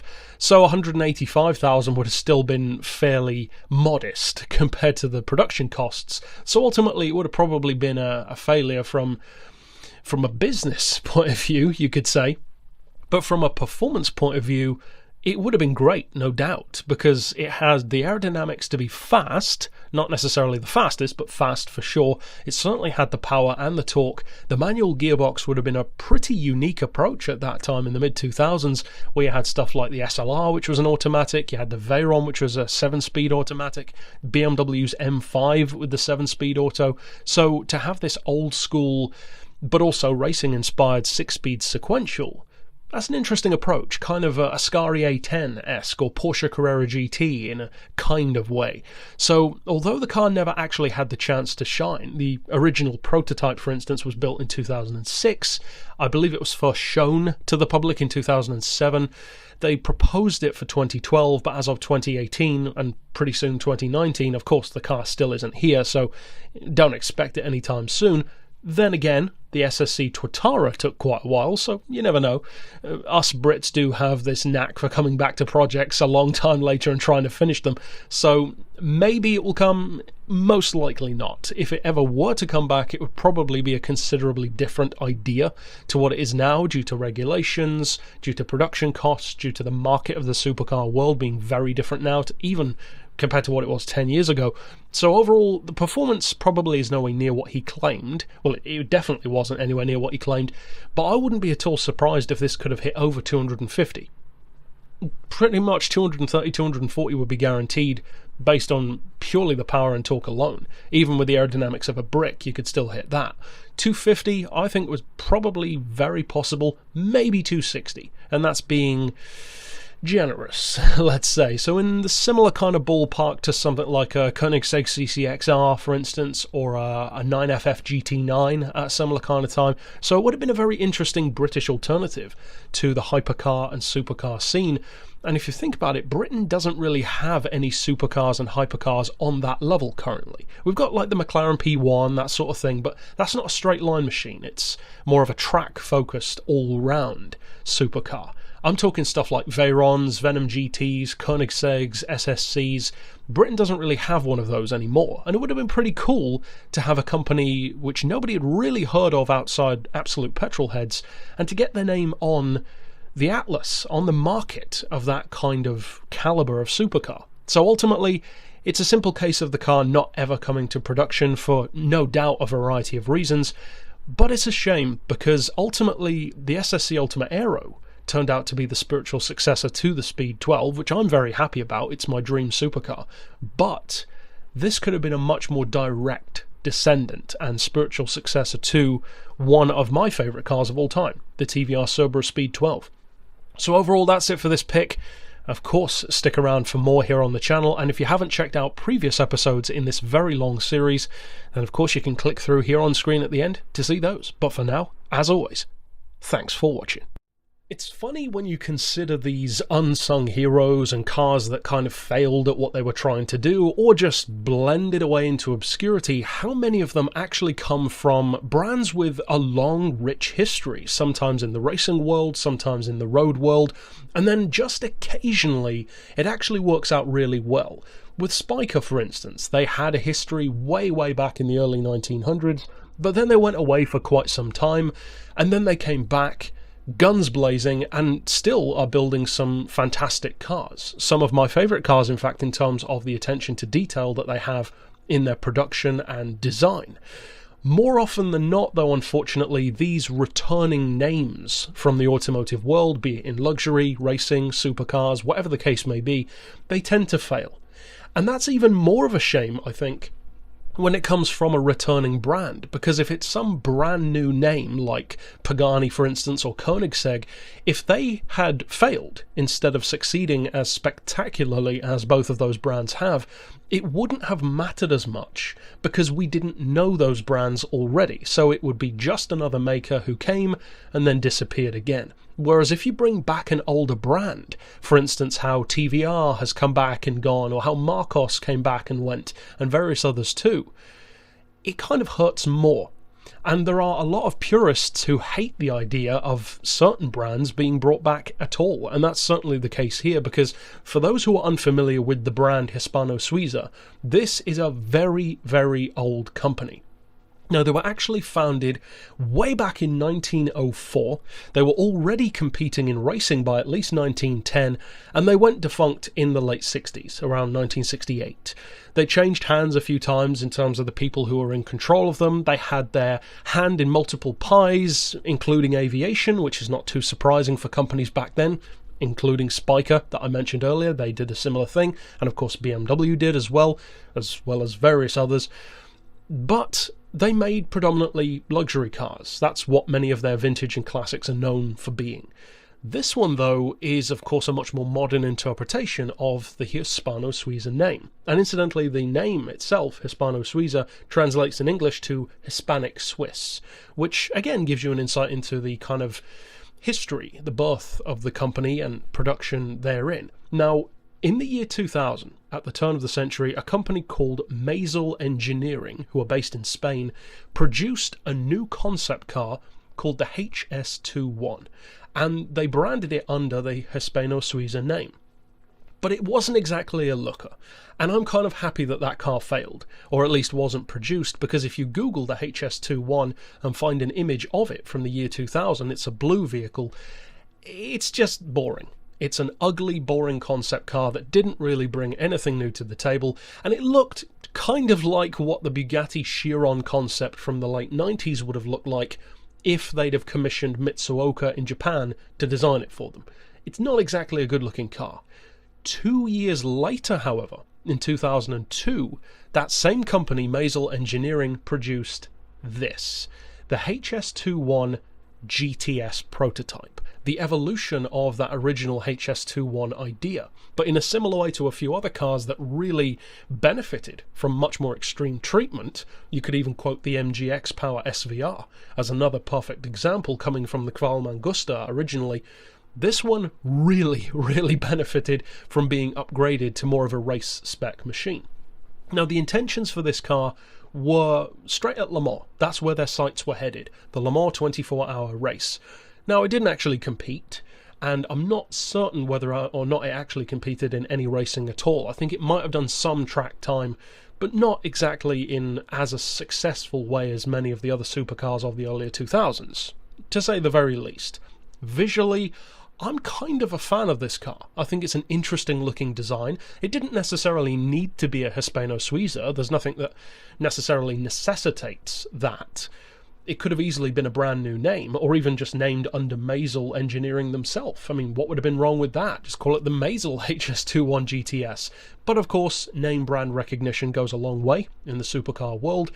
The problem is, though, when you bring back a name, as I mentioned earlier, that was known predominantly for something completely different, and then try to turn it into like a supercar company instead, that's risky territory, because the people who don't know the name, well, it's going to make no difference to those people where it came from, and for people who do know the name, they're probably going to be purists who don't like the new direction of the company. So it's a very difficult area to tread when you're bringing back, or resurrecting, in other words, an old automotive mark. Now, in terms of what the car was capable of, at least on paper, it did have a lot of promise. It's a mid-engine rear-wheel drive car, no surprises there, 6-speed sequential, has an impressive engine for the early 2000s supercar scene, especially a 7-litre V8 with 600 horsepower and 480 pound-feet of torque. And although the performance figures aren't exactly known, you can make some pretty well-informed guesses of how quick it probably was. It looks relatively lightweight construction.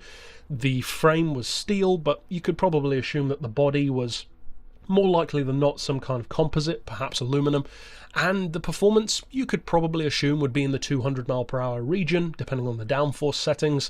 0 to 60, probably about 3.8 seconds, maybe a little bit less, especially with a sequential gearbox. So ultimately, although the car feels kind of pointless in terms of resurrecting the Hispano-Suiza name, it could have been a cool supercar just in general. And to me, the visual style of the car looks like some kind of mystic blend of a Celine S7, a Tommy Kaira ZZ2, and a little bit of Mosler MT900 as well. And if you can have a car that looks like those three things put together, that's not necessarily a bad thing. Plagiarism, on the other hand, isn't a good thing, but looking like three cars that are as good as those, that's a pretty good start. It's got a big capacity V8, which is a pretty strong choice for a supercar, clear track day implications, And who knows, this could have actually been a force to be reckoned with in the early 2000s Le Mans GT scene.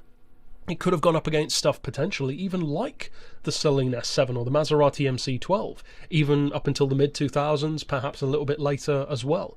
Now, unfortunately, it seems like it never had that chance, so this is one of those occasions in Unsung Heroes where it's not a car that tried to revolutionise the world, and we've talked about plenty of those that have. This is more just an occasion where, in a similar way to the Morgan Aero GTN, for instance, that it just deserves more attention. It's one of those supercars that's interesting to know about. Some of you doubtless already have heard of this one, but plenty of people haven't. And to me, as far as failed supercars go, or just concepts or prototypes, this is actually one of the slightly more interesting ones, because a lot of those garden shed style supercars tend to be built just by a guy who wanted to slap his name on something, and they just fit a generic engine and offer pretty much what everyone else already does. It's some kind of GT car with a front engine rear-wheel drive layout that kind of apes Aston Martin in some way. This one doesn't do that. It had interesting implications, it set its sights on the racing world, it resurrected a very iconic name in the automotive world, and those things, I think, make it pretty impressive. Overall, it didn't get the chance to shine, which is a shame, and it probably never will, because if Hispano Suiza were resurrected again now, well over a decade later, in fact almost 2 decades later, it would probably be something entirely different again. The ultimate fate of the HS21 seems to be a murky and understandably disappointing one for a couple of reasons, neither of which are particularly surprising. They did plan, apparently, to produce 6 vehicles and take it racing as well, but that didn't happen. It would appear, at least from some of the Google images, that the car was fitted with a livery and even used on track at some point. It would appear so, at least, and unless the image is photoshopped, even potentially used in some form of race or testing against other GT cars. It seems murky, though, as to what actually happened there, at least as far as what I could find. However, ultimately it was 2 things that killed the car. One, Maciel Engineering had other jobs and commitments that they had to do, and also, even more of a killing blow, was the FIA. The rules at the time dictated that the car would have had to have been significantly changed, basically from a ground-up level, to actually be allowed to compete. The car even underwent an engine change through its life. It was originally planned to have a 5-litre V10, ultimately ended up with a 7-litre V8, so it was getting too costly, too expensive, too complex, and for those pretty understandable reasons, it never really continued. So it's a shame that a car like this, which definitely had some potential to say the least, didn't get that chance. And if there's any vehicle that falls under the category of Unsung Heroes, that's the exact occasion where a car like this could be eligible, and I think it is. But overall, still a very cool supercar, I think, and one which I would say does deserve more attention. It's not the kind of car that you can generally do a ton of research about, because it's so obscure, basically, but a cool one, I think, nonetheless. But that's it for this pick. Of course, you can click through at the end of this video to see all of the previous episodes, and for now, as always, thanks for watching. Many of you who have never actually clicked on an episode of Unsung Heroes before, or maybe who are unfamiliar with it, are probably wondering, why is he talking about a classic Golf? How is that an unsung hero? Everybody knows about the classic Golf GTI, the late 70s Type 17 in particular, so what's so special about this one? Well, those of you who are a fan of Unsung Heroes, and there are quite a few of you now, you know that there's got to be something different here. If we're talking about a Golf, there's a reason. It's got to be something special. It doesn't look like a competition machine. It has a license plate, so it's probably not a concept car. So what gives? What is so special about this Golf? Well, it's not a Golf. And that's what's so special about it, because you've probably heard of companies like Gembala, Roof, 9FF, AC Schnitzer, various others too, these kind of custom-built houses, tuning houses, aftermarket houses, in various stages of basically taking German cars and modifying them. Sometimes just literally doing that, sometimes more ground-up creations and selling them as their own thing, like Roof does, for instance. So who is this? Who is Arts? Well, Arts is one of those more crazy companies. You probably haven't heard of them. Some of you have, most probably haven't, especially compared to many others like Hamann or Roof. But It's run by a guy called Gunther Arts, or at least it was at the time, and he also ran a Volkswagen dealership, and in the late 70s he produced roughly 6 of these, I believe including a prototype version as well, which you can see in some of the images in the video. And the reason why he produced those was believed to be a combination of 2 things. 1, because he could, which is always a great reason, and 2, as a promotion for the Golf GTI. That sounds kind of weird though. Why would you just produce 6 Golf GTIs to promote the Golf GTI? Seems kind of redundant. Well, of course, because it's not any old Golf GTI, and as I mentioned just now, it's technically not a Golf at all. Because in reality, this is a much larger vehicle than a Golf, as you can see in the images here, significantly bigger in fact. Because this car, the Arts Golf, is a full 9 inches wider than the Golf was at the time, and the reason why is because it's basically just a Golf body. Only the doors and the side panels are actually from the Golf, and everything else is either custom or, and this is the spicy bit, a Porsche. Because underneath, that's exactly what this is, a late 70s Porsche 928. And that means pretty much everything. The chassis, the engine, the gearbox, even the interior, which is still a 4-seater like the 928 is, but now with even more legroom, better headroom as well because of the Golf body. It's a Porsche underneath. And of course, suddenly the larger physical size makes a lot more sense. Now, to give you some idea of the production costs involved in doing something like this, according to Gunther himself, the windshield alone cost them $3,500 to have custom made. In the 70s, that was a lot more than $3,500 now. Now, as far as performance, the engine is a 4.5 litre V8, which is pretty awesome for a Golf, and certainly, of course, would not feature in a standard Golf, and would probably not even fit in a standard Golf, but it gives you great performance as well. Albeit with the caveat that this is the late 70s after all. So of course a modern day Golf GTI is faster as standard than this custom car was back then, but for the time this was rapid. 240 horsepower is big territory for a Golf. Even now that's healthy. It's not the top anymore, but it's healthy, that's for sure. That's what GTI level these days, not quite Golf are. And the performance is great. It's rear-wheel drive, of course, has a 0 to 60 time of 7.5 seconds, and can do about 145 miles per hour, flat out, which for something with the aerodynamics of a shoebox, instead of a Porsche, that's impressive. 7.5 seconds doesn't sound that remarkable now, but back in the late 70s, there was pretty much nothing else in the commercial vehicle category, certainly not the hatchback world, that could keep up with this. Now, as far as production, as I mentioned earlier, it's rumoured that he built around 6 of them. Good luck finding one for sale, because even if you do find one, you could miss it because you think it's a standard Golf. And I think they did a really good job of managing to make the car look actually radically different to a regular Golf when you put them side by side, but yet when you see the car on its own, it doesn't look cartoonish.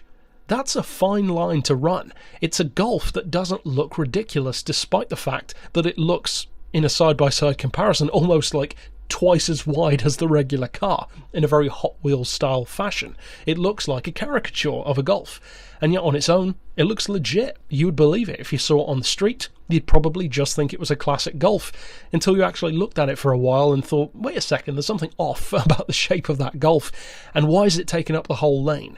Well, because it's a Porsche underneath. Now, as far as the implications of this entire series, of course this car didn't rock the racing world or redefine what hot hatches would become, but sometimes I just like to take a look at cars which are really cool and completely undervalued, sometimes for the most part forgotten. And in the case of a car like this, it's not just that it was forgotten for the most part, it wasn't hugely well known to begin with. It's super rare, it's crazy already, so of course it wasn't going to be a car that would get anywhere near the kind of, well, fan fervour that a normal Golf GTI still has to this day. The fact that it's hard to collect them because there were hardly any produced, they're hard to find, and for most people they're hard to even recognise if you're looking at one. So overall, I think it's a really cool little car.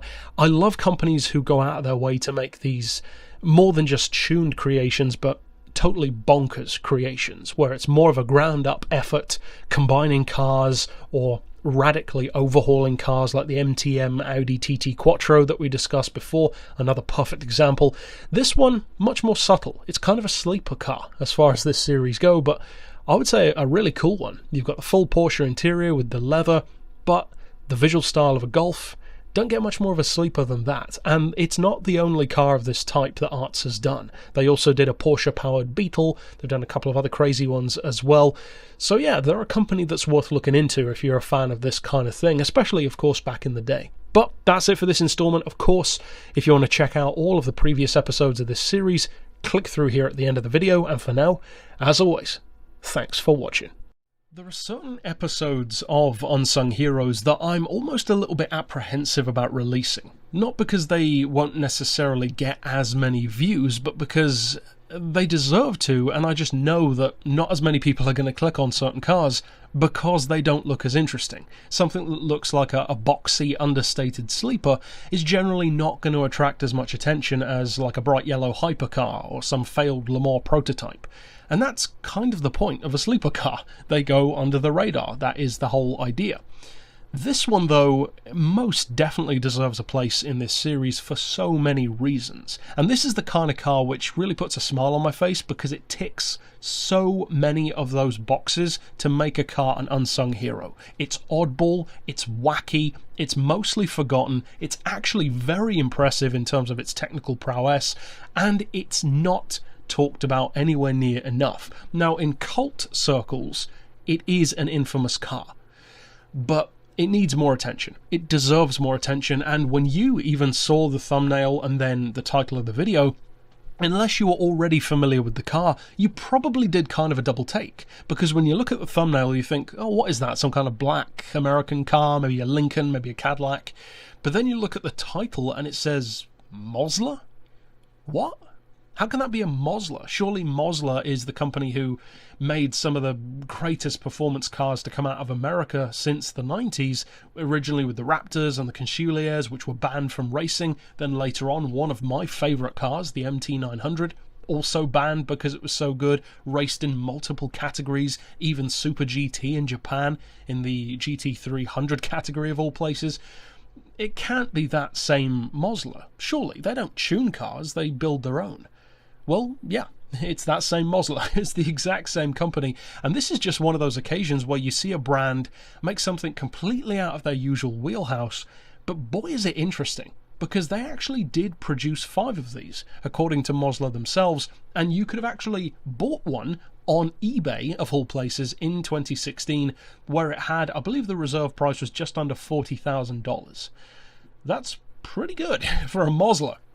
And good luck finding an MT900 for those kind of prices, but why is it being featured? Is this just a special, fancy, rare, like Gembala or roof style, tuned up version of an existing car? Just happens to have a Mosler badge, or is it something more? Well, the name kind of gives it away, because this is called the Twin Star. And there are 2 very specific reasons why it's called the Twin Star. The twin refers to the engines that this car has, because no, it doesn't have one, and you can immediately see why I like the car. And the second thing is the star part of the name, because it refers to North Star, and North Star is a type of engine which Cadillac has in various forms. They've got North Star V8s. There was even a very impressive North Star V12 engine used in the Cadillac Cian concept, a 7.5 litre naturally aspirated V12, putting out 750 horsepower. Very impressive. Could have easily been America's answer to the Zonda or the Aston 177, but of course they didn't produce it, which is a real shame as far as I'm concerned. But this car utilises North Star V8s. Now, the story behind the vehicle is that Warren Mosler was actually not intending to make a twin-engine Cadillac. He bought a Cadillac Eldorado and actually wanted to make a mid-engine version. Now, I'm not sure exactly why he wanted to do that. Maybe to use it as some kind of base model to develop his next car, something like that. Because you've got to admit, that is kind of what this car looks like. One of those not quite finished test mules that people use to build new vehicles from. For instance, if you do a Google search of the Spiker D12 concept, their concept SUV, which I absolutely adore, you'll also find some very random looking images of a matte black Land Rover, which is really low to the ground, and you probably think, why does that show up? Well, because Spiker used that as a rolling test vehicle to develop their SUV. And that's, to me, what this car looks like. It looks like it wasn't intended to be a Cadillac, but was clearly modified from one with the intentions of creating something else. So maybe that is what Warren Mosler was doing, but when he was building the car, he actually realized before removing the front engine and after fitting the mid-engine, this actually works pretty well. Let's leave it like this. And to me, that's the best idea in the world for creating something so crazy. It was an accident. He didn't even intend to do that and then just thought, you know what, let's go with it and see what happens. So what does happen? Well, the result is that this is a car produced in the year 2000, and it's a Cadillac V16 because it has two V8 engines. It has the standard engine in the front with 275 horsepower, and it has a touring coupe version of the Eldorado's V8 in the back with 300 horsepower. So the combined power is 575 horsepower. Now the two engines are actually completely separate. It gives the car all-wheel drive, but they even have two separate gearboxes, which sounds very risky, but apparently the car is actually very quick. It can run 5 seconds or less to 60, which doesn't sound that impressive these days, especially for a car with 575 horsepower and two engines to work with. But you've got to bear in mind, this is not the most aerodynamic thing around. It was not intended to have that powertrain originally, and let's not forget, this weighs 2.2 tons. That's over 4,700 pounds. In fact, it's close to 4,800. That's extremely heavy, even for a car which is even remotely sporty. Now, incidentally, those two individual gearboxes are both 4-speed, and even with the relatively limited setup of a 4-speed gearbox, it can still apparently run the quarter mile in 12.5 seconds, which again, for a 2.2 ton car, which is, you could say, crudely modified compared to a standard one, crude being a very relative term, that's not bad at all. Now, the top speed is rumoured to be beyond 200 miles per hour, which actually sounds pretty accurate. It probably could do that, given the amount of power, the amount of torque, and also the fact that America has a tendency of building cars that have really good top speed, so I tend to believe that. But with 5 of them built, I am surprised that it's not more of an icon. A cult classic, if you will, because they tried to sell it, as I said. Apparently it didn't sell as far as I'm aware. I'm sure it's sold since then, but it's a car that you would assume more people would talk about because of how crazy it is. It's not the prettiest thing around. It looks like a brick. The modifications make the back end look very strange. The fact that it has the dual independent gearbox with separate all-wheel drive. You literally have 2 ignitions in the cockpit to start each engine. It's a crazy car for sure, but it's one which, because Warren Mosler was behind it, actually works.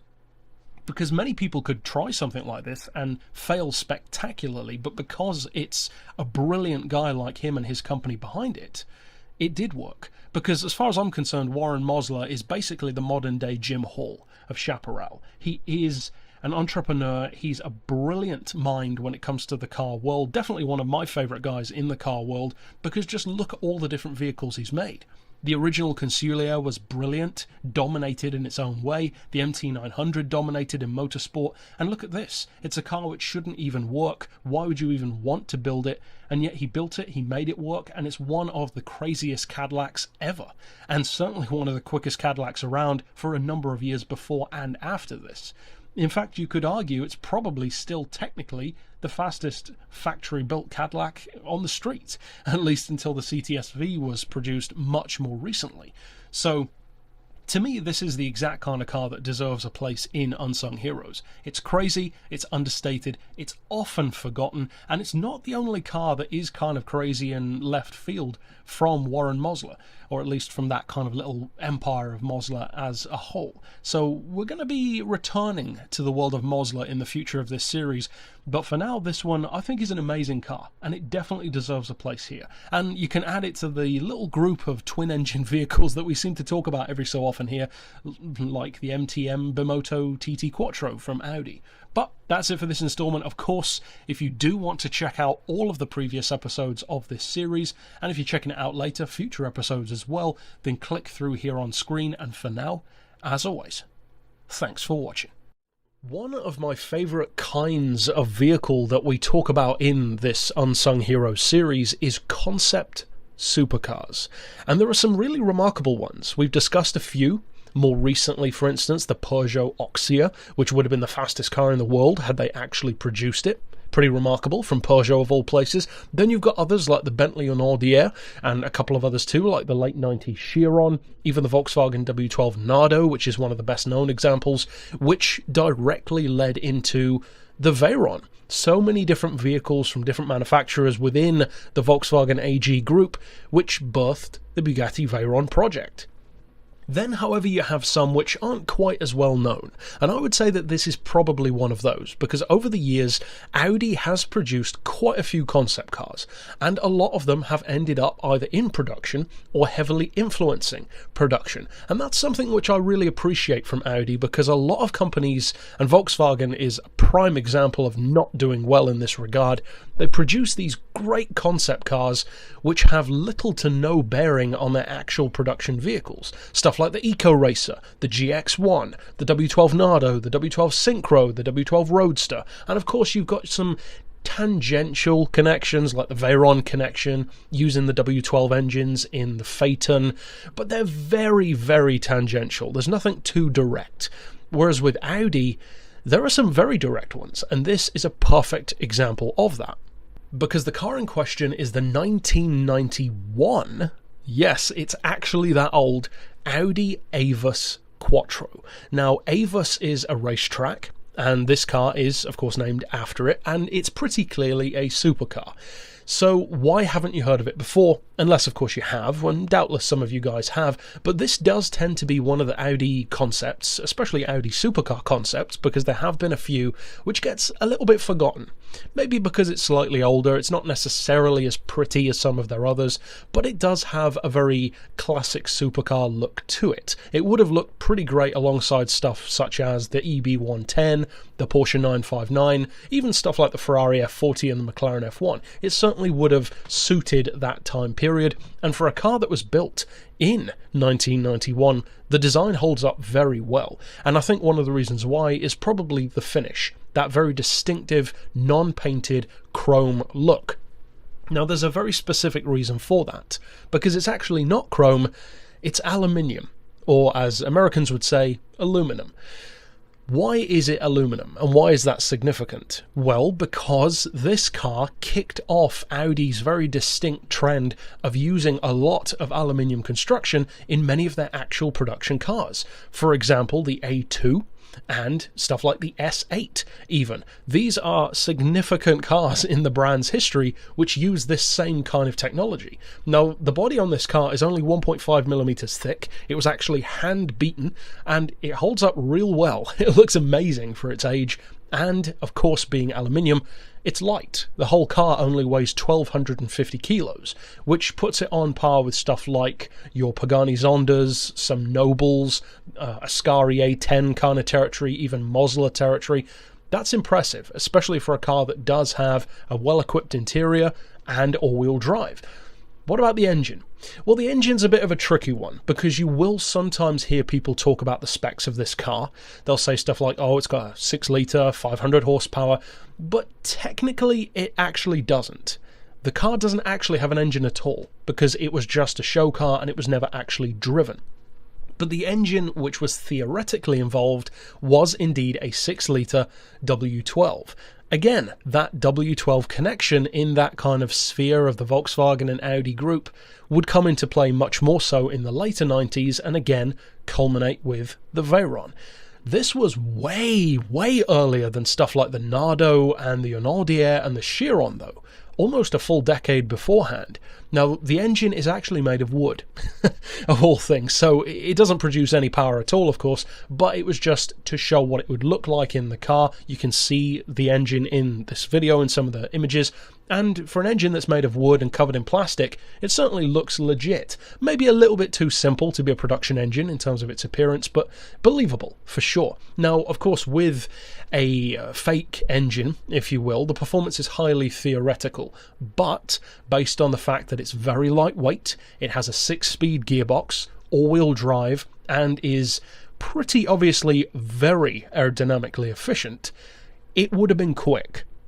Now, Audi quotes over 500 horsepower, around 400 pound-feet of torque. Those were their goals, were the engine actually produced, and the performance, at least theoretically, would have made it one of the fastest supercars of the early 90s, and in fact one of the fastest supercars of the 90s overall. Theoretical top speed was 210 miles per hour, which actually sounds very believable. You might not think so with only just over 500 horsepower, but you've got to bear in mind this is a direct descendant, not just in spirit but in actual aerodynamic design, of the Audi Streamliners. In fact, the Auto Union Streamliners from way back in the 1930s, and they only had just over 500 horsepower in some cases, but could exceed 260 miles per hour. So aerodynamics really are a super important thing in the supercar world. You could even argue more important than power, because you could have all the power in the world, but if you're driving a car with the aerodynamics of a shoe, it's not going to do that well.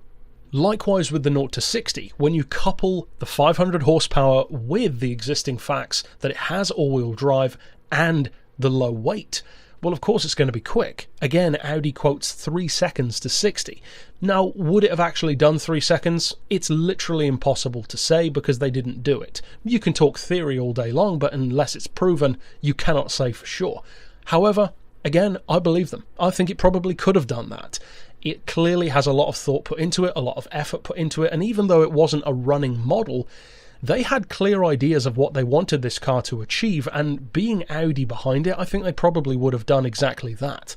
And I find this to be an interesting supercar concept as well, because it takes a decidedly different route to many of the other iconic supercars of the time. If you compare it, for instance, to an F40 or to a Diablo, more traditional, simple supercars, and simple is a very relative term. The F40 is kind of a race car for the street. The Diablo is basically just pure power with a good looking design that isn't necessarily designed to race or to set records, even though it ended up doing so.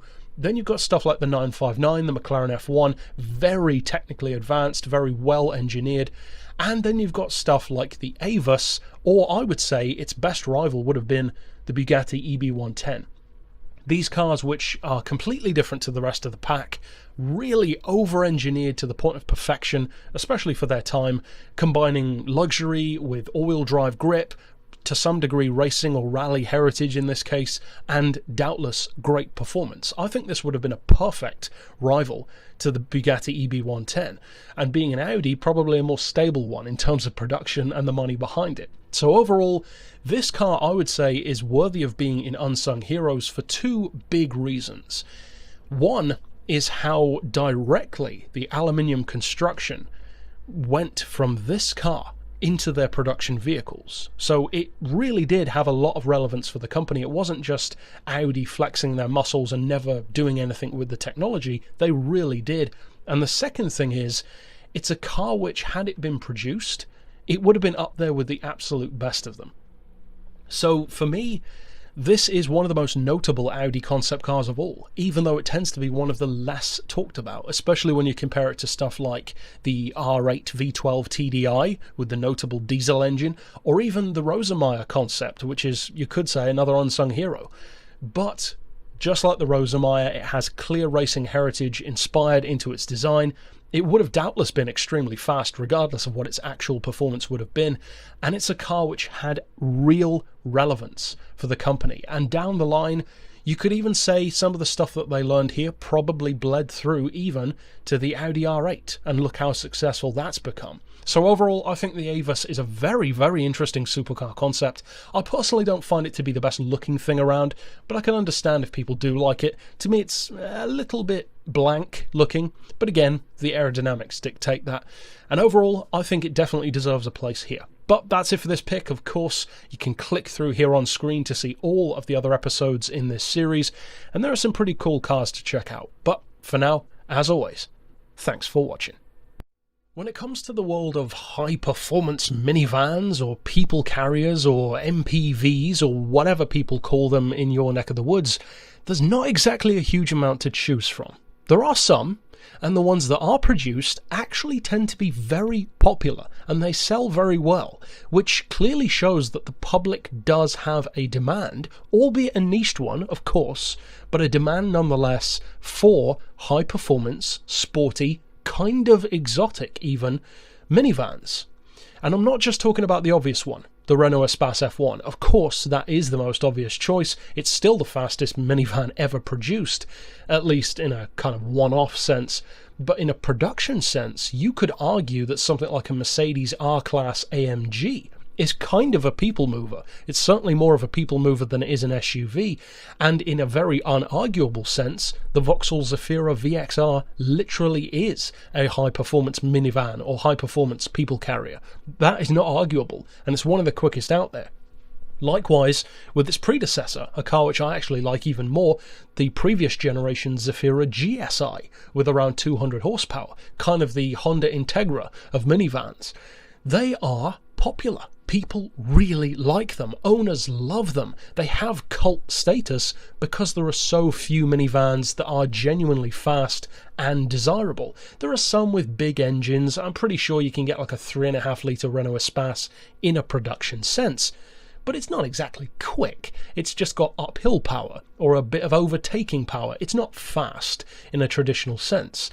This car could have quite literally bridged the gap between what cars such as the Espace F1 and even on a far lesser known scale the Citroën Zara Picasso Cup, which we featured very early on in this series, what they also kind of did, but of course not in a production sense. You could never buy those cars, but they were bonkers quick, especially the Renault.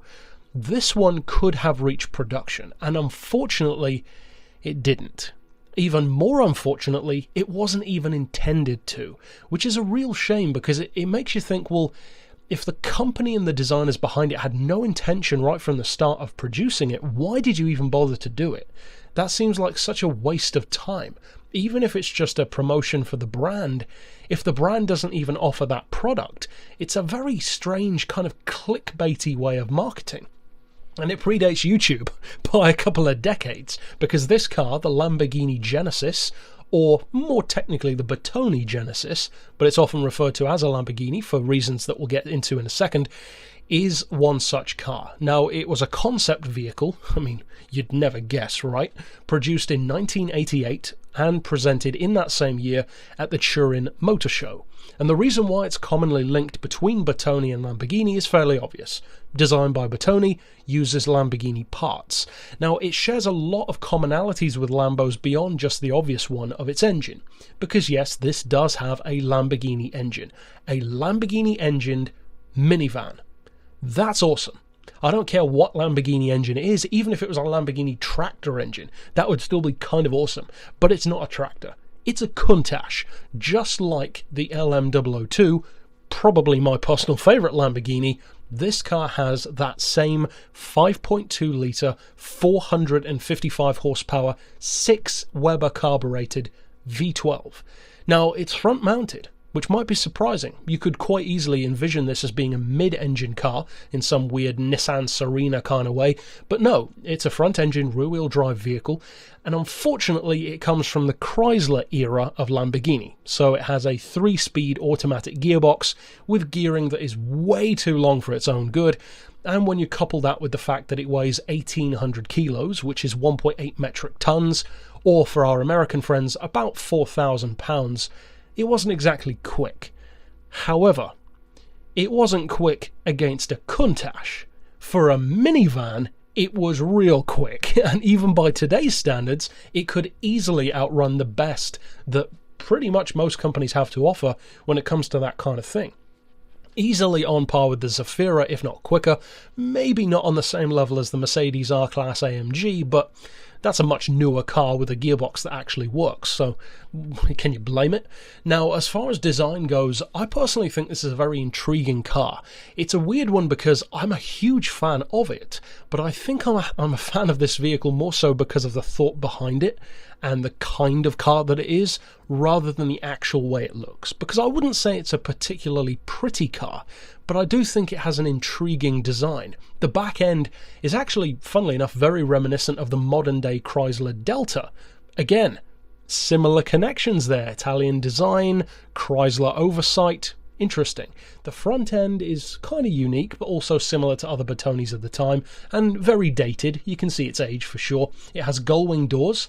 The rear doors are sliding, typical minivan fare, but the front ones are very, very large gull-wings that are basically the whole front end of the vehicle. So technically they're more like beetle wing doors rather than gull-wing, which I think is actually, again, pretty cool. And once again, of course, how could I forget, but somehow I did, Tesla does offer a similar vehicle in, again, kind of a minivan sense, and that one is pretty much the fastest one out there on a production scale.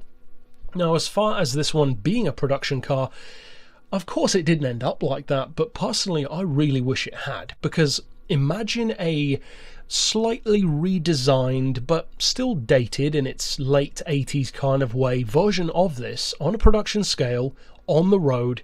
Maybe they produced a similar amount to what they did with the LM002, because they could have used the same kind of production facilities that they used to make that car, which was also a very big, very heavy vehicle. Imagine what this would have become in terms of the cult status of a Lamborghini minivan. And a perfect example to see how amazing it could have become as a classic or a modern classic Lambo, just look at the LM002. Check out the used prices of one of them, if you can even find one. They are commonly more expensive than Murciélagos, Aventadors, Diablos. It's insane. They're more expensive than Carrera GTs on some occasions, which for a car that does 0 to 60 in 8.5 seconds, which is nothing by today's pickup truck or SUV standards, it shows the kind of cult status and the value that people give these Lamborghinis that are completely unconventional. Now, speaking of slightly unconventional Lamborghinis, another interesting connection that this one has is that it shares the exact same wheelbase as my other favourite Lamborghini, the Espada, which on a production scale is also a very practical Lambo. Similar kind of shape to the Iso Grifo or the Jensen Interceptor, with the 2+2 seat layout, slightly more trunk space, and more of a Grand Tourer kind of vibe. It's wide, it's long, it's low. This one, of course, isn't so low, but it's just as long as the Espada, and it's pretty wide. For a minivan, it is pretty wide, so it's not the most nimble thing around. Of course, it's not light either, as I said, but I mean, neither's the LM002. If you look at it objectively speaking, the Lamborghini LM002 should not be worth as much as it is. It's not particularly quick, it doesn't really do anything that a Hummer can't do, and it's not really going to win any beauty competitions anytime soon, although personally I love the way it looks. Likewise with this car, you could say all of those same things, and yet look what potential it had. We could have quite easily now been likening the Urus, instead of just to the LM002 legacy, to this. We could have said that the Urus was like the modern interpretation of the Lamborghini Genesis. Remember that old Lamborghini minivan that now fetches hundreds of thousands of pounds? I just think it's a shame that legacy is not there.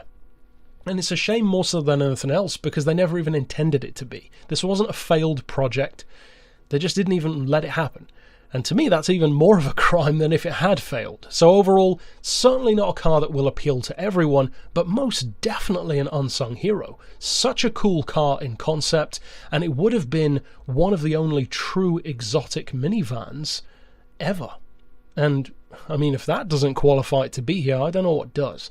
But that's it overall for this pick. Of course, you can click here on screen to see all of the other episodes in this series. And for now, as always, thanks for watching. When it comes to the world of prototype racing, of course, these days, especially in Daytona or Le Mans style events, having a front engine or even a front mid-engine layout as Panoz and Nissan have attempted, it's a relative rarity. They tend to be oddities, they're kind of oddball, wacky looking. They do tend to be crowd favourites though, they're personal favourites of mine. The early 2000s Panoz LMP1 Roadster S is one of my favourite prototypes, but you don't see it happen that often. And it's not necessarily because it's a bad idea, it's just not an altogether necessary one. Back in the day, however, especially in American racing series such as the IMSA in the 80s, even earlier in the 70s with Can-Am, you would see crazy cars being produced because of just how lenient and how great, I would say, the rule books were back then, because they literally did the most, I would say, of any racing organization or series in history to encourage true wacky innovation. Just think of all the cars that were in Can-Am alone. The most powerful Can-Am car ever from Porsche, the Chaparral fan car, the pontoon Can-Am, which we discussed in this series, and that's probably my personal favourite episode of this entire series so far. These insane cars that more often than not didn't work very well, but they still showed great promise, and even theoretically, what they did back then could be applied to cars now and make them even faster with modern methods and technologies. Now, this particular car is not the kind of thing that many teams would take a leaf out of the book of, because this car was a total failure. Now, the vehicle is so rare that there are barely any images of it on Google, so I apologise in advance for not including many of those in the video, because there simply are not that many images of this car going around. And it's so rare as well that even the name isn't mentioned that much. I kind of had to piece together what this car might have been officially called. So for those who maybe are in the know, or maybe you've researched something that I didn't find, I would appreciate knowing if you found the exact name of this car, but I've pieced it together as well as I could, and it's the PAS Pontiac IMSA Lights prototype. Lengthy name, so what does that actually mean? Well, PAS, the company, of course, at the forefront of the name, is Prototype Automotive Services, and this is a tiny Texas-based engineering house. They build stuff like roll cages and that sort of thing. And the guy behind the company, Jeff Beetzel, who unfortunately passed away around 2009-2010, he wanted to enter the IMSA prototype class, which way back then was called the Lights class, the IMSA Lights, or the GTP Lights. Nowadays, they're just referred to as the prototypes. Now, the rulebook back then allowed you to be very, very creative. So that's exactly what he did. Now, they tried to draw some inspiration from other vehicles, in particular some of the wide-bodied Ford Mustang-based IMSA machines, which had seen success before with the front-engine layout. And he wanted to take that to the next level. And this is where the connection and the similarity to that pontoon Can-Am car that I mentioned in this series before really comes into play, because this car uses a very similar concept. The front engine layout allows the vehicle to be very long, but also to have extremely long ground effect tunnels underneath, generating a colossal amount of downforce. You got to remember, this is still coming from a tiny privateer team. Now, the reason why the Pontiac name is in there as well is because that is where the power plant comes from. It's a Pontiac Iron Duke engine, which sounds awesome. It sounds badass. It isn't. It's actually probably the worst engine ever put into any prototype.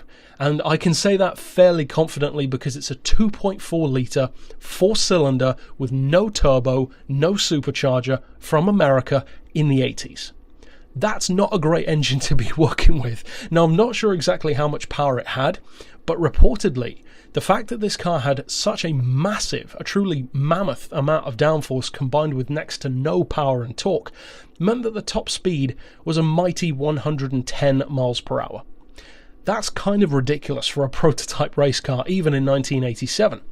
You've got to bear in mind, around this kind of time at Le Mans, cars like the Peugeot P88 are literally hitting over 250.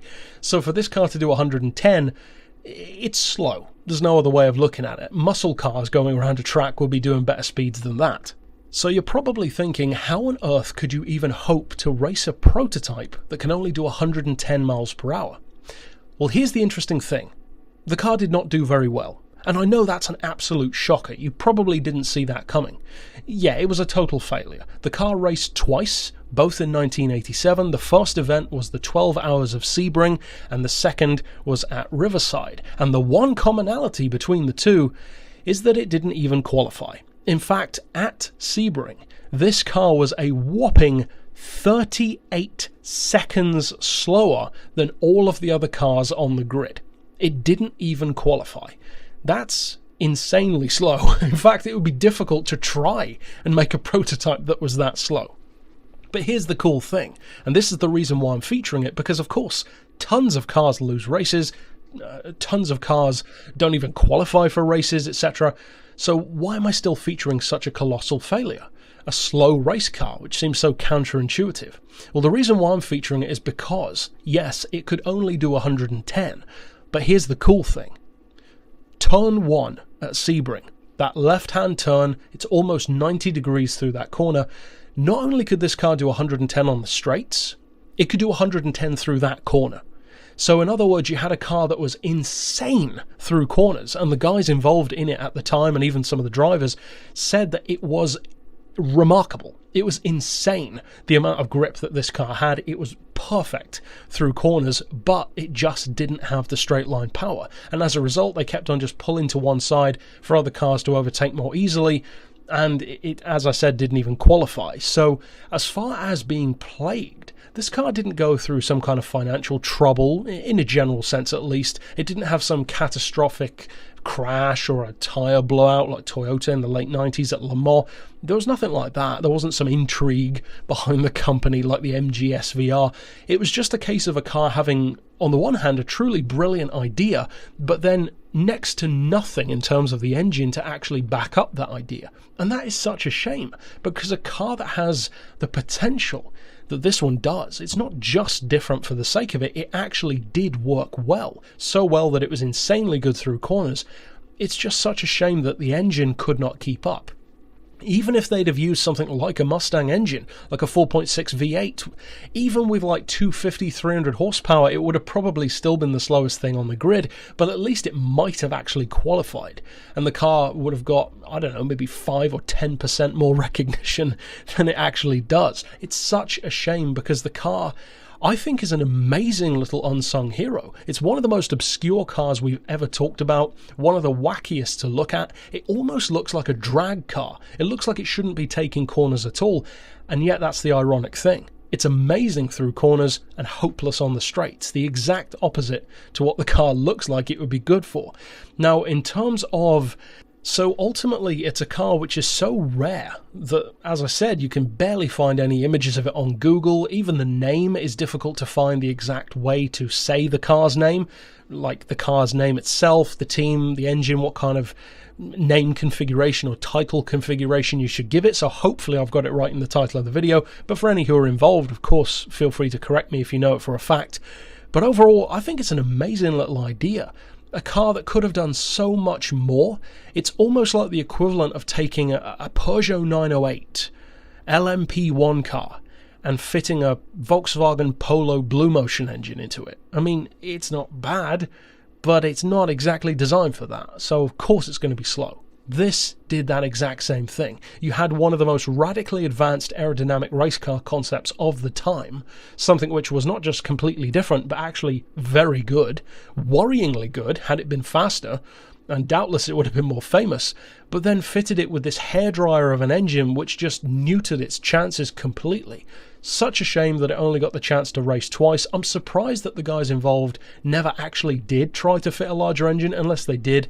But ultimately, I think it's a very cool little car, certainly a wacky one, and most definitely an unsung hero. Nobody talks about this car, and it deserves a lot more attention. But that's it for this pick overall. Of course, I'll see you guys next time, and you can click here on screen to see all of the previous episodes, including the Pontoon Can-Am that I referenced earlier on. But for now, as always, thanks for watching. Occasionally through this series, we come across cars, especially racing ones in particular, that look almost like the kind of thing that could have popped up in, for instance, Gran Turismo 4 and blown our minds as kids when we first saw them. For me, that happened with stuff like the Chaparral 2J, which prior to playing the game, because I was so young, I'd never heard of before. This to me looks like that exact kind of car that could have just randomly popped up in a Gran Turismo game and encouraged a whole new generation of kids and even adults who hadn't heard of it before to like a certain more oddball, more obscure vehicle. This, I think, is a perfect example of that, and it's the kind of car which I'm actually sort of surprised hasn't been featured in more games, but especially Gran Turismo, and there's a very specific reason for that, and that is polyphony. because of course Gran Turismo is a Japanese game designed and produced by a predominantly, if not entirely, Japanese team. This car is hugely important to Japan's motorsport history because in the early 60s, Japan was only starting to get into the motorsport scene, but most of the stuff that they started to do tend to be more saloon-type racing.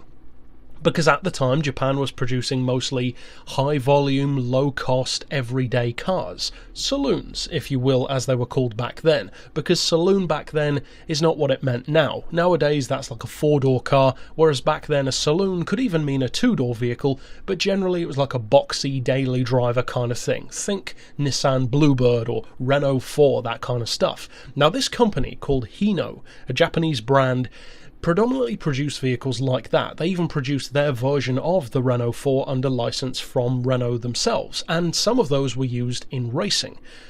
Some of which were even used by a certain Peter Brock. The same Peter Brock, an American, who designed the Cobra, the Shelby GT350 Mustang, and my personal favourite classic car design of all time, the Daytona Cobra. That probably isn't too surprising once you look at, in particular, the back end of this car, because he designed this one as well. And once you know that, you can kind of see his flair, especially at the back. It has that very Daytona Cobra-esque shape to it, almost like a Daytona Cobra meets a little bit of Lamborghini Miura and maybe a bit of really early 60s Ferrari F40 in the form of that rear wing. In the form of the rear wing in particular, though, this car really was ahead of its time. Because in the 60s, even up until when this car was built in 1967, very few race cars used and took seriously the concept of having a rear wing.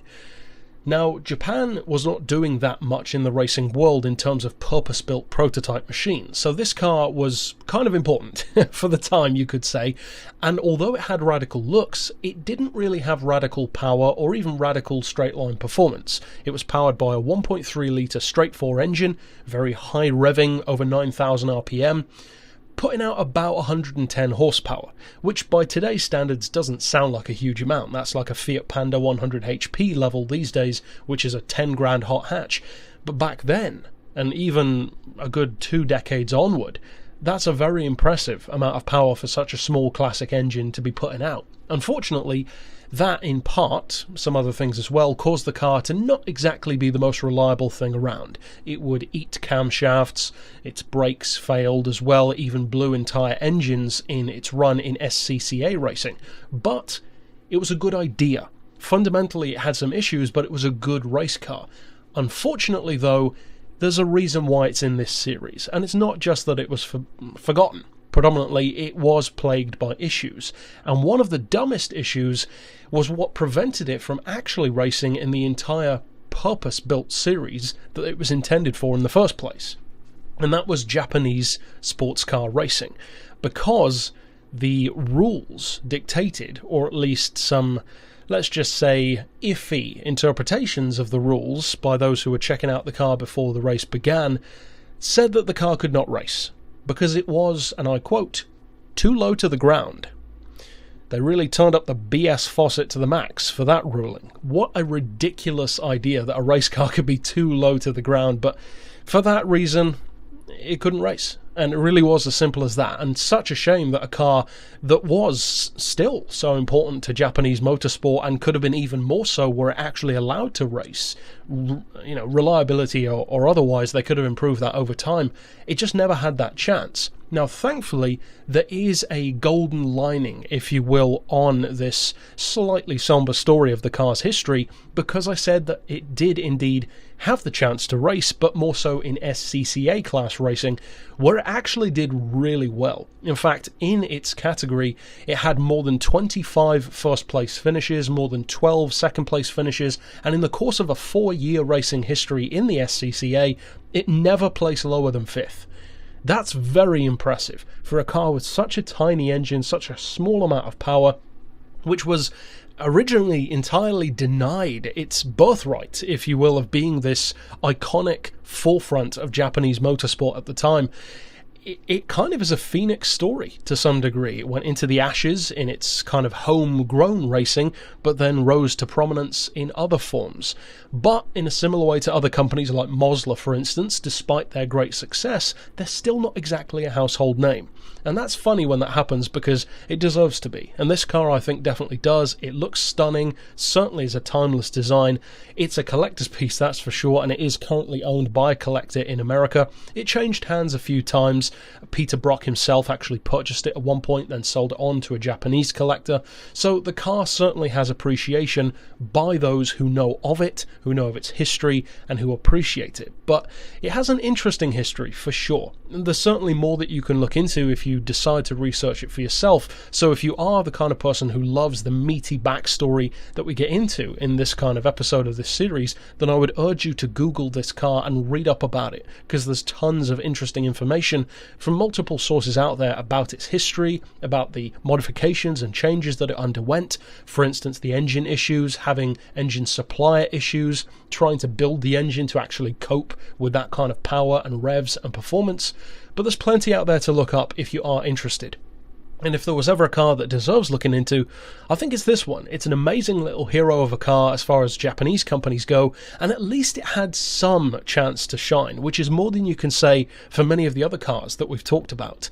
And finally, speaking to its original purpose of racing and representing Japan, in effect, in the motorsport scene, it was ironically a Japanese company that kind of stopped that from happening, because Toyota actually purchased the Hino brand and then told them not to race this car again. They forbade them from racing in Le Mans, because that was the ultimate goal of the vehicle, and Toyota simply did not want the rivalry from a brand that they owned. Understandable from a business point of view, but just like when Mercedes encouraged Chrysler, or even requested Chrysler, to not produce the ME412 because it would have overshadowed even the SLR McLaren at the time, it's a shame when that happens.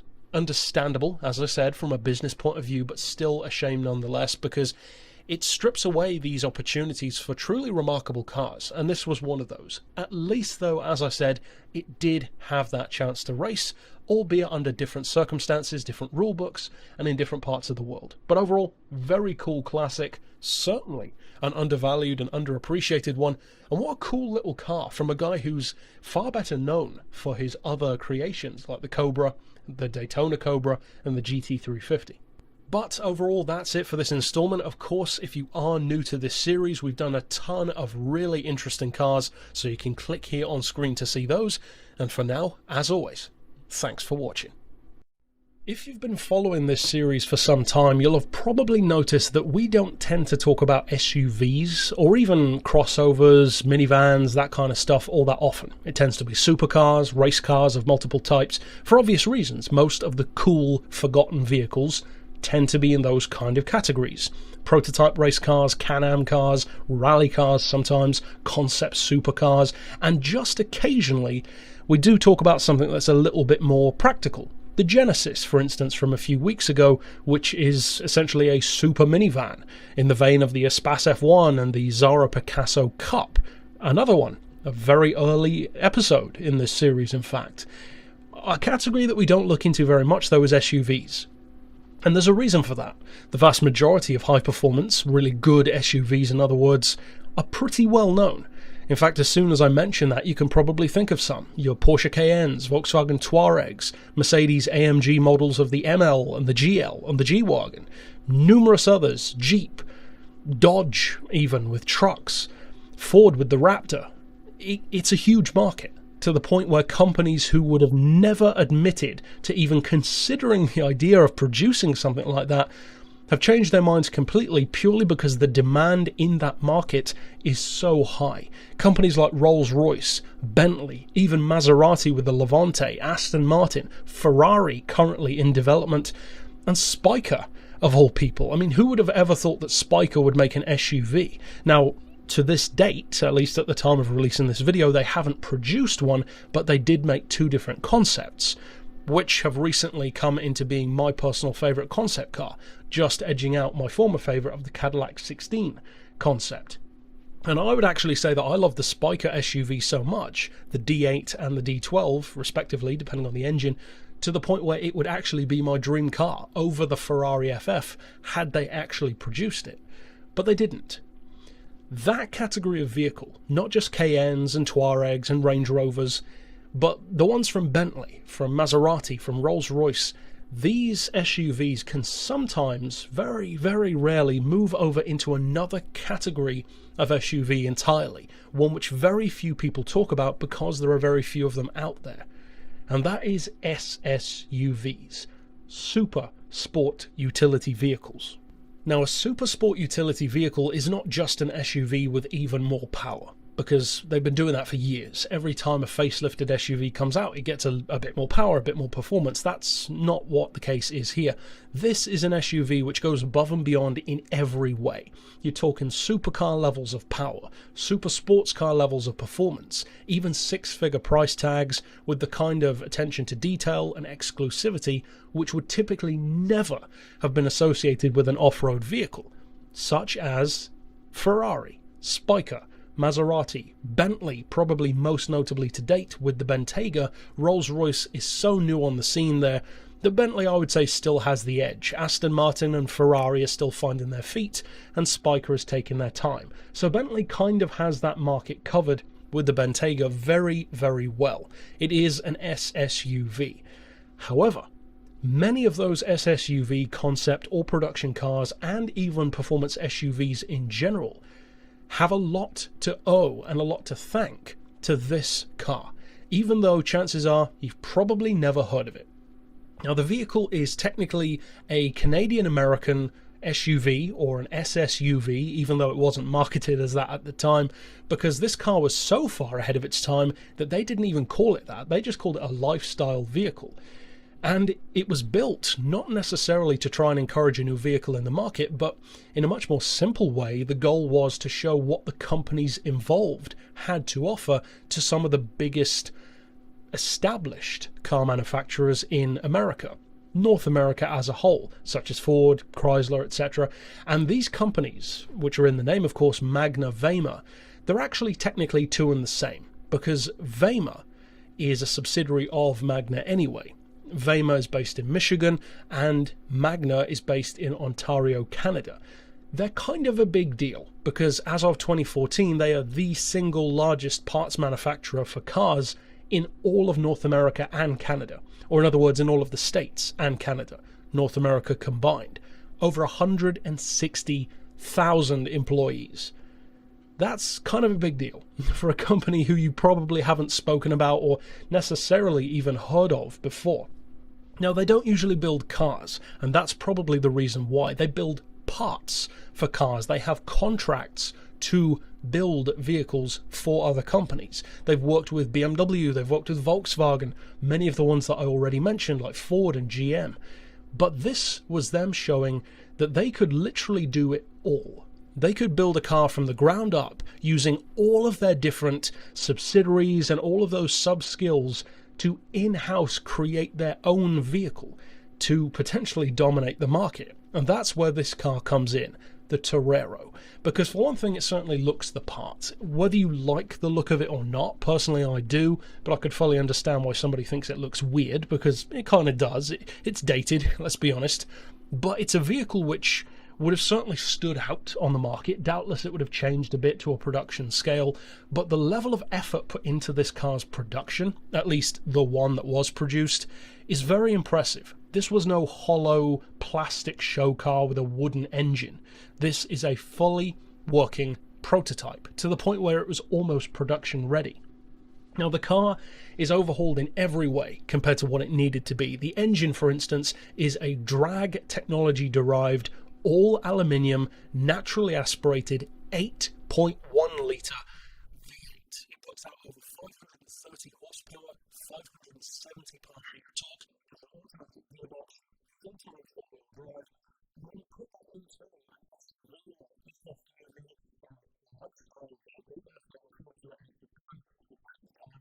the performance was pretty much unparalleled. There was next to nothing in this kind of category, even in a production sense, that could keep up with it. You're looking at around 150 miles per hour, which probably doesn't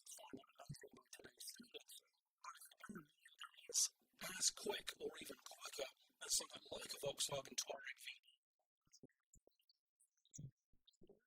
Faster than a Porsche Cayenne V8S from the early 2000s as well. Bearing in mind this car was produced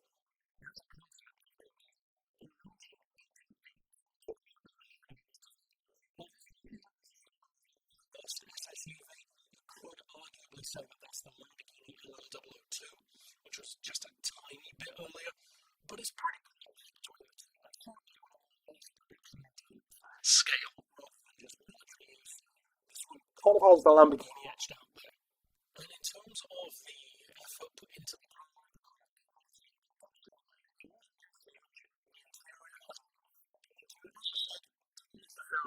too well, it has that very distinctive, what we thought of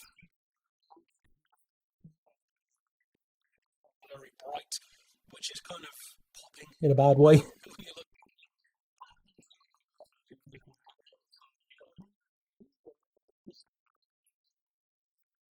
The most supercars on the road. This is more powerful than a Ferrari F40. It's more powerful than a Porsche 959. And it's even close to the kind of power that Bugatti B110 or Jaguar XJ220 had. So this really was a super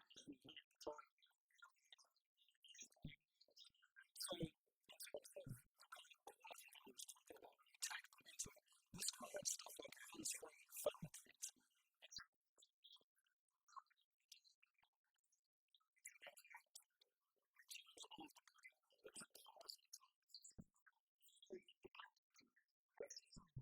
Effort that they put into proving what they were capable of. The craziest thing of all is after spending $10 million and 2 years developing this, it's a pretty amazing looking SUV. Nobody picked it up. Nobody was interested in producing this vehicle. They could have redesigned it, they could have put their own face on it, they could have just taken the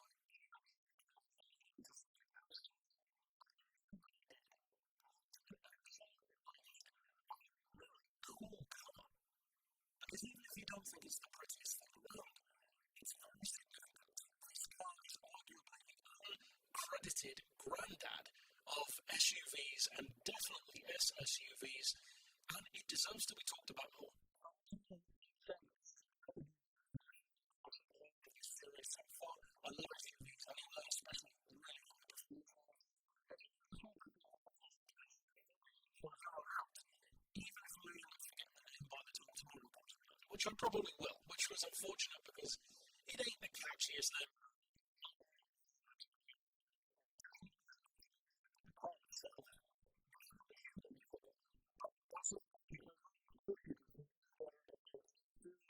Here on screen, and for now, as always, thanks for watching.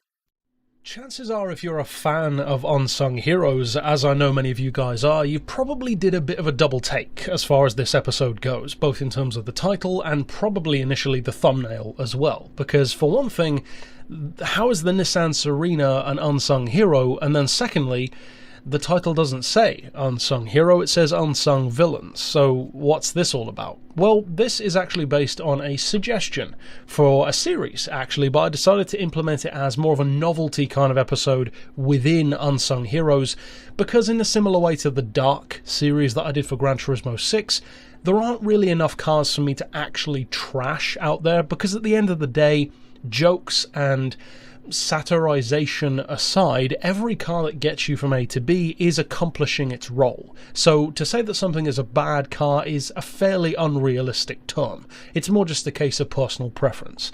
However, if we are going to do some novelty episodes, what better place to start than with this?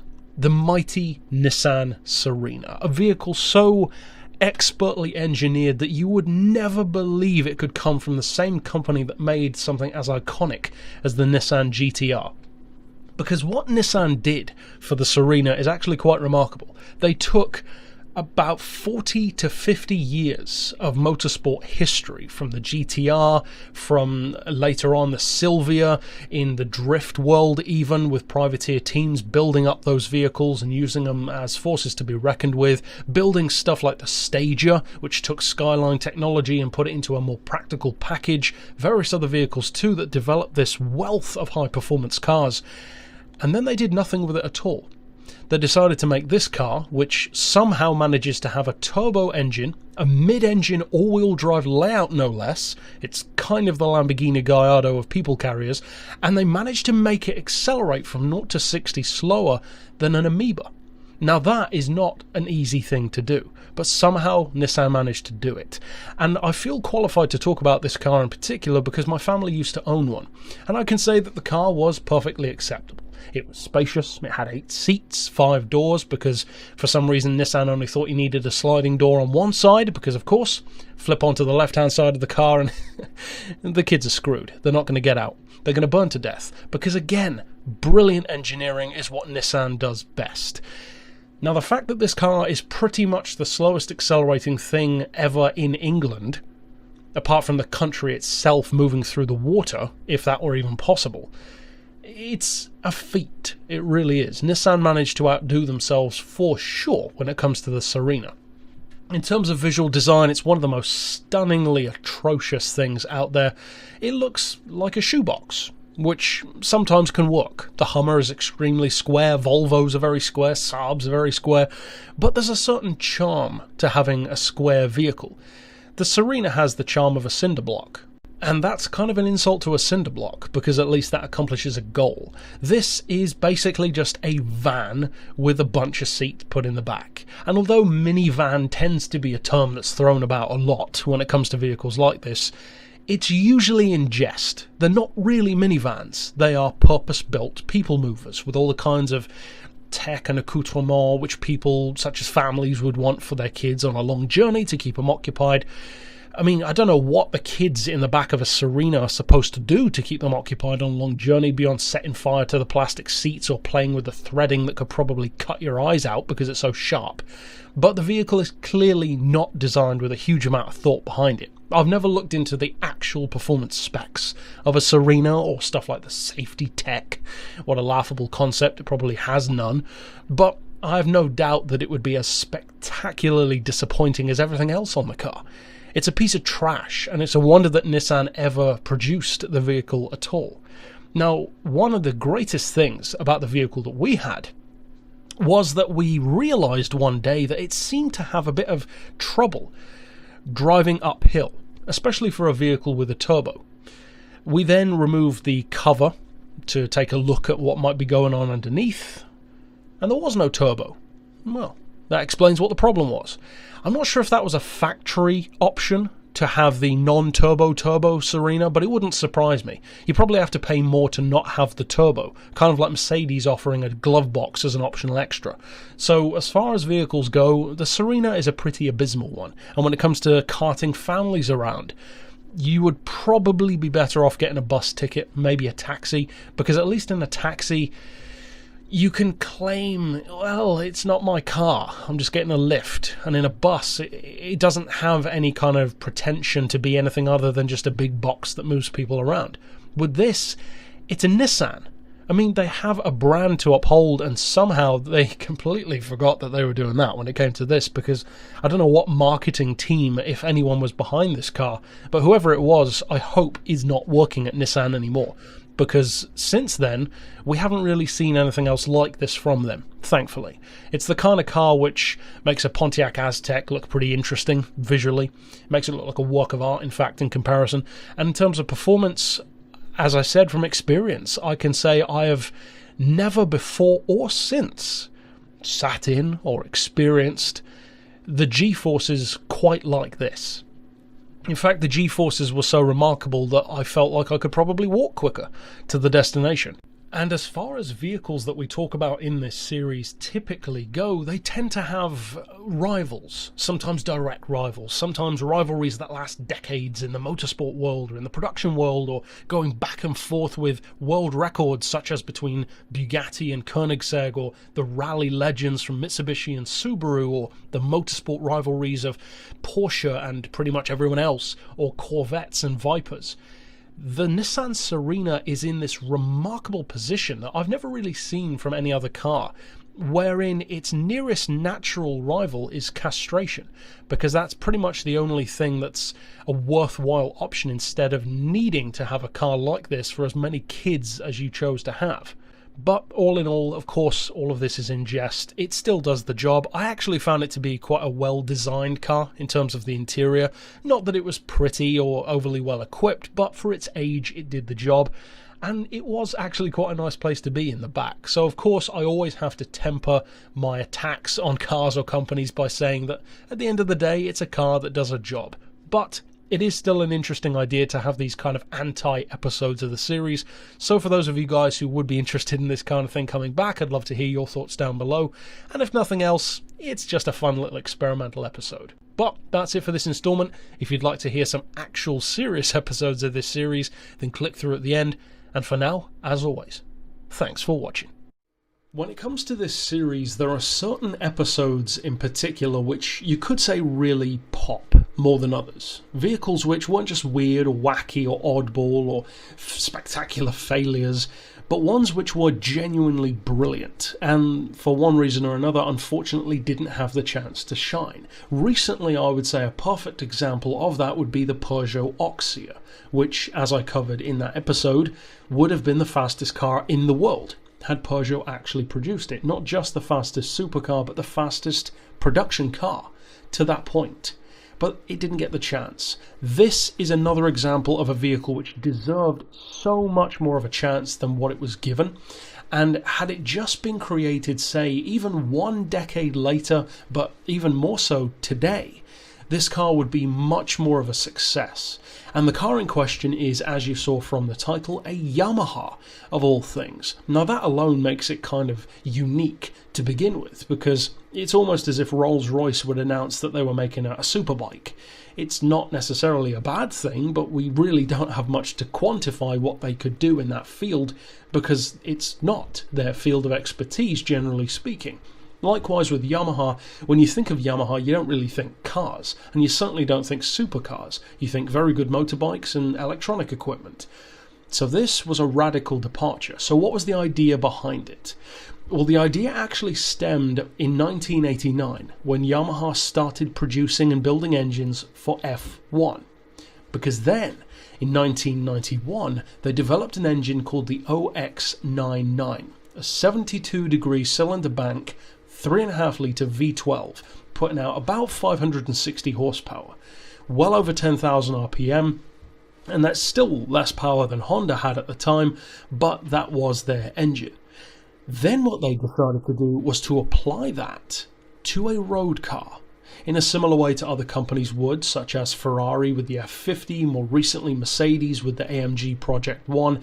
But what they did is they much more severely restricted the engine to allow it on the road, make it more reliable, make it more viable, let's say. So that 3.5 litre V12 puts out 400 horsepower in this road form and redlines at still a very impressive 10,000 RPM. Now the car uses a lot of advanced engineering, advanced composite structures, especially way back in 1991, because this, I would argue, is the single greatest rival the McLaren F1 would have ever had.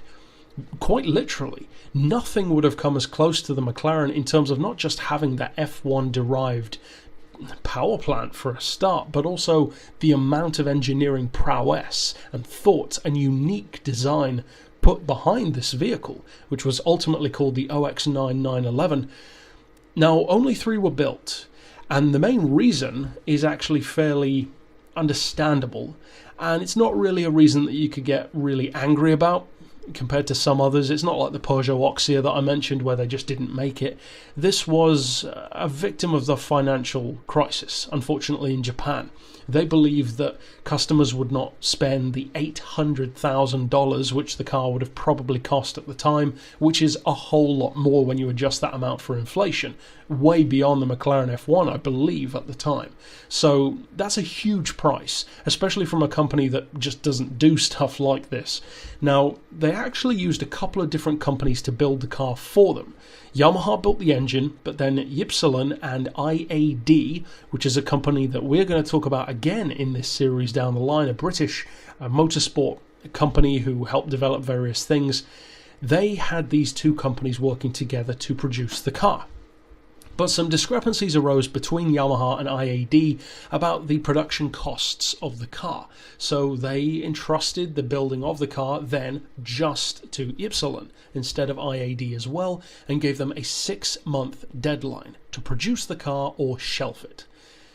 Unfortunately, due to the fact that the car wasn't necessarily fully ready and also had this massive price, they only ever built 3, and even those 3 were technically still prototypes. There was a blue one, a red one, and a yellow one. Now, I believe all 3 were purchased by collectors and changed hands a number of times. I'm not sure if one might be in the Yamaha museum or Yamaha facility. I'm not certain on that. But in terms of performance, the car would have been incredible. Now, the quoted performance is certainly arguable. The top speed is rumoured to be 217 miles per hour, and the 0 to 60, 3.2 seconds. Now, it has a 6-speed manual, it only weighs 1,150 kilos, it has an ultra-low drag body, which is most definitely helped by the tandem seating arrangement of having the driver and the passenger in front, or front to back, rather than side to side. That single design point alone makes such a huge difference to aerodynamic efficiency. So the top speed is believable, but with only 400 horsepower to work with, it's kind of stretching the limits of what you could believe from a street car. I tend to believe that it probably could have done that, but either way, regardless of if it could hit 217 or not, one thing is unarguable. It would have been real fast, because at the end of the day, it may only have 400 horsepower, but that's a Formula 1 engine with 400 horsepower. So of course it would be rapid, if nothing else for acceleration. Now, in terms of its ultimate fate, I touched on the fact that they only built 3 prototypes, and that was pretty much where it ended. Now the car just lives in internet infamy, where you occasionally see it pop up in discussions where people drop photos of obscure cars, or cars which never saw the light of day or had the recognition that they deserved. To me, this is one of the prime examples from this series of a car which did deserve to be produced, which, if Yamaha had done this now, I think people would eat this car up, because it's unique, it's wacky, it's oddball, and it's forward-thinking even by today's standards, let alone the early 90s. Having a Formula 1-derived engine, this low-drag body with a unique seating layout, very unique visuals, which looks kind of like a cross between an Oldsmobile Aerotech and a Group C car. It could have worked, for sure. But ultimately it wasn't meant to be, and the Yamaha will unfortunately have to live on in this series, and it doesn't seem to be the kind of project that they'd necessarily return to anytime soon, especially given the amount of time that's already passed. So to me, this is one of the perfect examples of a car which really epitomizes the best things about this series, and it's just a shame that the car never had its day in full, but at least 3 were produced, and at least we can still talk about it. Overall, that's it for this installment, though. Of course, you can click here on screen to see all of the other episodes of Unsung Heroes. And for now, as always, thanks for watching. Chances are that most people who stumble across Unsung Heroes probably don't click on episodes like this first. In fact, I would predict that this particular episode, even for fans of the series, would probably take a little bit longer than usual to jump up to that usual 1,000 or 1,200 views that most of the episodes in this series tend to get, at least in the first couple of weeks anyway. The reason for that is obvious. It's a Skoda. Now, Skoda is actually one of my favourite brands, but the simple fact is people don't think of certain brands such as Skoda, Saab, Fiat, a couple of others too for sure, as being brands which could offer anything that will surprise you. People know these days, for instance, that Skoda has high-performance models. The VRS, the Octavia, the Fabia, very good rally cars. The Skoda Fabia rally car is my favourite rally car of all time. So people are aware of these modern ones, the very heavily Volkswagen-influenced models. But this one, I would say, is even more significant than today's VRSs, or even than those rally cars, because of what it represents. Because this was actually not a concept car. It was technically kind of an aftermarket custom, but it was built by Skoda UK, and it was built as a PR stunt in 1997 to attract more attention, not just to the Felicia, but to what was happening for Skoda. And that is one of the reasons why I think this car deserves to be talked about. Not because it ever reached production, because it didn't, but what they did in a very ironic sense, and probably a very deliberate one, I should think. You'd have to talk to the guys involved, is I believe they probably looked back at what Volkswagen's engineers did back in the 70s with the Mark I Golf. Because for those who don't know, the Golf GTI was not a thing. Engineers built a GTI, and then Volkswagen liked it so much that they made it. Now, I don't think they necessarily thought that Skoda would do the same thing with this, but it was a similar principle. They took this very unassuming little Skoda, the Felicia, which incidentally is the last of the true original Skodas. Everything after this is very heavily leaning on the Volkswagen technology, Volkswagen engineering, all for the better, I would say, but they took that and then they merged it very directly with parts from what was now becoming their parent company of Volkswagen and made this hot version of the Felicia. And as is suggested by the name, it's powered by the Golf VR6 engine, in particular the Mark III. It's a 2.8 litre V6, which is a very beefy engine for such a small hatchback. It's more the kind of size of a Polo rather than a Golf. So to have such a massive engine is potentially very impressive. Now the car has, of course, the associated specs of that Golf. So 204 horsepower and 200 pound-feet of torque. That is really cool. To have in something that is just this small, old-school, rickety-looking little Skoda, I have no doubt that this thing was probably very quick. Now, I'm not sure what the drivetrain actually was, but I would believe it's probably still front-wheel drive. Now, if that is the case, doubtless it was still very quick. Probably the fastest production Skoda up until that point, it's pretty safe to say, or at least production-based Skoda. And the car itself is not just a Volkswagen-hearted vehicle in terms of its engine, but it's actually got other Volkswagen parts as well. The steering unit and the radiator are from a diesel Golf model, and even the brakes are from the Volkswagen Corrado Coupe. So it's kind of a parts bin special, but one that isn't just like taken from a Max Power magazine or Pimp My Ride. It's, although arguable in terms of taste, the yellow seats, for instance, certainly divide opinion, but the concept behind the car, what they were trying to go for, I think is actually very impressive, because in a way, they almost kind of predicted what would become for the company, because although the VR6, or I should say VRS, models that come from Skoda nowadays don't have these big V6 Volkswagen source traditional petrol engines, they went more down the diesel route. And I think it's all for the better, because it made them feel more speciality. They had this great mix of practical and performance. And this car really represented that mix, really, where it was the tipping point between brands. Because the Felicia was produced from 94 to 2001. This happened right in the middle of that in 97. And it was this very crucial time where Skoda changed from being what it was to what it is. And I think that this car almost single-handedly represented that change, from being how Skodas were viewed to how they are now. And as a huge Skoda fan, and for any Skoda fans out there, I think you can probably appreciate it from that point of view as well. I think this is a very cool little car. I love what they were going for with it. I love the fact that it's yellow as well. Happens to be my favourite colour. I like the style. It's relatively understated. It even looks kind of like a Volkswagen, what they would do to it. I love it. I think it's a really cool little one-off. We don't tend to talk about aftermarket cars that often in this series, but when we do, I try to make it really interesting ones, like the twin-engined Audi TT, or this one, and a couple of others which we haven't even discussed yet.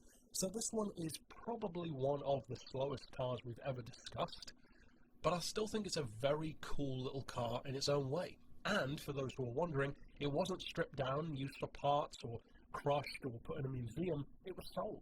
In fact, it's done the rounds on the Piston Heads classified ads and been sold to different people. I believe it's still in the UK now, even. So it's nice that the car, although definitely an unsung hero, pretty obviously, it was just an aftermarket version of a single car, it's nice that somebody, probably multiple people, have actually enjoyed the fruits of that. They've owned it, they've driven it, they've enjoyed this kind of first-generation Volkswagen Skoda mashup, which has become so normal now and so good, I would say. So, a very cool little car, I think, and one that you really have to think about to appreciate why it's actually a lot cooler than you could easily think it is. More so because of what it represents than even what it can do on its own. But that's it for this episode overall. Of course, you can click through here at the end to see all of the previous episodes of this series, and for now, as always, thanks for watching.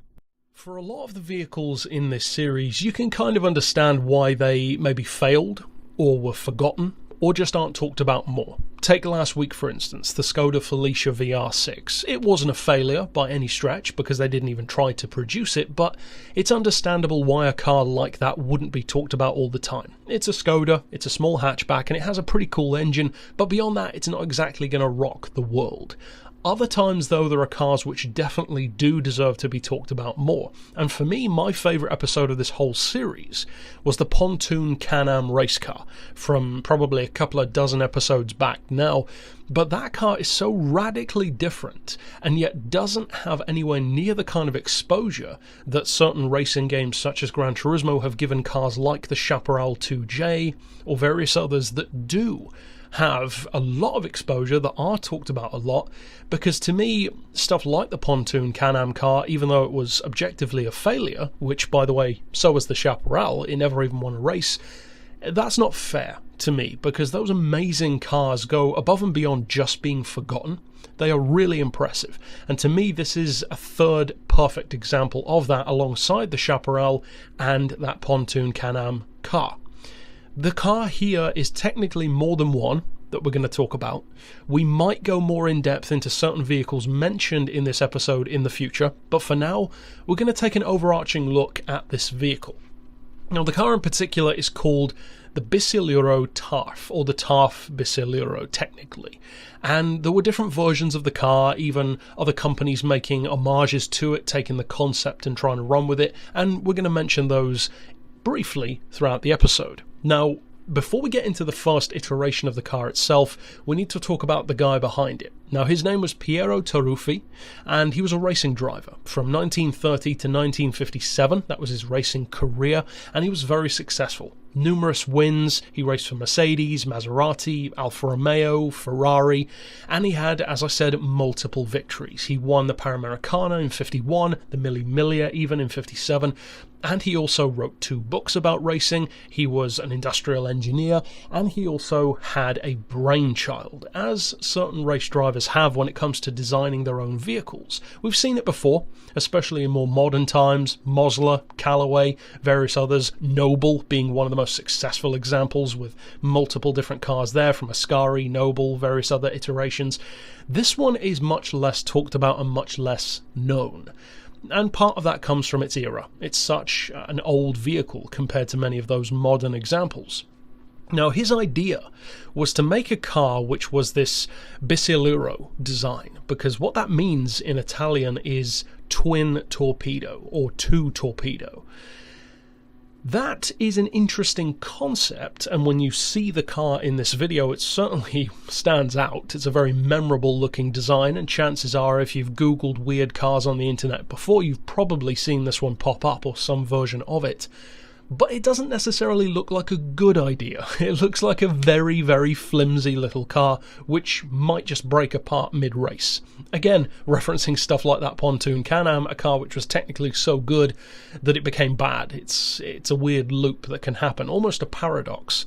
This one is the exact opposite, funnily enough. It did exactly what it was designed to do. It pioneered this kind of design to the point where it did undergo multiple different variations, as I said, and actually broke numerous records. Now, the first vehicle was built in 1948, the TARF 1. It was powered by a very small half-a-litre or 500cc Guzzi V-twin engine, only 50 horsepower, which of course in 1948 doesn't sound as bad as it would now, but still that's not a huge amount of power to work with. However, with 50 horsepower, that car could hit 130 miles per hour.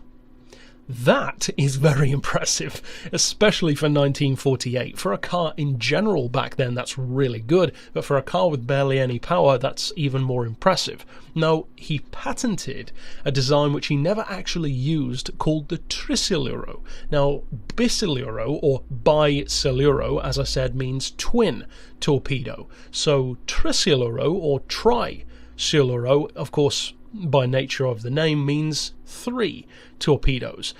As I said, he patented this 3 torpedo design, but as far as anyone knows, he never actually built one, which is unfortunate. I would have liked to have seen what that car could have done, considering it would doubtless have been even more stable, probably with a central driving position, slightly more conventional.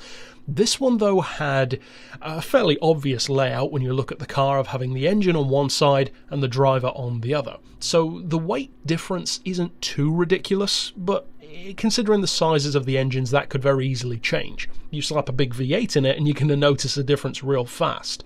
Now, the second version, the TARF 2, built in 1951, so only a couple of years later, really upped the ante. Instead of that half-a-litre V-twin engine, it had a 1.7-litre straight 4 from a Maserati, and instead of 50 horsepower, it has 290, which is mad for a car like this. Could it handle it?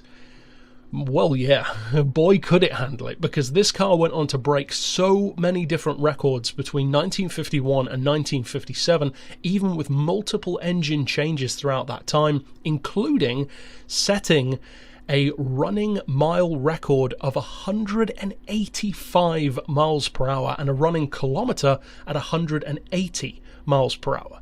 That's insane. Imagine sitting in this thing and doing 185 miles per hour. I'll tell you what, I would never do that in this car. As much as I love it, it looks terrifying. I would just have visions constantly of it splitting in half at those twig-esque connections between the two body panels or the two body sections.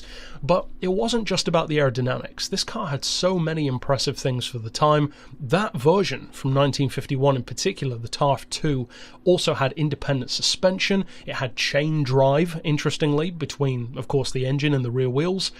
And it even had adjustable rear fins, which the original one did not have, to improve even more the aerodynamics. It's funny, we look at modern day LMP cars, Le Mans prototypes, and in the past few years especially, they've introduced the shark fin, and we even see that in Formula racing as well.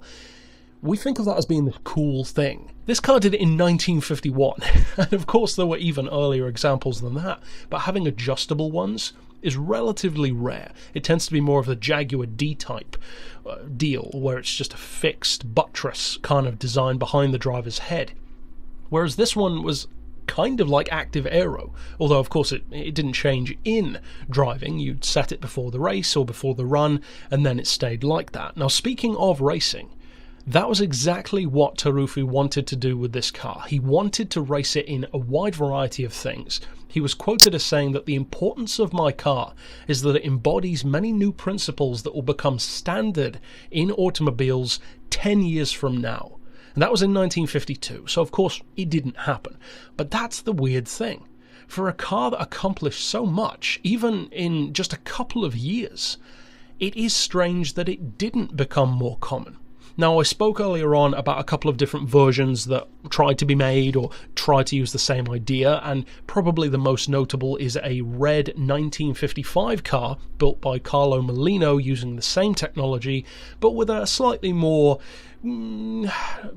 tough looking body, you could say, but being a very vague sense with a design like this, and he ran it at Le Mans. Now, the car didn't fare too well, which certainly didn't help, but plenty of cars with conventional designs don't fare well at Le Mans. That's kind of the nature of the race. Taruffi himself even wanted to run the car in the Indy 500 with a 4.5-litre Ferrari engine. Imagine how mad that would be. Now, doubtless that would have had even more radical aero to keep it under control, but the fact that after driving the first one in 48 and then the faster one in 51 and continuing to refine it over the years, he still wanted to put that 4.5-litre engine in there, that kind of tells you something. He must have had confidence in it, and it must have felt at least pretty stable for him to have that kind of confidence. Because to jump from a 0.5 litre to 1.7 is one thing. To jump from a 1.7 to a 4.5, that is a massive difference. That engine could have easily added another 100 to 200 horsepower over what it had before. This would have easily exceeded 200 miles per hour. And in a car that looks like this, that would have been even more terrifying than it already was, potentially. Now, that wasn't the last time somebody built an homage to it. In 1967, a brand called OSI built a car called the Silver Fox, which essentially looks kind of like this crossed with the Delta Wing, because it has a roof, but very clearly is inspired by it. That also went nowhere. It wasn't a production vehicle. And that's the funny thing. The reason why this is an unsung hero is so vague. It seems so strange to me, because the car's name isn't all that difficult to spell or to remember. So it's not like some Russo-Baltique crazy hypercar concept that just gets forgotten because it's so mad. This has a name that's easy to Google, it has a design that's hard to forget, and it accomplished so much. And yet it is, for the most part, still such an obscure car. That makes no sense to me. With some cars it does, but with others like this one, it really is strange how it's not talked about more. It deserves to be. Of course, that's why it's here, and some cars, definitely more than others, really do bring out that passion for me. Because this one, I mean, come on, of course it deserves to be talked about more. It's an awesome little machine that accomplished almost everything it set out to do. Apart from actually winning a race or ending up in the Indy, it set so many records. It went from strength to strength in terms of performance. It proved that his concept was sound. And that's the strangest part, because even after all that, nobody took up the design in a production sense or trying to develop it beyond the late 50s or even the 1967 concept. It pretty much just died after that. Now, speaking to what actually happened to the car, in 1986 it was shipped to Australia and fitted with a V6 Dino engine instead. And then in 2012, which is the most recent research I did on it, according to Hemmings, it sold at an auction for $115,000, which seems kind of insanely cheap for a car like this. Which incidentally was a lot lower than they expected it to get. They thought it would get more like $200,000. So again, even when it comes to collectors and sales, it just doesn't have that respect. And that is a shame, because it's a great concept, truly a unique one, which looks like it shouldn't work, just like the aeroplane itself based on a bumblebee's wings looks like it shouldn't work, but look how amazing that is as well. You would think that a car like this would be one of the ultimate collector's pieces of the classic oddball racing world. It just isn't, for whatever reasons, and that's very strange to me. But certainly a car that deserves to be talked about here. Now, as far as discussing the Nardi 750 Bisiluro that raced in Le Mans in 55, the red one that I alluded to, we might cover that in its own episode, but I'm not sure, considering that a lot of the stuff would just reference this episode anyway. But as far as the 1967 Silver Fox, we might take a look at that one some point down the line. Or, of course, you could Google it yourself, which is the whole point of these episodes, to encourage people to look into these vehicles more, to talk about them more, to tell their friends about them, because these cars accomplish so much, in the case of this one for sure, and they deserve to be talked about because of that. But that's it for this episode. Of course, click through here at the end to see all of the previous episodes, and for now, as always, thanks for watching. Unsung Heroes doesn't tend to be a series where we talk about crossovers and 4x4s and SUVs all that often. And the reasons why are fairly obvious. They don't tend to be that interesting, and the vast majority of good ones tend to be very well known, because it's a very recent phenomenon. SUVs have technically been around for a long time, but high performance ones, not so much. That is a much more modern thing, especially in the 2010s and onward. Stuff like the Volkswagen Touaregs, the Porsche Cayennes, the Audi Q7 V12, Range Rovers. Of course, they were around in the 2000s, many of the ones that I just mentioned, but they've really come into their own in the past decade or so, having these really, really high-performance models, and especially in the past, say, 3 or 4 years, where you've started to see these true exotic brands getting in on the game as well. Not just brands like Land Rover, who were already doing that to some degree, but brands like Rolls-Royce, Bentley, Lamborghini, Maserati, even Ferrari now. Now that is an interesting market, but this car did it first, or at least it tried to, and this is the kind of vehicle, of course it's a spiker, you saw that from the thumbnail, from the title, and it's the kind of car which is very much what I would call a Marmite vehicle. You don't need to wonder whether or not you like the car. Your initial impressions will pretty much tell you everything you need to know. You'll either think, wow, that is really cool, or you'll think, that is the most hideous, bloated looking thing I've ever seen. And I can kind of understand both of those things. But as far as concept cars go, funnily enough, a lot of my favourite ones actually tend to be very big. The Cadillac Cian, the Chrysler Phaeton, this one, a number of others too, they're quite big, unwieldy looking cars. But I like cars that have a lot of presence. They're big and opulent looking. Sometimes they wouldn't necessarily work in a production sense, but as a concept at least, they look cool to me. And part of that even stems back from my childhood of seeing something like a Chrysler Phaeton in Gran Turismo 2 for the first time when I was about 7 years old, and I've always loved stuff like that ever since. Oddball, weird, kind of dumb, but still cool at the same time. Now what this car represented is not as simple as it seems. This wasn't just another company making an SUV for the sake of getting in on the market. The ironic thing here is, it's actually the exact opposite. What Spyker did with this car was actually ahead of the curve. It wasn't in the curve, and it certainly wasn't after it. These cars are coming out now, in the 2010s. This car was 2006. You're talking well over a decade ahead of its time. There were no super SUVs on the market, SSUVs, as we've talked about before. We've even talked about some of the cars that birthed that phenomena, even as early as the late 80s and 90s. But this one was the first, arguably, of the 2000s to try and put that into practice. This wasn't just a design exercise, it was a car that they had very realistic goals for. Now the car actually, and a lot of people don't know this, has two forms. The D12, which is the very well-known one, the darker one of the two, it's dark and chrome, and then there's the D8, which is technically a renamed and refitted version, especially with regard to the engine that came out later on. And that one actually happened closer to 2010. Now the project unfortunately kind of just died in 2014, so it had a relatively long gestation run, but it never came to anything. Not too surprising, but the funny thing is, this car could have done a lot for the Spyker brand. Unfortunately, part of the plan that they had was to use Saab, which of course they owned for a short while, to help with the production of this vehicle. And in a funny kind of way, the residuals of that kind of deal actually held on for a little bit longer, up around 2010, because the D8 version, later on, was planning to use also, like Saab, a GM engine.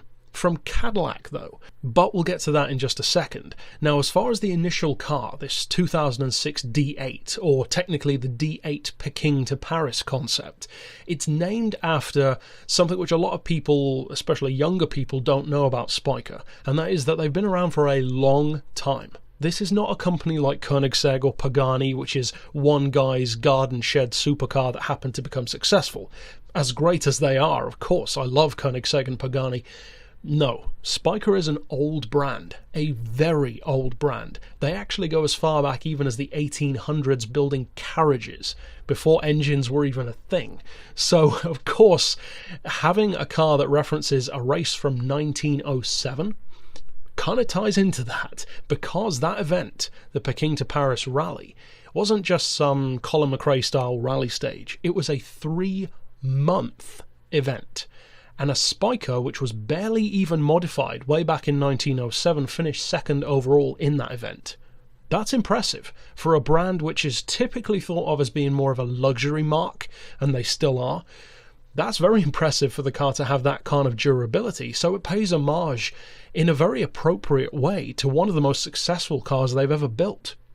Unfortunately, this car didn't get the chance to live up to that, because of course the off-road routes would have been very cool to see this one in action replicating, albeit with a significantly more powerful engine behind it. But speaking of that performance and of that engine, the initial D12, as the name suggests, is powered by a 12-cylinder engine.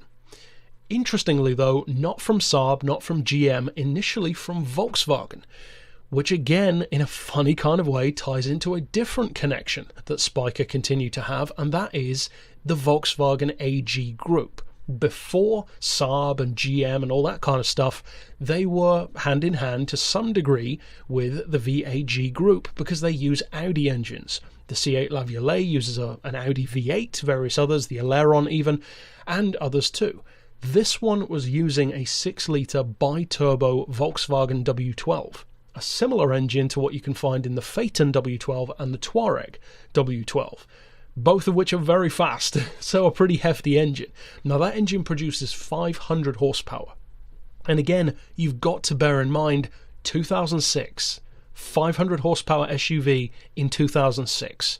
That's a lot earlier than the Audi Q7 V12 had 500 horsepower. That's way more than the Touareg had. Even the W12 Touareg had 450. So this was a serious contender. That's more powerful than most of the Porsche Cayennes, which pretty much dominated the high-performance SUV market in the earlier and even mid-2000s. Now, in terms of performance, this thing was rapid because, and this is no surprise coming from Spiker, it's a lot lighter than most other SUVs. Most are 2.3, 2.4, even 2.6 tons, sometimes even more. This is 1.8, less than a Veyron. That's remarkable for something with 4 doors, 4 seats, all-wheel drive, and a big engine. And just look at the interior. This thing is full of opulent styling and luxury. It looks, as far as I'm concerned, gorgeous on the inside, and it has possibly the prettiest looking center console display I have ever seen, to put a Tesla to shame, for sure. Now, as far as the performance goes, to get back to that for a second, when you combine the fact that it has Q7 V12 power, but in something that weighs basically half a ton to a full ton less than your average SUV, the performance is good. 5 seconds dead to 60 was the claim. Again, 2006, and the top speed over 180. Now, whether or not it could have actually done 180 remains to be seen, but the fact that it's that much lighter and also, even more importantly, significantly more aerodynamically efficient than most SUVs, since this thing basically looks like a jacked up supercar in comparison with much more of a crossover coupe style. Again, something that we've only just started to see in the mainstream of SUVs in the past couple of years. Again, it's believable. I fully believe that this car could probably exceed 180. Now, as it turned out, the only place that you can actually exceed that speed with the vehicle is in Test Drive Unlimited 2, as far as I'm aware, because you can drive this car in the game. But the version of the car that's in the game brings me to the second point. And the second one is of special import to me because it's actually my favourite concept car of all time. To the point where, in recent months in fact, before producing this episode, it's actually knocked off the previous favourite concept car for me. Because my favourite concept car was, as many of you know who've watched the HSG Top 50, the Cadillac 16. I adore that car, and I still do. But the reason why this one just edges it out for me is because it's a combination of something as wacky as the Cadillac, but it combines that with the kind of real-world usability and practicality of my actual dream car, the Ferrari FF. And the only thing that stops this Spiker from being my dream car is the fact that you cannot buy it, which is kind of a problem when you're talking about dream cars. At least you can actually buy the Ferrari, so the Ferrari is safe for now. But as far as production goes, the story did not end with the D12. Because Spiker was hoping that by purchasing Saab, they could use that, as I briefly mentioned earlier, to produce the car.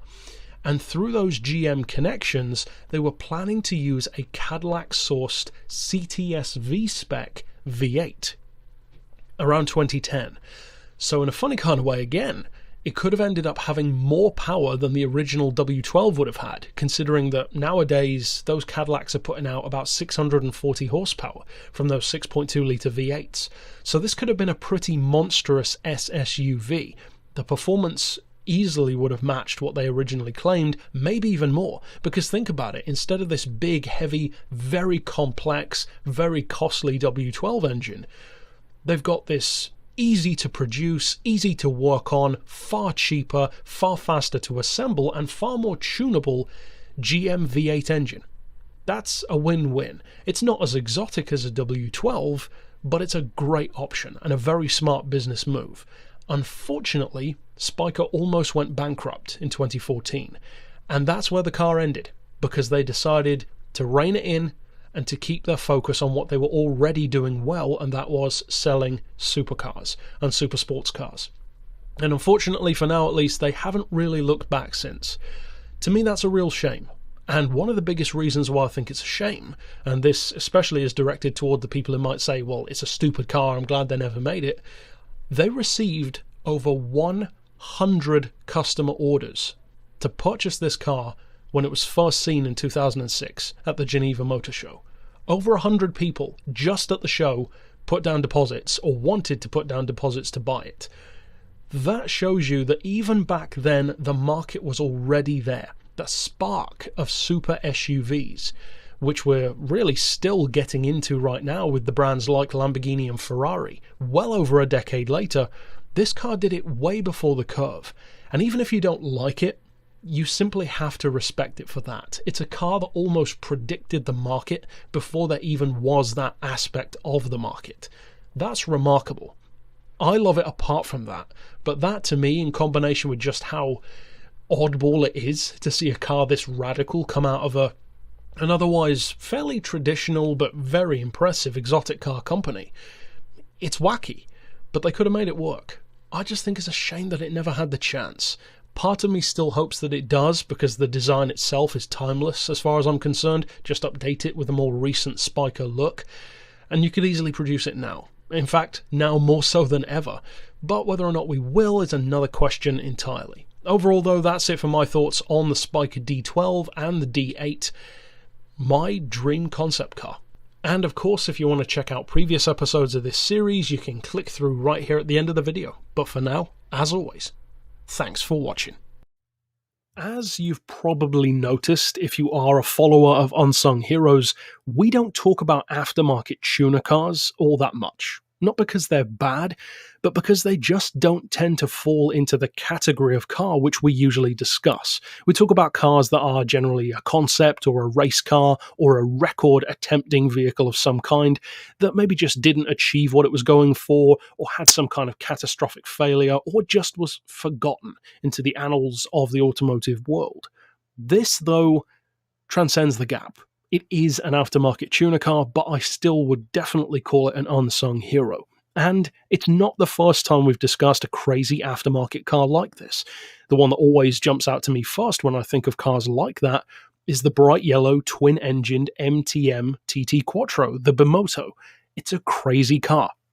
And it's exactly the kind of crazy that I love in Unsung Heroes. This is another prime example. The H&R Mission 400 Plus, as it's commonly known, technically though, as the title says, the Jürgen Olsen Motorsport Mission 400 Plus. Clearly, of course, Porsche-based, the 911 of the 997 shape in particular from around 2006, and the story behind this car, and also the way the story panned out, is the reason why it's here. It's not just another tuned-up Porsche. Of course, there are plenty of those out there. This is a special car because it's a car which didn't quite achieve its ultimate goal, but it got pretty close, at least from the research that I did, and it's still one of the fastest aftermarket tuner cars ever built. For that alone, it deserves to be better known than it is, but also the fact that the car comes from a place of, you could say, failure, and also was developed into much more of a success than it easily could have been, I think warrants having a lot of respect for it.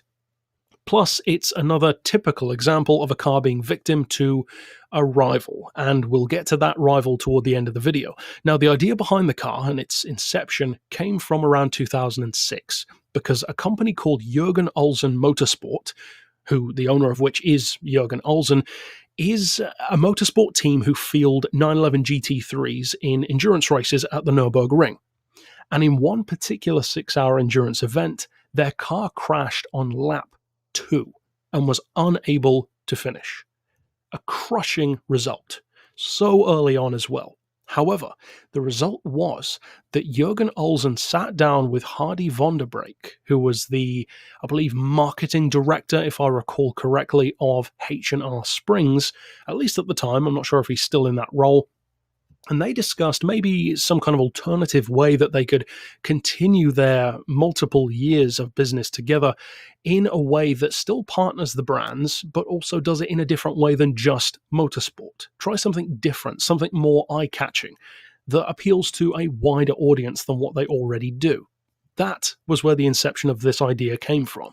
Why don't we make the fastest street-legal sports car in the world? Not just the fastest car, but specifically a sports car. And that, I think, is a genius move, because trying to go all out for the fastest car in the world, even back in 2006, when this concept was first shown at the Essen Motor Show in Germany, it just wouldn't have worked. Koenigsegg was already up there with the CCR, the Bugatti Veyron was already starting to be around. What they were trying to do was more specialized than that. However, that's not to say that it wasn't a serious high-performance contender, because this car actually did end up being one of the fastest cars in the world at the time, which is all the more reason why it's an unsung hero. Have you ever heard of this before? Chances are probably not. Some of you, of course, will have, but most won't. How can you possibly have a car that's one of the fastest in the world in modern times that you still haven't heard of?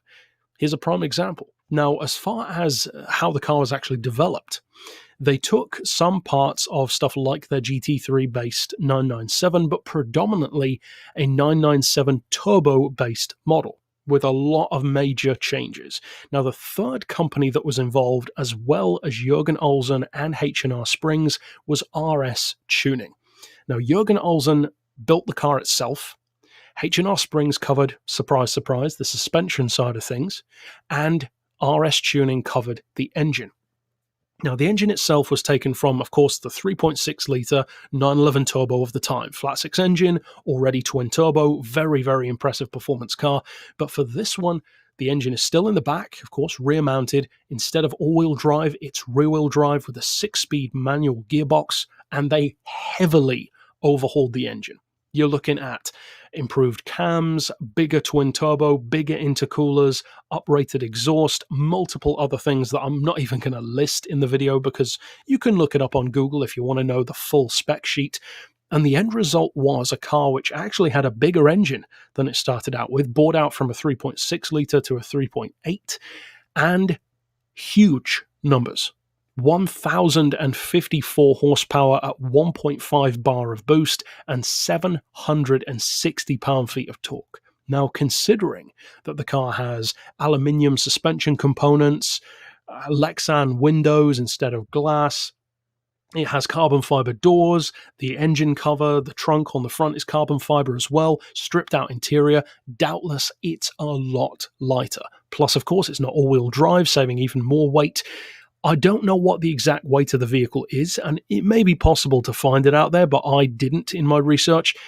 I would suspect you're probably looking at somewhere in the maybe 1,400 kilo range, possibly a little bit higher, and the result of that is a car with more power than a Veyron at the time, and in a significantly lighter package. Now, that's not all they did. As you can see from the visuals, the silhouette is different somehow. The shape, it's different from a 911. So why is that? Well, there are two reasons. One is because it has a chop top, and that's not something which you see as often as you might think. I mean, real life isn't Midnight Club after all, and typically you'd see a chop top on stuff like lowriders or classic American cars.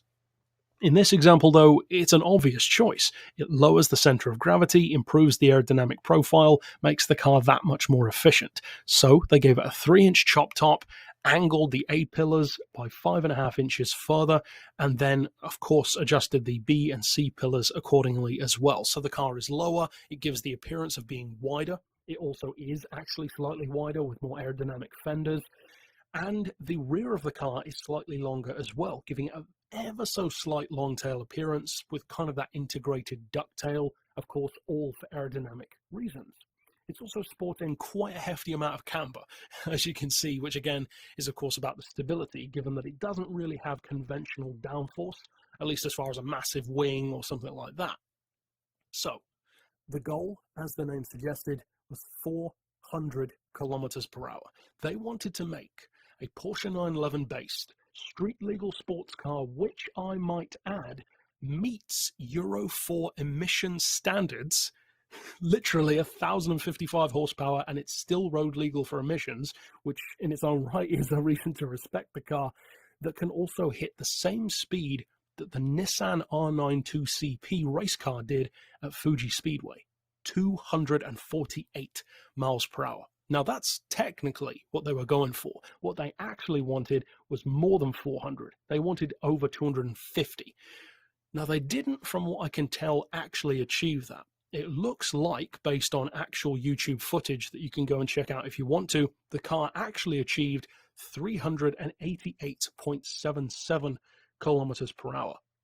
And of course the difference sounds massive, but that is, in other words, a 242 mile per hour confirmed speed for this car. Now again, you've got to remember, a car developed way back in 2006. Of course, cars have gotten way faster in more recent years, but for the time, it actually was one of the fastest things out there. 242 miles per hour from a street legal car, which met emissions regulations, was drivable on the road. That's crazy. It really is, especially from a company, or a trifecta of companies, in fact, who don't have anywhere near the kind of budgeting and marketing ability of Koenigsegg and Bugatti and these big brands, and they still did it. They achieved it. Now, of course, the car is not a production vehicle. It is essentially a marketing stunt, if you will, but I like it because not only was it a clever marketing stunt, which showed that they could do more than just endurance racing, not that that's anything to be frowned on in its own right, but it actually, for the most part, proved what they could do. A car that was rear-wheel drive, had very little conventional downforce, at least on the surface of things, and was still stable enough to set that record without taking off or flipping out or sliding all over the road. I mean, you watch the video of this car, it looks very stable. And considering how much lighter than something like a Veyron it is, that's impressive. Ultimately, the car, it didn't fail as such, because 242 is still very impressive. It didn't quite hit the goal, but come on, who cares? It's still as fast as a Koenigsegg CCR or a McLaren F1. That's pretty remarkable. And at the end of the day, as I mentioned very early on in the video, the car unfortunately was kind of killed not by the fact that it didn't achieve its speed, but it was killed by a sibling, or at least another 911 based vehicle at the time, which you probably have heard of.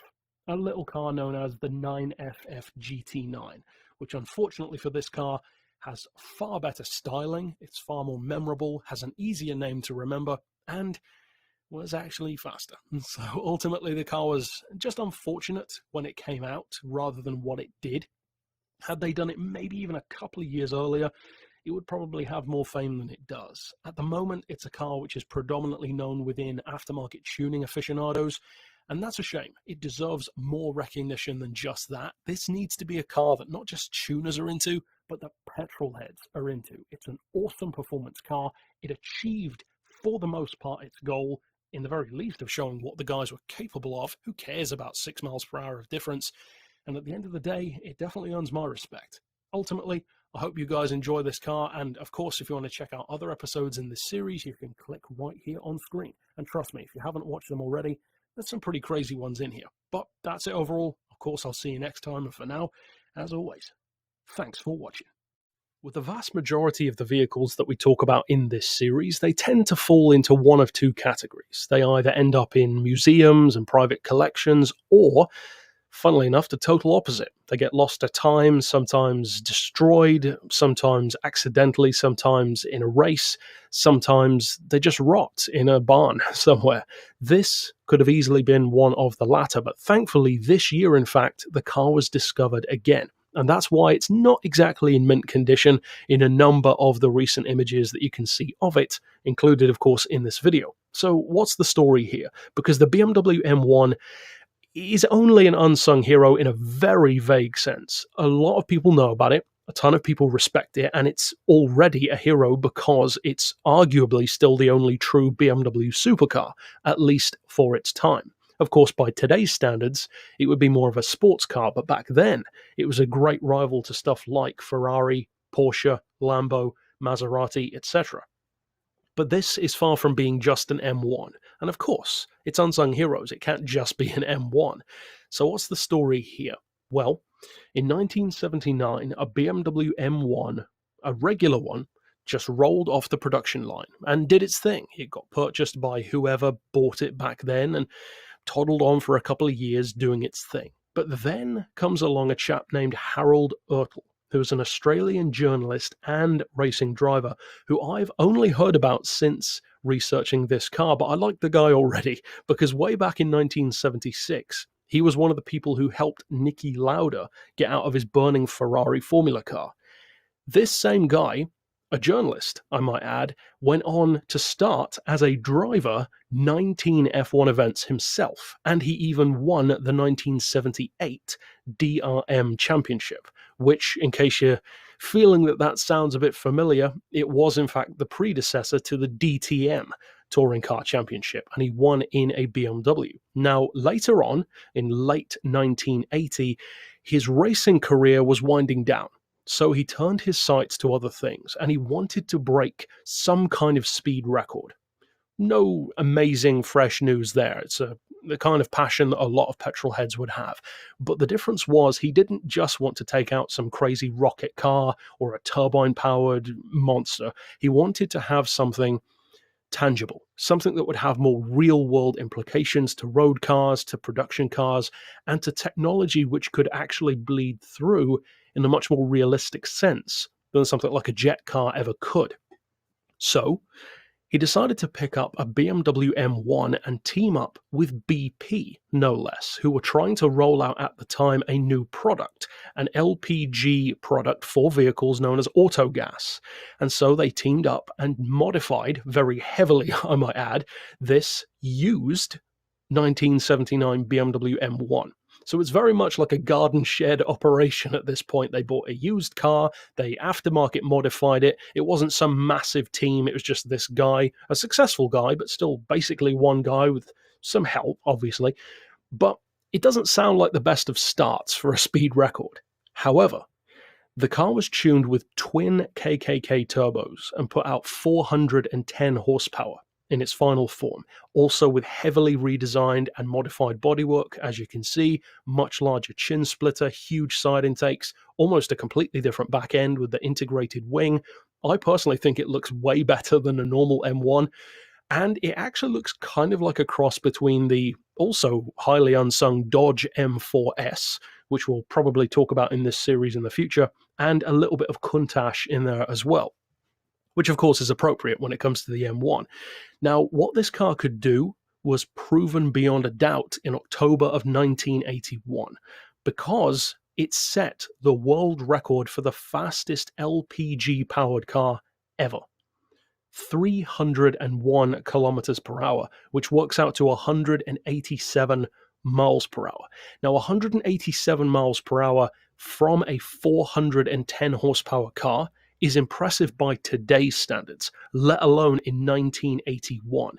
This is way before stuff like the Porsche 959, the Ferrari F40, and of course the major supercar players that came in the late 80s and early 90s. This is way before that. That's hugely impressive. Now, unfortunately, only a few months after the car set that record, Harold actually died in a tragic plane crash, which a lot of that kind of stuff seems to happen to drivers. Of course, Colin McRae more recently, Paul Walker, various others, not in a plane, but in one form or another. And they tend to die in circumstances sounds about right, because if they were in control, they probably wouldn't have died. However, he did unfortunately pass away, and the car changed hands a number of times. Now, in 1993, it ended up being owned by a pharmacy owner, of all things, who just loved the car. He was a collector of sorts, also loved the DeLorean. You can kind of see the similarity there. It has that kind of look to it. And it disappeared after that, until pretty much this year, when it was discovered in an East London garage, of all places, and here it is. Not exactly in its original full glory, but certainly an amazing car to be back on the scene, and a car which was, for the most part, forgotten, to the point where you didn't really hear people talking about this for obvious reasons. It wasn't exactly some big BMW project. If it were, it probably wouldn't have got lost in the first place. But I think it's an awesome way that the story has rounded itself out, that the car was this amazing thing which started off with a used car modified by one guy with this goal, teamed up with BP to try something different, achieved its goal, then tragedy struck, it changed hands, and then just disappeared, completely fell off the radar, only to be discovered again now. That, I think, is a perfect unsung hero story. Albeit, of course, with the regrettable tragedy, which we've actually discussed in a few other episodes of this series as well. But overall, I think it's an amazing car, and definitely one which deserves to be here. It was forgotten, it's been found again, and what an achievement. It's fast by today's standards, let alone back then. So an awesome vehicle, definitely deserves to be talked about more, and of course, if you want to research it yourself, there are plenty of ways that you can Google around, check out these different websites, and do just that. But of course, if you want to check out other episodes of this series, and there are plenty of them, then you can click through to that playlist right here on screen. But for now, as always, thanks for watching. With the overwhelming majority of cars that we discuss in Unsung Heroes, I tend to be quite a big fan of them. Sometimes I even love the car. Other times, though, it's a vehicle that deserves to be talked about, I think, but that I don't necessarily love personally. And for me, this is one of those occasions. The car in question is, of course, as you saw from the title, a Vector. Now, anyone who's played Gran Turismo for some time, or at least has followed this channel for a few days, will have seen Vector referenced, because a few days ago, I reviewed another Vector model from Gran Turismo 2, and we've actually reviewed all three of them now, because there were three included. There was the Vector Weegert W8 Twin Turbo, there's the M12, which is my personal favourite model that they've built, the M12 LM race car, which is technically an interpretation of the GT2 race car that they had in 1998, and then there's this one. This one's probably the most forgotten car that Vector ever built, the SRV8, sometimes referred to as the M12 SRV8, but technically, although similar, it is a very different vehicle, and that's kind of why it was both a good idea, but ultimately a failure, because a lot of the things that this car tried to do, I actually have a lot of support for, in some ways especially. Now, to understand why this car deserves to be an unsung hero, we do actually need to discuss the company and the M12 in particular beforehand. Now, as I said, the M12 is my personal favourite car, from Vector, that is, but I think that the M12 unfortunately missed out on an opportunity of being arguably the most important American supercar at the time, because the Ford GT had not debuted, the Saleen S7 was not around, Mosler had not made a big enough name yet, and even companies like Callaway were more focused in on racing than road cars. So there weren't really many, if any, other major American supercars. And of course, stuff like the Corvette and the Viper, they're not supercars, they're sports cars. So this pretty much had that angle of the market, if you will, to itself. And it offered a lot. It had this big Lamborghini V12 engine, the styling looked kind of like a combination of Diablo front end and Ferrari F50 back end, plus it's American, and Americans love to buy American stuff. That's one of the great things about the American market. You guys love your own vehicles, and that's a very good thing. It's good for a self-sustaining economy. Now this is where the SRV8 comes in, because part of what I was just saying about that economy was what led to this vehicle's creation. Because in the mid-90s, another company forcibly took over Vector in a hostile takeover, and this company was called Megatech, a company based in Bermuda. And they took over the company, of course, from Jerry Wiegert, who founded the brand. One of the cars is even named after him. And then they produced the M12. So that's pretty good so far. My favourite car of theirs, that's not a bad start. However, the car did not sell well, and that's kind of surprising to me. I would have thought Americans would have loved a big, flashy V12 American supercar, but apparently not. Then, in racing, it wasn't really a success either. So what they decided to do is use what they'd learned from racing it, and even some of the parts of the race car itself, literally stuff like the chassis and the suspension mounts, and refurbish, if you will, the M12 into something new. Now what they did went beyond just that, because it has the chassis of the GT2 car. You can even see from the body panels, from some of the components such as the rear wing, the intakes, the revised visuals, it's very much so a product of that race car. That's a great start. It's a brilliant start. You could argue it would only make the car better, because of course anyone who's watched an old school episode of, I believe it was Top Gear, where Clarkson himself actually drove the Vector M12, he said it was a fantastic handling car already, so you could safely assume that the SRV8 was probably even better, given that the road car was already great, and then they essentially made this as kind of like a homologated GT2 road car, which is again an awesome idea.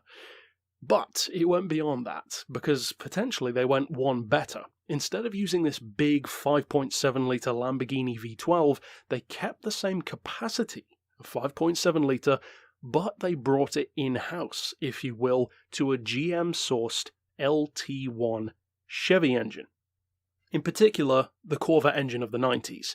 Now, the disadvantage of that is it doesn't have the power of the Lambo V12, at least in its standard form. You're looking more like 300, 350 horsepower.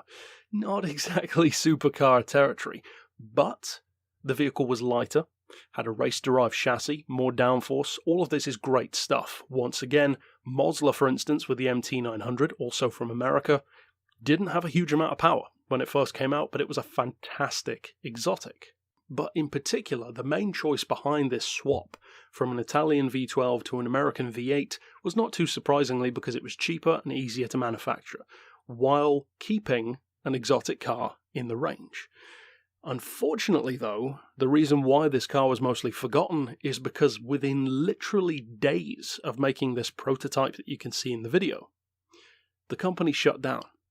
And ultimately, this is the only one in existence. They only ever built the one car.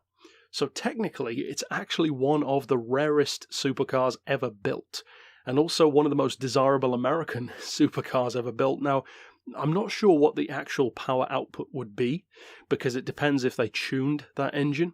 If they didn't, then you're probably still looking at around 350 horsepower, so the top speed, for instance, probably wouldn't be as high as the regular M12, but it would have probably been a better track car, because of the reasons that I mentioned earlier. However, if they did, for instance, turbo or supercharge it, or even just modify it in general with better parts, such as cams, valves, etc., you could easily put out a lot more power than the Corvette block naturally had. It's one of the best engines in the world for tuning, after all, so that remains open.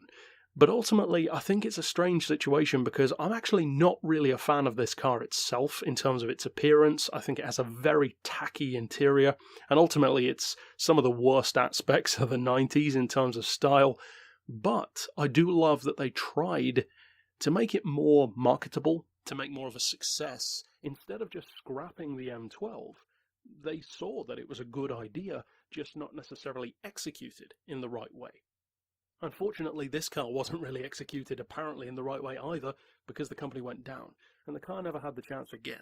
Vector has pretty much remained gone since then, and although supercar brands come back and ebb and flow all the time, for now at least, things are pretty quiet. There were some rumblings and a potential returning car. You've probably seen pictures of it on the internet, a strange looking matte black thing with Toyota Supra headlights. Not a fan of that one myself, but a return of Vector would certainly be cool, and if there was ever an era for it to return, the 2010s and 2020s, could be a pretty good time. It's a good time for supercars and hypercars, so who knows what could happen in the future. Ultimately, though, that's it for this episode, and of course, if you want to check out previous episodes, and also if you're watching this down the line, episodes that come out after this one, then click right here on screen to see all of them. But for now, as always, thanks for watching. Chances are the vast majority of people who watch this episode of Unsung Heroes are unfamiliar with this car. You probably haven't seen it before, probably haven't heard of it before, and yet it seems so familiar. Maybe a resemblance to a certain white Can-Am car from 1970, a certain fan-assisted Can-Am car, and I am of course referring to the Chaparral 2J. And for good reason. This is also a Can-Am vehicle, but funnily enough, and the boxy design kind of helps with this, it's much newer. You wouldn't be able to tell because it's so boxy, but this is actually 14 years later after Chaparral made its mark in 1970. But in a funny way, it's not just the design that is so similar to the Chaparral's legacy, because although this car is not really as innovative as that car, in fact it's nowhere near, it has some interesting parallels, because the Chaparral never actually won a race, and yet it's one of the most iconic race cars of all time, often considered to be one of the most innovative cars of all time. I would call it the most innovative racing car of all time, and I know that's a bold statement, to the point where 8 years later, Brabham used the same kind of idea in the BT46B, made it one of the most successful, in terms of percentages at least, Grand Prix cars ever. One race, one win, immediately banned, 30-second victory margin. That's a pretty cool record, 100% win ratio. But it didn't just end there. The Chaparral and the Brabham then went on to even inspire a virtual race car, and that is of course familiar to any Gran Turismo player, the Red Bull, the X models. This car didn't necessarily go on to inspire a ton of other things, but in a funny kind of way, the idea behind this model wasn't necessarily a bad one, but in a much more vague sense, and I'm not going to tie it in some literal way like you can with the Chaparral. But the idea behind this car, which is often referred to as the Mazda banana crate, so it's even got its own nickname, just like the Chaparral did. It's technically not called that. It's nicknamed the Mazda, but it's actually a combination of March and Mazda. It's a March chassis, and March, of course, is a very well-known name in a number of different classes, not limited to just Can-Am, and Mazda, of course, goes without saying. It uses Mazda power, and yes, before you ask, rotary power, which is pretty cool. Immediately, the car it jumped up to being cool in my books because it's bright yellow, it looks like a Chaparral 2J, and it's got a rotary engine. That's a pretty good start for an unsung hero, especially when the vast majority of people have never heard of it, and it's even got its own nickname. Seems like exactly the kind of thing that Gran Turismo would feature. But what is the story behind it? Well, the car was created by a guy called Bill Hill. He had a relatively short racing career from what I could find, and not that much success, if any. He raced from around 1984 to 1990, and this car in particular was used between 84 and 86. Now, it only ran in 4 events in that time, and it didn't do too well. The first event was in 1984 at Sears Point. It qualified 21st and DNF'd on lap 1. Not a great debut. Then, also in 1984, it ran at Riverside, qualified 15th, and finished in 8th. That's a lot better. Kind of middle of the grid, if you will, although it qualified way slower than the cars that actually came on the podium. A good 10 seconds or more off their pace. Then in 1985 it ran at St. Louis, and also in 86 at St. Louis, but in 85 it qualified 16th and finished 12th. So not quite as good a result, but it's better than a DNF, that's for sure. And then, as I said, its final race was in 1986, also at St. Louis, like I mentioned, and this last race, or at least the last that I could find, was its best result. Qualified 13th and finished 7th overall. So it's kind of an interesting ebb and flow where the first race was awful, second race was a lot better, third race was not great, last race was a lot better. So kind of up and down through its racing career, as limited as that career was. Now, combining this idea of a traditional kind of Can-Am chassis with a very simple bare-bones banana crate, as the name suggests, design with a Mazda rotary engine, of course conservatively rated at 2.6 litres, but not really, that's just the closest you can get. It's an interesting idea, not as revolutionary as something like the Chaparral, of course, but certainly one which perks up the ears of many petrol heads. Many of us love rotary engines, and for good reason, and that's kind of the very, very slim tangential connection that I make between this car and what the Chaparral did, because the Chaparral did not directly produce the Brabham. It was an inspiration, and it didn't directly have anything to do with the Red Bull. Again, it was inspiration. Likewise with this one, I'm not going to say that this car went on to inspire something like the Mazda 787B's win at Le Mans, but those cars later on just went to show that the rotary could be capable of that. Just like how the Chaparral didn't actually win, but it was way ahead of its time in terms of using that kind of technology. Now, this wasn't the first race car to use a rotary, but the guy behind it, Bill Hill, certainly had the right idea. The 787B won Le Mans with a rotary engine, so the proof was there. It just hadn't happened yet. So, again, it's not that he had a bad idea. Combining a Can-Am chassis with a Mazda rotary engine, I think that's a great idea. It just unfortunately didn't pan out all that well. Maybe the car wasn't quite powerful enough or torquey enough. Maybe it was a little bit overweight or didn't have enough downforce. It's fairly difficult to find specs for the car. You can only make conservative guesses from what I've seen.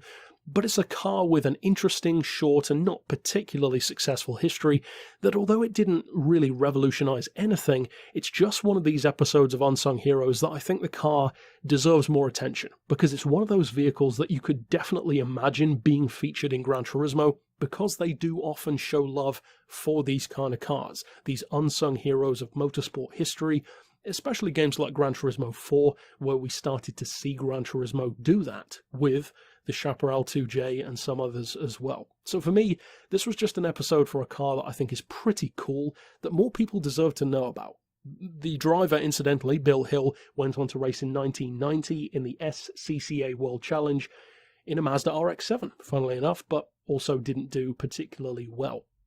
So it's a story of the driver and the car not having that much success, but that doesn't mean that you can't still think of it as a cool car and a cool guy for having the idea. So show the car some love, of course, talk about it more. That's the whole point of the series. Make these cars more well known. Give them that kind of chatter, really, that they deserve. So that's it overall for this particular installment. Of course, you can click here on screen to see others in the series, and for now, as always, thanks for watching. If you've been following Unsung Heroes for some time, you'll have probably noticed that we don't tend to talk about vintage cars quite as often as classic or modern vehicles. But that's not to say that there aren't vintage cars that deserve attention, and this is a prime example. In fact, this car, the 1926 Renault 40CV, the streamlined coupe version in particular, is a car that was on my original shortlist of about 20 or 30 cars for Unsung Heroes. So it's an OG of this series, even though it's taken much longer than that to actually get around to talking about this beast, because that's exactly what this is. Even by today's standards, some of this car's numbers are very impressive. Other ones, not so much, but certainly of its time. Now, the first thing that you'd probably assume is that it's absolutely massive. It certainly looks it. But then, if you look at the size of the drivers and mechanics standing next to it, it's not quite as big as you might think. It looks about as big as a fire truck. It's actually not. It's about 3.5 to 4 meters long, depending on the model variation, and not particularly tall either. Now, for those who are unfamiliar with the 40CV, it does not always look like this. In fact, the normal versions look totally different. They look much more like the big vintage cars with the two-tone paint and the four doors that you would think of this kind of era, like the big Cadillacs and Duesenbergs and various other things, of course, from all over the world. And even those normal versions had very large engines. This, for instance, is a 9.1 litre straight six, putting out 140 horsepower. Now, 140 horsepower does not sound very impressive at all by today's standards, but you've got to bear in mind that back in 1926, that was almost 3 times more powerful than a Dodge. That's a lot of power for a Renault to have. Now, the car was designed for an interesting purpose, and a fairly obvious one based on the looks, because they made a very extensive overhaul to the car's visuals with the streamlined body, the single-seat layout, which allowed it to be much narrower, the first Renault to actually have an exposed radiator grille, which also sets it apart from the normal one, and it's designed to fairly obviously be a speed record car. And of course, back then, just like now, you've got all these teams and all these manufacturers going back and forth, trying to beat each other with various records, and this is one of those cars that wasn't just going for outright speed, it was going for average speeds over distance and over time. In particular, over 24 hours. Now, Renault actually had records before, but had lost them to other manufacturers, and they wanted to claim them back. But they wanted to go bigger and better and really beat the opposition. And that's where this car comes in, because it did exactly that. In fact, over a 24-hour period, this car destroyed a number of records, including holding an average speed over 50 miles of around 120 miles per hour. Again, this is 1926 we're talking about, and over a 24-hour period, including multiple pit stops and a reported 1,000 tyres that the vehicle got through. And in fact, I believe that was the vehicle that predated this one, so this one probably got through slightly less tyres than that, but still a huge amount, hundreds no doubt. It averaged about 108 miles per hour. Or 174 kilometers per hour. Once again, very, very impressive for the time. Now, the car, of course, is not fast by today's standards, and the only thing that's still impressive about it would be probably the sheer capacity of the engine. A 9.1 litre is still huge, even today. That's bigger than pretty much any supercar on the market, but what the car did in its day is amazing. It's an awesome speed record car, one of the most distinctive cars of its time for sure, with the bright blue paint, the crazy looking body, and in some ways it could actually pass for a much newer car with the kind of visual flair that something like the Jay Leno tank car would have. And of course that was built in, 2003, 2004? So I think this is a very cool vintage car, not really the kind of thing that you think of when you think of Renault, especially not these days, but what a machine. It was awesome back then how you just had sheer brute force trying to break these records, massive torque, massive engines, massive power, and this was a perfect example. It's something of a hot rod, if you will, but a very, very clever one for its time, very aerodynamically advanced in its day, very quick, and although it's an unsung hero in the general sense, it's actually one of the slightly better known cars of this series, it's unsung in as much as people who are not vintage fans just don't have a clue about this thing. Most people have never heard of it, never even seen it, and if you have seen it, you wouldn't really know it was a Renault unless you knew your Renaults. So from that point of view, I think it definitely deserves being here. It's a very cool car, a very significant one, certainly for Renault and for the car world in general, and a car which ran not in this form but in its regular form from 1911 all the way up to 1928. It's a car that made its mark, not just as a street car, a production car, but as a speed car. That would be like today if, for instance, Bugatti made the Veyron, but also made the regular Veyron have 4 doors and 5 seats. That's the kind of thing that would happen as today's equivalent of what this thing did back then, which, when you think of it that way, it's pretty crazy and pretty impressive as well. But that's it overall for my thoughts on the Renault 40CV. I would definitely recommend, as with any of these episodes, checking it out on the net if you'd like to learn even more about the people behind it. And I want to send out much love to the people involved in the pit stops. They had a 14-person team, and great job, because of course those guys were as important as the driver and even the people behind making the car, because if those pit stops took too long, your average speed starts to drop real fast. And with the amount of pit stops that you have to do, it adds up very, very quickly. So a great all-round effort from the team, a remarkable car, and of course, click here on screen to see previous episodes in this series. But for now, as always, thanks for watching. I've heard from a number of you guys that specific episodes of Unsung Heroes have actually ended up being among your favourites because it presents you with a car that maybe you hadn't heard of before, or maybe you'd seen before, but didn't fully know the backstory of. For instance, relatively recently with the Peugeot Oxia, one of the ultimate supercars that many people don't even know about. This one not only came out at a very similar time to that Peugeot, but it also has at least that same amount of importance, and arguably this is an even more significant supercar than that Peugeot, as amazing as it is. And the car in question is, of course, a Lamborghini Countach, but in particular, this is the Countach Evoluzione, or the Evo, as we'll probably refer to it for the sake of simplicity in this video. Now, as you can tell, it's not a production model. It's a one-off, to be exact. It was built in 1987, and it was built under the composites department of Lamborghini. And as the cars look, and even the name implies, this is an evolution of the regular Countach. What they were trying to achieve with this car was they wanted to study the kind of differences in terms of performance and construction methods, and also, of course, weight reduction that composites would have to the production of supercars. And these days, this is just something that we take for granted. But in the 80s, composite construction was a very new thing when it comes to supercars.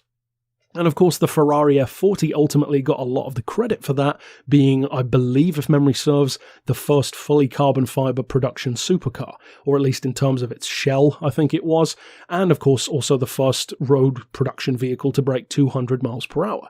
However, this is a better car than the Ferrari F40, and that's a bold statement to make, but I have reasons to back it up. In fact, this may even be the best supercar that you've never heard of. It really is that good, because this project, the Evoluzione, was under the directorship of a certain Horacio Pagani, who at that point was working with Lamborghini and for Lamborghini on a number of projects, including this one, and even one of my personal favourite Lamborghinis, the military spec LM002. And we'll come back to Horacio Pagani later on, because that's one of the implications of this car. Now, the car, as I said, was designed for the purpose of studying these composite technologies, and they used extensive amounts and copious amounts of carbon fiber, Kevlar, aluminium, and also not just using those to replace existing body panels, but actually making the car in a different way. So, for instance, the cockpit, the roof section, the floor pan, the bulkheads were all one piece, instead of having multiple pieces connected all over the place, which allowed the car to have, in some ways, a more expensive construction, but also potentially a stronger construction, as well as being lighter, giving the car unparalleled advantages in those ways, which no other supercar of the time had. And of course, these days, all supercars use this kind of tech, so you can see where I'm going in terms of why this car is so important. Now, the results were amazing. It doesn't have the creature comforts of a normal Countach, of course. It barely has an interior. It's kind of like the Sesto Elemento of the time in a funny kind of way. And the results were amazing, because this car weighs 980 kilos. That's a full half a metric ton lighter than the normal Countach of the time. That means that this was officially lighter than every single supercar on the market in 1987. By a big margin. That wasn't all though, because they also tuned up the 5000 QV engine that the car had to 490 horsepower. But it doesn't end there. The car had all-wheel drive with adaptive variable torque delivery, like a Porsche 959.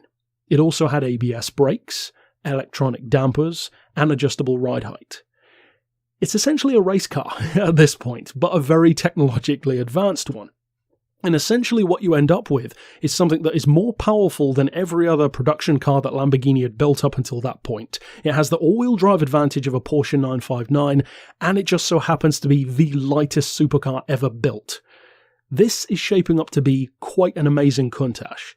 Well, it was, because although certain aspects of the performance are, let's say, obscure, if known at all, such as the 0 to 60 time, you can safely assume, given nearly 500 horsepower, all-wheel drive, and 980 kilos, it was fast. Now, I'm not going to say it did 0 to 60 in under 3 seconds or something nuts like that, but considering that the normal Countach could already do 0 to 60 in under 5, with rear-wheel drive, less power, and a lot more weight, doubtless this one was the quickest thing around, especially when supercars in general did not have anywhere near as impressive acceleration as many do these days. Even something like an F40 or a 959 was still around the 4 to 4.5 second range, very rarely breaking under 4 seconds to 60. So this was a big deal. And it's not just acceleration, because even though it had the same gearbox that the normal 5000 QV had, it had a revised gear shifter, so that the time taken to actually move the gear stick itself into a new gear was reduced. So in effect, it kind of had a cheat sheet version of a close ratio gearbox, where the ratios were the same, but the physical distance that you had to move your hand was shorter, so it made you get through the gears quicker. which is a really clever little workaround of that. The result was the top speed was, you guessed it, better than every other supercar of its time. Everyone loses their minds about how amazing the Ferrari F40 was to hit 201 miles per hour. This can do 205. They tested it at Nardo at 330 kilometers per hour. It's the fastest supercar in the world in 1987. Now, of course, the Peugeot Oxia, 1 year later, as we talked about in this same series in a previous episode, would have ultimately been an even faster car, but that car wasn't around yet. This was, quite simply, the ultimate supercar in the world up until 1987. But it doesn't end there, because the car not only revolutionized performance from Lamborghinis and also gave them amazing insights into all of these technological advancements, and just look how many of these things are used today, let alone in the 1980s, carbon fiber construction, Kevlar, one-piece shells and bodies. Even something like the Invicta S1 in episode 42 of this series had a one-piece body in a very similar way. All-wheel drive, which back then was completely different for Lambo, but now they all have it. It's amazing what this car did for the brand, and even in very direct ways, it led to things that they used in later Countach models, even in the Diablo and beyond. Not only was it the fastest supercar ever built up until that point, but it was also pretty much the most technologically advanced. And once again, people give so much credit to the Porsche 959, and rightly so, it's an amazing car, but I think this one even overshadows that. It has all of those advantages, plus being the lightest thing around, and probably the most savage acceleration car of its time in a straight line. With incredible top speed to boot. 1987, and it's as fast as a Porsche Carrera GT was in, 2004, whenever that car was produced. This is an incredible machine, and the reason why I said we were going to come back to Horacio Pagani is because, of course, he even himself later on went to use these same things that they'd learned from this car when he produced his car, the Pagani Zonda, and most notably, of course, with the Cinque, where, if memory serves, they introduced carbotanium for the first time, which in fact is like an evolution of this same idea, which was birthed in the 80s. It's an amazing, groundbreaking test car that so many people have just never even heard of. And ultimately, you will never see this car at a car show. You will not see it in a Lamborghini museum. You will not see it anywhere, because the last thing that this car ever did was die in the line of duty, because they used it in a crash test to see what composite construction would do for not just all of the other things that they've learned, but also for the safety advantages compared to any other supercar ever built.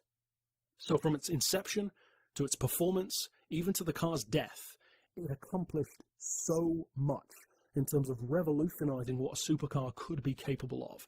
And to me, although the Countach will probably never be among my absolute favorite Lamborghinis, this one probably has more of my respect than any other Lamborghini before or since, because it absolutely revolutionized the supercar world in ways that people usually only give credit to stuff like the McLaren F1 for.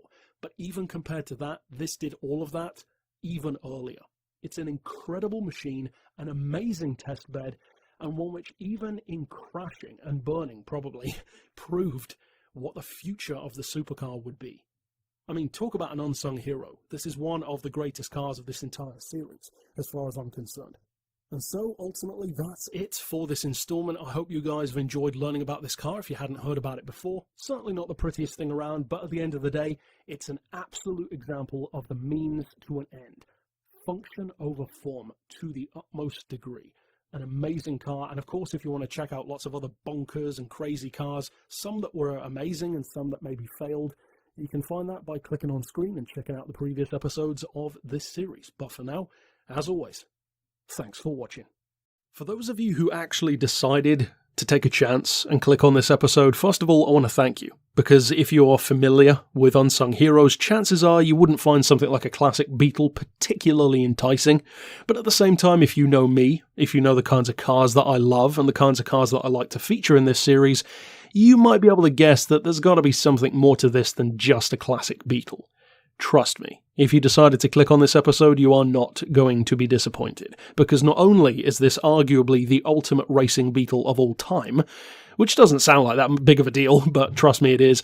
It's actually one of the craziest cars of this whole series, and probably one of my personal favourites, actually. Now, if you're on this channel predominantly for Gran Turismo content, GT Sport for instance in particular, you will of course be familiar with the name Fittipaldi. Emerson Fittipaldi is a racing driver. He's getting on in years now, but he still has a car bearing his name in Gran Turismo, which is a very impressive supercar, actually, 1,000 kilos, around 600 horsepower, really nice specs to be working with, kind of like a Pagani Zonda meets Mosler design to it. Excellent track car.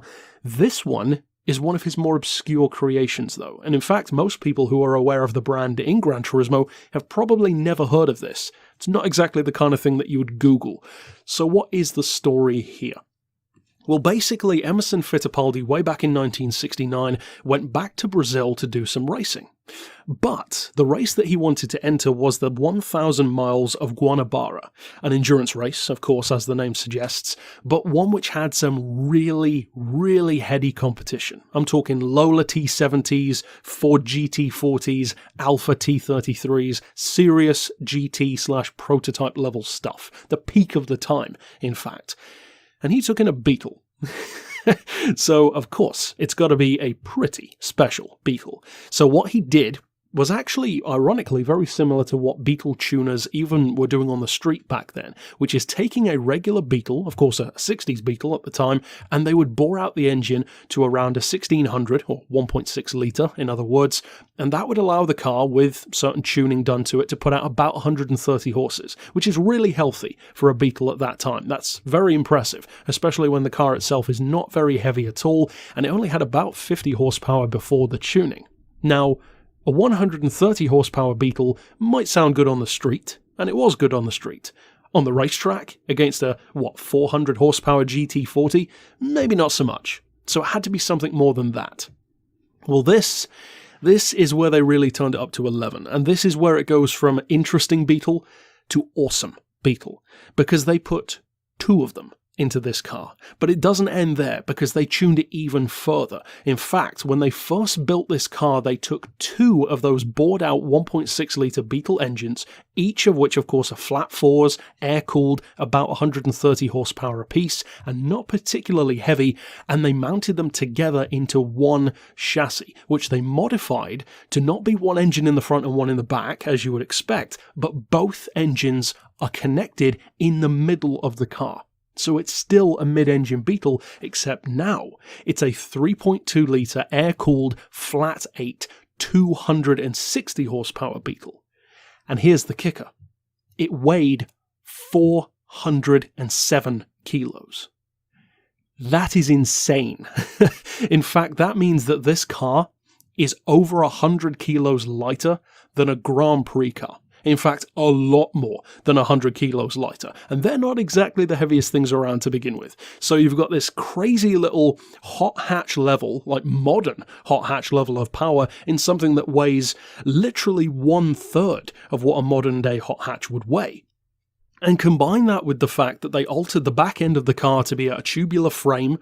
They even did something which I think is a gorgeously simple idea, which gives the car a very distinctive look and also serves a very practical purpose. It might be my single favourite thing about this car, actually. If you look at the front window, you'll notice it looks like the window's broken. And I think this is, as I said, a genius little idea. They turned the windshield of the car into an air intake. How awesome is that? That is just so badass to me. They raked the windscreen back in terms of the angle to make it closer to like a sports car in effect, and turned that top section where the windshield would usually be into a huge roof scoop, which fed into pipes inside the car and cooled the engine. That's cool. I mean, it's simple, but I love stuff like that. That is just such an ingenious little fix. Instead of having some ugly, massive scoop sticking out the top of the car, that's such a cool thing, and it manages to keep the same aerodynamic profile of the car instead of making it even taller. Again, I love stuff like that. But they didn't end there. Of course they didn't end there, because we're only partway through the episode. What they also did is they fitted it with the front suspension, the steering column, the brakes, and the gearbox from a Porsche 550 Spider. So, of course, perfect melding of Volkswagen and Porsche. it's a pretty obvious choice, so why go for something else? They are literally spawned from the same thing, so why not go with it? So that's exactly what they did. Now, the car was already fast. Of course, for a Beetle, it would be incredible, but would it be good enough to go up against these monsters of the time? I mean, the GT40 is an icon for a reason. If it could beat Ferrari, surely it could annihilate a Beetle handily.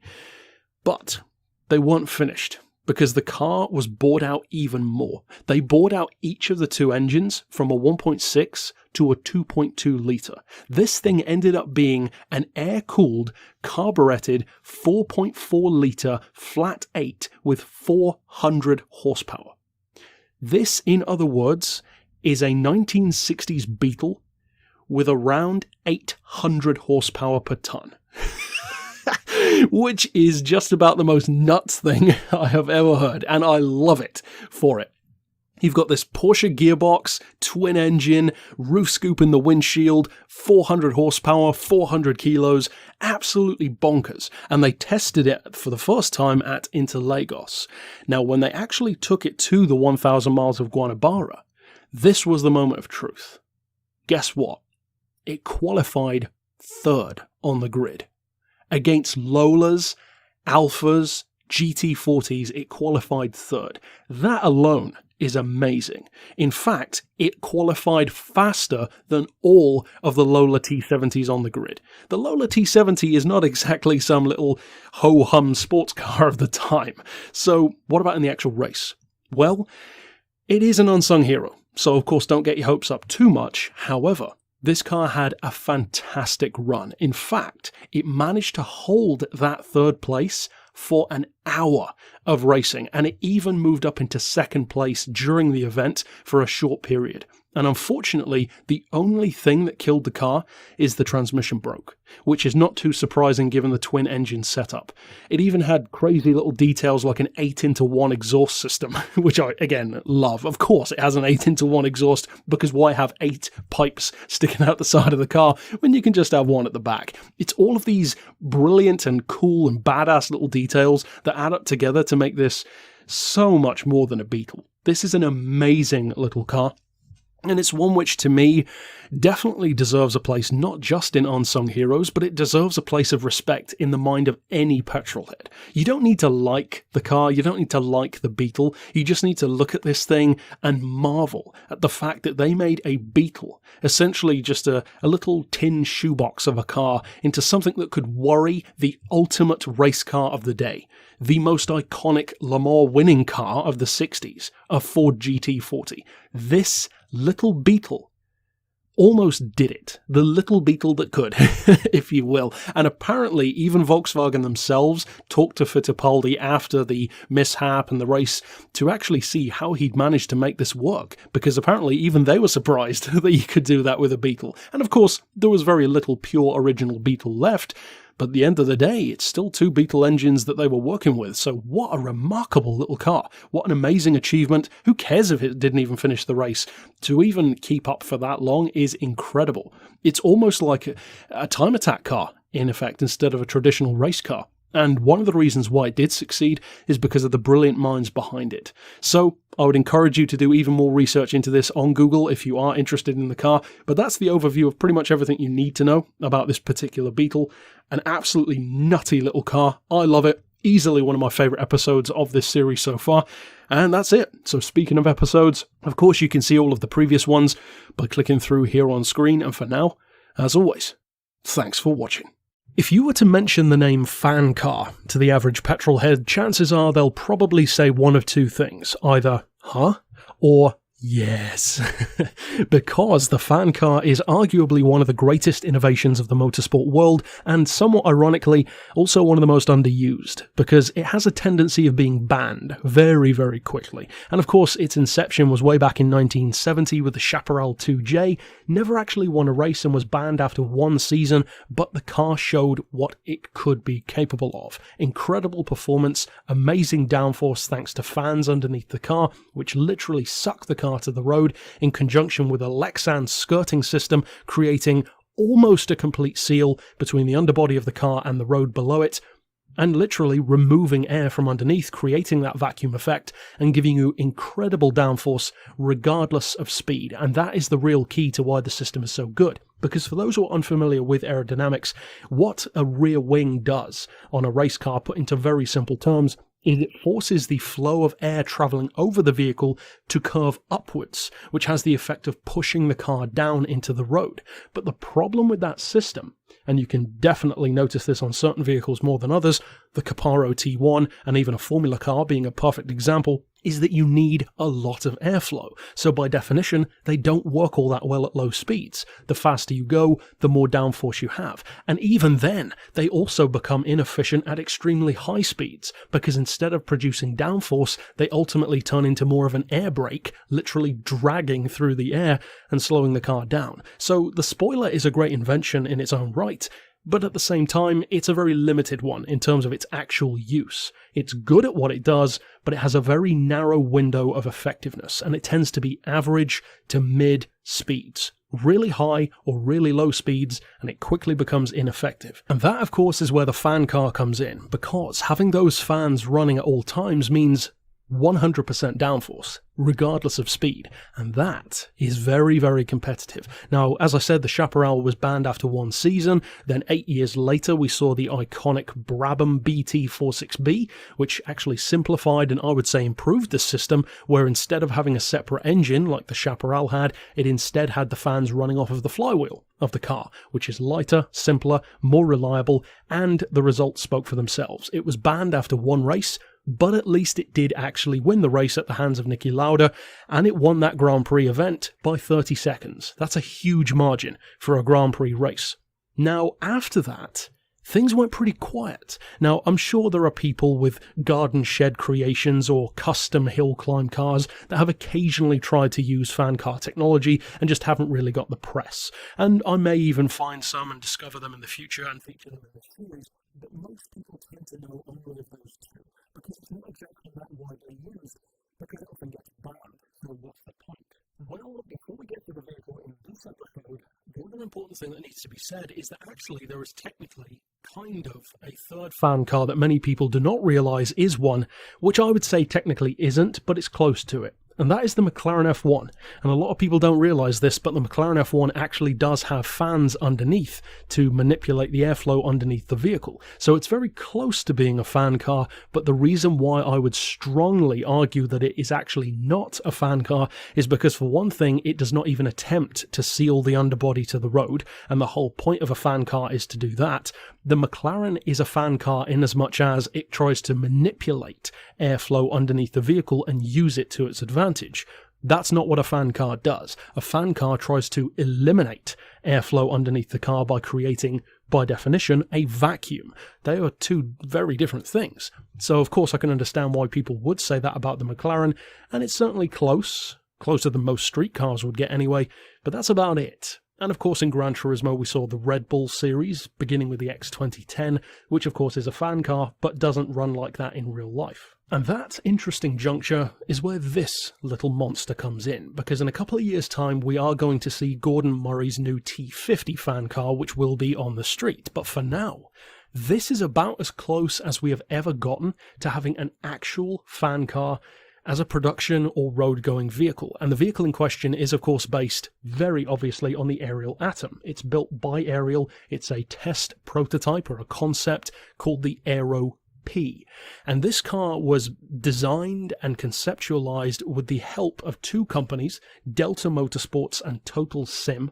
And basically what these two companies did were they developed the aerodynamic signature of the car in a simulation on a computer, and also did some simulated runs of what it could be capable of on a track. But basically what is involved is an Ariel Atom, of course, but that gets rid of the rear wing and instead has this underbody suction area, which is very visible with the big no step sign written on it, and it uses two electric fans underneath. So once again, completely different to what the Brabham did, completely different to the Chaparral, and these fans actually, also unlike those two vehicles, have different modes. So you can have it in passive or active mode. So you can actually have it so that you turn on the fans yourself and have them in effect running all the time, or you can leave it up to the car itself and to the ECU, more specifically, to engage and disengage the fans when necessary, which is technically an even more efficient system.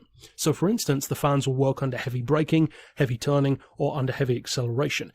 Anywhere in between there, and you don't necessarily need them. So it's a very clever system to have it not just giving you incredible downforce, but more importantly, only giving you incredible downforce when you need it the most. Because otherwise, even a fan system can, under certain circumstances, create excess downforce, such as at really low speeds, it can hinder acceleration. And you can even feel that, for instance, in Gran Turismo when you drive the Chaparral, especially in conjunction with the 3-speed gearbox. Now, as far as what these companies, Delta and Total Sim, did, Delta, first of all, is a company that simulated the times and the benchmark testing of the vehicle in, as I said, I believe a computer simulation.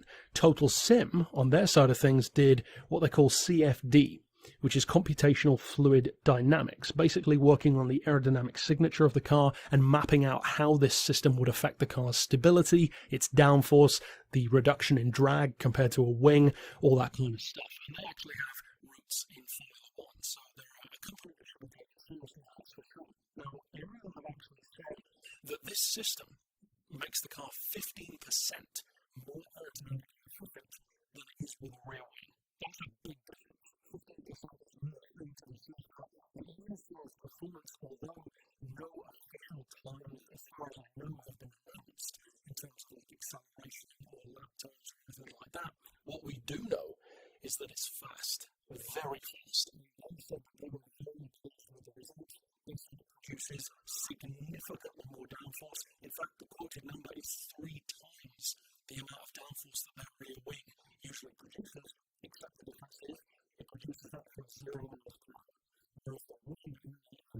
To put out that kind of downforce at much, much higher speeds. So overall, what was the idea? Why is this an unsung hero? Why haven't we heard more about it? Well, the simple fact is Ariel did not intend for this to be a production car. They wanted it to have kind of a trickle-down effect that a lot of motorsport tech does have, where stuff that they learn from it would influence their vehicles, not just in terms of, ironically, performance, but also helping the environment in terms of emissions, for instance, because as they themselves said, having something like a rear wing, as I alluded to early on in the video, creates drag and actually wastes fuel in effect because it makes the car more inefficient. So this not only makes the car faster, it actually makes it more environmentally friendly. It uses less fuel, has less drag, and therefore lower emissions, which is actually pretty impressive. Not necessarily less emissions in a literal sense, but less emissions over time because of needing less fuel. So it's a pretty clever little system, and that was the primary thinking behind the car. They wanted it to be, in effect, a high-performance hybrid. That's pretty cool, I think, and who knows what kind of technology will be carried over from this into Ariel's presumably forthcoming hypercar, the full-bodied exotic that they teased a while back, which hopefully we'll still see more of in the future. So as far as performance goes, this is one of the most obscure in the whole series so far. But in terms of my personal favourites, of course it's way up there because I'm such a huge fan of fan cars, and this is about as close to a true fan car for the street that we've ever seen. And what a perfect car to feature it. Of course, the Ariel Atom is a prime candidate. It visually shows off the style, and you could see such huge differences, I'm sure, when actually driving it compared to the kind of ducking and diving that an Ariel Atom would usually do through corners with regular downforce. And apparently, and this is no surprise, but apparently the team behind it said that when the system is engaged, you can literally see the car hunker down and get really close to the road under such a tremendous amount of suction. So pretty awesome. It would have been awesome to see this car in action. So I would encourage you to look more into this. There's not a huge amount of information out there. And as I said, hopefully we'll see more about it in the future. But for now, as always, thanks for watching. Anyone who has followed Unsung Heroes for the majority of the series will probably have recognized that I like to feature cars that, generally speaking, aren't just different or unique, but that actually try to achieve something. Something in the racing world, in the road world, maybe a concept or a prototype of some kind. But then occasionally I do like to just have kind of a palate cleanser. Just a car that didn't necessarily try to accomplish anything radically different. It's just a nice car that many people don't know about. The Morgan Aero GTN, for instance, is a perfect example, relatively early episode, and that's the perfect example of what I'm talking about. It didn't accomplish anything remarkable, it's just a cool car that a lot of people didn't realise existed. This one is another such occasion, although this one, of course, is from the racing world. Now, one of the reasons why many people don't know of this car's existence is because you wouldn't expect it to exist. When you're doing a Google search for something Morgan-related, well, you could well find yourself stumbling across the GTN, because there aren't a huge amount of Morgan models, and the ones that are special stand out, as an example. When you come across Isuzu, well, most people aren't typing Isuzu racing prototype from the 60s. It's kind of a specific thing to be looking up, and yet here we are. Now, what is the significance of this car? The Isuzu Bellet R6, and specifically the coupe, is what I want to refer to, which is the blue one you can see here, because they also built a Spider version, which, as far as I can tell, uses the same underlying tech, same engine, etc., doubtless very similar specs, and that one is finished in orange. Now, the coupe is the one that I want to focus on because it has A, more significance, and B, I think it's a prettier car of the two. Now, the reason why it's significant for Isuzu is because, believe it or not, when they built this in 1969, it was literally the first race car Isuzu ever built. What a debut. Look at this thing. It is stunning. That's like today, a company like, I don't know, Perodua making their first racing debut, a Le Mans prototype. I mean, this is amazing. For back in its time, that's a remarkable little car for a company like Isuzu to put out. Now, the reason why it shares the Bellet name, which of course is one of their road-going versions as well, is because it shares the engine with one. The GTR version in particular, and also it shares the engine because it uses that same motor in my personal favourite Isuzu ever, the 117 Coupe, which I think is a stunning looking classic. It might even be my favourite Japanese car design. To be honest, it's such a gorgeous, clean, simple little coupe. And as far as the engine spec, of course it's a race car, so it's not going to be the standard, 120-ish horsepower engine that they use. This one is tuned much more heavily. The car itself is lightweight, far more aerodynamic, of course, etc., etc., racing tyres, blah, blah, blah, blah, blah. Now, the power is not exactly known as far as I could find, but it is believed to be in excess of 160. Now, 160 horsepower doesn't sound like a huge amount, of course, by today's standards it wouldn't be, but you've got to remember this is late 60s Group 6 Japanese racing, with a essentially road-derived engine in a tiny, very aerodynamically efficient car for its time, and a car which doubtless did not weigh very much. In fact, I would be willing to bet money that this car does not weigh any more than 530 kilos. It's easily going to be less than that, and with that kind of weight, 160 horsepower is more than enough. Now, as far as what the car did or didn't achieve, that's where the issues come in. Because yes, it was the first Isuzu race car, and by definition, even with a strong start, they don't have a huge amount of experience when it comes to racing. Now, the car only appeared to finish around 10, 11 events, something like that, and even finding what it achieved and what it accomplished is difficult, because most of the sites that feature the finishes that the R6s had tend to feature the Spider version more than the Coupe for some reason. Now, the best that the Spider ever achieved, from what I could find, was a 4th place finish, and I can't even find what the Coupe did. I'm sure the information is out there on some entirely Japanese website somewhere, but I wasn't able to find it. Now, the car was actually promising, both this and the Spider, in qualifying. It did pretty well. But ironically, the thing that killed the car was reliability. And that's not really something that usually goes hand in hand with a Japanese car of any kind, let alone a race car. So kind of ironic that the car was killed by reliability issues. And even some of the videos that you can find of the Spider version in particular, there's a video of it going down the Fuji Speedway with white smoke puffing out the back as something shot out of it and went across the track. So reliability killed the car, which is no surprise. A lot of race cars that failed were because of that reason. It's just more surprising to me when it's a Japanese brand, and it's a shame, because it's the kind of car which I believe definitely deserves more attention. Look at this thing, it's stunning. I'll probably feature a couple of images of the Spider as well, just for some context, and ultimately, after racing it in 1970, and I believe 71 as well to some degree, Isuzu turned their attention more so to Group 7, with a Chevy V8-sourced, very Can-Am style race car, going up against, again, some much more famous rivals from companies like Nissan. So again, not too surprising that this one got buried, especially compared to a big Chevy V8 monster, but at the end of the day, it's a very pleasant, nice, I would say pretty little race car, which has a huge amount of significance to Isuzu as a brand, being their first foray into racing, and what a first attempt. No, it wasn't reliable, but man, what a gorgeous little car. So, as I said, just a car which is easy to forget. A lot of people didn't realise it existed in the first place, and for that alone, I think it's definitely worthy of a place in this series. But of course, if you are new to Unsung Heroes, maybe this is your first episode, I would urge you to click on screen, because there are a ton of cars that we've already talked about that you'll find interesting, I can guarantee that, and plenty more that we haven't even talked about yet. But that's it for this instalment. Of course, I'll see you next time, and for now, as always, thanks for watching. Anyone who's been around on this channel for quite some time will probably be thinking right about now, hang on a second, Howmet TX? Why is that in Unsung Heroes? He talks about it all the time. Well, you're correct, I do, because for those who are unfamiliar with maybe the channel or maybe the fact that I do love the Howmet, it's a gas turbine-powered race car that ran back in the 60s. The TX stands for Turbine Experimental, and it's a very significant car for a number of reasons. Not only is it a significant car because it's gas turbine-powered in general, but far more so because it's the only gas turbine-powered race car to, of course, ever win a race, which is kind of a big deal in the gas turbine world. I love it, I love everything about it, the look, the sound, the performance, of course the fact that it won makes a massive difference as well, and I also happen to think that it's probably the prettiest gas turbine powered race car ever as well. The Lotus Type 56 ain't exactly a looker, it looks like a doorstop. However, why is it featured in Unsung Heroes? Because many of you already know about the Howmet. In fact, a lot of people know about the Howmet TX. So why are we talking about it? Well, here's the thing.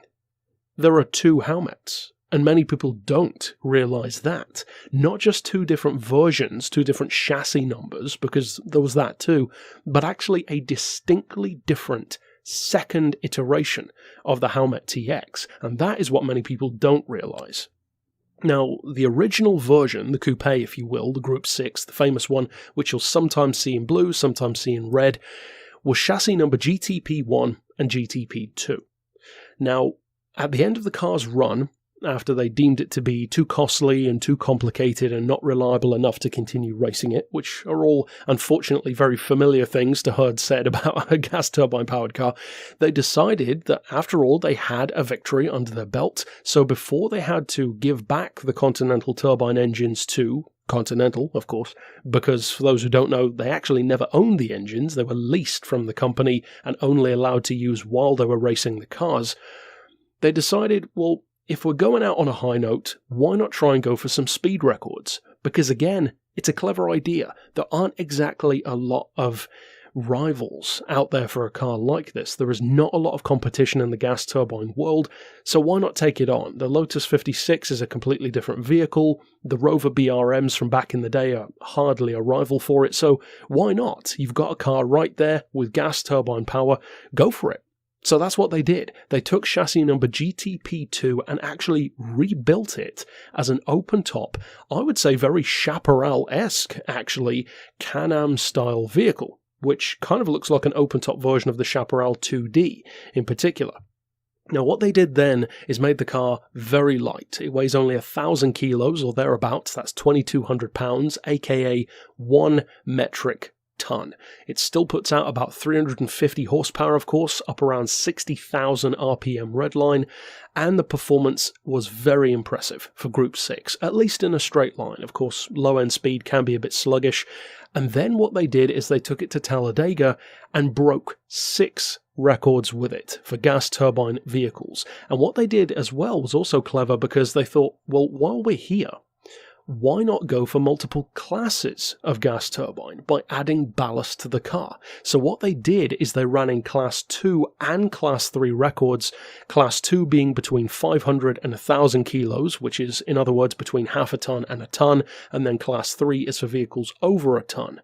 They broke 3 records in each of those 2 categories. They got the quarter-mile record, the half-kilometre record, and the full-kilometre record, all from a standing start for both Class 2 and Class 3 gas turbines. The quarter-mile in 11.8 seconds at 76 miles per hour, ranging all the way up to 21.1 seconds standing kilometre at over 100 miles per hour. Now again, that doesn't sound remarkable by today's standards, but again, you got to remember this is late 60s, 350 horsepower, and a car which essentially doesn't have a gearbox in the modern interpretation of the term. So again, they're very sluggish at low speeds, so to have an 11.8 second quarter mile, that's not bad at all for what it was. Now, of course, the car was never intended primarily for straight-line performance. It was a circuit race car, by definition, in Group 6.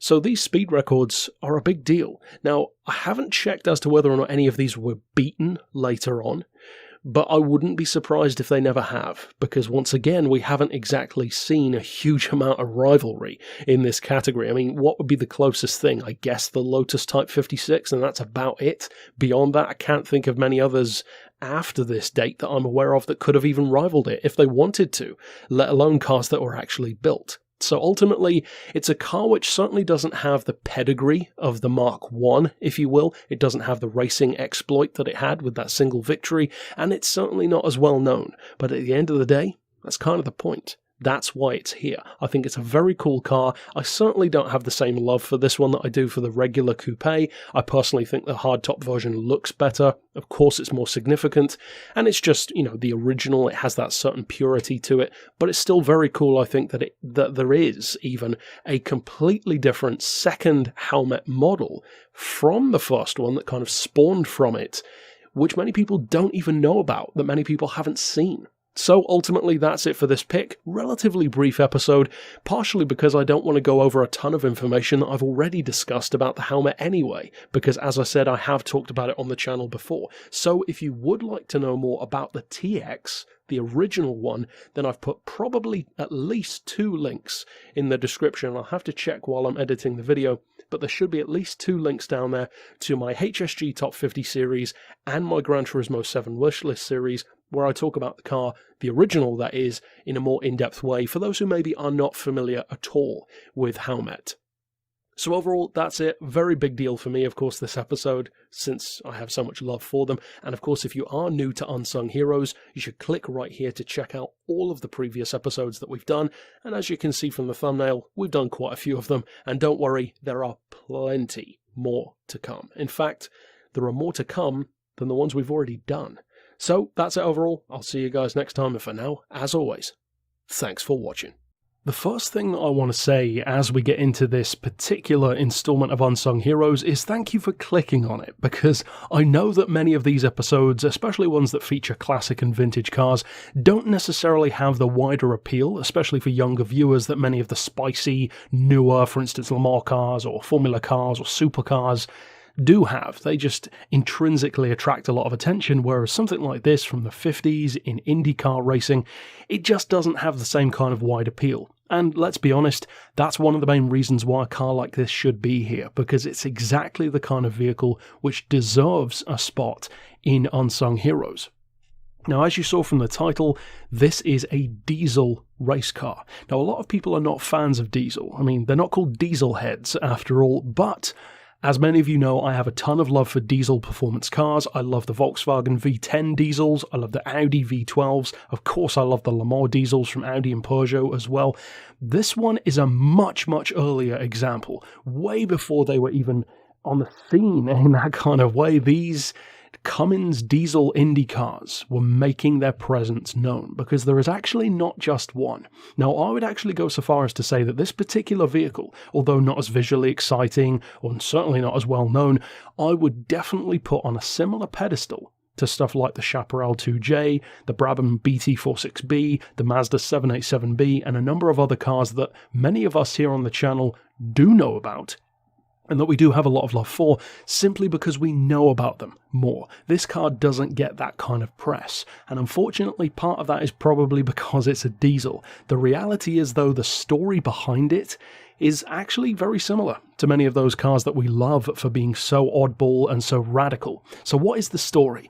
Well, way back in 1911, the very first Indy 500 event took place, and one of the crew members on the winning team of that first event was a certain Clessie Cummins.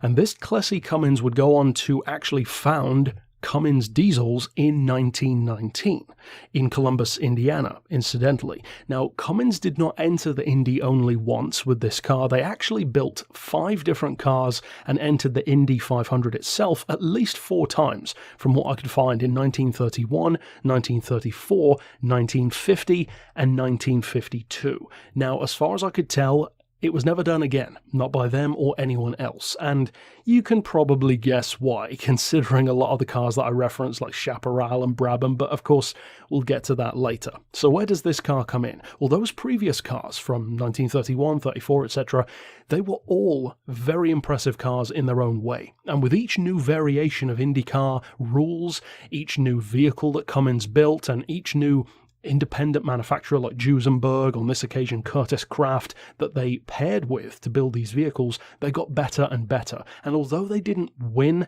they were forces to be reckoned with. To the point, in fact, that not only were they fast by diesel standards, they were just fast in general. And even this car's predecessor, nicknamed the Green Hornet in 1950, could do over 165 miles per hour. That's some serious territory for a car way back in 1950, and that was certainly quick enough to, at least in a straight line, rival all of the other cars on the grid. However, they had mechanical issues, of course issues that can happen to any team regardless of what fuel type they use, and for one reason or another, they didn't win. Sometimes they were slower, sometimes they had mechanical issues, etc. But with this car, everything that they'd done up until that point really culminated with this vehicle in 1952. Now, in the 1952 Indy 500, the rules actually allowed for a surprising amount of variation between cars, the kind of variation that we only dream of at modern-day Le Mans 24-hour events, or certainly I do at least. The naturally aspirated cars were allowed to be up to 4.5 litres in capacity. The supercharged cars were only allowed to be up to 3 litres in capacity, but this single diesel car on the grid was allowed a very lenient 6.6 litres or a 400 cubic inch engine. And it was turbocharged. Now, one of the reasons why it was allowed such leniency is because this is a very heavy car. Now, some of the previous ones were even heavier, but even this one, the arguably ultimate incarnation of the series, was still very heavy. This is a 1,406 kilo Indy car, which in other words is 3,100 pounds. The engine alone weighs 750 pounds, but it's a bruiser. Now, as I alluded to earlier on, Curtiss actually teamed up with Cummins to make this vehicle, which is why it has that very distinctive, very good-looking style that a lot of the Curtiss Craft vehicles had from back in the day in various forms of motorsport, in fact. And that engine, incidentally, that 6.6 litre, 6-cylinder turbo diesel, despite being so heavy, I believe the heaviest car on the grid, if I recall correctly, still put out huge specs. 430 horsepower at 4,500 RPM, and although it's difficult to find the torque figure, at least it was for me, it's probably out there somewhere though, it would not surprise me at all if this thing was even running maybe more than 550 pound-feet, possibly even close to 600 pound-feet of torque, because that's simply the nature of diesels. Even older ones, newer ones, across the board, they have massive torque from such low RPM. Now, as great as that is, it's not without its downsides. As I said, it makes the vehicle bigger and heavier. So what they actually did to counteract that is they had the engine block and the headers made of aluminum or aluminium, and the crankcase is made of magnesium. The engine itself is actually offset by 5 degrees, which gives a number of benefits. The car's center of gravity, for instance, is lower. It has a smaller nose area at the front, so that aerodynamic punch isn't quite as big, and it also, interestingly, allows more weight to be over the left wheels. In other words, the inside wheels, which of course aids in cornering, in a very reminiscent way of what you would later see in, for instance, the 2000s in the Dodge Charger NASCAR in particular, where the bodywork is extremely asymmetrical in effect, where one side of the car is completely different, the way it leans, everything about it is very much so obviously an oval racer. This car was similar, although not quite as drastically visually extreme in that way. Now, the car ran extremely well as soon as they tested it, and they could tell immediately that this thing was going to be very, very fast.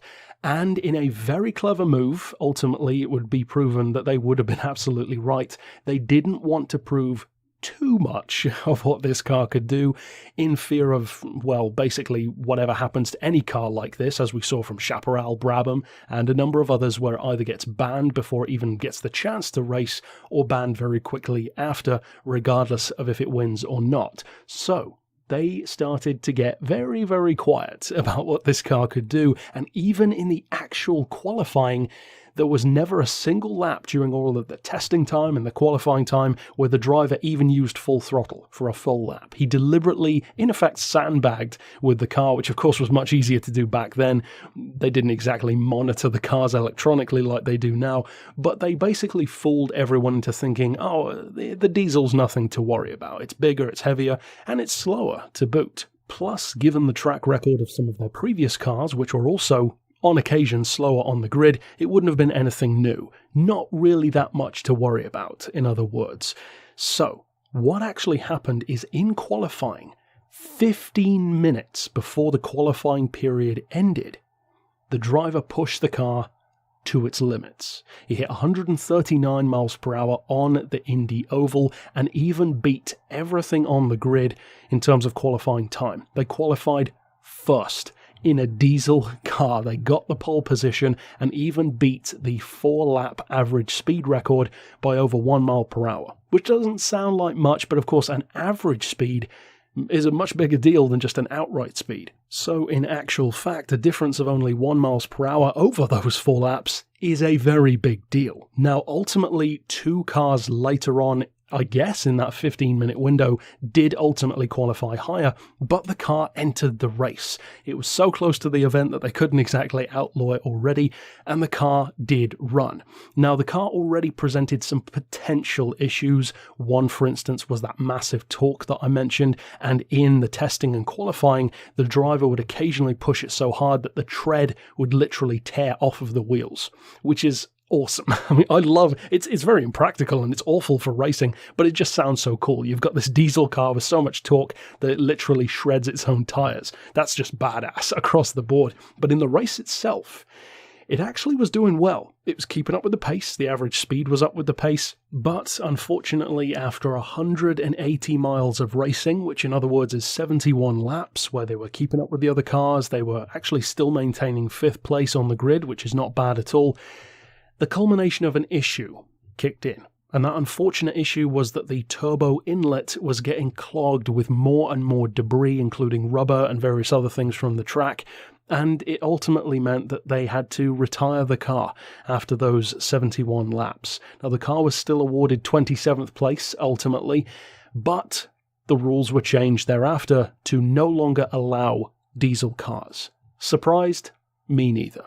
So ultimately, I really do think that this is a car that deserves very much so to be in the same kind of category of respect that we give to stuff like Chaparral, Brabham, Mazda with the 787B, and the wide variety of others that we've talked about, some which won, some which didn't, but which were ultimately phased out, disqualified, banned, or just didn't achieve what they were aiming for. I ultimately actually have a huge amount of love for this car. I, as I said, love high-performance diesels, and to me this is one of the finest examples of what a diesel is potentially capable of, and of course those issues can actually happen to any team. Just think of Toyota, for instance, in the late 90s with the GT1. They were leading Le Mans, set for a win, and then had a tyre blowout. It's just not something you can really help. So these issues do happen, but what a car at the end of the day. And for this particular episode, if you do want to know more about their previous diesel cars, each of which is very different, and I would say very impressive, each in their own way,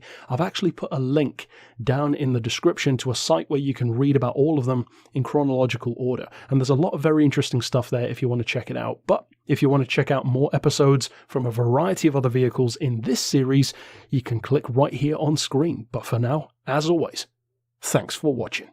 Compared to the vast majority of other vehicles in Unsung Heroes, you're probably thinking, I know about this car. It doesn't even seem that obscure. It's actually kind of well known. And it's sort of a juxtaposition, in fact. The Maserati Birdcage, which is what most people refer to this car as, is one of those cars which occupies a very strange place in the automotive world. A similar place, I would argue, to stuff like the ProDrive P2, which of course we already talked about in this series way back. And what I mean by that is, it's one of those cars that somehow manages to be known about by a lot of people, and yet it's still obscure. It's kind of a weird thing when you think about it, but it's kind of true. That I'm sure you can think of examples of cars like that also. Now, the idea behind this one, for those who are unfamiliar with it, was essentially a very gratuitous self-birthday present from Pininfarina to Pininfarina for their 75th anniversary, and hence why the car is technically called the Pininfarina 75th Birdcage.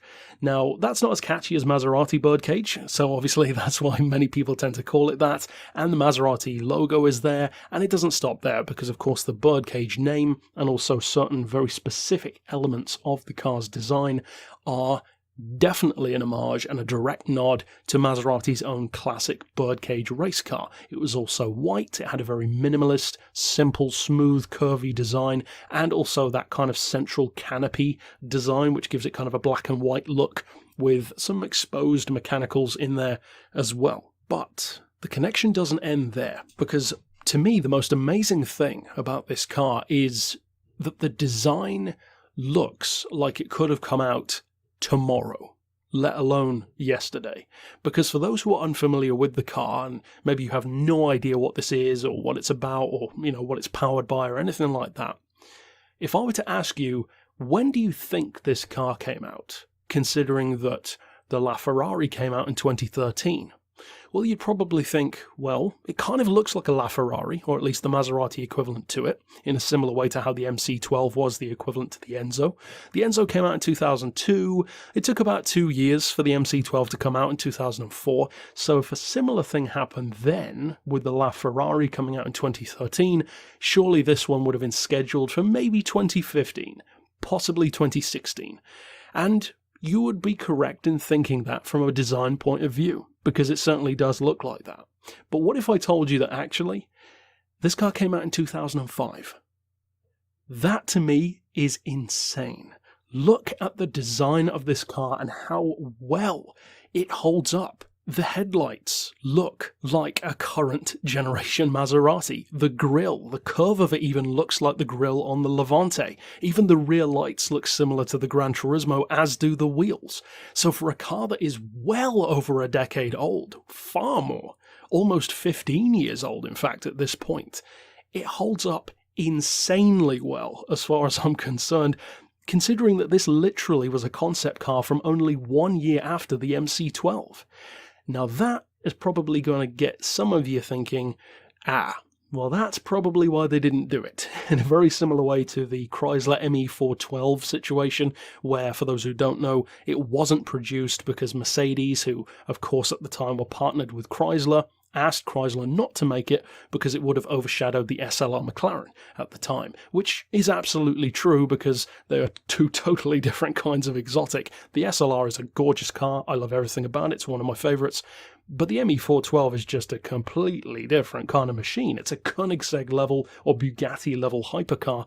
The SLR of course is not, and it's not trying to be, so of course that would have been correct, it would have completely overshadowed it.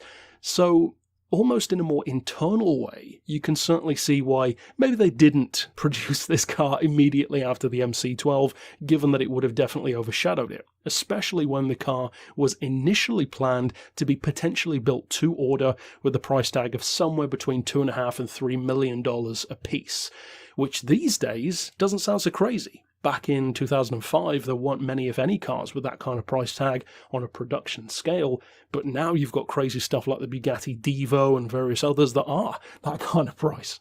But once again, I would actually strongly argue that this could still go up against those cars, not necessarily in terms of pure top speed or power or stuff like that, but just in terms of that overall package. I mean, this, to me, could have been renamed the La Maserati 2 years after the LaFerrari, and nobody would have batted an eyelid.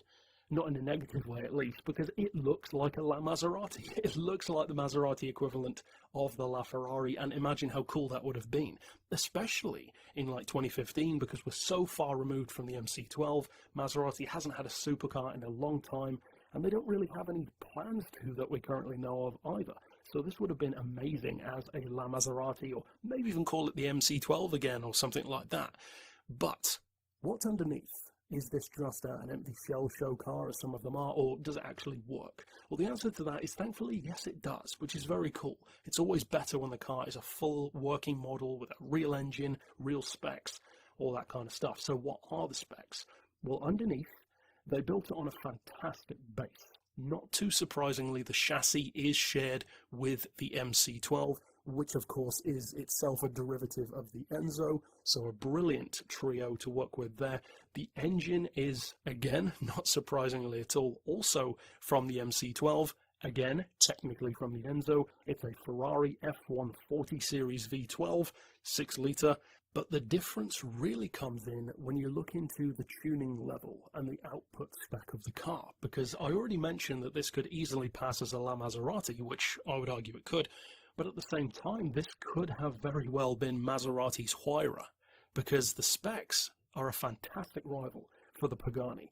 Consider this, that 6-litre V12 puts out more power than the MC12 and the Enzo. 700 horsepower and somewhere in the region of 500 pound-feet of torque. Now, it's not as light as the Enzo or the MC12. It weighs about 1,500 kilos, so it's quite heavy, all things considered, about 3,300 pounds for our American friends.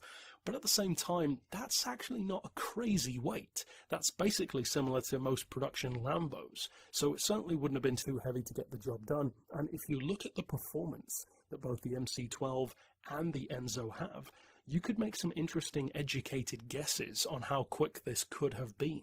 A 0 to 60 times 3.5 seconds certainly isn't out of the realm of possibility, and given that the Enzo is already, what, a 217 mile per hour car, this could have probably easily done that. Look at the aerodynamics of this thing. I mean, let's be honest, it could have probably gone higher. 220 would not surprise me at all with this kind of aero. Now, speaking of that aero design, the car has a similar cockpit arrangement as the Saab Aero X concept car from 2006, where it doesn't actually have doors, it has a canopy that opens completely with the 2 seats inside, of course mid-engine rear-wheel drive layout. And although the car is not practical enough to be produced in this form, they could have certainly refined it, of course. And to me, I've always felt that this was in a similar category to one of my other favourite modern supercar concepts that wasn't produced. Unfortunately, the Jaguar, the CX-75, which kind of has a similar essential silhouette to this car. And I think it's just a shame that these amazing cars don't get produced for various reasons. Now, in the case of this one, the reasoning is somewhat set and somewhat speculation, because you can certainly assume that it wasn't produced in 2005 because of the MC12. That would not be too far-fetched at all. It would have definitely overshadowed it. And at the same time, maybe even the Enzo, maybe Ferrari wouldn't have wanted that to happen either.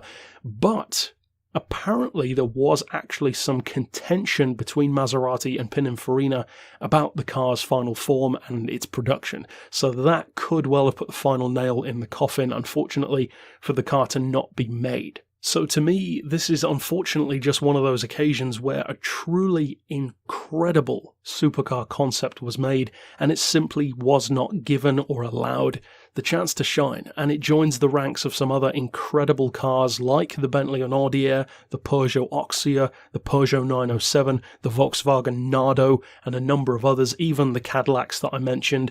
There are so many amazing supercar and hypercar concepts that for various reasons, be it the wrong time in the market, be it the production costs, be it even inner company rivalries that they didn't want to happen, so many cars that just didn't get that chance. And I think that's a real shame, but at least to some degree these cars can live on through the conversations that we can have about them, through very few racing games that feature some of them at least, not so much this one unfortunately, unless it's a mod. And just in this series, in terms of keeping the thoughts of these cars alive and keeping talking about them, because at the very least, that's what they deserve. And I do also take some comfort in the fact that certain design aspects that I mentioned earlier of the car are at least still seen in Maseratis. The lights, the wheels, the rear lights as well, they're certainly very clearly still there. The grille even on the Levante, as I said. And also, in a kind of tangential way, and not necessarily a deliberate one, the spirit of the car's design kind of ironically lives on through the SSC Tuatara, which of course is set to be coming out very soon, somewhat ironically. I don't necessarily think they use this as inspiration, but it certainly has some similarities. The fact that it has that canopy design with the white paint, similar shape, and incidentally, I also love that car as well, being a huge SSC fan. But overall, that is it for this installment. Of course, I'd love to hear your thoughts about the birdcage down below, and for now, as always, thanks for watching. If you were to ask me to pinpoint a specific time on the channel, or a specific video, or an episode of a particular series where I've said the words, I wish somebody would make a road-going Le Mans car, or maybe that more manufacturers would, I don't think I could name a specific episode, but I feel like I've probably said that a number of times, because it's definitely something that I feel very strongly about. So many small, low-volume exotic car companies, especially when it comes to the lightweight car bracket, seem to always aim for the same thing, to make a formula car for the street. And that's all well and good, I get it, the Ariel Atom, the Caterham to some degree, the Caparo T1, of course, is the ultimate example, but why does everyone always go for F1? Why don't some people at least aim to make, instead of that, an endurance prototype for the streets, a Group C car, a GT1, an LMP 900. Now, of course, we do have road-going cars in those categories. Even as far back as the Porsche 917, there were a couple of street-registered versions. In the 90s, of course, we saw more than ever before with the Panoz GTR1, the Lotus Elise GT1, the CLK GTR from Mercedes, etc., etc. So that was a great time for people like me who love those cars. However, once you reach the 2000s, especially the early 2000s when I would argue the LMPs were at their prettiest, everything between 1999 and 2006, with the culmination of what I would say is the prettiest LMP of them all, the Aston Lola B0960, why are there not more street cars that look like those? Because they look incredible. Or even Group C cars. Group C cars are legendary. 787B, Mercedes Saubers, they're awesome cars. Now, speaking of that Sauber, this particular company called LeBlanc, who are based in Zurich, Switzerland, their first car in 1999 was called the Caroline GTR. Doesn't exactly sound like an intimidating name, but if you look at that vehicle, it's very clearly inspired by those Group C cars, and if you look especially at the cockpit area of that car, it looks almost identical to a Mercedes Sauber. That's not a bad thing, except it's bright yellow, it doesn't have much of a livery, really, and it's a very fast, very lightweight car. However, that's not the car that we're talking about today. The car that we are talking about is the Mirabeau, and this is a car which a number of you guys have seen before, maybe just in a random Google search. Some of you are familiar with the vehicle, and there are certain episodes of this series where I really love looking into more in-depth background and research and story sides of cars that I already knew about. This one, for instance, I've known about it for years, but I just never really looked into it. And I'll be honest, it's because of the looks. I don't think it's a bad-looking car by any stretch. As I said, I wish more people would do stuff like this. I think the thing that kind of put me off is a car like this without at least some kind of livery looks so blank and bare, even in a great colour like yellow, which is my favourite colour anyway. It just looks like a borderline kit car, and I think that's always going to be a problem. And I don't say that to hate on the vehicle, I think for me it's just a fact. This car needs more. It needs more going on visually. It needs to have some kind of stripes or some kind of tribute paint to something. Even like the Ascari A10, for instance. Those two stripes on that car make such a difference to how good it looks and how iconic that livery is. Do a similar thing on this car, it could easily be far more impressive to look at, I think, and far less like a kit car. But overall, what is the story here? Because chances are you are not aware of a LeBlanc LMP1 Le Mans entry in bright yellow paint, and the reason why you're not aware of that is because, as far as I'm aware, they never did. And that's actually something that I love about the car. It was a street car first, despite somewhat ironically being built to FIA regulations anyway, so technically it wasn't too far off the racing mark, although in reality you would have to very seriously neuter and ballast this car for it to be, again, ironically, slow enough to race, because this has way more power and far less weight than those early 2000s LMP cars were allowed to have. Most of those cars are looking at, what, 6 to 650 horsepower and about 900 kilos. This weighs 812, almost a full 100 kilos lighter, and the power is huge, 700 horsepower. In fact, according to LeBlanc, it's over 700 horsepower. And here's the very interesting thing about that engine. You would probably think that they would source maybe a Chevrolet LS block or maybe an Audi V8 with a turbo. This car has the engine from a Koenigsegg CCR. No joke. What a choice of engine. I mean, what a brilliant choice to put an engine like that into a car like this. A 4.7 litre supercharged aluminium V8 with 700 horsepower, which technically is of course less than it produces in the Koenigsegg, which I believe is 806 horsepower in that car if I recall correctly. But still, in a car that weighs 812 kilos, that is more than enough power. It also puts out 630 pound-feet of torque. Again, massive for a car that doesn't weigh that much at all. This is essentially like something with the weight of a Lotus Elise and the power of a Pagani Huayra. What a combination to have. It is, of course, mid-engine, rear-wheel drive, and much like the Ascari A10, it has a 6-speed sequential gearbox. You can actually opt in for a semi-automatic as an optional extra, but it will cost you an extra 52,000 euros. And as far as pricing goes, well, to be honest, it's all over the place. The car debuted in 2005, still hasn't had a huge amount of buzz despite being way later on now, almost 15 years on. And the pricing is, as I said, very difficult to pin down. Some people quote anything from $650,000, other places $750,000 or even $800,000. To be honest, all of those sound very believable for a car like this, which is super exclusive and very, very quick. 0 to 60, 2.7 seconds is the quoted time, and I gotta say, I believe them. Considering how light the car is, of course, with rear-wheel drive, probably not quite as much downforce as an LMP car would typically have.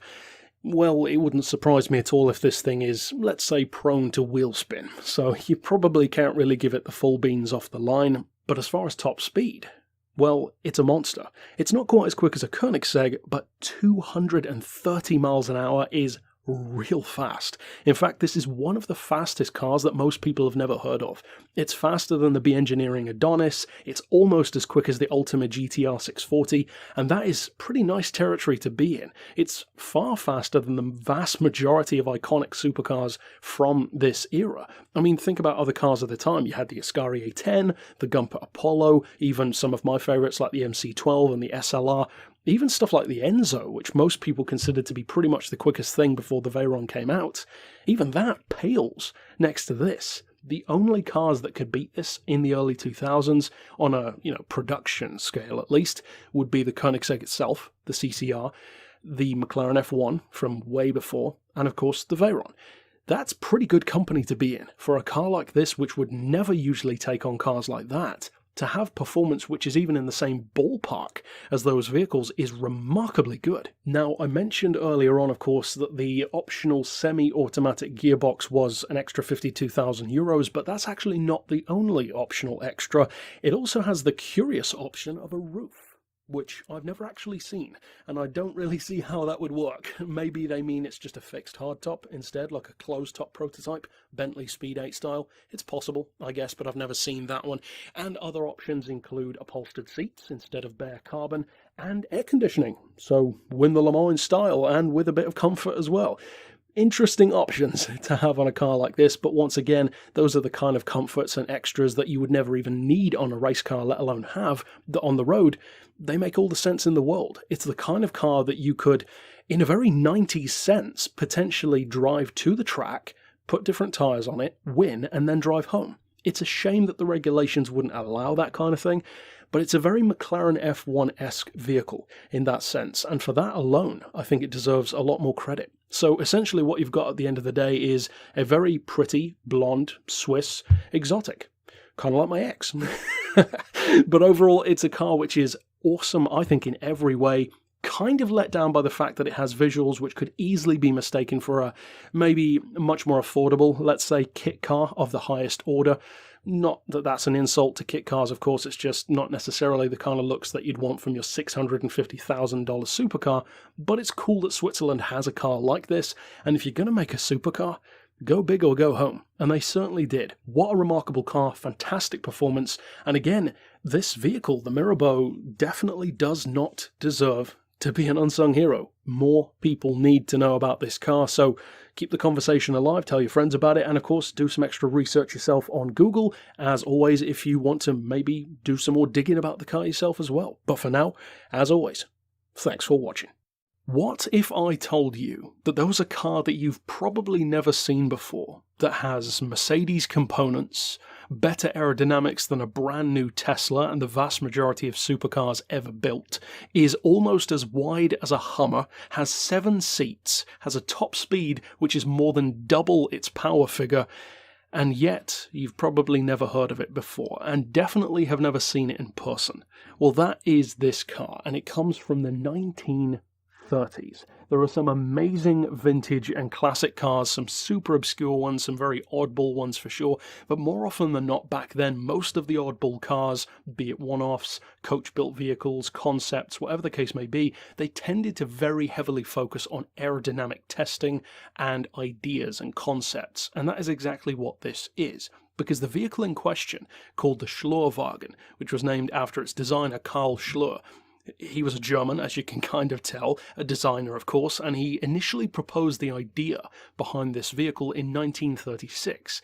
Now the car was built and shown to the public in 1939, and ultimately it was the war that killed the idea.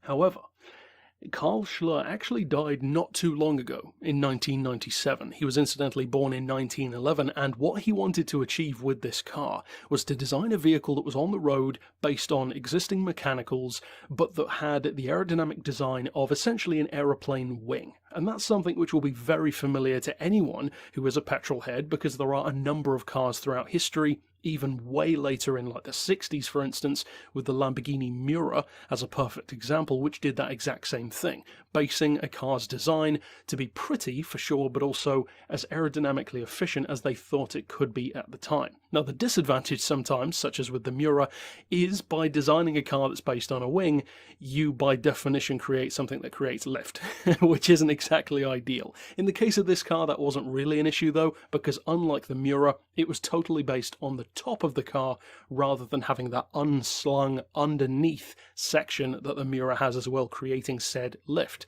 This car's problem was actually a completely different one, and that was crosswinds. The car was extremely aerodynamic in a straight line, but from the side, not at all. It was very tall, and the car, despite looking small in a number of pictures, trust me, this is not a small car. It has 7 seats, and it's 7 feet wide, so it's almost as wide as a Hummer.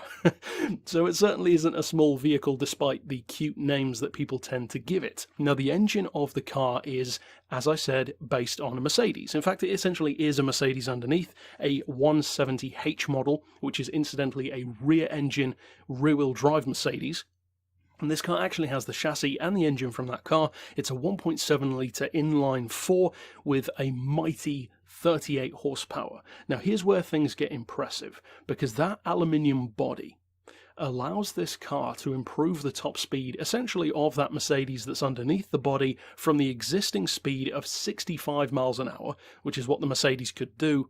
In the case of this car though, it could do 84 miles an hour. And that's with no increase in power, no change to the mechanicals underneath the body whatsoever, purely an aerodynamic change. And if you look at the Mercedes 170H of the time, it's actually not a bad looking car as far as aerodynamics go. It's not some boxy little slab of a vehicle. It looks pretty good for the time. So for this to be that much quicker, a car with 38 horsepower to hit 84 miles an hour, that is very impressive. But not only was it faster, because incidentally that was not the goal of the car. The goal was to use less fuel. It was essentially the Prius of the 1930s, albeit I would say a much cooler car. And it was a car that achieved its goal, because this car used 8 litres of fuel to travel 62 miles. And although by today's standards you could argue, not so great anymore, but for the time that was amazing. About 30% or more efficient than the Mercedes that it was based on. That's a pretty huge difference. Now, of course, I mentioned a few other curious things about the car. I personally love the fact that it has that 7 feet wide frame with the 7-seat layout, the central driving position. It just gives it that really quirky, unique style that's much more than just a rebodied Mercedes. It really is far more than that. However, the car was not without its problems and mishaps. Of course, I already mentioned the fact that crosswinds were this thing's biggest enemy, which would make it unlikely to have ever seen success regardless of the war, but I personally think it's actually a great looking car. I would love to create like a kit car with a fiberglass body that looks like this, but even so, apparently from the design it probably wouldn't be such a great idea if the car's just going to roll over in a crosswind. But had they developed the design a little bit more, maybe made the car a little bit lower, then they could have solved that issue for sure, especially given how far ahead of its time it already was in other ways. For instance, having the wheels underneath the body to be completely sealed, that perfect teardrop aerodynamic shape, really. But, as I said, the war came along, and ultimately it's rumoured, strongly rumoured at least, maybe even confirmed, that the British commandeered the car after the war, and later on, in true wacky form that I love, decided to have a bit of fun with it and fit the engine from a commandeered Russian aircraft onto the back, which is why some of these images have a huge fan on the back of the car, which had way more power, in fact 100 horsepower more than the car would usually have, jumping it from 38 horsepower to 130.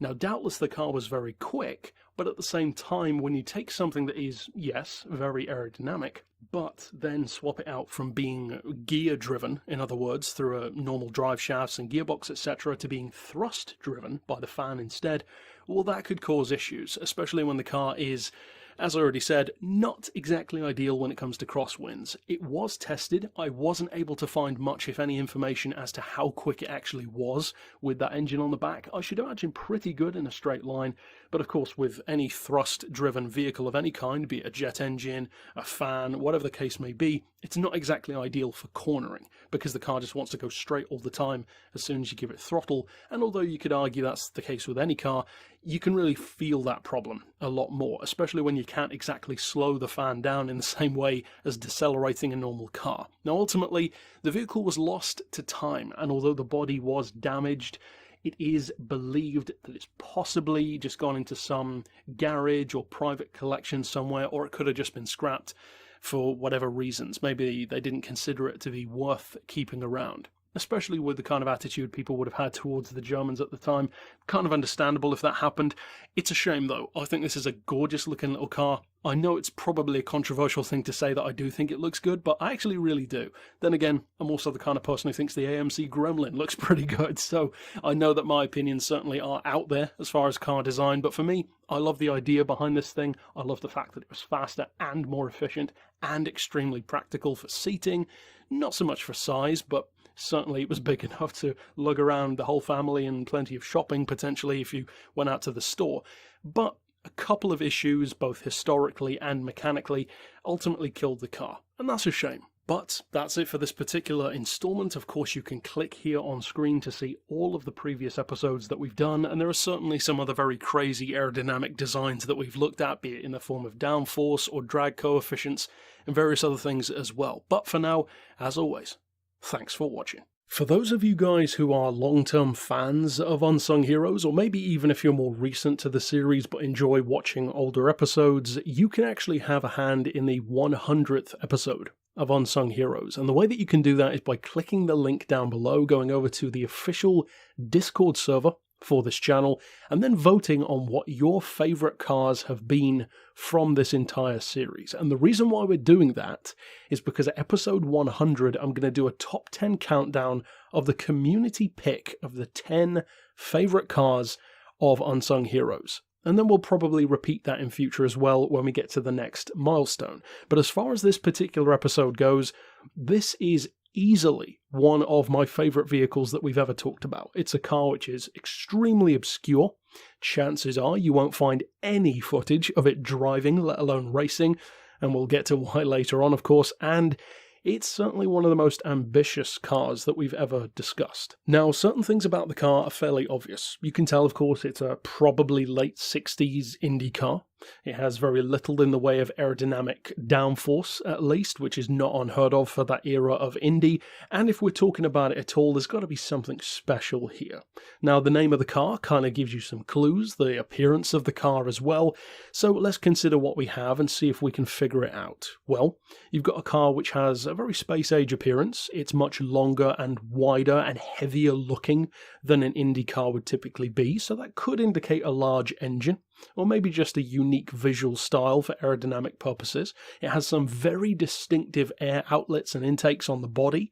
Again, something that's quite reminiscent of a certain engine that I love. It's from a company called Lear, who will be, of course, pretty familiar to most people. And yes, it is that Lear, makers of the Lear Jet. Again, another pretty big clue. And it's an Indy car. And Indy is kind of known, especially in this series, for trying out some pretty crazy stuff, including diesel cars, and of course from Lotus and STP, turbine cars. Plus it was the late 60s, and you also had companies like Howmet doing that kind of thing as well, with success, I might add, in the form of the only turbine car to win a race. And so, all of these teasers, all of these clues, if you will, certainly seem to add up to a particular idea. This must be some kind of obscure, forgotten, turbine-powered Indy car that for some reason nobody talks about. That's kind of the point of the series. Well, actually no, because let me tell you some other things about this car. And each one of these things that I tell you might make you think of a completely different engine. For instance, what if I told you that the engine in this car is triangular? Well, now you're thinking Wankel engine. What if I then told you, however, that the engine arrangement allows it to have 6 cylinders, but not 6 pistons? It actually has 12 pistons in a 6-cylinder arrangement. Well, now you might be thinking radial engine, and that's certainly promising as well. We have, of course, discussed radial cars on the channel before, including my favourite Grand Prix car of all time, the Trossi Monaco T34. But it's not a radial engine. What if I then told you that this engine makes next to no sound and produces massive amounts of torque from 0 RPM? Well, now you're probably thinking, well, surely it must be electric then. Yet it has pistons, so it can't be. Maybe it's a hybrid, a 1960s Indy hybrid. How cool would that be?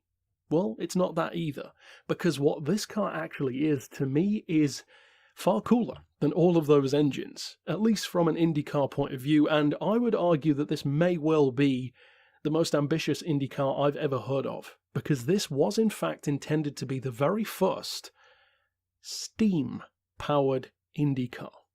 What an interesting idea.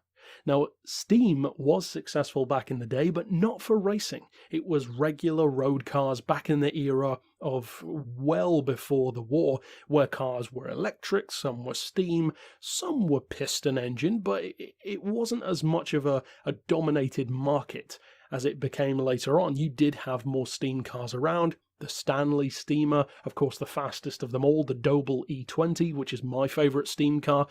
Now, the reason why I say that the Doble is my favourite steam car and not this one, which I certainly wish I could say that, is because unfortunately the story behind this car didn't go too well. And of course, that's one of the reasons why it's here. So, it's a steam-powered Indy car from the late 60s. It's clearly very large, probably heavy based on its appearance, but what is the story there? Well, the guy behind it, or at least the main guy, you could say, certainly the financier behind it, is a certain Bill Lear, who of course is the Lear that you know of. He has over 130 patents to his name. He developed the 8-track stereo, autopilot, the original car radio from Motorola, and, of course, the Lear Jet. So, kind of a big deal when it comes to the electrical market.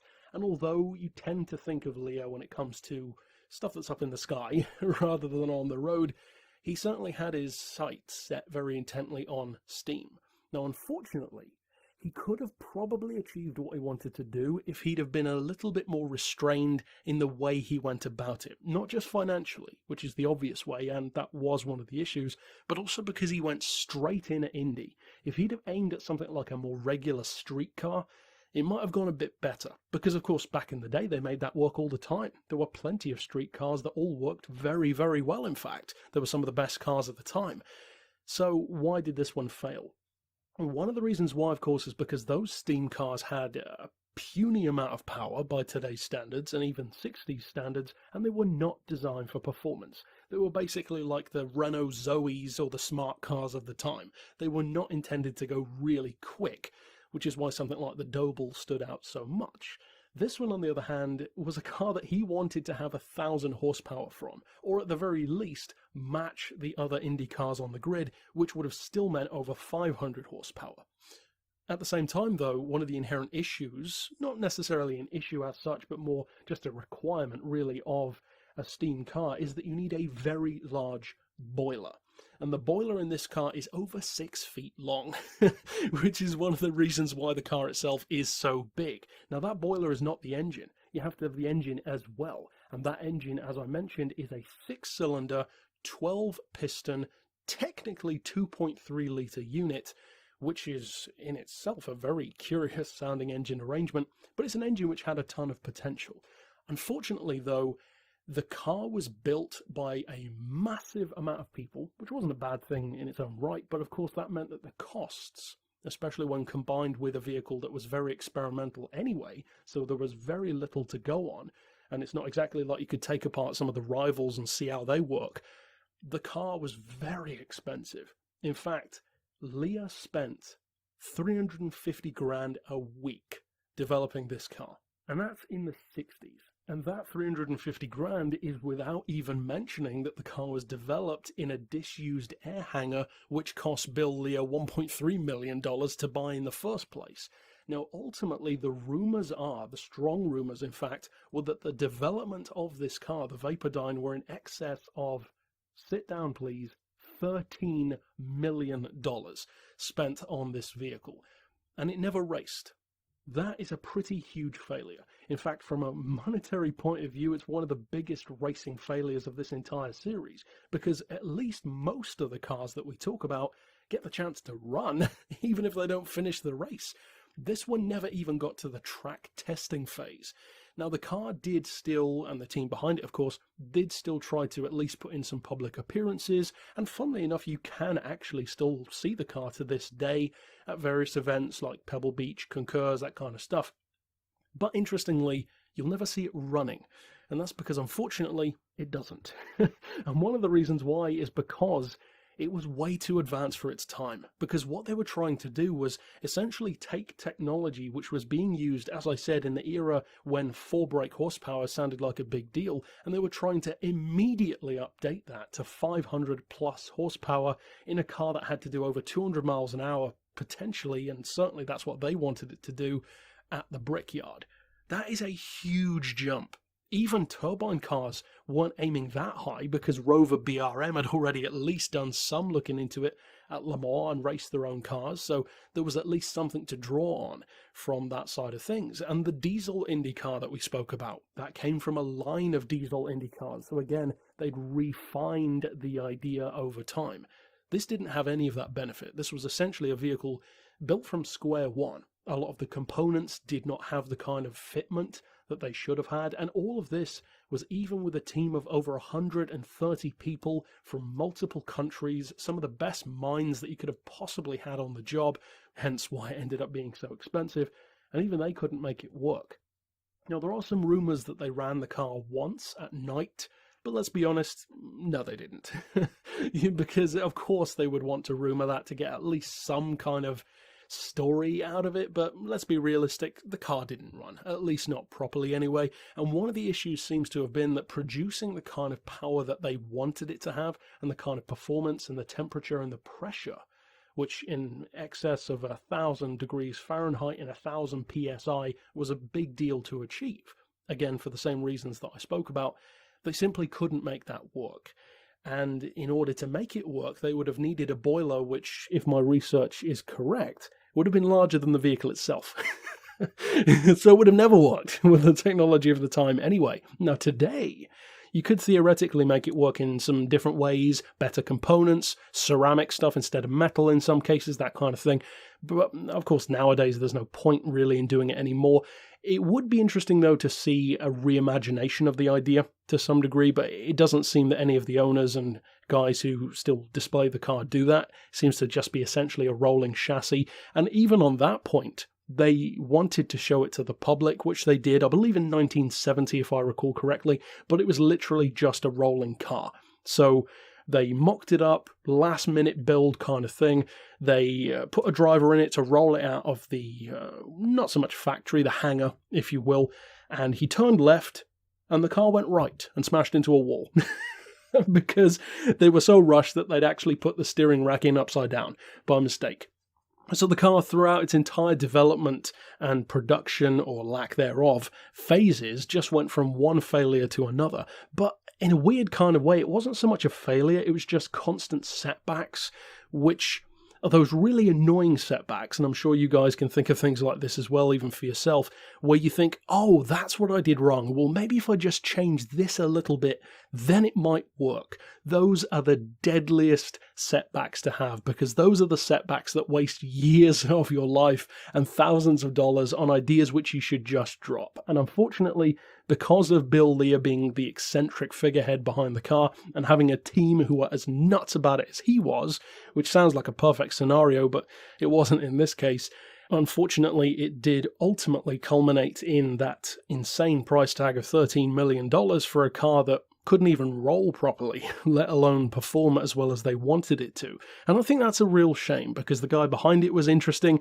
I mean, talk about eccentric. The guy had no clocks in any of his facilities. He actually named one of his daughters Shanda Leah. And I love the kind of forward-thinking idealism that he had from this idea, and it wasn't the last time that he tried to experiment with steam. He also tried a steam-powered bus, and I would recommend looking into that as well. And of course, other manufacturers like Ford and various others did not want him to succeed anyway, but I love the attitude that they had of trying to make something so crazy, something which was making a massive leap from like the 1910s suddenly into the 1960s with nothing in between pretty much, trying to make that work and going straight for the jugular of Indy. What a great idea. I mean, they failed spectacularly, but what a cool idea to have. What a noble goal as well. And with a car that could have been as cool as they'd have wanted it to be, if that had happened, in other words, it would have been an amazing car, and probably not an unsung hero at all, because it would have been at least as famous as stuff like those turbine-powered Indy cars, and maybe even more so. Something with, you know, 1,000 horsepower, 1,000 pound-feet of torque, crazy wide body, which was 32 inches longer and 4 inches wider than the all-wheel drive Lotus of the time. It's a nuts idea, and who knows how good it could have been, flying around the brickyard with no sound at all, or next to no sound. It's an awesome concept, and it's a concept which seems futuristic even by today's standards, let alone the late 60s. Ultimately, though, it was an idea that did not work. You could argue it was doomed from the start, but in many ways they actually did do a lot of things right with the car. It even had onboard vented disc brakes and stuff like that, which you wouldn't necessarily expect from that era. And one of the funniest things about the concept is Bill Lear and the team around him wanted to try and develop a liquid to use in the vehicle, which was, and I quote, better than water. Because of course he was going to try and create something better than water, and he wanted to call it lyrium. Of course they failed, but again, just aim for the stars. It's almost like this guy was taken straight out of the Fallout game franchise, where it's a nuclear alternative future. But you gotta love that kind of open-mindedness and almost childlike creativity. And incidentally, for those who may be wondering, and maybe you're not too familiar with how steam engines work, of course I would strongly recommend doing a bit of research into that on Google, because it's a fascinating thing in its own right, and it pretty much always makes the vehicles very heavy. But incidentally, it's not a 100% clean vehicle, because it does actually use kerosene or jet fuel in terms of heating up the water, creating the steam in order to use that in the engine itself. So it's a fascinating system. I love steam engines, and I would love to see a modern interpretation of that. And one of the curious things about it was, even though they were aiming for, as I said, 1,000 horsepower if possible, they actually struggled to even produce 100.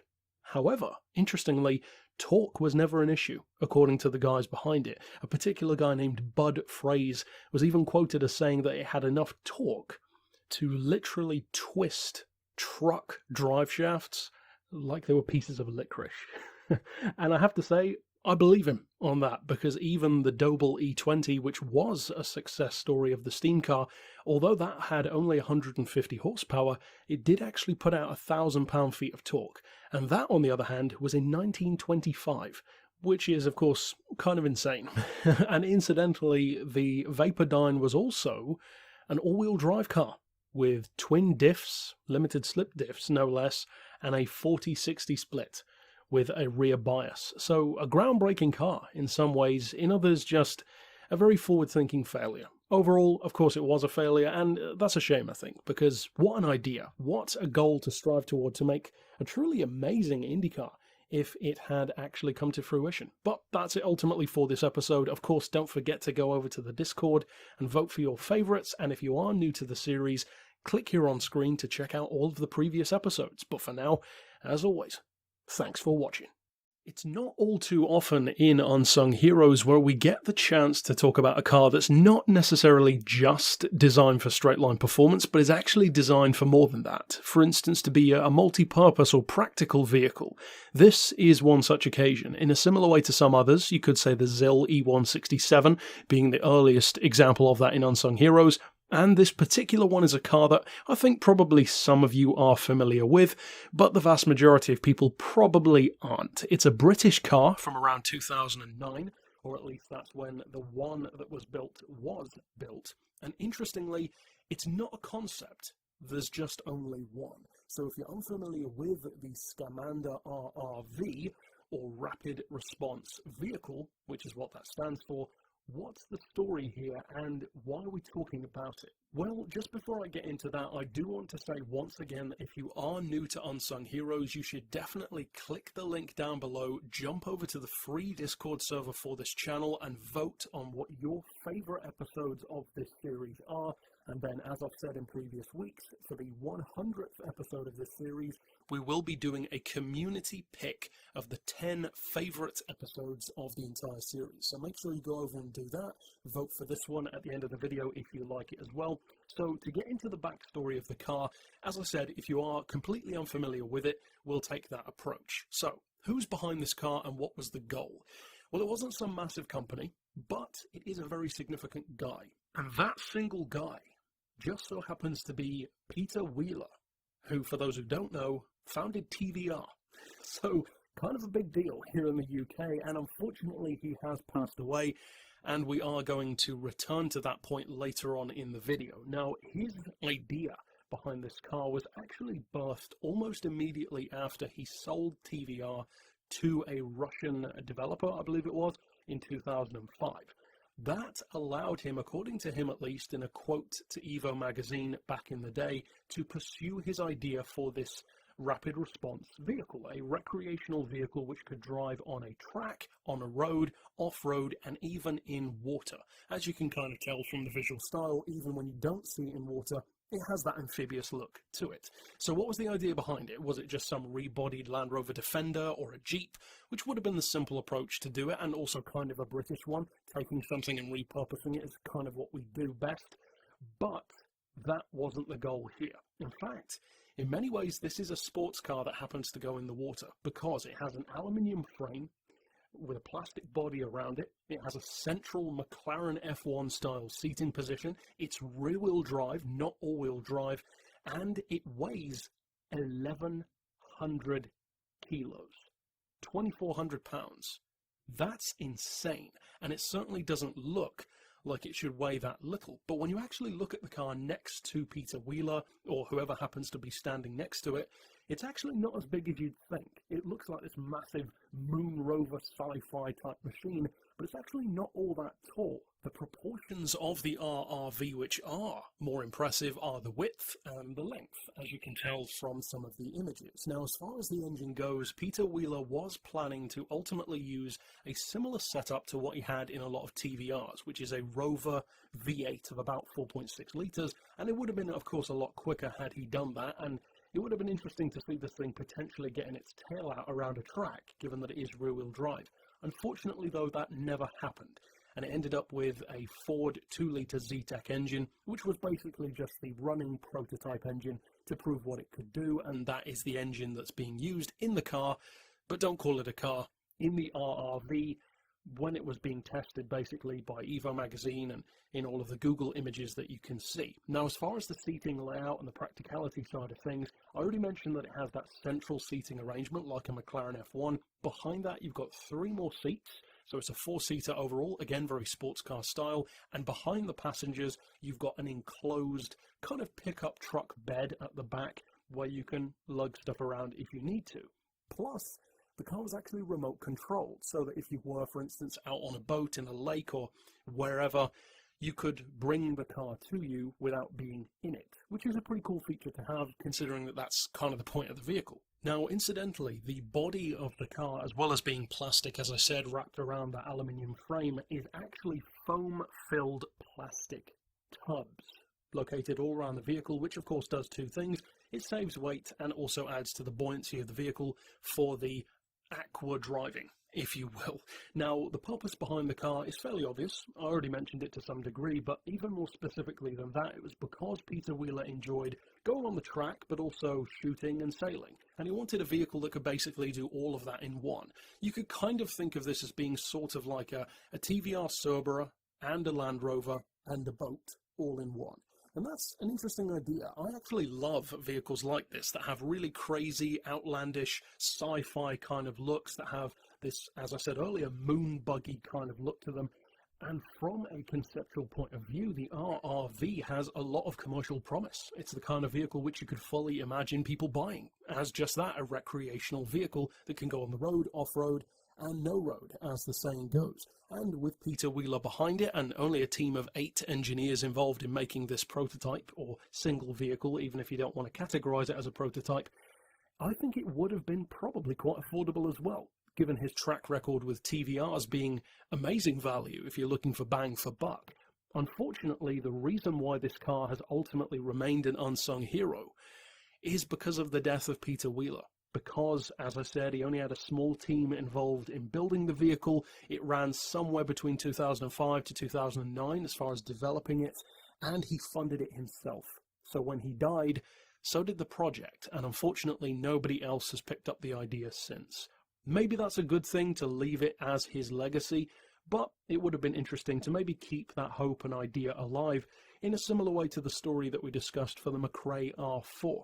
Overall, though, I'm definitely a fan of the way this vehicle looks. I love the concept behind it, and it really is a shame that we didn't get the chance to see what it could have been like with, say, a 350 horsepower Rover V8 in there, as he had originally planned. Ultimately, though, it remains an unsung hero for the most part, and it's nice to have the opportunity to discuss this more outlandish style of vehicle once again in the series. But, as I said, if you are new to the series, check out the older episodes, and once you've done that, jump over to the Discord server, vote on your favourites, and then we'll count those down, as I said, for the 100th episode. But, if you want to see other episodes, you can click the playlist here on screen, and for now, as always, thanks for watching.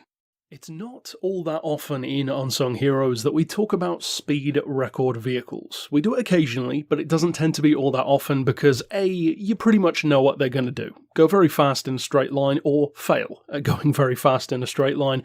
Plus, a lot of speed record vehicles are not particularly well known. It tends to be maybe 3 to 5 of them that everybody has heard of, such as the Thrust SSC, and then a lot of the lower level cars, even if they were record setters in their class, tend to get forgotten for the most part. But that's actually one of the reasons why I wanted to point out this one in particular, because I think there are 2 interesting things that really jumped out at me about this particular car.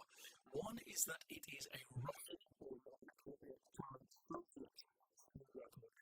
which is interesting. We don't talk about cars from Eastern Europe all that often, especially in the past. I think there was times we could actually do well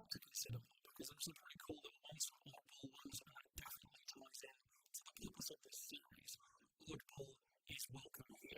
The second reason is a much more personal one to me, and that is that this is indeed a turbine-powered speed record car. And interestingly, although as far as I could find the car never actually achieved this, it was intended that this was not only used as a speed record car, but also as a race car.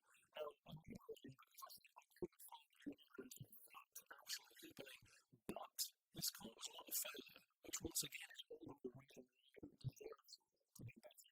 This is one of those people that want to see per car. In the Google search, if you're interested in it does kind of look Eastern European, it's a little bit bland. The colour isn't exactly the flashiest thing around, it doesn't really have a livery to speak of, and even visually, it looks like a big speed record car. It looks similar to the 30s, albeit with that front and back cockpit arrangement, closed cockpit.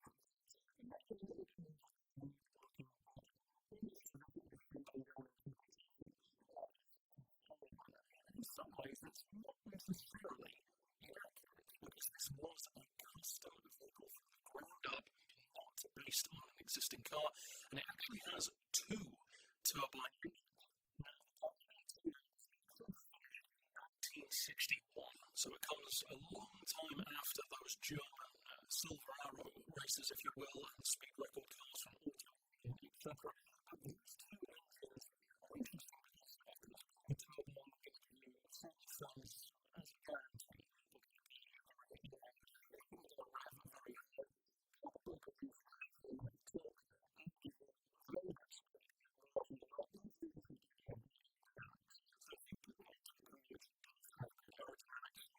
well, that could really turn the tide for a vehicle between success and failure. Now, these turbines were not particularly large, because here's the thing, this car is not as big as you think. It weighs less than 500 kilos. This is an extremely small vehicle, and you can actually see it in some shots in a museum next to other Soviet cars, and it is tiny. This car can barely fit the driver from the looks of things, and as I said, you do have two turbine engines, and they're located to the left and to the right of the driver. Pretty precarious place to be, but also gives you good weight distribution as well. Now, those turbines in terms of the spec are wildly all over the place when it comes to Google. If you were to go to Wikipedia, for instance, well, that will tell you that each of those turbines put out 800 horsepower apiece. No, they didn't. In fact, it wasn't even close. If you go instead to SovietSportsCars.Russia, that is actually much more accurate to what I would expect an engine of this type and engine size to be putting out. Because according to that site, and a relatively crude translation on there, these engines actually put out more than 100 horsepower each. In comparison, but the thing that you need to remember is that this was not going for an outright record.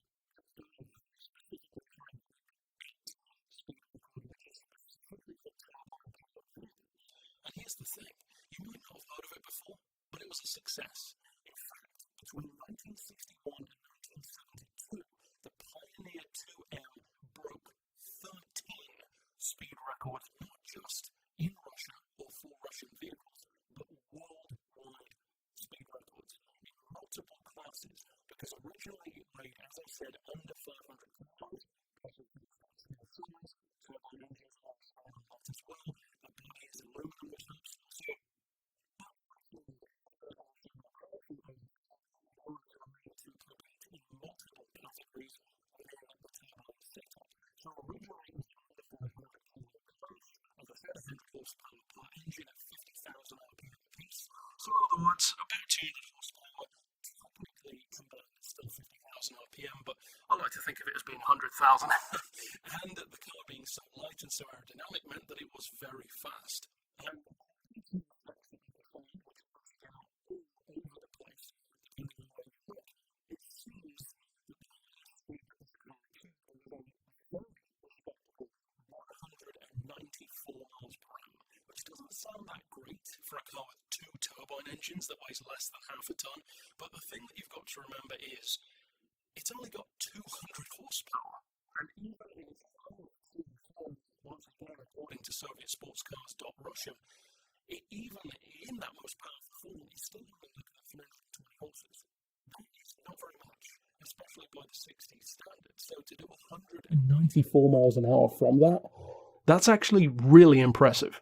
Now, incidentally, the car was actually built under the guidance and even piloted by a race driver, of course a Soviet driver, by the name of Ilya Alexandrovich Tikhomorov, and good on the guys and girls behind this vehicle because it's an achievement. It's one which deserves more recognition than it has. It's a car which is hugely significant for the Soviet Union at the time, but even just for Russia's history to this day. And it was, suffice it to say, the fastest Russian vehicle ever built up until that time. Or the fastest car, I should say. Not vehicle, period, of course. But as far as this episode goes, I do want to say what I would usually say at the start of the video, which is, of course, if you did enjoy this episode, then jump over to the Discord server below and you can actually vote for your favourite episodes of this entire series.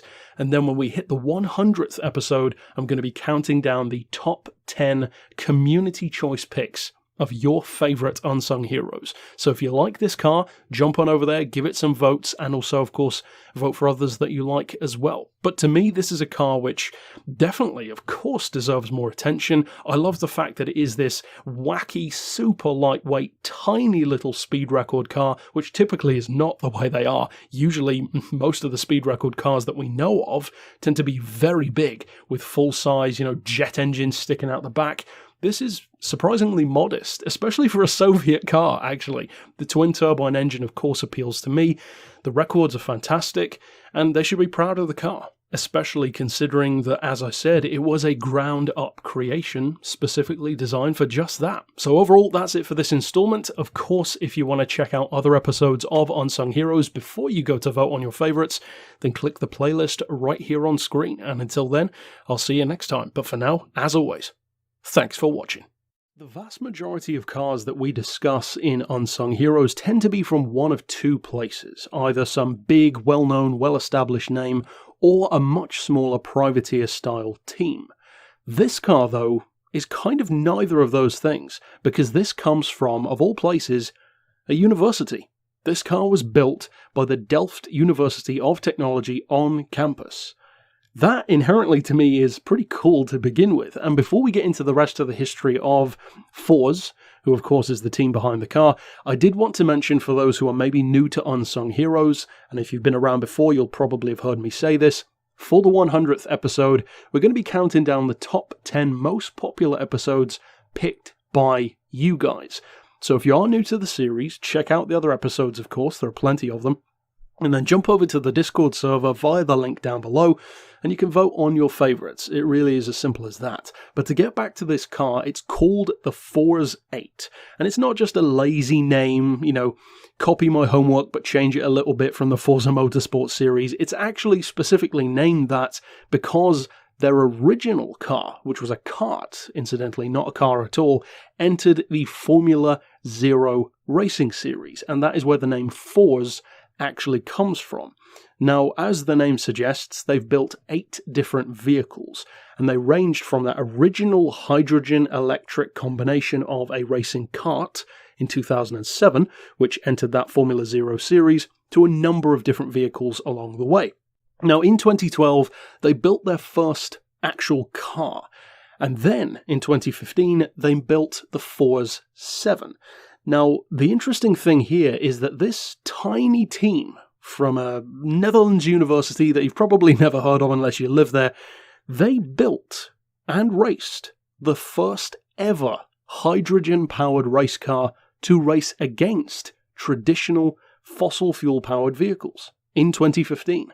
Then, they built this car, the Force 8, their, as far as I know, latest creation, at least at the time of producing this video, and that car went on to break another record because it was the first hybrid to finish a race against conventional fossil fuel cars. So its predecessor was the first to enter, and this one was the first to finish. So they literally are going from strength to strength with each new vehicle that they build, And of course, the focal point, as you can kind of tell of the series, is hydrogen power, hydrogen fuel cells. Now, as far as this vehicle goes, you're probably wondering what the specs are, because it's clearly a prototype. They've moved on leaps and bounds from karting, that's for sure. But how quick is this thing? Is this some kind of Lear Vapordyne kind of situation where you're hoping for great numbers but don't necessarily get them? Well, interestingly, it certainly is not at the level of, say, an LMP1 or LMP2 car, but it is based on an LMP3 chassis after all, a monocoque, so of course you're not going to have those kind of huge numbers, but it's actually pretty impressive. Now, the fuel cell puts out just under 150 horsepower. It also has a boost system, which I believe is EV, and that puts out just under 300 horsepower. So all in all, you're looking at a good close to 450 horses at certain times. That's pretty respectable. And even though it's not going to worry something like a Group C prototype anytime soon in terms of weight at 1100 kilos, it's actually not ridiculously heavy considering that alternative fuel vehicles, especially stuff like electric and hybrid prototypes, do tend to add a lot of weight over more conventional LMP1 and LMP2 creations, which are more like the 900 kilo range. So for this to be 1100, that's actually very impressive. Now, as far as performance goes, again, it's not going to worry something on the grid of the 24-hour race this year, but it can do 60 miles an hour in under 4 seconds, and a top speed of 130 miles an hour, which is 210 kilometers per hour. Again, this is built by a university, you've got to remember, and as far as that goes, I think it's a very impressive little car. It certainly stands out with the livery, and in case you were wondering,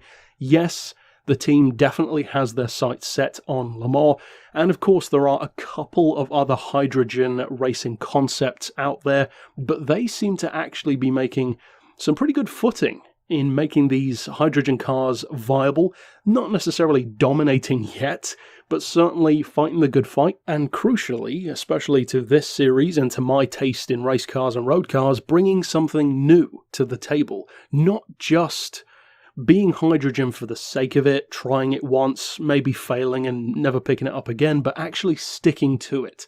It shows that the clear passion that you need for a project that is less conventional is there. And this university at Delft in the Netherlands clearly has that. The team behind Force, they clearly have that. And all power to them. And also all power to Edgar van Os, who actually set up the program for what would ultimately debut this vehicle way back in 2007 with, as I said, those original hydrogen electric carts. Personally, I find this to be a fantastic underdog story. Not just in terms of the cars that it's going up against, but also in the grand scheme of things. This idea of a hydrogen car that's actually accomplishing legitimate records that even some massive company like BMW, for instance, with their hydrogen technology, they were not the first to do it. This tiny team was. That's cool, I think. And although for now their vehicles don't have earth-shattering performance or spec sheets, of course not, they're certainly well on the way to becoming impressive. And ultimately, I hope that they do end up at Le Mans, because the livery would be iconic, certainly memorable. It would be instantly recognizable to anyone who's, for instance, watched this video or knew about the car before.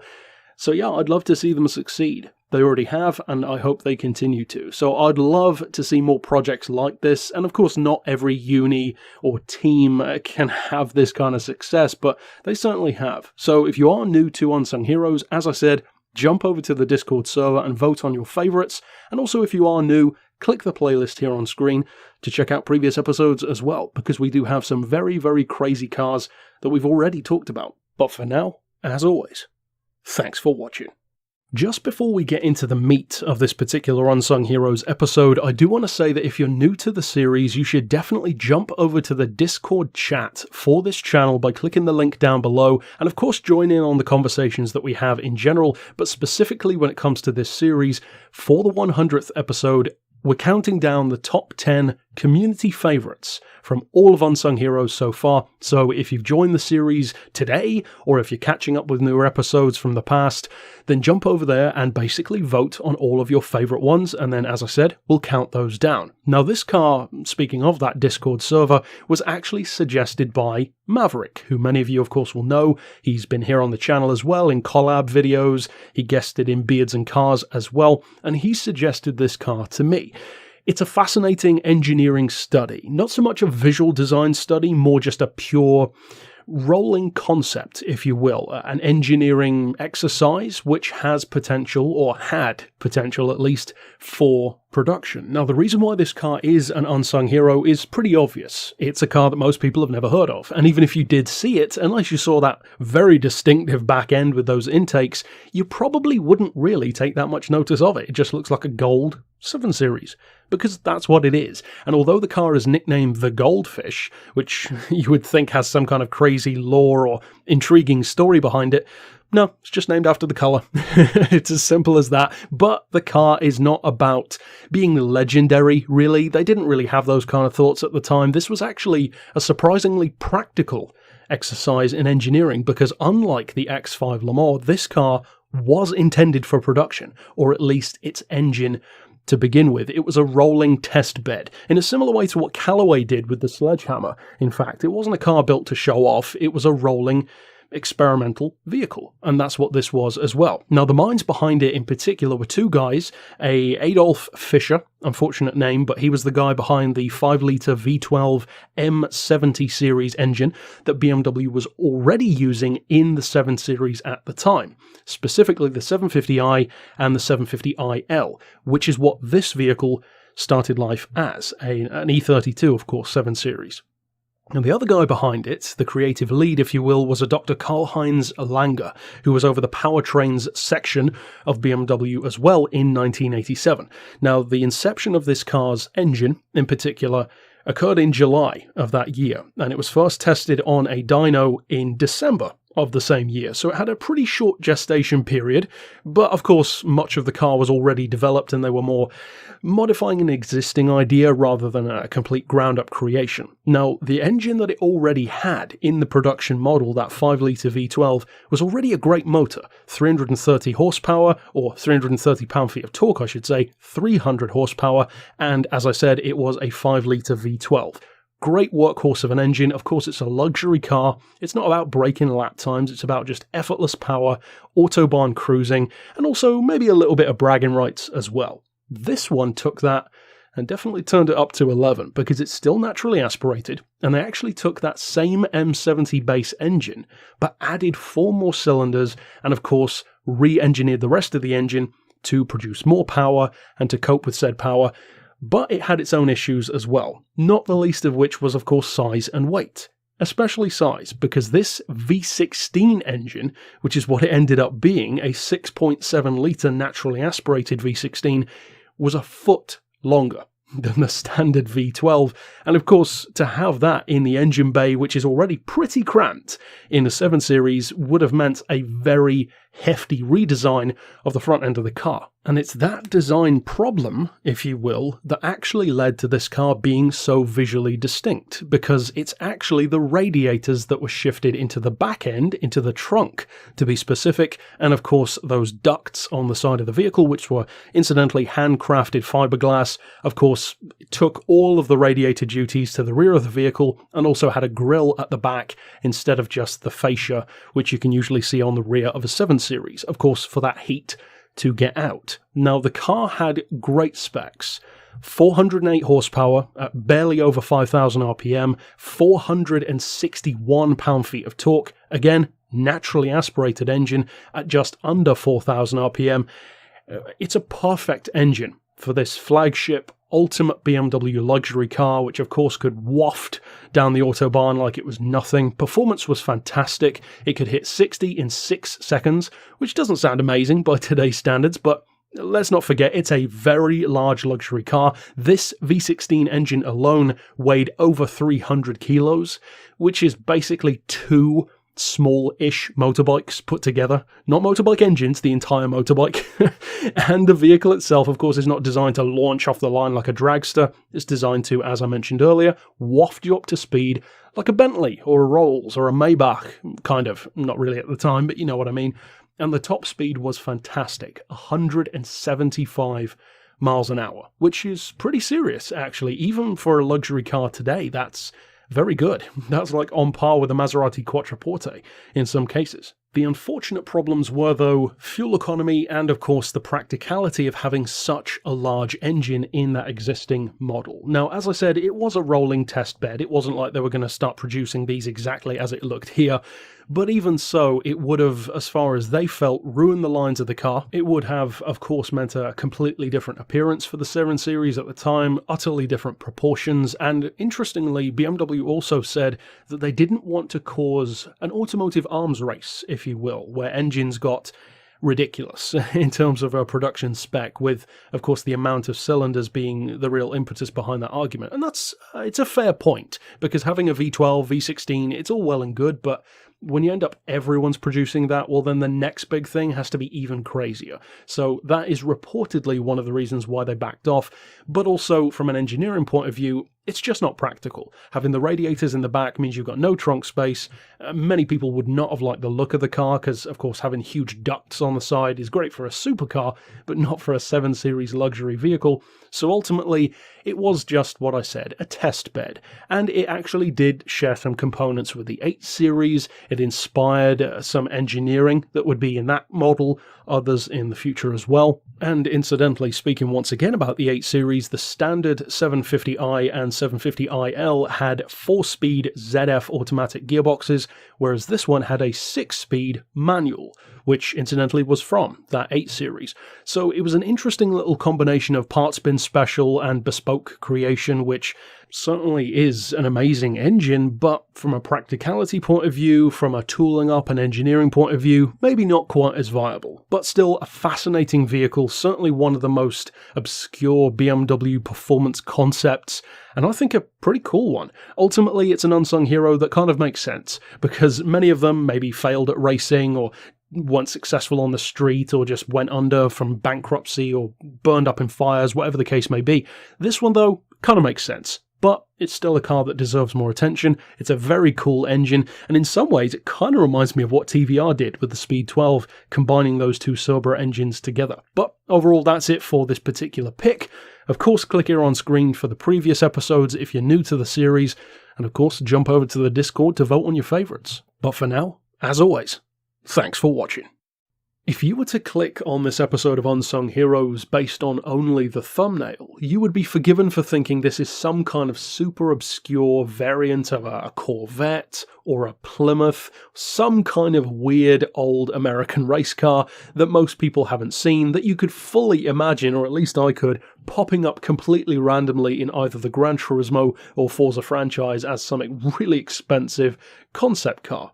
You would be completely forgiven for thinking that. Then when you look at the title, though, and see the name Triumph, well, that might take you back a bit, because Triumph isn't really known for making cars that look like this. So what on earth is going on here?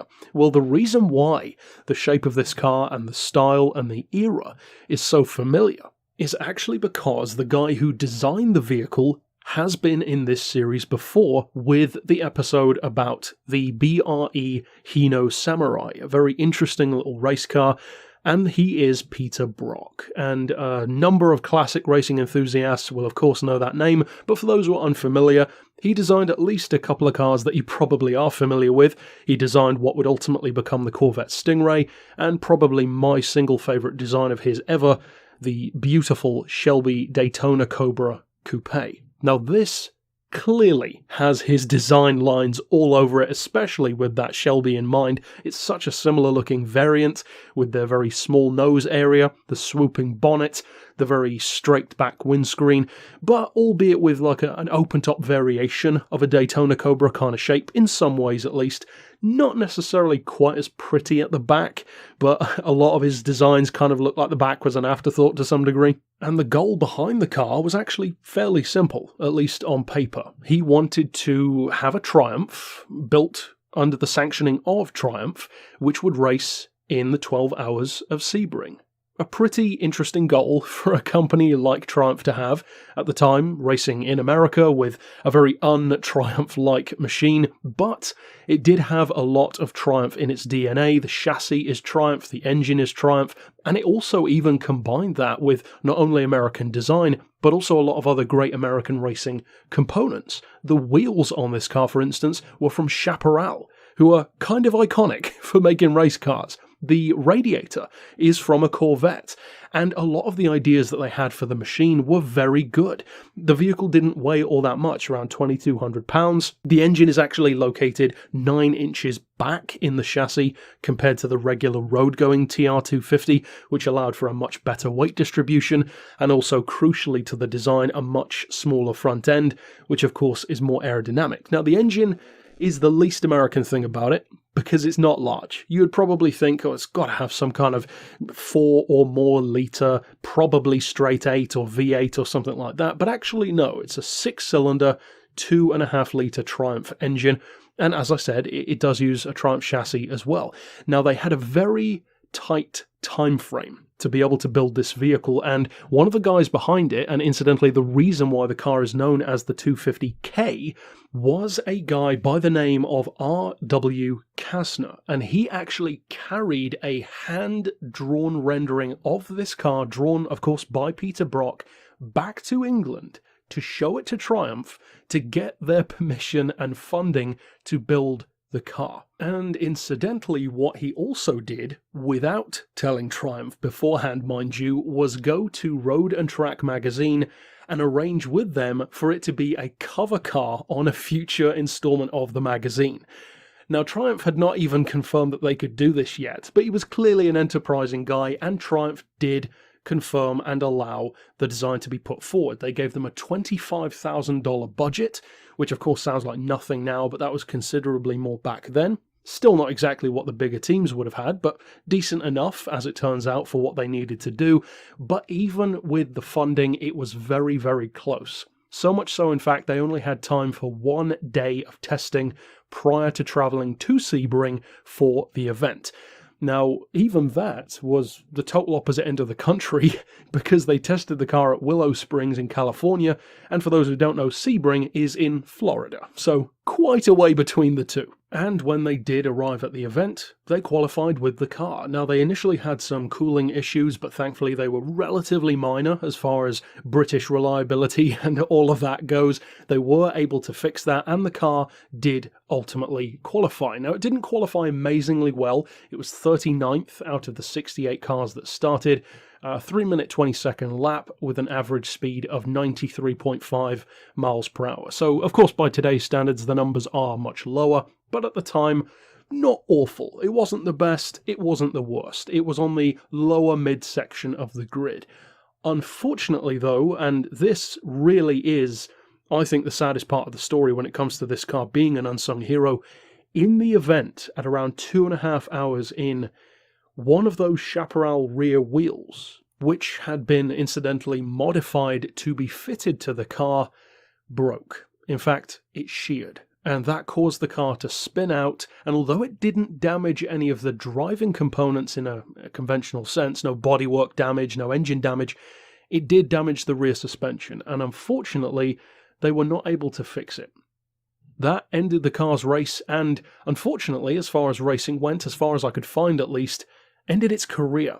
So, it's a sad end to a car which could have done so much more. And one of the reasons why I think it's so sad is because it reminds me of Toyota at Le Mans in the late 90s, where they were leading the event, lost because of a tyre blowout. Now, this one wasn't quite that bad, because of course they weren't leading anyway, but the reason why I think this one is sad, almost sadder than Toyota in a sense, is because a company like Triumph does not greenlight a vehicle like this to only do one race. They had to get their money's worth. So even if the TR250K hadn't have won the event, even if it had just finished middle of the grid, top of the grid, whatever, it would have been used again. It would have been raced again, probably in multiple locations, maybe even including England, and it would have been used far more extensively by Triumph as PR for the brand, because Triumph, let's be honest, love them or not, they don't exactly have a huge amount of cars of this design caliber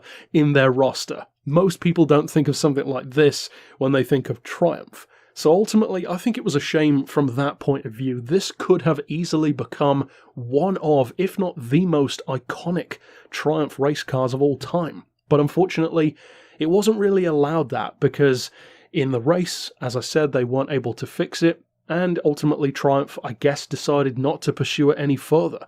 Again, at least from what I could find. Now, they toured it around the country, showing it at different events, and today, as far as I know, and as far as the document which I've linked down below, or the webpage, it seems to be in a private collection. So from one point of view, at least the car is being treasured, but at the same time, it would be awfully nice if we could talk about it having more history than it actually did, especially when it's yet another design from the great Peter Brock, who I think actually is a great designer. Even if his cars don't always win races, they're some of the most iconic designs out there. And this one, along with the BRE Hino Samurai, just happen to be some of the more obscure ones that he's done.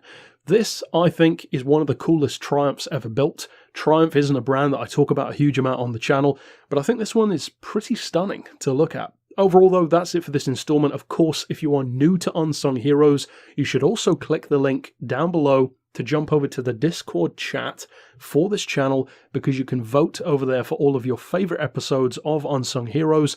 And then, as I've said, for the 100th episode, we're counting down the community's top 10 favourites. So jump over there, vote for the ones you like, and of course if you are new to Unsung Heroes, click the playlist here on screen to see all of the other installments. But for now, as always, thanks for watching. Just before we get into the meat of this episode, I do want to say for those who are perhaps new to Unsung Heroes that if you enjoy episodes in particular from this series, you can jump over via the link below to the Discord chat for this channel and actually vote on all of your favourite cars that we've ever featured for the 100th episode of this series, because in that episode I'm going to be counting down the top 10 community favourites from the series so far. So be sure to jump over and do that, maybe for this episode, maybe for some previous ones. Now, this particular vehicle is a car that chances are many of you didn't even know existed. A Porsche IndyCar. What an interesting concept. And there are actually multiple teams and multiple specific cars that you probably would never think would enter Indy. Now, I am not a huge Indy fan in general, but I am very specifically a fan of certain specialised Indy cars throughout the years. We've even talked about some in this series. We've had some that tried to use steam, we've had some that tried to use diesel, and of course, one of the most famous oddball ones is the cars that try to use turbines. Now, this one isn't quite that radical in a traditional sense, and it's also a lot newer than many of the other Indy cars that we've talked about.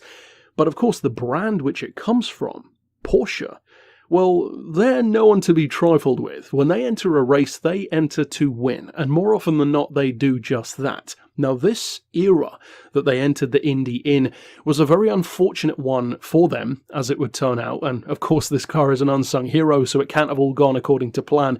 But at the time, two separate large bodies of people, governing bodies in a sense you could say, were actually vying for power over the Indy 500. And these two particular groups were the USAC and CART.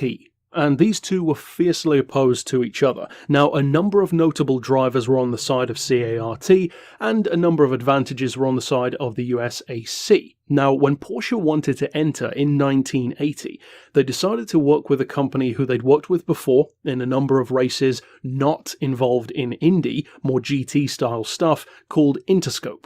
And what Porsche chose to actually do for this IndyCar, I think, was pretty clever. Instead of building a ground-up creation, which wouldn't have been too surprising from a company of the caliber of Porsche, they decided to work with the aforementioned Interscope to use more of an existing chassis style and then modify it to their own style on top of that. And that included the engine. Now, this car had an engine unlike anything else on the grid at the time. The vast majority, if not all, because I haven't double-checked, of the cars on the grid, certainly the most competitive ones, were using Cosworth engines. And one of the great things about these Cosworth engines at the time is they were actually used as part of the monocoque chassis. So parts were bolted to the engine itself because it could cope with that. It was designed to. Porsche's flat six engine, on the other hand, was not designed for that. So one of the things that had to be done was the car actually had to have a kind of a cradle frame design to put the engine into, instead of being part of a traditional monocoque, which initially could sound like a disadvantage. But here's one of the interesting things.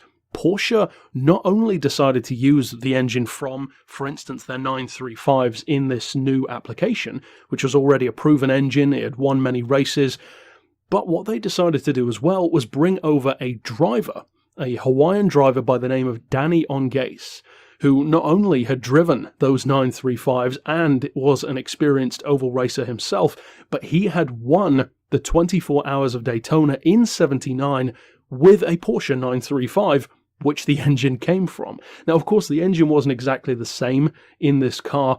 In fact, it was an even higher spec version. And in order to not run into some potential issues that certain Porsche and classic Volkswagen flat engines could run into, to do with cooling for instance, the car did have additional cooling as well, from of course oil but water in addition to that.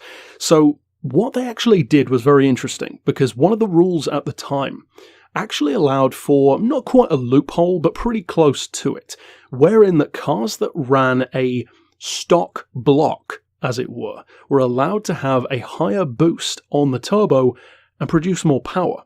So Porsche did that, because that's exactly what the 935 engine that they were using in this Indy car allowed them to do. Now, they took the car to a private test track, which was very similar to the actual Indy oval. Similar size, similar style, so that if the car dominated this test track and performed well there, it was almost a dead cert that it would be good at Indy. And unsurprisingly for Porsche, it was very good on this test track. In fact, on the first day of testing, it broke the existing all-time lap record on the test track, let alone at Indy. Now, unfortunately for Porsche, and you'd kind of think that they'd know this, there were spies on this test day who not only were going to report back to other teams, but also to the governing bodies involved.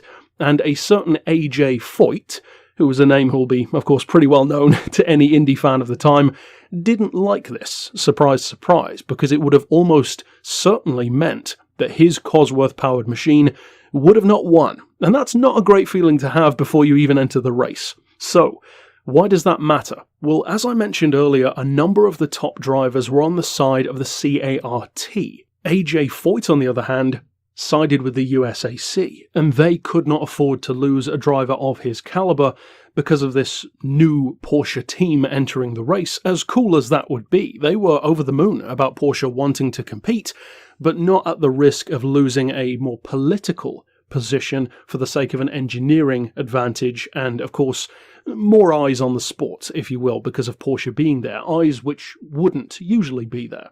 Think, for instance, if Bugatti entered NASCAR, as an example, it would certainly be a hot-button topic. Now, what the USAC tried to do after A.J. Foyt complained about this car and the pressure started to be piled on was they actually went to Porsche and tried to offer them an alternative. They said to Porsche, could you provide us with engines for Indy?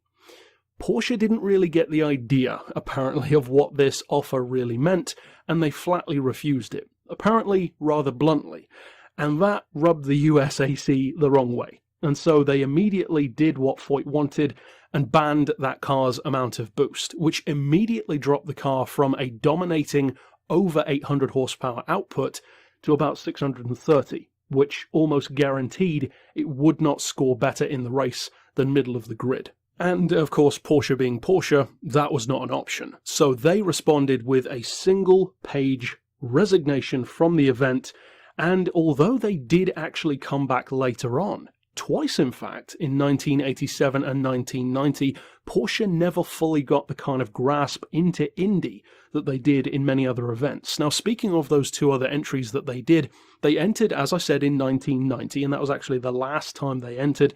But at that time, the CART outlawed the carbon fiber chassis that they were originally trying to run with. They had to make some changes, and ultimately the car wasn't a success. The best result it had was 5th place. In 1987, though, interestingly, they ran a car by the name of the 2708, which is probably the most well-known of the three, with a green and white livery, and that one actually did have some success in the 1987 season, with some victories and some podiums. But ultimately, you could tell that Porsche's heart just wasn't really in the Indy in the same way that they are in other events around the world, and they certainly didn't have the same level of success that they did elsewhere. But at this point, you could well be thinking, well, why are any of these cars, least of all the one that I'm talking about primarily, which is the original that, of course, never even raced, why is it an unsung hero? Is it just because it's fast? Well, partially, yes. It would have been, I think, very cool for a team who had never entered the sport before to immediately have such a dominant car that they destroyed the 1980 season, and I think that would have been cool. However, the real reason why that original car was an unsung hero is because of that engine. Because although it didn't bring that car success, it was used in the 956 and the 962, albeit, of course, in different states of tune. So although this car didn't achieve what Porsche wanted, the engine technology, the development put into it, and the kind of performance that it resulted in, you could definitely say had a pretty direct impact into Porsche's choice of moving forward with motorsport into the Group C era, or at least the 956 and 962 era of the Group C era, and look at the success which they had. They are legendary. I do find it curious, though, that even with the 1987 car's reasonable success on a number of events, Porsche fans still don't talk about these, like, at all. Even Porsche superfans, I've never heard speak about Porsche's Indy efforts, even with the success of the 2708, which is odd to me. It's almost as if even with those race victories, Porsche themselves don't even really care that much, and I find that interesting. Ultimately, though, it's a very interesting IndyCar story which, like so many racing teams and brilliant vehicles, was stunted by the behind-the-scenes politics and the nuances of this person versus that person getting offended and all that kind of stuff. It's still an interesting car, an interesting series of cars, in fact. So, of course, if you enjoyed this episode and like the car in question, jump over, as I said, to the Discord chat and vote on it, or vote for previous ones that you've enjoyed as well. But for now, as always, thanks for watching. Just before we get into the meat of this episode, I do want to say that if you are new to Unsung Heroes, I would strongly recommend jumping over to the Discord chat for this channel by clicking the link below to vote on your favourite episodes of this entire series so far. Because, of course, once we get to episode 100, we're going to look back with a community top 10 pick of you guys' favourite episodes, and we're going to see what those are. So if you like this one, or if you like other ones, click the link, jump over, and vote for all the cars you liked the most. As far as this car's story goes, though, I actually like it very much so for similar reasons to why I love the Ferrari FF so much, and why it's my dream car. Because although that one has extra reasons, such as practicality, etc., I love it when Ferrari tries something that's so different to what they usually do. They do not always rest on their laurels, although they do most of the time.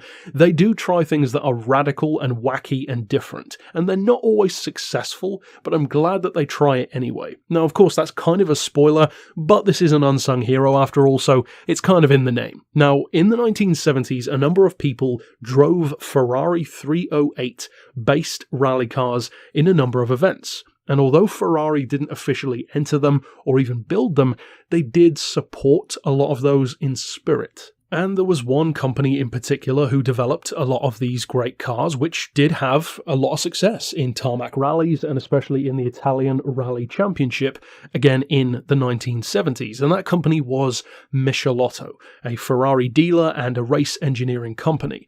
Now, as this developed, and as the rules changed into the what would become legendary Group B era, Enzo himself took much more of a keen interest in this developing rally scene, having already witnessed how good the 308 could be in what was essentially very close to production visuals with pretty strict rules, road homologation, all that kind of stuff. Now a lot of that was becoming much more lenient in terms of extreme modifications, silhouette body kits, all that kind of crazy stuff. And so, what happened was, Enzo Ferrari decided to officially partner with Michelotto to develop a Group B car for the 1982 season, and it was based yet again on a 308. But because the rules were so much more lenient, they could actually make significant changes to even the anatomy of the car, not just the aero, but physically change where the engine is, how you want it to be oriented, for instance. Now, the 308s already had a 3-litre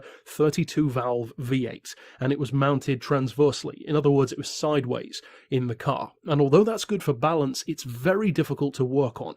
And of course, between rally stages in Group B, you need to get the servicing done as quickly as you can. So what they did instead was they fitted the engine longitudinally, so in line with the car's direction, and that same 3-litre 32-valve V8 was heavily modified up to 370 horsepower, which was incidentally at 8,500 RPM, so it really was a screamer of a rally engine, and mated to a 5-speed manual gearbox.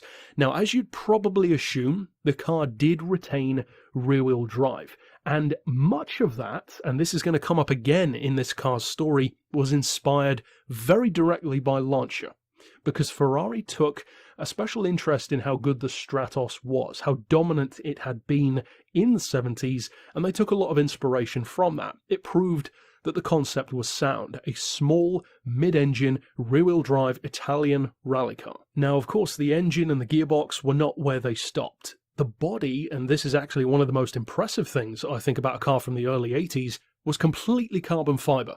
And the vehicle was ultra light, not just because of the carbon body and because it was stripped out in general, but of course not being all-wheel drive made a difference as well. 840 kilos was the curb weight of this vehicle, which, when you combine that with 370 horsepower, gave it fantastic performance. In fact, when Ferrari tested it, they found that it could hit 60 miles an hour in under 4 seconds, and even had a top speed of 167 miles an hour, which is kind of unnecessary for a rally car, all things considered, but let's be honest, pretty badass at the same time. Now, the visual design of the car is probably reminding you of a couple of other Ferraris, both race and road, from that same era, and that's very deliberate, because this car's aero package was directly inspired as kind of a stumpier, shorter, more maneuverable version of the 512BB LM race car, which of course was one of the prettiest Ferrari race cars of the time, very fast machine. This one, though, much shorter, which of course gave it innumerable advantages as a rally car compared to that one. And even though it didn't necessarily have a mind-blowing amount of power, the fact that it was so light would definitely give it an advantage against the significantly heavier Audi Quattros, which were more like 1,100 kilos at the time.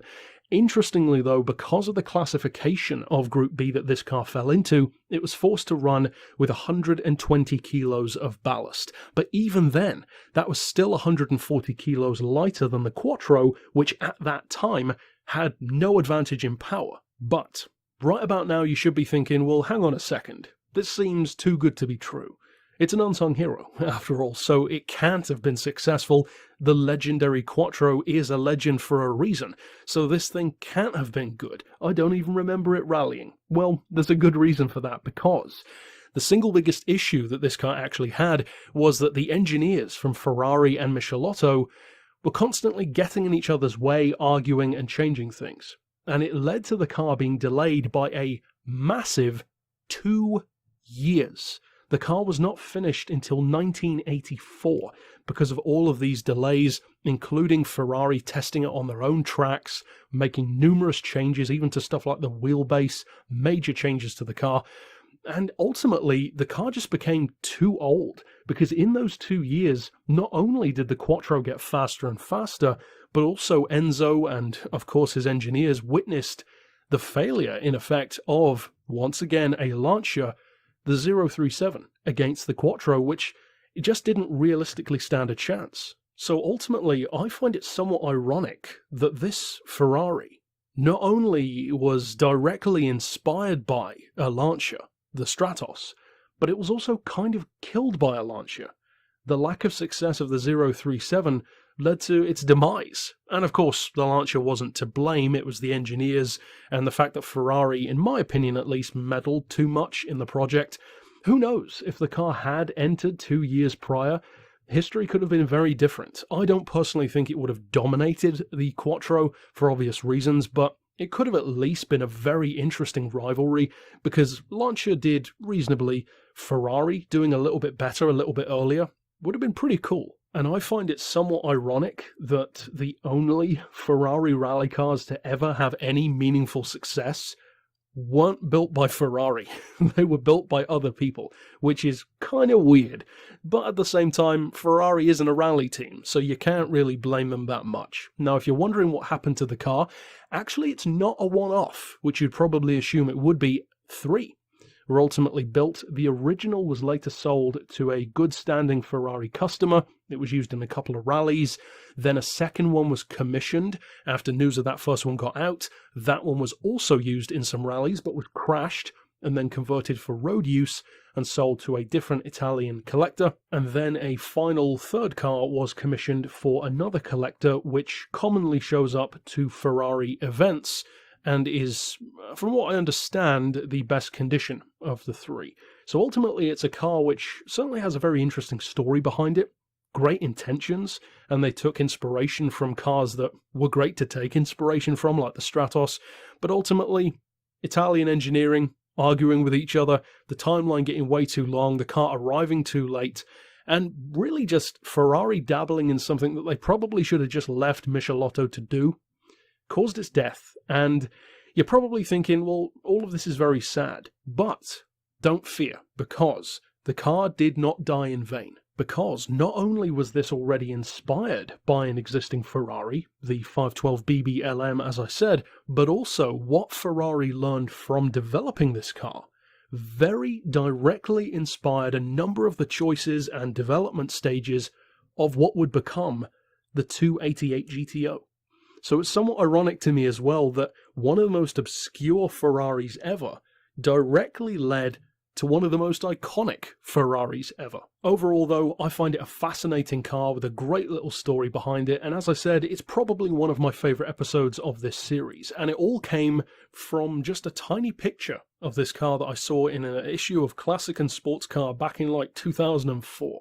That was an image that always stuck in my head because I'd never even heard of a Ferrari rally car, and that image is actually the same one that you can see in this video, that iconic visual of this Ferrari rally machine taking a corner, kicking up the dirt, something which looks simultaneously so odd but so right. That led to this episode. So it's funny how little things you pick up over the years kind of come back and can be used to tell what I would say is a pretty cool story. The story behind the 308 GTM. And in case you were wondering, yes, the M is in reference to Michelotto. But that's it for this episode overall. Of course, click here on screen to see all of the other episodes, and don't forget to jump over to the Discord chat to vote on your favourites. But for now, as always, thanks for watching. Hi again then guys, and welcome to another instalment of Unsung Heroes. This is a series where we shine the spotlight on cars that deserve more attention. Maybe they tried to achieve something and didn't quite do so, or maybe they did and for whatever reason still faded into obscurity. And as a slight side note regarding the series, if you are new to Unsung Heroes, I would strongly recommend joining the Discord chat down below the video in the description, because for the 100th episode, we're going to be counting down the community's 10 favourite cars from this series so far. So go over there, vote on your favourites. But as far as this particular car goes, I'll be honest, it's a car that's been under my consideration for quite some time, a car which has been suggested, requested, and I've known about it for at least about 15 years, if not more, is when I first saw it as a kid. And it was a car that I thought, sure, it's cool. It's a Hot Wheels car for the street. It's probably like a real-life version of Vaporware to some degree, just some rolling show car that doesn't really do anything special. And to some degree, you could still be fooled into thinking that. But I think there's more to it, because usually I would not discuss a car that doesn't have enough to go on from a story perspective in terms of tangible evidence of what the car can do or has done. But for this one, I'm making a slight exception, because there's actually more to the story than you might think. And the car in question will be familiar probably to many of you who have looked up various crazy vehicles on Google Images over the years, because it pops up every so often. The Larson LE1 Ground Fighter, a car that at the time claimed to be the most powerful street car in the world, was developed to show what Larson engineering could do and to combine, in arguably a way that no other car had before, elements of hot rod and supercar design with genuine fighter jet, in fact, parts. And that's what this car has. It has the canopy from an actual F-16 fighter jet. It has wiring from a B-52 bomber. This is a genuine car that has that authentic DNA in its construction. And depending on which website you go to, there are all kinds of crazy numbers thrown around, but the general consensus seems to be that it's powered by, of course, a very heavily modified V8, which is not from a Corvette. Perhaps surprisingly, it's from a Lexus, which is a weird choice. An LS400 engine, which is a 4-litre V8, which is of course very heavily modified and supercharged, as well as apparently being powered by a nitro-methanol mix. Now, the claims in terms of power are crazy, no matter where you look, but they do vary ridiculously. Some say 2,000 horsepower, some say 3,000, some places even say as high as 6,000, which of course is ridiculous, but I do actually believe that 2,000 is possible. If the engine is tuned and well engineered, as a Lexus engine is to begin with, if it was tuned heavily enough, especially with that kind of fuel, then it's entirely possible to have it producing that kind of power. So I don't necessarily believe that that was vaporware, and the car does exist. Even just a quick Google search shows that they had, at the very least, a rolling shell. Plus, some of those images have the bodywork legitimately open, and you can see the internals. It's not just an empty show car. But all of this stuff is stuff that you can quite easily see. So why am I talking about it? There's got to be something more here. Well, boy, is there something more, because, as it turns out, there's a full Facebook page for this car, and it's actually now under new ownership and has been located in a new place since, I believe, 2015, a hot rod custom shop, and from what I could tell, at least as recently as a year ago, in fact, it's still being worked on. Now, they've gone kind of quiet since then, and I'm sure they have other projects as well, but I'm very curious to see if they actually reach out. I plan on telling the people involved on that Facebook page about this video, and I'm actually going to use some tiny snippets of their footage as well, but of course check out their page to see those full videos, including the audio. But here's the interesting thing. The car's changed over the years, and I'm not just talking about the looks or, the amount of power that it has. It has a totally new engine. It now has a 572 cubic inch Mopar engine instead of that original Lexus V8. And incidentally, in British money, that's a 9.4 litre. That's quite the engine, and it's certainly an engine that's befitting of a car as crazy as this one. Now, there's no word from what I could tell on how much power it's actually putting out, but if that engine back in the day, because this was first built incidentally in 2001 for the LA Auto Show, so the car's around 20 years old or close enough, so this engine is doubtless more powerful.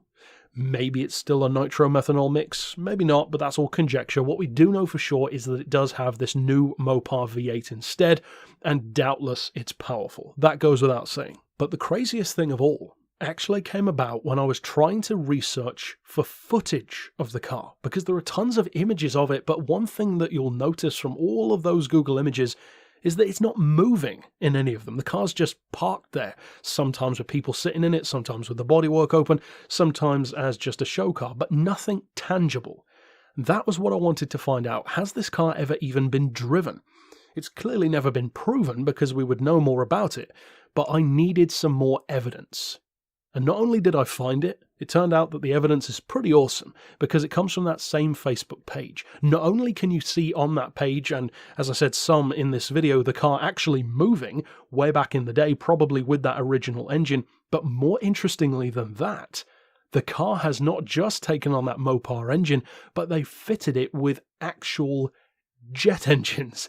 This car now has afterburners as well as that Mopar V8. And of course, that only feeds into the existing ethos that the car is trying to achieve. Now, according to the statement, if you will, in comments, of course unofficial, but the actual page themselves put a comment on one of those videos where you can see them testing those afterburners, just blipping them basically and thrusting the car forward a little bit, that these afterburner jet engines are claimed to add another 800 horsepower on top of that car's Mopar V8.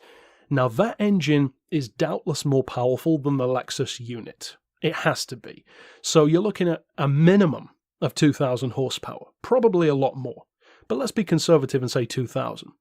That's 2,000 horsepower's worth of V8, plus 800 horsepower worth of thrust.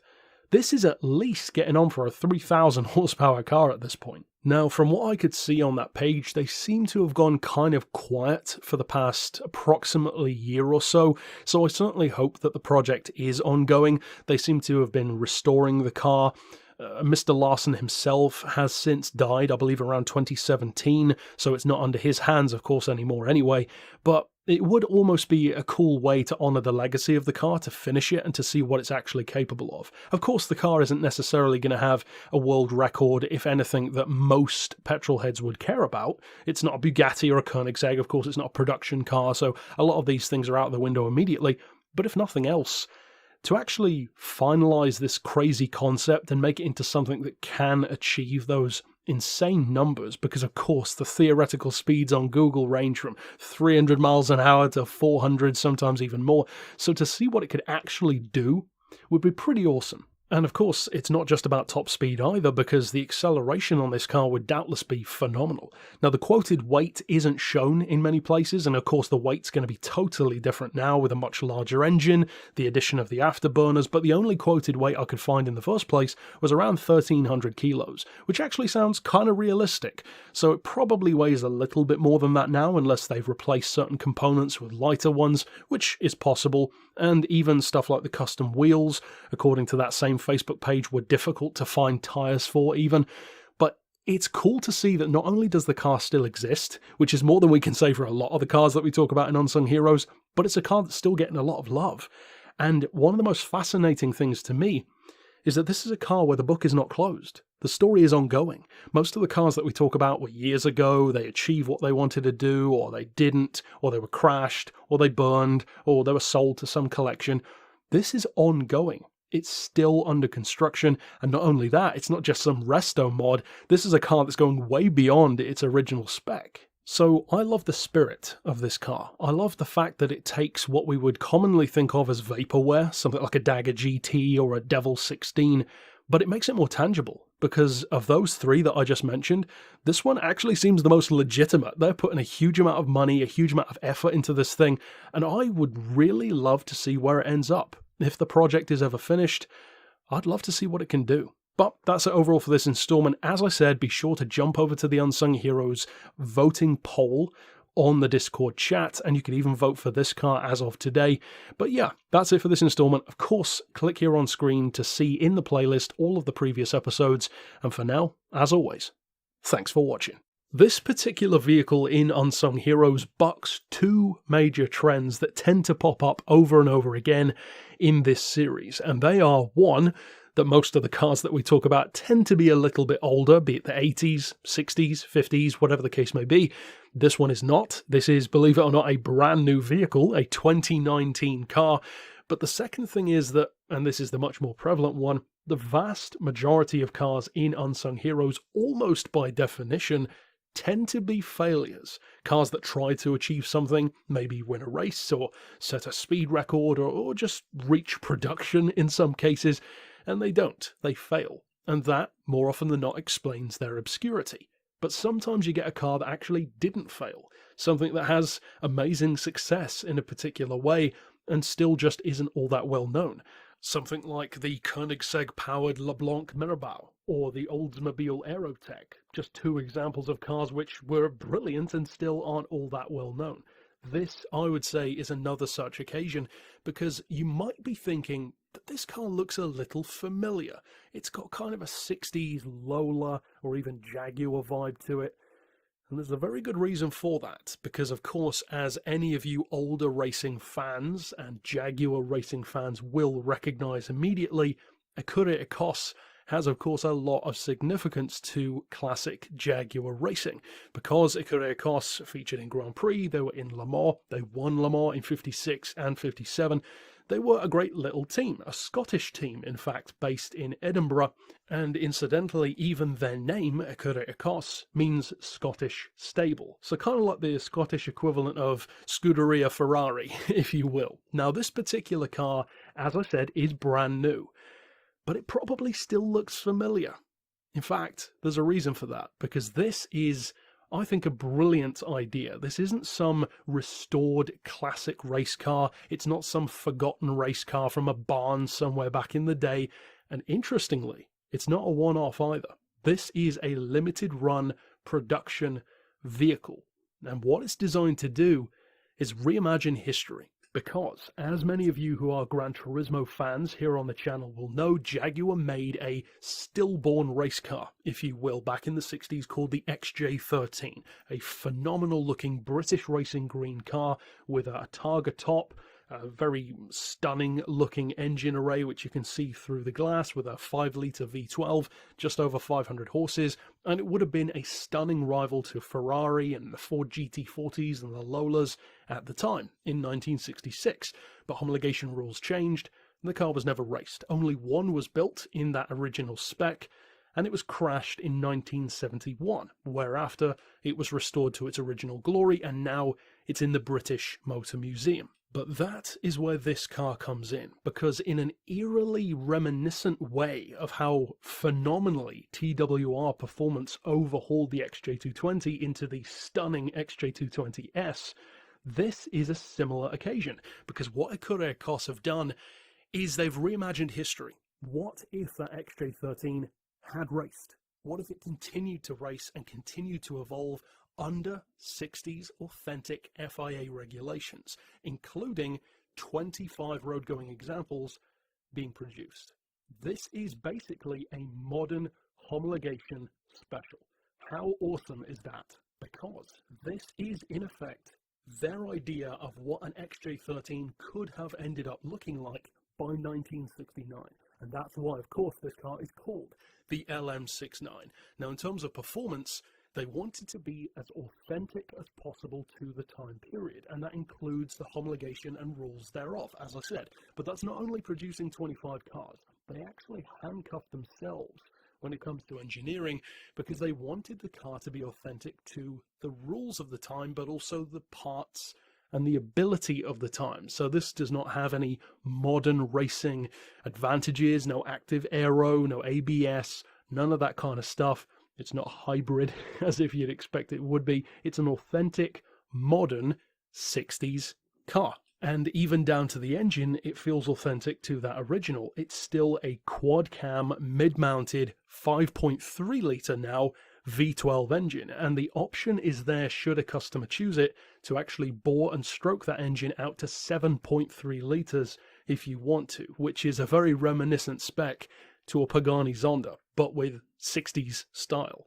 That, I think, is pretty awesome. But one thing that I love about the car as well, from a design point of view, is not only is it stunning, of course heavily reworked from the XJ13, not just with the iconic Acura Cos paint with the blue and white, but also with kind of a long tail going on at the back with a fixed wing.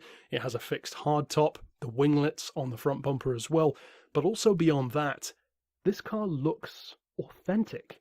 It actually looks old. And I don't just mean the design, I mean even stuff like some of the dustiness that certain body panels on this car has. It gives it this authentic old school vibe.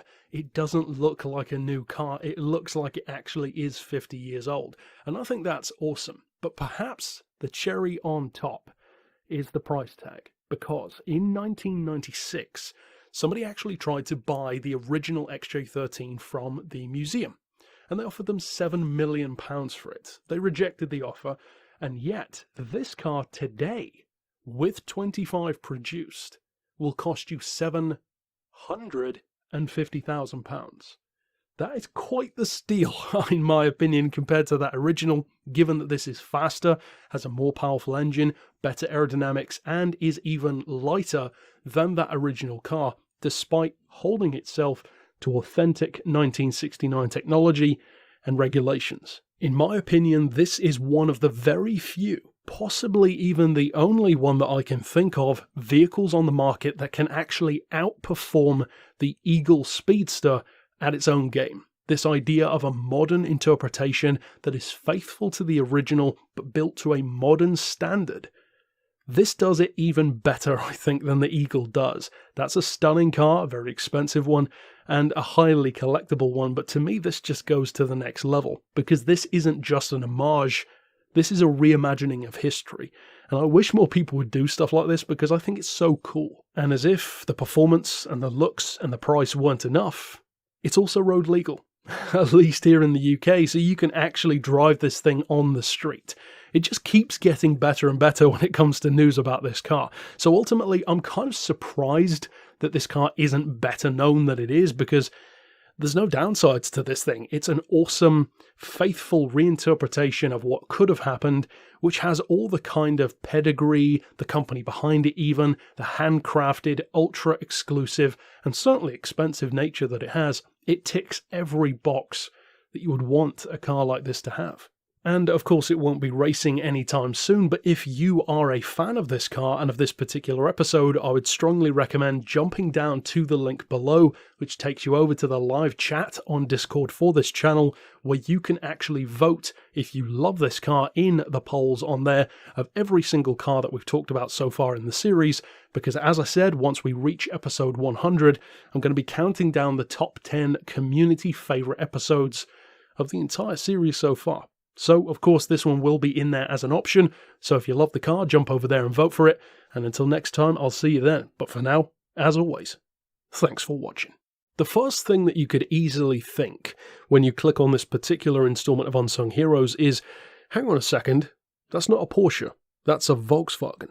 And you'd kind of be correct, but also not at the same time. Now, of course, a number of times throughout the years, especially back in the day, you would see different German manufacturers, just like any other country, working with each other. Porsche's worked with Audi on the RS2, they've worked with Volkswagen on a number of cars, they even have their roots based in them, and they've gone back and forth, different companies working with each other on different projects. So the underlying concept of two different German manufacturers working together on a project is not an alien one, except the difference on this occasion is this was actually built not out of some kind of broad intent for production, but it was actually built more out of a necessity on Porsche's part rather than Volkswagen, and that was because back in the day, in the 80s, they needed a rally support vehicle for their then Group B spec Porsche 959 rally car, which was competing in the Paris-Dakar rally event. They needed something that was quick, spacious, comfortable, reliable, and economical enough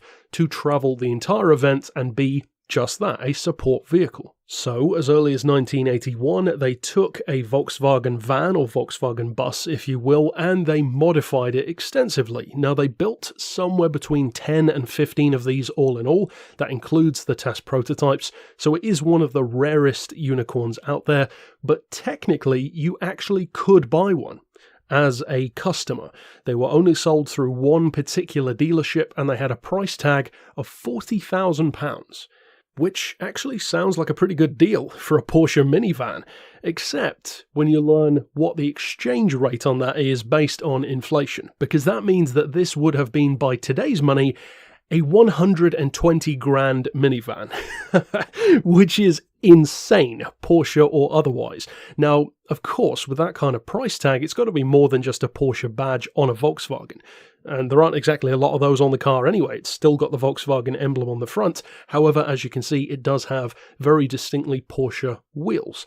Now, what they did is exactly what you'd probably think they did. They made it a 911 van, basically, and that's something which a lot of private owners have done, but of course when Porsche themselves do it, that is a whole different level of course, exclusivity, but also they kind of know what they're doing. At least better than some average Joe with a toolkit and a bright idea. Now, this car originally had a 3-litre, of course, flat-six engine with just over 200 horsepower. Now, that alone would make it very quick, of course, especially by 80 standards, and the production run, incidentally, was from 1983 to 1985. But that engine was deemed to be okay, but not as good as it could be. So they then fitted it with a 3.2-litre flat-six from the Carrera at the time with 231 horsepower. They also fitted the car with Porsche electronics, Porsche suspension, brakes, of course those 16-inch Fuchs wheels, and even the steering wheel and gearbox from a 911 as well. Inside and out, it looks like a classy, professionally done job, which really does look like it could have been done as just a straight-up mass production car, rather than a limited run special. A homologation car in its own weird kind of way. And one of the primary differences and changes that they made with that 3.2-litre engine and gearbox configuration compared to the first iteration with a 3-litre is that they wanted it to have a longer 6th gear ratio for better fuel economy and better cruising, not just to be the fastest thing with 9 seats, because that is what it had. It wasn't an empty van. Now, I happen to think the car looks pretty nice from the inside, even though, of course, it does look its age. And in terms of performance, well, of course, it's not going to be as quick by today's standards, because it's essentially a minivan with the power of, say, a mid-2000s hot hatch. So, of course, back then, that was a huge deal. By today's standards, on the other hand, well, it's more likely on the level of a Vauxhall Zafira VXR, for instance, which isn't bad, but it's not quite as cool as you would initially think. However, this was 1983, so big difference by back then's standards compared to now, especially if you compare, for instance, what hot hatches were like back then compared to today. Now, Porsche's official performance figures were actually pretty modest, and that's nothing new for Porsche. They've done that quite a lot. They announced a 0 to 60 time of about 9.5 seconds, top speed of around 120 miles an hour. That was completely off. The reality is it's more like 8 seconds to 60 with a top speed of about 135 miles an hour, which for something with the aerodynamics of a shoebox is very impressive. Now, this is the kind of car that I would personally expect could be maybe a little bit leery, considering the rear-engine rear-wheel drive layout with Porsche power in something that was never designed to have Porsche power or performance. So it's probably a pretty professional level machine in terms of getting the best out of it, but at the same time, that's exactly what it was intended for. Technically purchasable, but not really. It was more, as I said, Porsche's support vehicle, so of course it was going to be professionals who were using the car. All things said and done though, I personally consider this to be one of the ultimate low-level production, street-legal unicorn cars out there, especially if you take out of the equation the usual stuff that you would expect to be in there, like supercars and hypercars and, Le Mans cars for the street. If you think of more stuff like Group B cars for the street, touring cars for the street like the Sierra RS500, more that kind of era, then I would say that this is definitely one of the ultimate unicorns of that kind of time period. Not quite the same as those, but I would argue it definitely deserves the same kind of respect that many of those cars have. This should not be as good or as fast as it is, but because Porsche themselves did it, it was. And ultimately, the reason why it's an unsung hero is actually, and this is pretty rare for this series, quite deliberate. Porsche deliberately made this an understated car. It is, by definition, a sleeper. So, of course, it's an unsung hero because it did not actually compete in the race. It was in the shadows, being the support vehicle, and a very understated one at that. So, of course, it's obvious why this car would be an unsung hero, but at least we can look back on vehicles like this today and appreciate how great they were. Of course, the 959 was awesome, but this is pretty damn cool as well. And if you did like this car and this particular episode, and maybe you're new to Unsung Heroes, I would strongly recommend clicking the link down below, jumping over to the Discord chat and going into the voting polls where you can vote if you love this car. And then once we get to episode 100, I'm going to be counting down the community's 10 favourite vehicles that we've discussed so far. But that's it for this installment. Of course, I will see you guys next time. And for now, as always, thanks for watching. Unsung Heroes has become one of the greatest personal successes of this channel. It's one of the things that I'm the most proud of, up there with Beards and Cars and even my original content that got the channel started. And to think that back midway through 2017, I wasn't even planning to make it a regular series, it was very much so a hit or miss thing for me. I made a couple of episodes, not really on any kind of specific schedule, but then things started to pick up steam. People started to request more of them, to suggest cars and to want it more frequently. And now, flashing forward in time from midway through 2017 to 2020, we have finally finished what I'm calling Season 1 of Unsung Heroes. There are not many seasons of anything that last multiple years and have 100 episodes, but this is my channel and it's my rules, so I'm going to call it that. Now, I know that you guys love the series, so for those of you who might be wondering, don't worry. The series is not going away. This episode 100 recap is not the swan song of the series, and the series itself often suffers from the same ironic problem that the cars in it do. It's an unsung hero. So many of the vehicles that we talk about don't actually get amazing views. Some of them, though, have very impressive views. I believe the most viewed episode that we've ever done is still the second one, for the Toyota Mega Cruiser with 50-something thousand. But if you are a fan of the series, maybe since day one, or maybe you're a more recent adopter and watcher, I know many of you like to binge the series, then you don't need to worry. In fact, there may well be, I haven't done an exact count, but it's entirely possible that there are more cars still to come than all the ones that we've already talked about put together. So, it ain't going away anytime soon. Season 2 will begin next week on the same day, and this is my way of basically marking the milestone that is the 100th episode. And as I've been saying for a few episodes now, it was an opportunity for the community itself, many of you on the Discord chat, to vote for your favourite vehicles that we've talked about, and then, in this episode 100 special, we could actually count them down. The top 10 community choice favourite cars from Unsung Heroes. And some of you are probably wondering what on earth the cars that you've been looking at so far in the video are, because none of these have appeared in the series. Well, all of the cars that I've been showing you through this video so far are ones which are still to come. So this entire video is basically an Easter egg. As well as looking back, we're also looking to the future.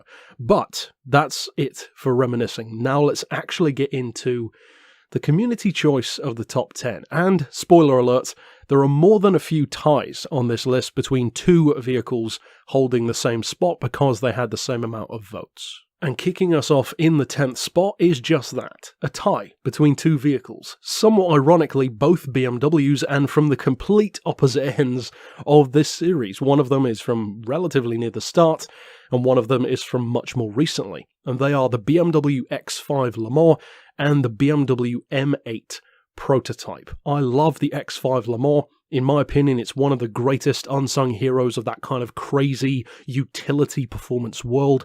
All of us know about the Espace F1s and the Transit Supervans, but stuff like the X5 Le Mans or the Citroën Picasso Cup, they don't get the same level of love. And of course the M8, which many of you will remember from recently on the channel, had a fascinating story behind it. And incidentally, you can of course click on the playlist and check out any of these episodes that you haven't watched already, because every single story that these cars have is pretty fascinating. Next up in number 9 though, we have one of the prettiest concept cars of all time in my opinion, and a car which, in a weird kind of way, almost is going to see the light of day thanks to its designer, now working on the SSC Tuatara, and that is of course the Pininfarina Maserati Birdcage 75th anniversary concept. What a name for what a car. A 6-litre, I believe Maserati MC12, aka Ferrari Enzo engine vehicle, 700 horses, could have been a pure Maserati hypercar.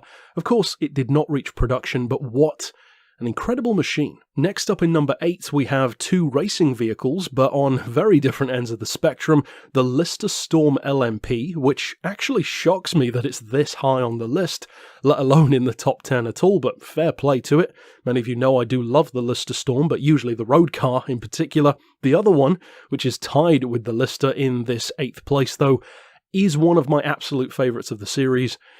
A total failure, a car which never even raced at all, unlike many of the others, and that is of course the Lear Vapordyne, the steam-powered IndyCar project, which did not reach the light of day. They certainly tried to, but, well, it just wasn't possible at the time, and even by today's standards it would probably be difficult to build a car to achieve what they were trying to do back then. If you haven't watched that episode, you definitely should. It's a very, very good one. Next up in 7th, we have yet another tie, funnily enough once again with one of my favourite cars from the series, the Cummins Diesel Special IndyCar. What an awesome machine, massive amounts of torque. Many of you know how much I love diesels. They're not the hip thing anymore, but high-performance diesels will always have a lot of love in my heart. There's a reason why I bought a V10 diesel as my first car, and there's a reason why an Audi Q7 V12 is one of my dream cars. I absolutely love high-performance diesels, and far, far before Audi and Peugeot were winning at Le Mans, this car pioneered it way back in the day, and proved what it could do. Tied with that car, though, is a vehicle which I knew would be part of the series even from day one. It's one of the unsung heroes that always stuck out in my mind, even before I used to call them that, and that is, of course, the Lancia ECV1. Phenomenal acceleration, one of the fastest rally prototypes ever built, and if there's any car that can make a Group B vehicle look watered down, well, by definition, that must be pretty insane. Next up in 6th place, we have, incidentally, another one of the most popular episodes of the series. I think it's got something like 12,000 or 15,000 views, something like that, which is pretty good for Unsung Heroes. And it is, of course, the classic Corvette, the C3 Spirit of Le Mans race car. There are a few Chevy race cars which are incredible from this era. Massive body kit, silhouette style, huge amounts of power. I'm fortunate enough to have seen this car at Goodwood and heard it in person. There's a video even on the channel. Incredible car. not difficult to see why it was so popular. And of course it's in Forza as well, a relatively recent addition and a great car there as well. Next up in 5th place, we move into the territory of a car which, to be honest, I would not have expected to be on this top 10 list at all. It's not really a car that I hear a huge amount of love for, and yet it had more than enough votes to get it into the top 5. The Koenig C62. I'm amazed that this car is on the list at all, let alone top 5. That's very impressive. Well done to the car. It's one of the most obscure Porsche 962 based machines. Everyone knows about the Dauer 962 and the Chopin 962 CR. The Koenig doesn't get as much love, and that's a shame, because this is still a 235 mile an hour car. It happens to be, in my opinion, better looking than the Chopin, which of course is down to personal preference, and it hasn't been featured in many games either, probably most notably TOCA Race Driver. And speaking of Group C style race cars, there's clearly a theme here amongst the community, and I'm certainly not going to bash that because I love Group C, because in 4th we have another Group C monster, and this one doesn't surprise me as much, the Lamborghini Countach QVX prototype. A Countach only in name.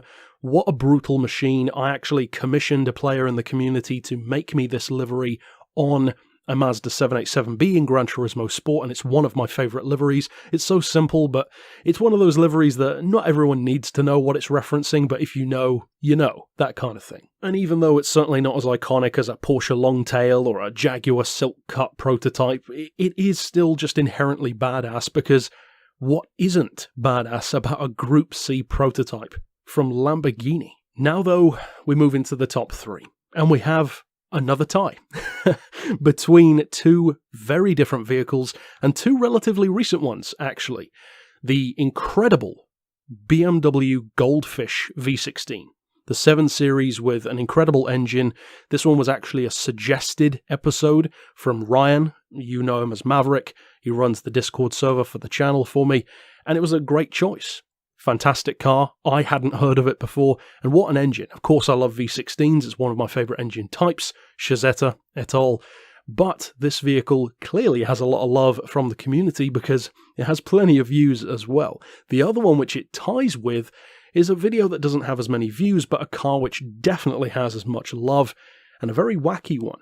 Kind of like Lamborghini going into Group C, a Ferrari rally car. And I'm referring, of course, to the Ferrari 308 GTM. A fascinating story, a stunning little car, and even though by the time it was available it was already outdated, you got to admire its pluck. It was the, you could say, spiritual successor to the Lancia Stratos, and I kind of wish that they'd have met their deadlines earlier, because how cool would it have been to see Ferrari really being a global contender in this sense. Moving up into 2nd place though, what a finish for this car. I would not have predicted that this one would be this popular. I thought that many of you would love it, but not necessarily this much. But I can see why. It's an amazing car, and if there's any vehicle which really sums up the entire spirit of Unsung Heroes, it is this one, the Fittipaldi Beetle. A phenomenal little race car with one of the most ingenuitive air intakes I've ever seen, using the actual windshield of the car as a roof scoop, which I love. It's probably my favourite thing about the car. It's iconic, it has such a strong and fervent little fan base, it's certainly a cult favourite, as the Beetle itself is already, and the performance on this thing was phenomenal. If, again, you haven't watched this episode, you really should. We're talking about a Beetle that can keep up with, in some cases, stuff like GT40s. And last, but definitely not least, we have, dun dun dun, a tie. A tie for 1st place, which seems somehow ironically suited to Unsung Heroes, that it's not one specific car, but the two vehicles are similar, but at the same time very, very different. One of them doesn't surprise me that it has so many votes. I certainly gave a lot of love to the car in its episode, and had it had been produced, it would have been one of the most significant cars in real life that we've ever talked about. The other one certainly isn't a looker, but it was a great little advertising campaign for future technology, and the two cars are, of course, the Lamborghini Countach Evoluzione, which is the 2nd Countach to be on the list, so well done Lamborghini, and the other one is, of course, the Peugeot Oxia. I know which one of these I prefer, and many of you probably do as well, but again, the votes speak for themselves. Both cars received the most votes out of all of the vehicles from the 99 episodes so far, and what an amazing pair to top the list. Horatio Pagani, you could say, cut his teeth on this vehicle when it comes to developing alternative and wacky technologies to make a supercar better. And ultimately, look how good the Zonda and the Huayra are, so it clearly paid off to some degree. On the other hand, still a supercar, but very much so one that was closer and more viable for production, the Peugeot Oxia. Had this car been produced, it would have been the fastest car in the world. Faster than the Ferrari F40. I personally believe that that was a huge misstep from Peugeot. They should have made this. It would have made them even more iconic than they already were. They already had the fastest Le Mans prototype speed of all time with the P88, incredible rally cars from Pikes Peak to Group B, later on WRC, and why wouldn't you want to add the fastest supercar in the world to that list? Well, for whatever reason, they didn't. And that's it for the list. What an amazing group of vehicles with a number of ties for different points. And as I said, if you have enjoyed the series and if you've been around since day one, thank you for the support. It does mean a lot to me personally. Unsung Heroes are very close to my heart, and they always have been. It's one of my favourite types of vehicle. And as I said, the series is not going away anytime soon. So, if you do enjoy it, stick around, there's plenty more to come, and thank you for the votes. And of course, if you do want to continue voting, we will be doing a Season 2. And at the end of Season 2, in a similar amount of time away probably, we'll be counting down our top 10 again, except that time it will be out of 200 cars. And you can continue voting for the cars that are already in this list if you want to push them even further up the rankings. Overall, thank you for your support. Of course, stick around for more on the channel, and until next time, I'll see you then. But for now, as always, thanks for watching. When it comes to Unsung Heroes, there are certain cars that I definitely anticipate talking about, and I really enjoy looking into the history behind them, but at the same time, a part of me feels a little bit sad knowing that chances are these episodes probably won't get that many eyes on them. And it's not about the views, because obviously if I cared that much about the views, then Unsung Heroes is an awful idea for a series to begin with, but I do really wish that more people would just take a chance on some of these less exciting looking cars, because some of them really do have great stories behind them. And of course that's the whole point of Unsung Heroes, to get these cars the attention and the legacy and the fandom that they deserve, and more often than not that they don't have. Now this particular occasion is definitely one of those, because it is not a car that draws that much attention. In fact, that is quite deliberate, because what this is a revisiting of a topic which I've actually spoken about a couple of times on the channel. In fact, relatively recently in this series, the longest episode of this series featured a vehicle using a very similar idea in a very similar time, and that was the Lear Vapordyne Indy car. Now, I'm not going to spoil that episode if you haven't watched it already, but kind of a spoiler because we're going to get into this car, and of course, if you do follow Unsung Heroes, you know what I'm alluding to as soon as I mention that vehicle, because this particular Chevy Chevelle is a steam car. And the reason why I find it fascinating is because, to me, even though the gas turbine is by far my favourite engine, I believe that the steam engine is right behind the gas turbine, and arguably from an efficiency point of view, maybe even ahead of it, in terms of being an untapped well of potential that deserves more attention from engineers. And although a few people have tinkered with it, some have tried to race with it, such as with the Vapordyne, some have tried to produce it, such as this car, and of course way back in the 1900s, 1910s, and even to some degree in the 20s, they were mass-produced. They don't really get that attention anymore. And although some of that is for understandable reasons, I do think it's a shame that the gas turbine and the steam car, in particular those two, unfortunately fall to the wayside, because so few people seem genuinely passionate enough to put their money where their mouth is and actually try to develop something, be it for the road or for the racetrack, and actually try to make it work. Now, of course, failures are going to happen, and by definition, the more people and the more minds and the more eyes you have working on something, the higher the chances of success become. And I firmly believe that that's one of the reasons why steam cars and turbines are not as widespread and generally not as good, because they don't have as many people really trying to make them better.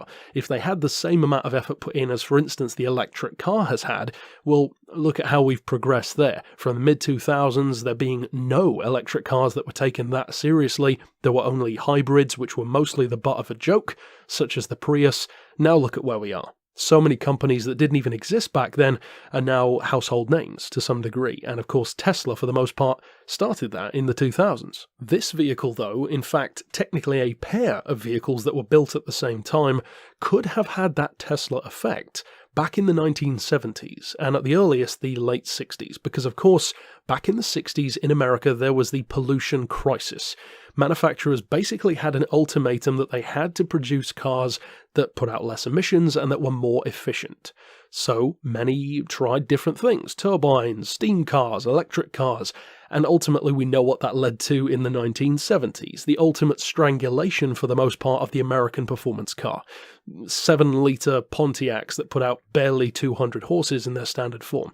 But this car, and funnily enough, a Pontiac, which is in effect its sister, tried to go down the steam route. Now, interestingly, they were both built under the same essential project idea from GM, but the approaches that the two cars took, and in particular I'm honing in on the Chevy because more is known about the car, it is the more famous of the two, which isn't saying much. It's kind of like saying that standing up on the surface of the sun is easier than laying down on it. Neither of these are very well known at all, but this one is the underdog of the two. And the reason why I say that is because this car was privately built by a guy, or at least overseen by a guy called Bill Bessler. And I believe that Bill Bessler is one of those guys, kind of like Jim Hall at Chaparral, that I would have really got on well with. I love the guy's ideas, I love where his passions are, and I share many of them myself. Now, he was a steamhead. He loved steam-powered vehicles. He actually built and flew a steam-powered airplane in 1933, and interestingly, and again this makes me like the guy even more, he bought what was left of a certain Doble steam car company, the same Doble who built what I would argue is the greatest steam car ever, the E20. Certainly one of the fastest, 1,000 pound-feet of torque in 1925, 130 miles an hour, and Jay Leno, surprise surprise, owns that car, and you can see it in an episode of Jay Leno's Garage, one of my favourite episodes in fact. But this guy, Bill Bessler, owned what remained of that company, after they went, for the most part, out of the scene, as did all steam cars, unfortunately. But then GM wanted to try the steam approach. So GM themselves actually oversaw the Pontiac, which was called the SE101, and it was a Pontiac Grand Prix. This car, the Chevy Chevelle, on the other hand, was done by Bill Bessler, as I said, as more of a privateer approach. And I'm not sure why they took those two different approaches, but I guess they wanted to just get as many hands on deck with two opposing ways of reaching the same idea. Now, I will say that on this occasion, the committee definitely won. This is not a Ford v Ferrari situation. I will give the edge to GM because the Pontiac that they built was definitely the superior car. According to them, it had working aircon, electric windows, all the kind of accoutrement that you'd want from a production car, but crucially, it was 3 times more powerful. However, it was also 3 times more expensive to produce than the standard engines that Pontiac had, and crucially, it was 450 pounds, that's 200 kilos heavier. And the Pontiac wasn't exactly light to begin with. This car, on the other hand, the Chevelle, the SE124 project, had a much more modest engine. Now, of course, it's still steam-powered, obviously, but it had 1/3 of the power, about 50-55 horses. It could reportedly hit about 60 to 65 miles an hour, which is good enough for an American highway, and it could even return the equivalent of 15 miles per gallon. And even though by today's standards that sounds horrendous, that was amazing for 1969. In fact, almost twice as good as the standard Chevelle could do. Now, the standard Chevelle in question, because it was a modified car not built from the ground up, which of course saves a lot of cash, had a 307 cubic inch V8. And the interesting thing is, Bill Bessler, and I believe his team as well, actually used that engine to produce this car. It wasn't a completely gutted out vehicle that started from scratch. He actually hand sawed that V8 engine in half himself over the course of a couple of days and used it as part of the steam engine. Now, the steam engine has a system which is beautifully efficient in one particular way compared to a piston engine, and that is, for those who don't know, a piston engine vehicle, a V8 for instance, only produces power on the power stroke of the engine. That's where the boomph comes from. However, this particular steam engine produces it on both reciprocations of the piston, so going in effect up and down, although it might more typically be from side to side on some occasions. And despite the fact that many people believed, and some people probably still would if you ask them, that a steam engine is unreliable, that it requires a ton of water constantly to keep it going, presumably to fuel it, for all people would know, and would have the potential same problem that a hydrogen car would make you think of, and that is the big bang boom if you do something wrong. That's actually technically false, because the way the engine's designed, even by 60s technology, was very safe. In fact, I would rather be in a malfunctioning steam car than a malfunctioning electric car, because electric car batteries can be incredibly dangerous when they're on fire or if they explode, whereas this engine, if for instance the boiler, as steamheads would never like you to call it, is actually only going to crack and hiss when it breaks. It's not actually going to explode. Now, I'm not going to get into the intricacies of exactly how a steam engine works, because that could be an entire video in its own right. As I said, I have partially talked about it before on the channel, and again, Jay Leno's episode with the Doble goes into it in much more depth than I will, so I would strongly recommend checking that out. But I find cars like this, and the fact that companies like GM even tried it, out of necessity though, of course, I find that fascinating, and I do find it heartening. I like that a big company like them were not only willing to try it themselves, but actually were willing for some small privateer guy, in effect, to take a used Chevy and try it himself, but as still part of their official project. That, I think, is the part that I like about it the most. It wasn't this pure, committee-driven, behind-closed-doors idea, and in fact, after they reviewed the car and tested them, they gave it back to him. And he kept the car for a while. It ultimately ended up in a museum, and then to a new owner who still has the car now. And this wasn't just a show car. It has 5,000 miles on the clock. And apparently, even though the Chevelle did not have the necessities of life, if you will, that the Pontiac did, like the electric windows and the aircon, it was a reliable car, according to its owner. And even though it's not currently in working condition, mostly because it's just been sat around for so many years, it was a car that only took about 2 minutes to be ready to drive. You had to wait about 30 seconds to build up a head of steam, and then another minute and a half, if I recall correctly, for the metal components in the engine to actually get to the correct temperature. So it's a little bit less time efficient than a traditional engine, and ultimately the ironic thing, I think, about the steam engine is that for something which has so many similarities to an electric car, instant torque, a huge amount of torque, relatively silent operation, and great efficiency, this Chevelle, for instance, managed to recirculate the water throughout the system, going through the steam and water cycle,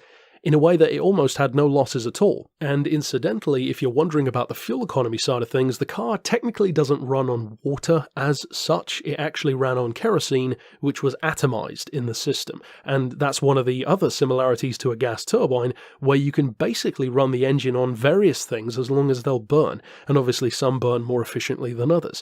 To me, the steam engine is a beautiful middle ground between a turbine and an electric car, with similarities to both. It's a car that has all the kinds of mechanical gubbins and monstrous looks that a petrol head would love to mull over, but at the same time it has the kind of efficiency, the silence, and the torque that an electric car would have, and also, of course, the environmental factor. It's not a perfectly clean vehicle by any stretch, but it's certainly an interesting approach to the environmental problem, even in the 60s. And over the years, I would say that myself, looking into the Doble E20, looking into the Lear Vapordyne, and certainly into this car in particular, got me to thinking.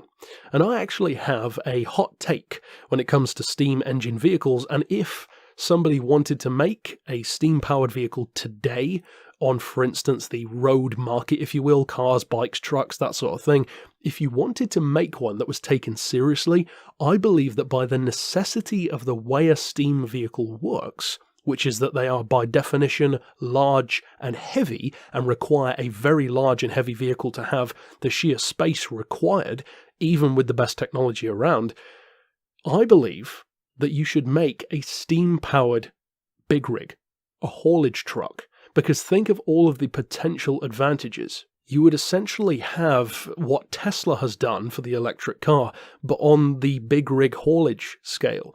You would need a vehicle that is big and sturdy enough to cope with that kind of torque. Big rigs are, by definition. You also need a vehicle that has a naturally large engine bay for all of the components required. Again, big rigs already do, and it would also make them potentially more reliable, more fuel efficient, silent in comparison to the big diesel engines that they currently have, and even simpler on the driver, because they don't even necessarily need a conventional gearbox. They can have a completely different system if you so design them that way. You can have gears. This Chevelle, for instance, as I said, did have part of the engine. It was actually the back of that V8, which still had the 3-speed gearbox attached, which is an interesting choice. But like I said, I believe that if you want to make a steam car today and make it taken seriously, I think a truck is the way to go. A big, long-distance hauler that needs efficiency, smoothness, reliability, huge amounts of instant torque, and you don't need to be changing through 18, 19 gears because you can just put it in drive and go. But maybe that's just me. I'd love to hear your thoughts on steam vehicles down below, especially if you have maybe some experience. I doubt most of us on the channel have, but maybe if you are visiting the channel for the first time and you have knowledge about steam vehicles, or maybe even personal knowledge of these vehicles, I'd love to hear about that down below. We do have creators and people who have been involved in some of these cars commenting on videos, and that's always cool when that happens. But incidentally, if you are new to Unsung Heroes, I would recommend clicking the link down in the description to jump over to the live chat for the channel, because you can vote on your favorite episodes of Unsung Heroes, because when we hit episode 100, I'm going to be counting down the community's top 10 favorite cars that we've ever talked about, at least so far. So be sure to do that, and of course, until next time, I'll see you then. But for now, as always, thanks for watching. The year is 1932, a blissful period way before the peskiness of health and safety, a time where you didn't even need an airbag, because if you were unfortunate enough to go over the bonnet of your Helicron, the car would turn you into chorizo. Now, of course, this vehicle was not a production car. In fact, only one in this form was built, and from what I could find, and it certainly seems, there actually was a second car produced in 1939, about 7 years after this initial one was in 1932. That car, though, seems to have even less information about it, and this is by far the more famous of the two. Now, speaking of fame, it's actually not the only pair of propeller-driven cars that have been produced, but from what I can tell, the Helicron certainly seems to be the most famous propeller-powered car, and it's also the butt of a lot of understandable jokes. It certainly does look somewhat ridiculous, but there are a few things about the Helicron which I find, of course, very bad ideas, health and safety for instance, but I also think it has a lot to admire, and actually a lot of unsuspecting advantages. One of which being the simplicity. This car does not have a gearbox. In fact, all it has is a throttle and a brake. The throttle controls the RPM of the fan, or the propeller more accurately, and of course the brakes do just that, they slow the car down. Now, this particular vehicle uses a Rosengart chassis, as you can see, a wooden frame, wire wheels, which is not surprising for the time, and it was actually lost for a very long time, because around the same time that the second red vehicle was produced, this one disappeared, and it only resurfaced as a barn find.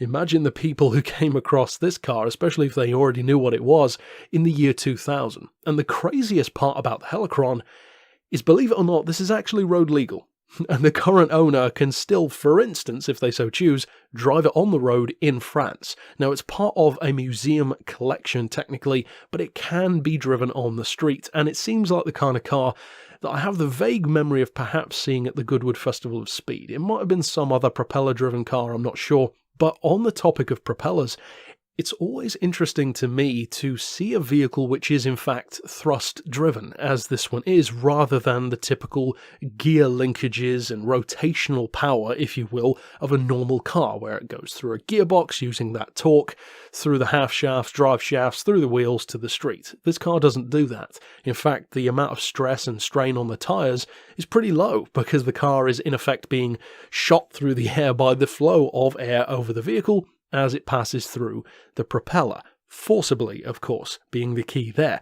Now, I think that a lot of the ideas that this car had could be, for sure, reworked in a modern sense, and I believe that of all the cars we've talked about in Unsung Heroes, this is actually probably one of the easiest to modernise, because there are a lot of modern advantages which you could put into the reimagining of a car like this to make it really cool. Not necessarily on the street, and certainly not as a production car, but maybe as something like a speed record vehicle, for instance. Imagine, for example, instead of this original spec with a wooden body, which is of course lightweight and at the time was a financially viable option, probably not so much these days given that only Morgan really does that now, but imagine today, carbon fibre body, maybe a single seat layout, a torpedo or cigar shaped body like a land speed record car, and maybe keep the propeller at the front or maybe put it at the back as a couple of other cars which were propeller driven even as recently as the 50s tried to do. Then imagine, instead of that original 4-stroke flat twin engine that the car had in 1932, slap a twin-turbo Porsche flat 6 engine in there and see what it can do. Now, maybe that wouldn't be a good idea, but I would certainly love to see what a thrust-driven, propeller-powered car like that would be capable of, because this one, contrary to what you might expect, is actually pretty quick for what it is. Now, the interesting thing about the car is that despite the fact that it was found in almost complete condition in that barn and was for the most part restored using original parts, and rather than, retrofitting it with new stuff, was actually maintained in that original form and brought back to the right condition, sandblasting the wooden body, for instance, restoring the wire wheels, all that kind of stuff, reupholstering the car, the one major thing that was missing was, somewhat ironically, the engine. That original 4-stroke flat twin. Now, it probably wasn't a very powerful engine, and what they fitted it with was essentially twice as much engine, a Citroen GS unit in a 1980 spec, which is a flat 4-cylinder. And speaking to the point of performance, as I mentioned earlier on, this car can actually do reportedly 75 miles an hour. Now, I would rather you than me when it comes to having a big wooden propeller spinning in front of your face. But another interesting choice when it comes to the car is actually the steering and suspension, because the car only has suspension on the rear and not on the front. And I kind of understand that. You don't necessarily want that fan moving around too much, and you certainly wouldn't want it bottoming out on the street over a harsh bump.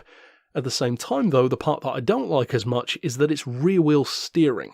And that, at 75 miles an hour, sounds very scary.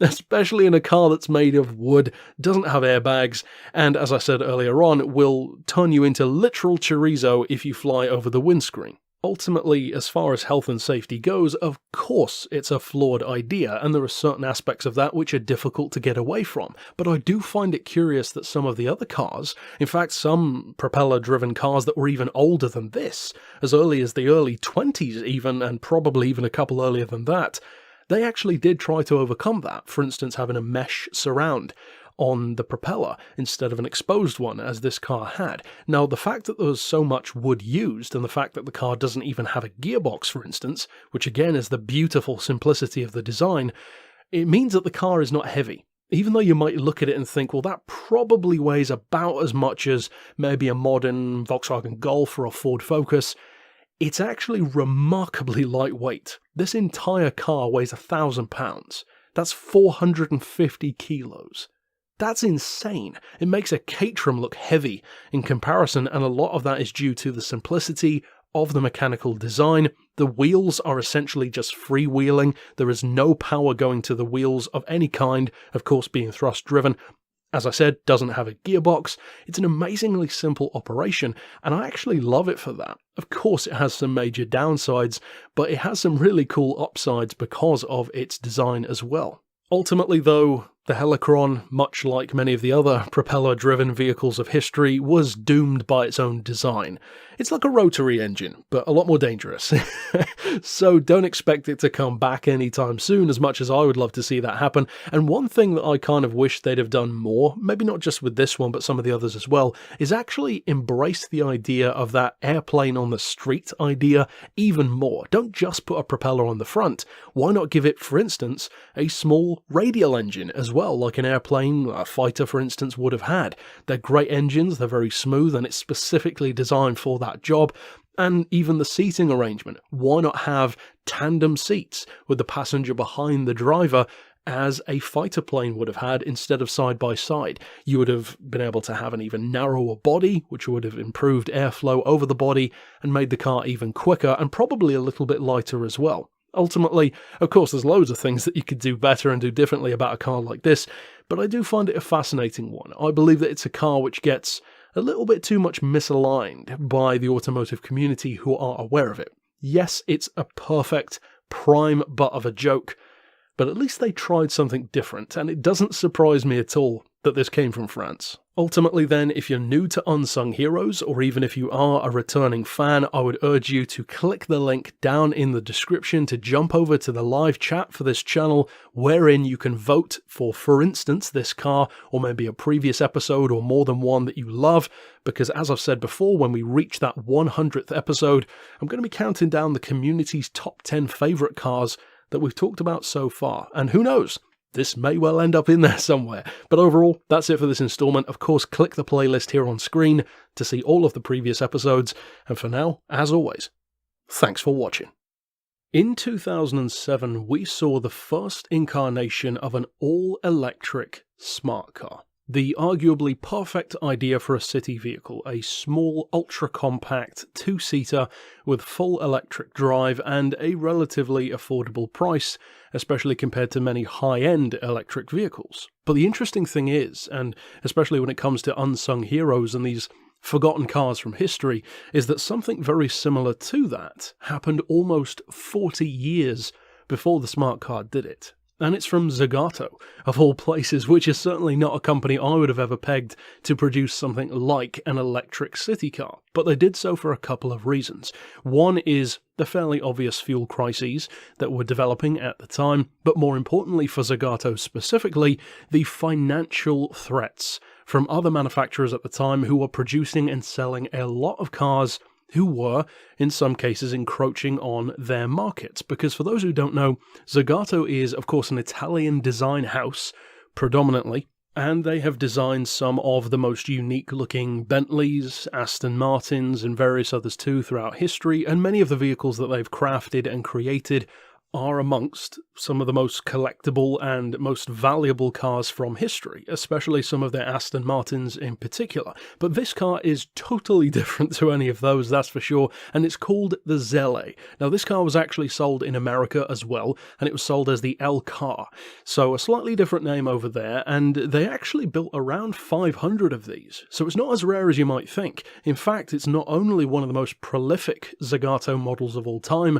but interestingly, it's also one of the most affordable, which is a pretty cool mix to have. It means that if you are a super fan of Zagato and just have to own one by any means necessary, well, chances are this is probably the route that you should go down, considering that it's easier to find one and also easier to afford one than pretty much any other car they've ever built, at least a full-size drivable car rather than a model car. Now, as far as the powertrain goes, it's available in 3 different forms, called the Zele 1000, 1500 and 2000, which refer to the watts, and it's powered incidentally by 4 12-volt batteries located in the floor pan of the vehicle. Again, this is stuff which even to this day you still see electric cars using.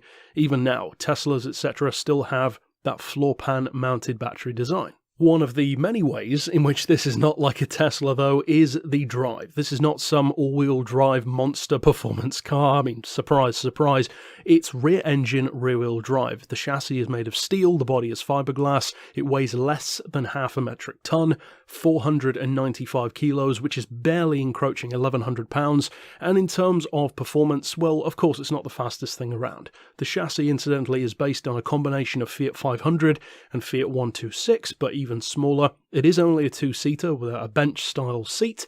It's got a very sparse, simple interior, and it actually does have something of a gearbox. It's not fully direct drive in terms of what you would often think of an electric car having these days, a Tesla, a Rimac, that kind of stuff. You tend to think of them as pretty much being twist and go, in effect, especially when it comes to electric motorcycles. With cars, you'll occasionally have gears, but most of the time we think about it as being just that. It's either on or off acceleration.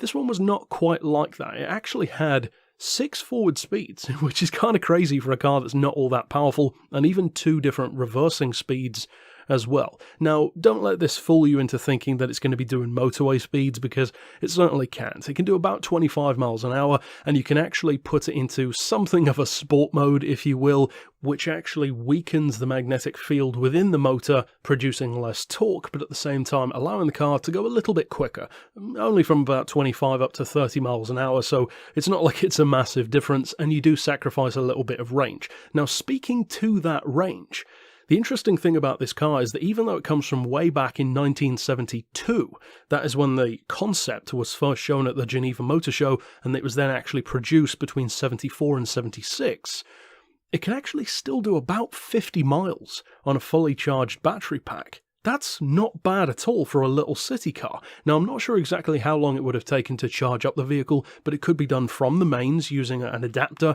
And as far as electric car technology goes, it's actually a remarkably capably built vehicle. You wouldn't expect something like this from Zagato, and it certainly doesn't look like anything that they would usually build. I mean, it doesn't even have a double bubble roof, for instance. As far as performance, as I said, it's not going to melt your face off anytime soon, but you actually do occasionally see these come up for sale. They tend to sell for in the region of £10,000, which is pretty decent, but at the same time, if you compare that to a modern day equivalent of something like this, such as the smart car, the electric version, whatever the case may be, it's actually fairly competitive. Of course, it's not as quick as a modern day electric car, and chances are probably not as reliable either, but you could probably maintain this car fairly efficiently and easily yourself. You've got batteries, you've got a motor, you've got a fiberglass body, a steel frame, it uses Fiat parts, and a lot of it you could probably pretty easily get from a parts bin as well, such as the wing mirrors, that kind of stuff. Doesn't have electric windows, doesn't have aircon, any of that fancy stuff. It's about as close to having like a kiddie's toy that's full size or a kit car as you could possibly get. I'm still kind of shocked that Zagato made something like this, and at the same time, despite the fact that they did produce 500 of them and it even made its way to America, I'm surprised it didn't become more famous and actually sell more than they did, because 500 is pretty good. I mean, for Zagato that's very good, but for an electric city car, you'd think, or at least I would, that it would do even better than that. It could have been a phenomena of a car. Now, I'm thinking that it was probably a combination of the bad range and the pretty slow top speed that ultimately killed it in terms of being even more popular, but I would be interested to see what Zagato could do today. Imagine if they made a modern-day interpretation of the Zelle. Ultimately, it's definitely an unsung hero. It's not a performance legend or a car that tried to win a specific race or break any kind of record. It was just a car designed really out of necessity, a car built in, somewhat ironically, a very similar way to the Signet from Aston Martin. It was a necessity, something that needed to be done for the company at the time, and I'm presuming, based on the fact that Zagato is still around, that this car at least partially helped them to be around till this day. Selling those 500 cars probably did make a significant difference to a small design house like Zagato, and I'm saying small in comparison to a full-on car manufacturer, of course. So ultimately, I think it's a fascinating little car. I think it's a pretty funky looking one as well. The performance is a bit of a turn-off by today's standards, but back in the 70s, that would have probably been pretty good for a little electric car, and certainly a little personal runabout. Ultimately though, that's it for this installment. Of course, tell me your thoughts on the Zelle down below, and incidentally, if you are new to Unsung Heroes, as I've mentioned before, for the 100th episode, I'm going to be counting down the community's top voted 10 favourite vehicles that we've spoken about so far. So if you like this car, if you'd love to see it featured in the top 10, click the link in the description, jump over to the Discord chat, and vote for the Zelle. But ultimately, that's it for this installment. Click here on screen to see all of the previous ones, and for now, as always, thanks for watching. The overwhelming majority of vehicles that we've discussed in Unsung Heroes tend to be, if you will, relatively open and shut cases. It's a vehicle which tried to achieve something, maybe a race, a series, a speed record, maybe even just reaching production in some cases, and chances are it probably failed. It's a justifiable reason for falling into obscurity. On other occasions, though, you have a car which maybe did achieve what it wanted to do, and is still, for whatever reasons, forgotten. A unicorn, sometimes.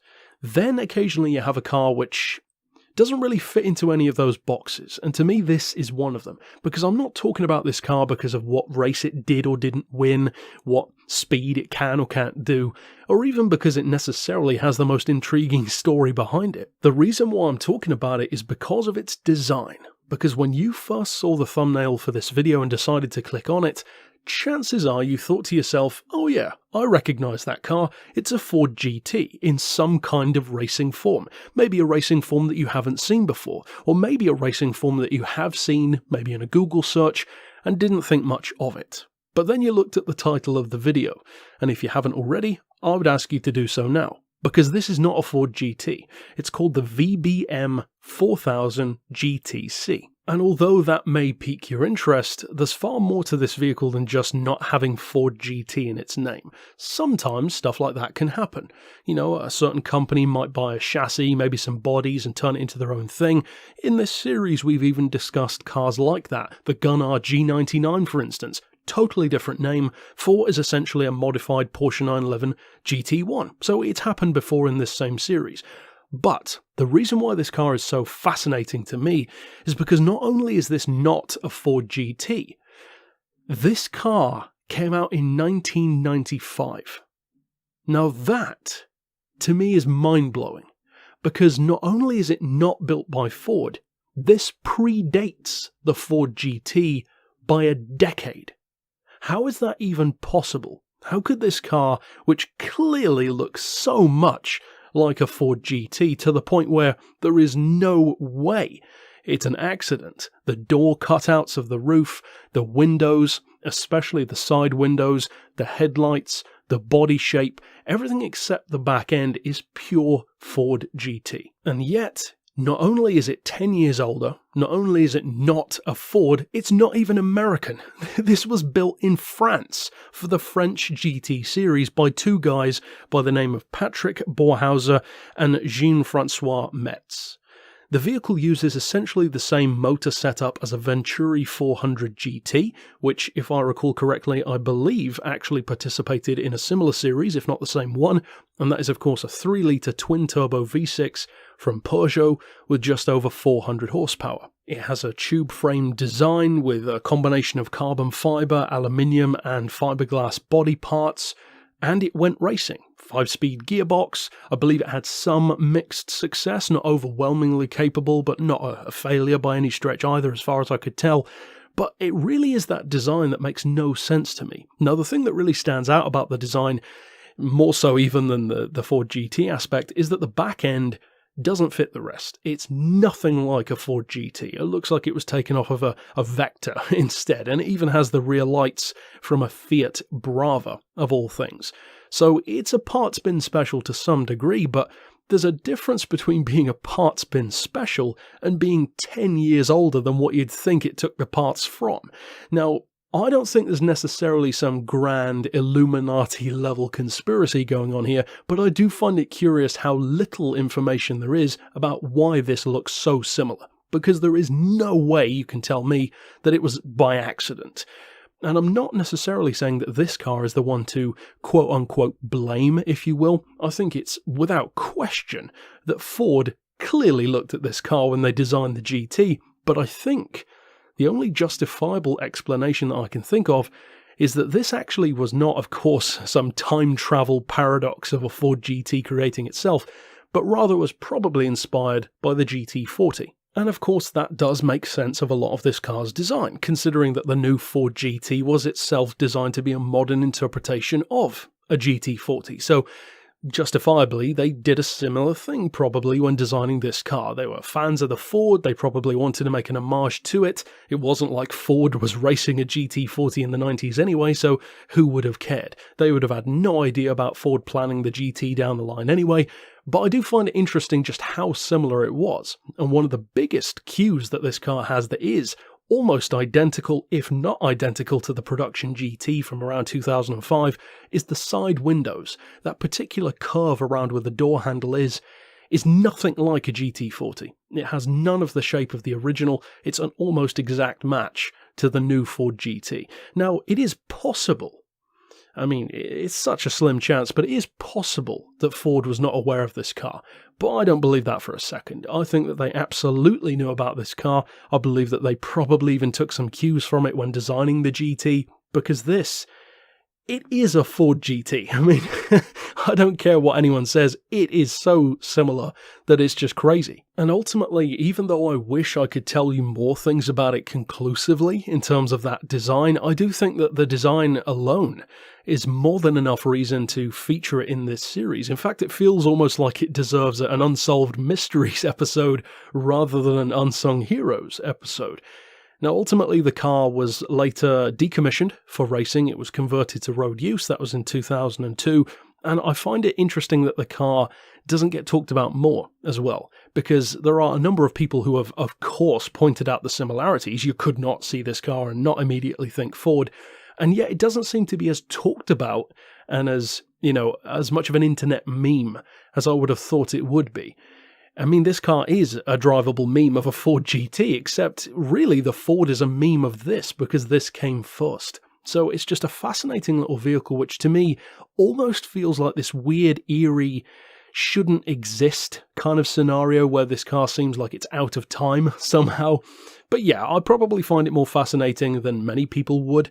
As I said, there's not much chatter about the car on the internet, but I'd love to hear your thoughts. What do you think about the design of the car? Do you think it's just me, or do you see those similarities as well? And of course, if you are a fan of Unsung Heroes, or maybe if you're brand new to the series, I would recommend clicking the link down below, jumping over to the Discord community chat for this channel, and apart from the fact that you can have a lot of great discussions over there anyway, we have a specific dedicated voting poll for every single episode of Unsung Heroes that we've done so far, and I add each new one in there as well, so this one will be there, of course.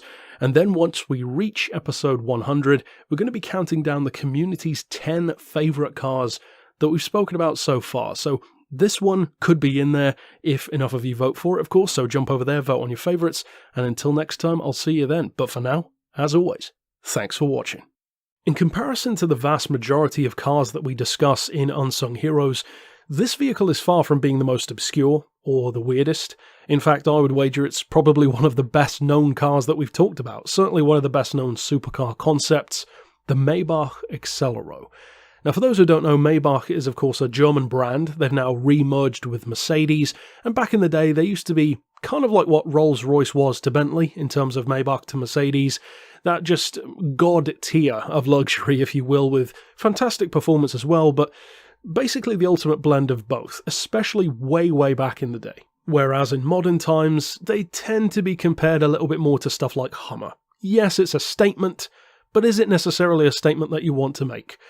I mean, you could have a classy Rolls-Royce, but why when you can have a glitzy, cheesy Maybach? That was kind of the idea behind the 57 and the 62, which are basically these blown-up Mercedes S-Class models in the later 2000s. You can buy them dirt cheap now with a massive spec, and they are very, very fast cars. You're talking like a 2.5-ton limo that's as quick as a Maserati Quattroporte. That's not bad, of course not. 5.5-litre V12 engine, they're impressive in a certain sense, but they just don't really have the class that something like a Rolls-Royce or a Bentley is typically known for. However, the Accelero is a very different animal. It's a car which, as I said, many of you have probably seen, and most people who are aware of the car tend to know one or two things about it in particular. And those two things usually are that A, it was made to prove what tyres could do. That's true, and we'll get into that in a second. And the second one is actually a myth, and that is that it was sold to a rapper for $8 million.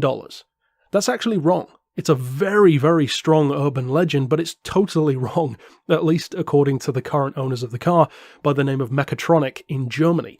They say that before they had it, nobody else purchased it. And it is understandable why certain people would probably assume that. It was featured even in the Jay-Z music video, as certain other vehicles have been. It was featured in movies as well, much like the Cadillac 16 and the Chrysler ME412, and some other supercar concepts as well. Now, the portion that I mentioned regarding tyres is 100% true. This vehicle was designed and built purely for the purpose of proving what a set of tyres could do.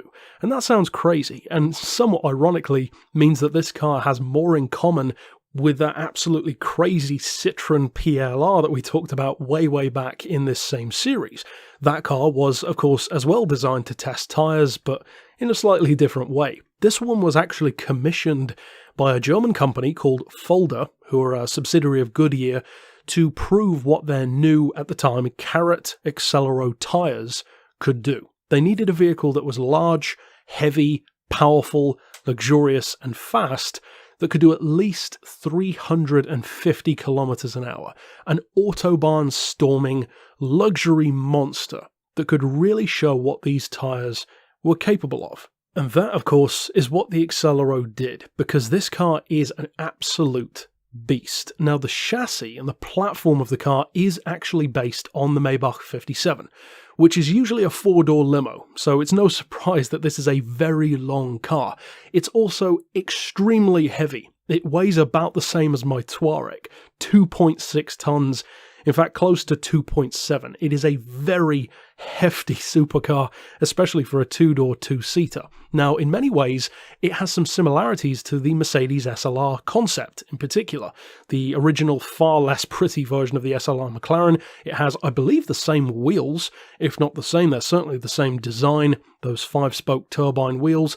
The interior is very reminiscent as well of the SLR, with black, grey and red, carbon fibre here and there, etc. And even the design of the vehicle itself is kind of reminiscent of that more long-distance GT style that the SLR was going for. But don't get too comfortable in terms of thinking that you know what I'm talking about here if you are already familiar with the Maybach, because I'm about to drop another little nugget of information on you. Maybach didn't even build it. How crazy is that? You would think, of course, I mean, why wouldn't you, that Maybach built their own car? They did not. In fact, this car isn't even German. It's Italian. It was built by an Italian company who can trace their lineage back to 1919 called Stoller, who actually build concept cars for various manufacturers. It's not even German. It's not a Maybach at all. And here's the crazy thing as well. The car lived on after Maybach, because of course they only built one, as another concept car, a far lesser known called the Stoller Falcon, which I'll include a couple of images of in the video. It's a hideous looking thing, which of course you can tell is based on the same platform. It has different lights, a different grille. It's finished in like a goldish yellow, which really doesn't suit the car, but it does have even more power. I'm not sure what the story is on that one. I guess because Stoller technically built the car, they would have the rights to do something like that, but I don't really know if they intended to ever produce it, or if it was, as I kind of alluded to, just an example for other manufacturers of what they can do, because that is their job at the end of the day, working with various companies to build these show cars. But that version, which was shown in 2007, the Stoller Falcon, had basically a similar engine, but it was tuned by Brabus up to about 750 horsepower with over 1,000 pound-feet of torque. That does supersede what the Accelero itself had in this original form, which was a 5.9-litre twin-turbo V12 with, again, a very SLR-style 5-speed gearbox, just under 700 horsepower, just over 750 pound-feet of torque, and, true to their word, the car did not do 350 kilometers an hour or 217 miles an hour. It could do 218. So it was just that little bit quicker. And in some of the Google images that you can see for this car, if you do search it up, you can see it with those very distinctive high-speed aero wheels, which completely cover the spokes, for that little bit of extra aerodynamic advantage when they're taking it, I believe, around the Nardo circuit in Italy, where the Volkswagen W12 has its name from. Now, the design of the Accelero does tend to be the thing that most people pay most attention to, really, rather than the performance, because we are literally talking about a 2.6-ton coupe that's faster than a Ferrari Enzo. That's pretty impressive for top speed at least, and of course it certainly proved the point of what those tyres could do. But at the same time, this car's design was actually not just a ground-up, wacky Vision GT from Gran Turismo kind of idea. It actually traces its roots back to Maybach itself, to a car called the SW38, which you can clearly see the inspiration from. It's one of those long, swoopy, 30s-style gangster cars, and this clearly has a lot of inspiration there. So once again, huge similarities to what Cadillac did with the 16 in a very similar vein. And ultimately, the reason why I believe this car deserves to be an unsung hero is not just that it's rare and obscure and a one-off, which it is, but also because this is a car which has that second layer of history which barely anyone seems to talk about, such as that it wasn't even built by Maybach, that there was a second version built by Stoller. Again, these things that people often don't know and certainly don't talk about that much, but even because this car did not fail. Unlike many of the cars that we all know and love from Unsung Heroes, this one is not a failure. It didn't try to race and lose, it didn't try to be produced and fail, it didn't even set out for a speed and not achieve it. It did achieve exactly what it was designed for. They were never going to race it, they were never planning on producing it, so it didn't fail at either of those things. It was designed purely for one thing and one thing only. And it achieved it. It proved what those tyres could do, and at the same time, it proved that Maybach is not just an ugly face. They can achieve fantastic performance, because the performance that this car has is actually incredible. To get a 2.7 ton, 700 horsepower car to hit 218 miles an hour and hit 60 in about 4.4 seconds, with only a 5-speed gearbox to be working with and rear-wheel drive, that is no small task, and this car knocked it out of the park. It's a car which has an insane design. It certainly doesn't really look like anything else apart from the Stoller Falcon, I guess you could say. It's a car which has almost like this cult-level status amongst concept supercars, and overall, I certainly think it deserves a place in Unsung Heroes. So if you are new to Unsung Heroes, I do want to point out, as always, that if you click the link down below, you can jump over to the Discord chat page for this channel and actually vote on this car or any of the previous ones. So then when we hit that big episode 100, we're going to be counting down the community's 10 favourite cars that we've ever talked about. And don't worry, the season is not ending, the series is not ending, we've got plenty more to come. It's just a nice little way to celebrate the milestone of 100 cars. So if you get the chance, jump over and take a look at that, and of course, click the playlist here on screen to see all of the previous episodes in this pretty wacky series. But until next time, I'll see you then, and for now, as always, thanks for watching. The vehicle in question, as this week's particular unsung hero, I would argue has one of the most fascinating stories that we've talked about so far. And actually, some of the people behind this car have among the most impressive resumes I've ever seen in terms of their achievements, and we're going to get to that in just a second. The story here is a fascinating one, as I said, and for those who are, for instance, BMW M car fans, the first thing you're thinking is probably, wait a second, there is no BMW M8. That's a recent thing. Of course, there was an 8 Series, which debuted at a motor show in 1989, with the 850 being the ultimate version, but there wasn't an M8. So how is this car possible? Well, the reason why it's possible, and yet still isn't well known, is because BMW flat out denied its existence until 2010, which is the first time they allowed the press to even see the car. It was then seen in 2012 at an automobile event in California, and apart from that, they keep it pretty quiet, and you can kind of understand why. Now, the story behind it is actually a fairly simple one. When BMW released the 8 Series in 1989 as their flagship exotic, it was a semi-impressive car. Impressive very much so in terms of the spec, from interior to visual design to the price, of course, but some of the things weren't necessarily up to an M car standard. For instance, the fact that it put out less than 300 horsepower from a V12 engine. Even back then, not that great. So, in a very reminiscent way of what happened with the inception of the Golf GTI at Volkswagen, a small team of people decided to try and impress BMW. They wanted to make their own M8 and then present it to BMW to be approved for production, to, of course, the highest possible standard, and build a car that could be legitimately produced, not just a ridiculous one-off. and 3 of those minds involved were very impressive. There was a chassis specialist by the name of Gerhard Richter, and unfortunately I wasn't able to find a huge amount about his personal life on Google because the majority of the results are about an artist, and although that may be the same guy, I don't think it is, but I could be wrong.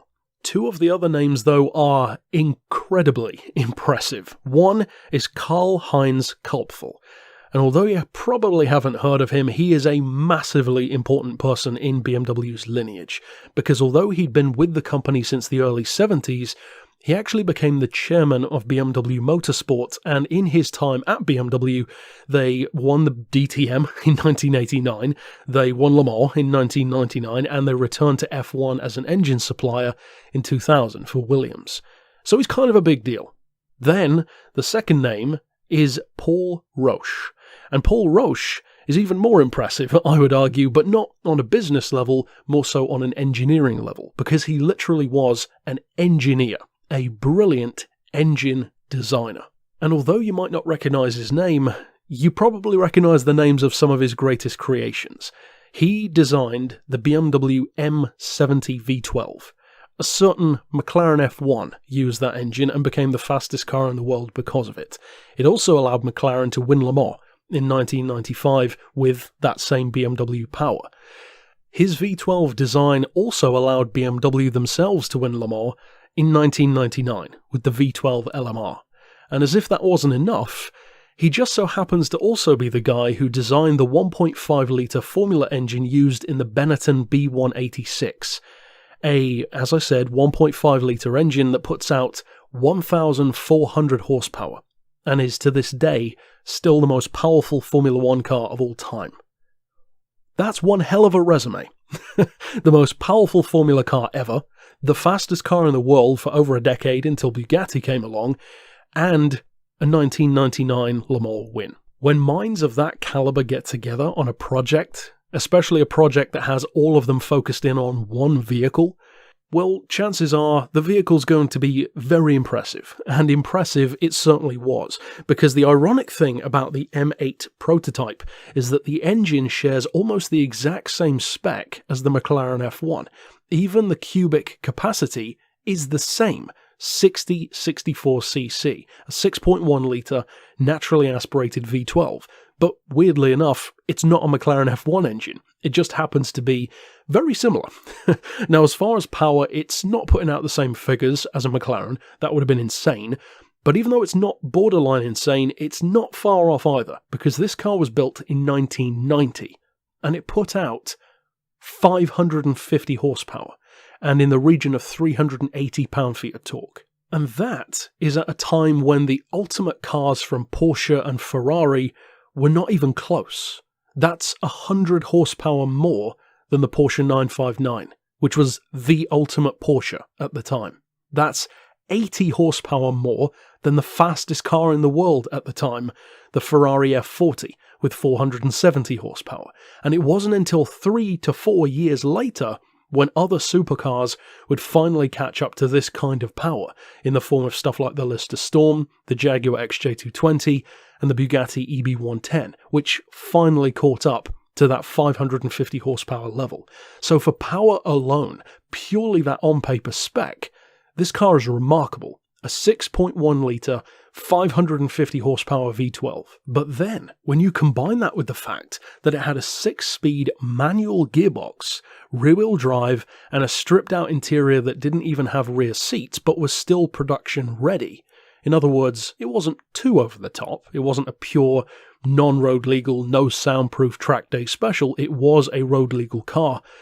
Well, this would have been insane. And although BMW, as I said, didn't even announce or allow anyone to know that it was real, the performance was incredible. In fact, although we don't know for sure exactly how quick it is, you can surmise it does 200.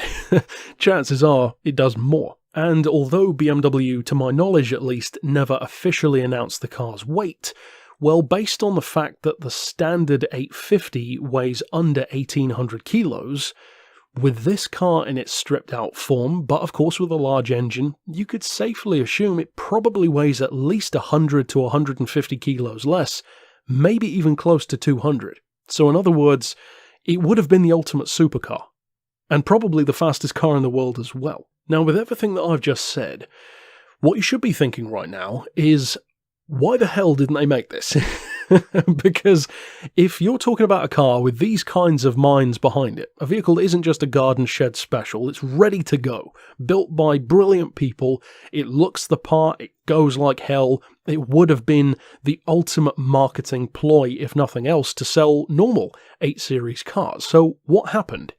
Well, unfortunately, what happened is the bean count has happened, because they presented it to BMW, and those in charge of, the financial decisions of business, the less sexy side of it, decided that the car wasn't viable. And as unglamorous as that is, as an end for an amazing car, I kind of get what they were going at, because on this occasion, as much as I hate to say it, I agree with them. And the reason why I agree, not from a personal or petrolhead perspective, but purely on their argument of money, is that the numbers just don't lie. This car, to be financially viable, would have had to have been double the price of a top-tier Porsche 911 at the time. And BMW simply didn't believe that people would pay twice Porsche money for this car.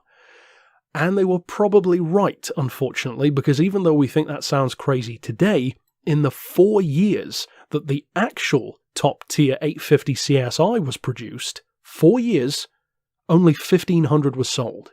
That's not exactly a great number. And with this car having significantly higher development costs, especially to mass produce it, if that were going to be the case, well, unfortunately, I get what they were going for. It wouldn't have been a smart decision, considering that even the normal 8 Series didn't sell as well as they were hoping they would. Ultimately, the M8 is, you could say, one of the top-tier BMW unicorns. Up there with stuff like the X5 Le Mans that we talked about, of course, the V16 Goldfish, and a number of other crazy cars that they've had over the years.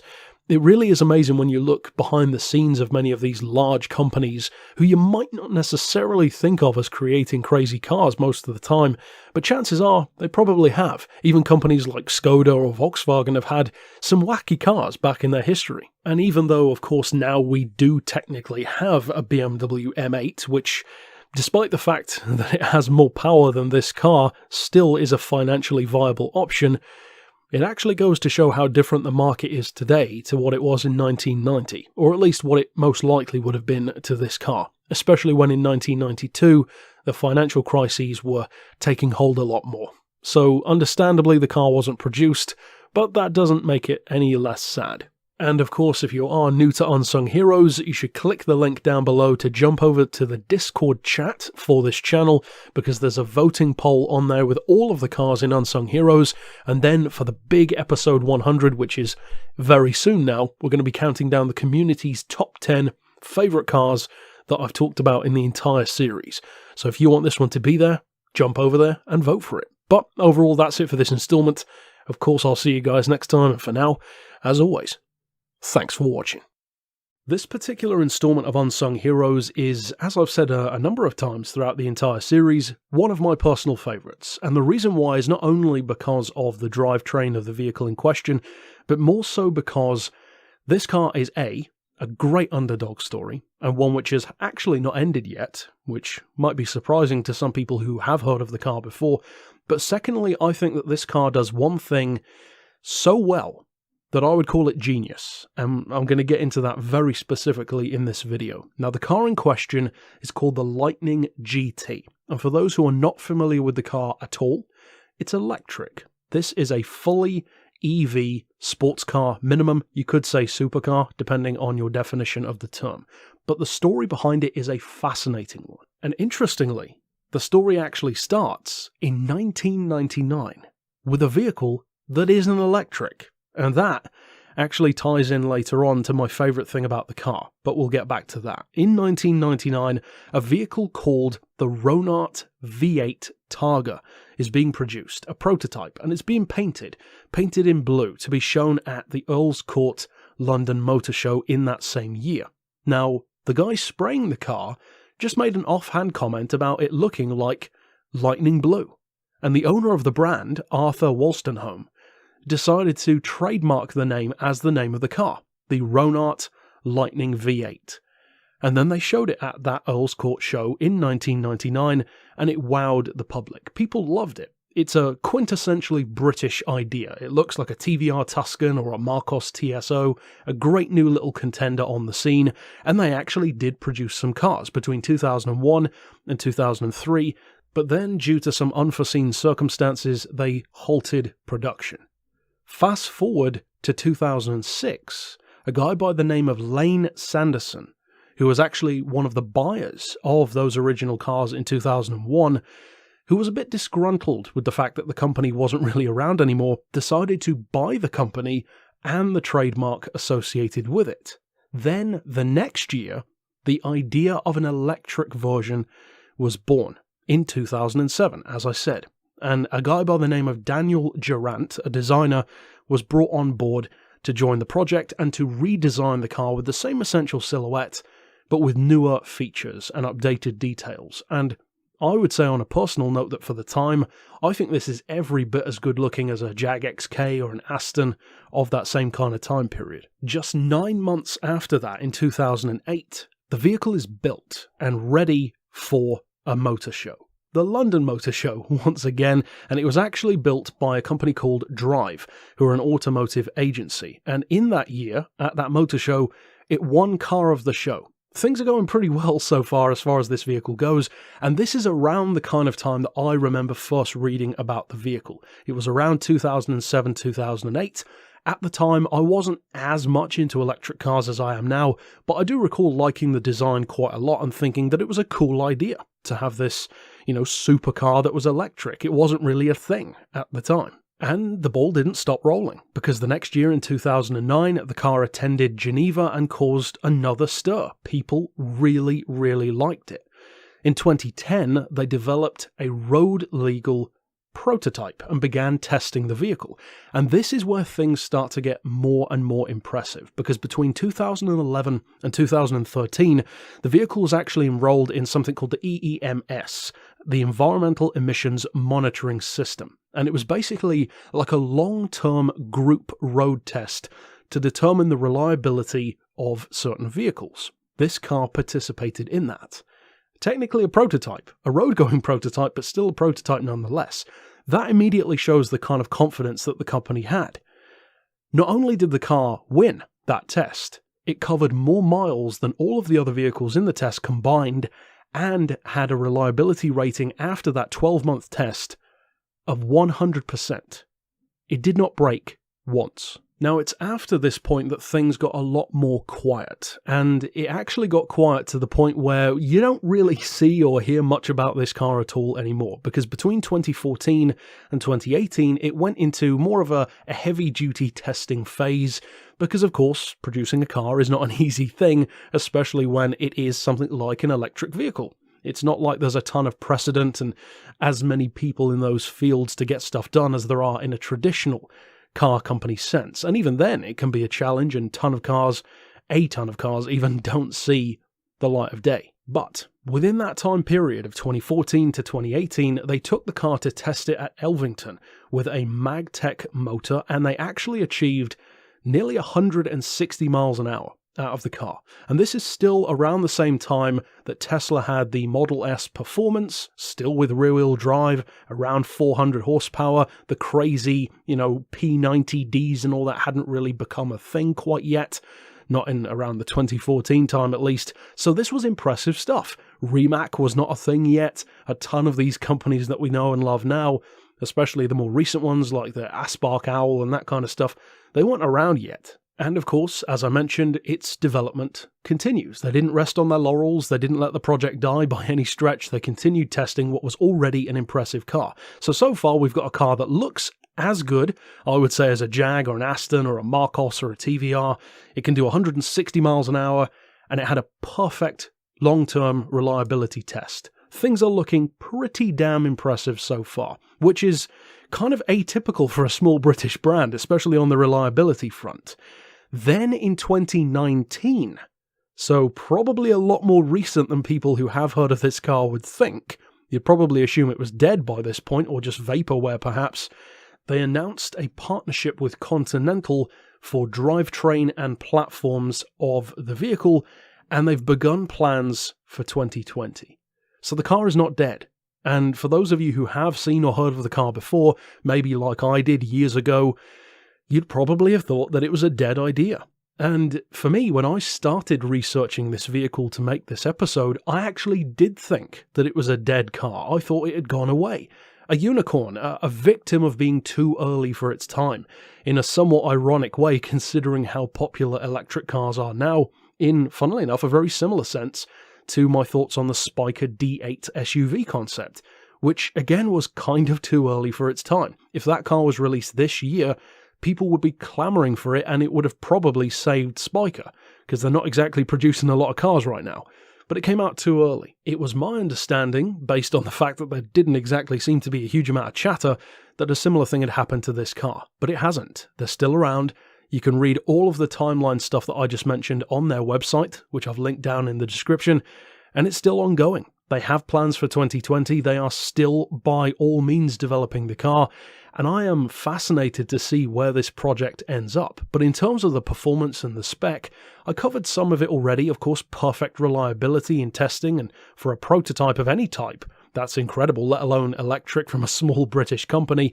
But the car is heavy, as you'd expect. It weighs 1,850 kilos, which for our American viewers is over 4,000 pounds, not far off 4,100 pounds in fact. But again, no surprise there, batteries are very, very heavy, and that is still lighter, for instance, than a Rimac, which is up around 2 tons, likewise for a Tesla. And even as far as production quality goes, it actually supersedes what it could easily be. And let's be honest, what many small British sports cars are kind of known for. Fiberglass bodies, chassis held together with chewing gum and hope. This car isn't like that. In fact, it has an aluminium honeycomb frame, which is incredibly strong torsionally. The body is carbon fiber. It's impressive stuff for any manufacturer, let alone such a tiny one that many of us could have easily thought was dead. And as far as the spec, nearly 500 horsepower, which maybe doesn't sound that impressive compared to your 2,000 horsepower Remax, but what it can do with that is actually very impressive. Partially because of the fact that not only does it have that 500 horsepower going to the wheels, but it also has 4,000 Newton meters of torque, which of course is going to make it pretty quick off the line regardless of the weight. So overall, this is a car that has incredible performance for what it is. A car that can do 0 to 60 in under 4 seconds from 500 horsepower is easily on par with what you'd want from a sports car or a super sports car at least. The top speed is limited to 155, no surprise there for electric cars even by today's standards, and even the battery range is a quoted 500 kilometers, which is about 310 miles, which again is really good stuff. You compare that, for instance, to the fuel tank range of an equivalent sports car, well, it ain't 310 miles, generally speaking, and a supercar generally isn't either, and that's putting it lightly. Plus, you can recharge the vehicle in about 2.5 hours with the technology that they're using. So across the board, it's a car which certainly isn't as famous as Tesla, Rimac, even something as recent as the A-Spark Owl. And yet at the same time, what a car. I believe that it's a stunning, certainly a very quick and very impressive underdog story, which is far from over. I certainly hope that they succeed, especially after all this time and development. And getting back to the point that I mentioned at the start of the video, my single favourite thing, I believe the most genius thing about this vehicle, which so many electric manufacturers completely miss, and actually one of the reasons why, if it does reach production, it may well be my favourite electric car on the market, is because it looks good. It doesn't look electric.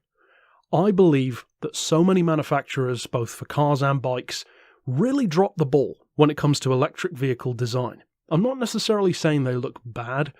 I just think that sometimes they try too hard to make them look like a spaceship, or that, oh look, this is definitely an electric car, check out how we're really going out of our way to make it look wacky and futuristic.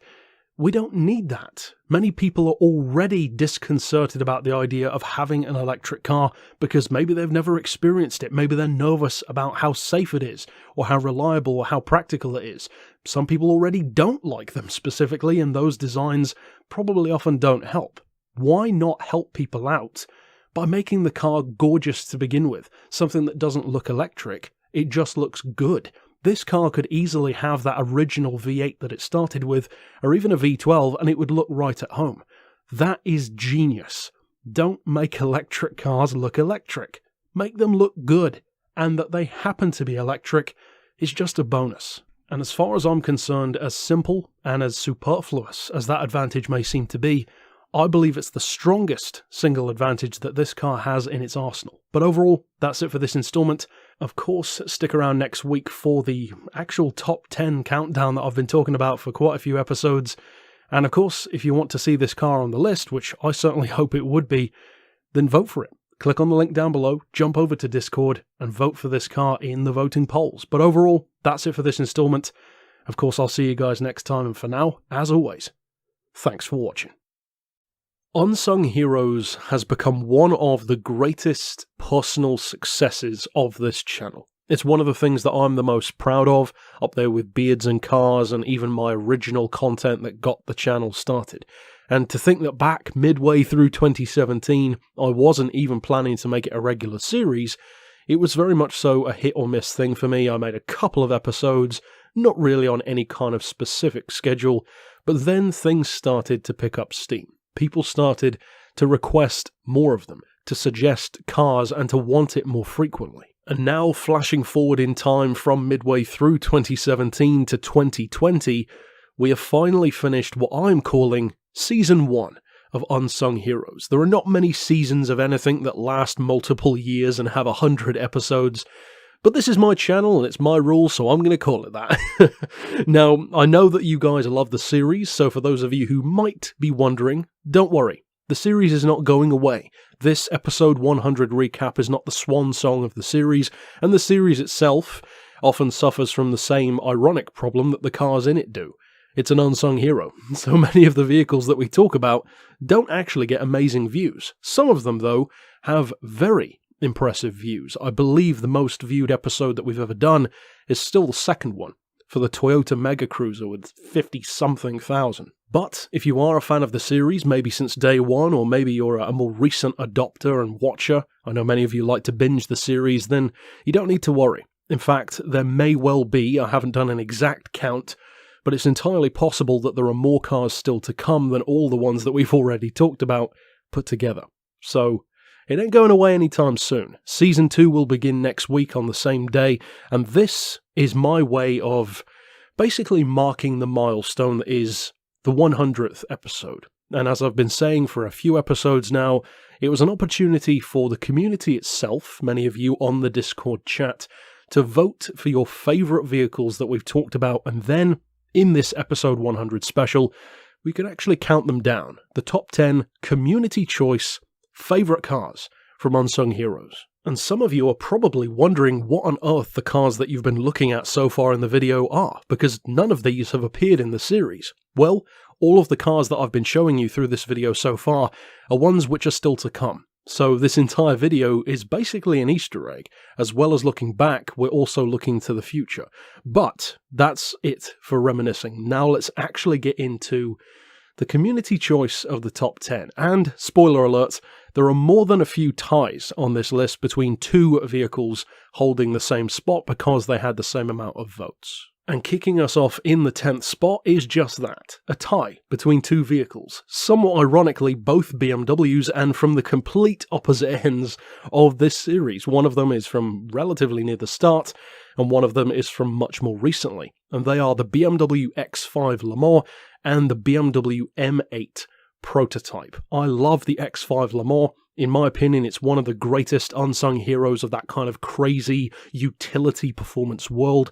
All of us know about the Espace F1s and the Transit Supervans, but stuff like the X5 Le Mans or the Citroën Picasso Cup, they don't get the same level of love. And of course the M8, which many of you will remember from recently on the channel, had a fascinating story behind it. And incidentally, you can of course click on the playlist and check out any of these episodes that you haven't watched already, because every single story that these cars have is pretty fascinating. Next up in number 9, though, we have one of the prettiest concept cars of all time, in my opinion, and a car which, in a weird kind of way, almost is going to see the light of day thanks to its designer, now working on the SSC Tuatara, and that is, of course, the Pininfarina Maserati Birdcage 75th Anniversary Concept. What a name for what a car. A 6-litre, I believe Maserati MC12, aka Ferrari Enzo engine vehicle, 700 horses, could have been a pure Maserati hypercar. Of course, it did not reach production, but what an incredible machine. Next up in number 8, we have 2 racing vehicles, but on very different ends of the spectrum. The Lister Storm LMP, which actually shocks me that it's this high on the list, let alone in the top 10 at all, but fair play to it. Many of you know I do love the Lister Storm, but usually the road car in particular. The other one, which is tied with the Lister in this 8th place though, is one of my absolute favourites of the series. A total failure. A car which never even raced at all, unlike many of the others, and that is, of course, the Lear Vapordyne, the steam-powered IndyCar project, which did not reach the light of day. They certainly tried to, but, well, it just wasn't possible at the time. And even by today's standards, it would probably be difficult to build a car to achieve what they were trying to do back then. If you haven't watched that episode, you definitely should. It's a very, very good one. Next up in 7th, we have yet another tie, funnily enough, once again, with one of my favourite cars from the series, the Cummins Diesel Special IndyCar. What an awesome machine, massive amounts of torque. Many of you know how much I love diesels. They're not the hip thing anymore, but high-performance diesels will always have a lot of love in my heart. There's a reason why I bought a V10 diesel as my first car, and there's a reason why an Audi Q7 V12 is one of my dream cars. I absolutely love high-performance diesels, and far, far before Audi and Peugeot were winning at Le Mans, this car pioneered it way back in the day, and proved what it could do. Tied with that car, though, is a vehicle which I knew would be part of the series even from day one. It's one of the unsung heroes that always stuck out in my mind, even before I used to call them that, and that is, of course, the Lancia ECV1. Phenomenal acceleration, one of the fastest rally prototypes ever built, and if there's any car that can make a Group B vehicle look watered down, well, by definition, that must be pretty insane. Next up in 6th place, we have, incidentally, another one of the most popular episodes of the series. I think it's got something like 12,000 or 15,000 views, something like that, which is pretty good for Unsung Heroes. And it is, of course, the classic Corvette, the C3 Spirit of Le Mans race car. There are a few Chevy race cars which are incredible from this era. Massive body kit, silhouette style, huge amounts of power. I'm fortunate enough to have seen this car at Goodwood and heard it in person. There's a video even on the channel. Incredible car. Not difficult to see why it was so popular. And of course it's in Forza as well. A relatively recent addition and a great car there as well. Next up in 5th place, we move into the territory of a car which, to be honest, I would not have expected to be on this top 10 list at all. It's not really a car that I hear a huge amount of love for, and yet it had more than enough votes to get it into the top 5. The Koenig C62. I'm amazed that this car is on the list at all, let alone top 5. That's very impressive. Well done to the car. It's one of the most obscure Porsche 962 based machines. Everyone knows about the Dauer 962 and the Chopin 962 CR. The Koenig doesn't get as much love, and that's a shame, because this is still a 235 mile an hour car. It happens to be, in my opinion, better looking than the Chopin, which of course is down to personal preference, and it hasn't been featured in many games either, probably most notably TOCA Race Driver. And speaking of Group C style race cars, there's clearly a theme here amongst the community, and I'm certainly not going to bash that because I love Group C, because in 4th we have another Group C monster, and this one doesn't surprise me as much, the Lamborghini Countach QVX prototype. A Countach only in name. What a brutal machine. I actually commissioned a player in the community to make me this livery on a Mazda 787B in Gran Turismo Sport, and it's one of my favourite liveries. It's so simple, but it's one of those liveries that not everyone needs to know what it's referencing, but if you know, that kind of thing. And even though it's certainly not as iconic as a Porsche Longtail or a Jaguar Silk Cut prototype, it is still just inherently badass, because what isn't badass about a Group C prototype from Lamborghini? Now though, we move into the top 3, and we have another tie between 2 very different vehicles, and 2 relatively recent ones, actually. The incredible BMW Goldfish V16, the 7 Series with an incredible engine. This one was actually a suggested episode from Ryan. You know him as Maverick. He runs the Discord server for the channel for me, and it was a great choice. Fantastic car. I hadn't heard of it before, and what an engine. Of course, I love V16s. It's one of my favorite engine types, Chazetta et al. But this vehicle clearly has a lot of love from the community because it has plenty of views as well. The other one which it ties with is a video that doesn't have as many views, but a car which definitely has as much love, and a very wacky one.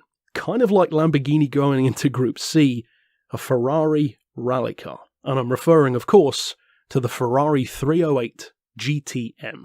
A fascinating story, a stunning little car, and even though by the time it was available it was already outdated, you got to admire its pluck.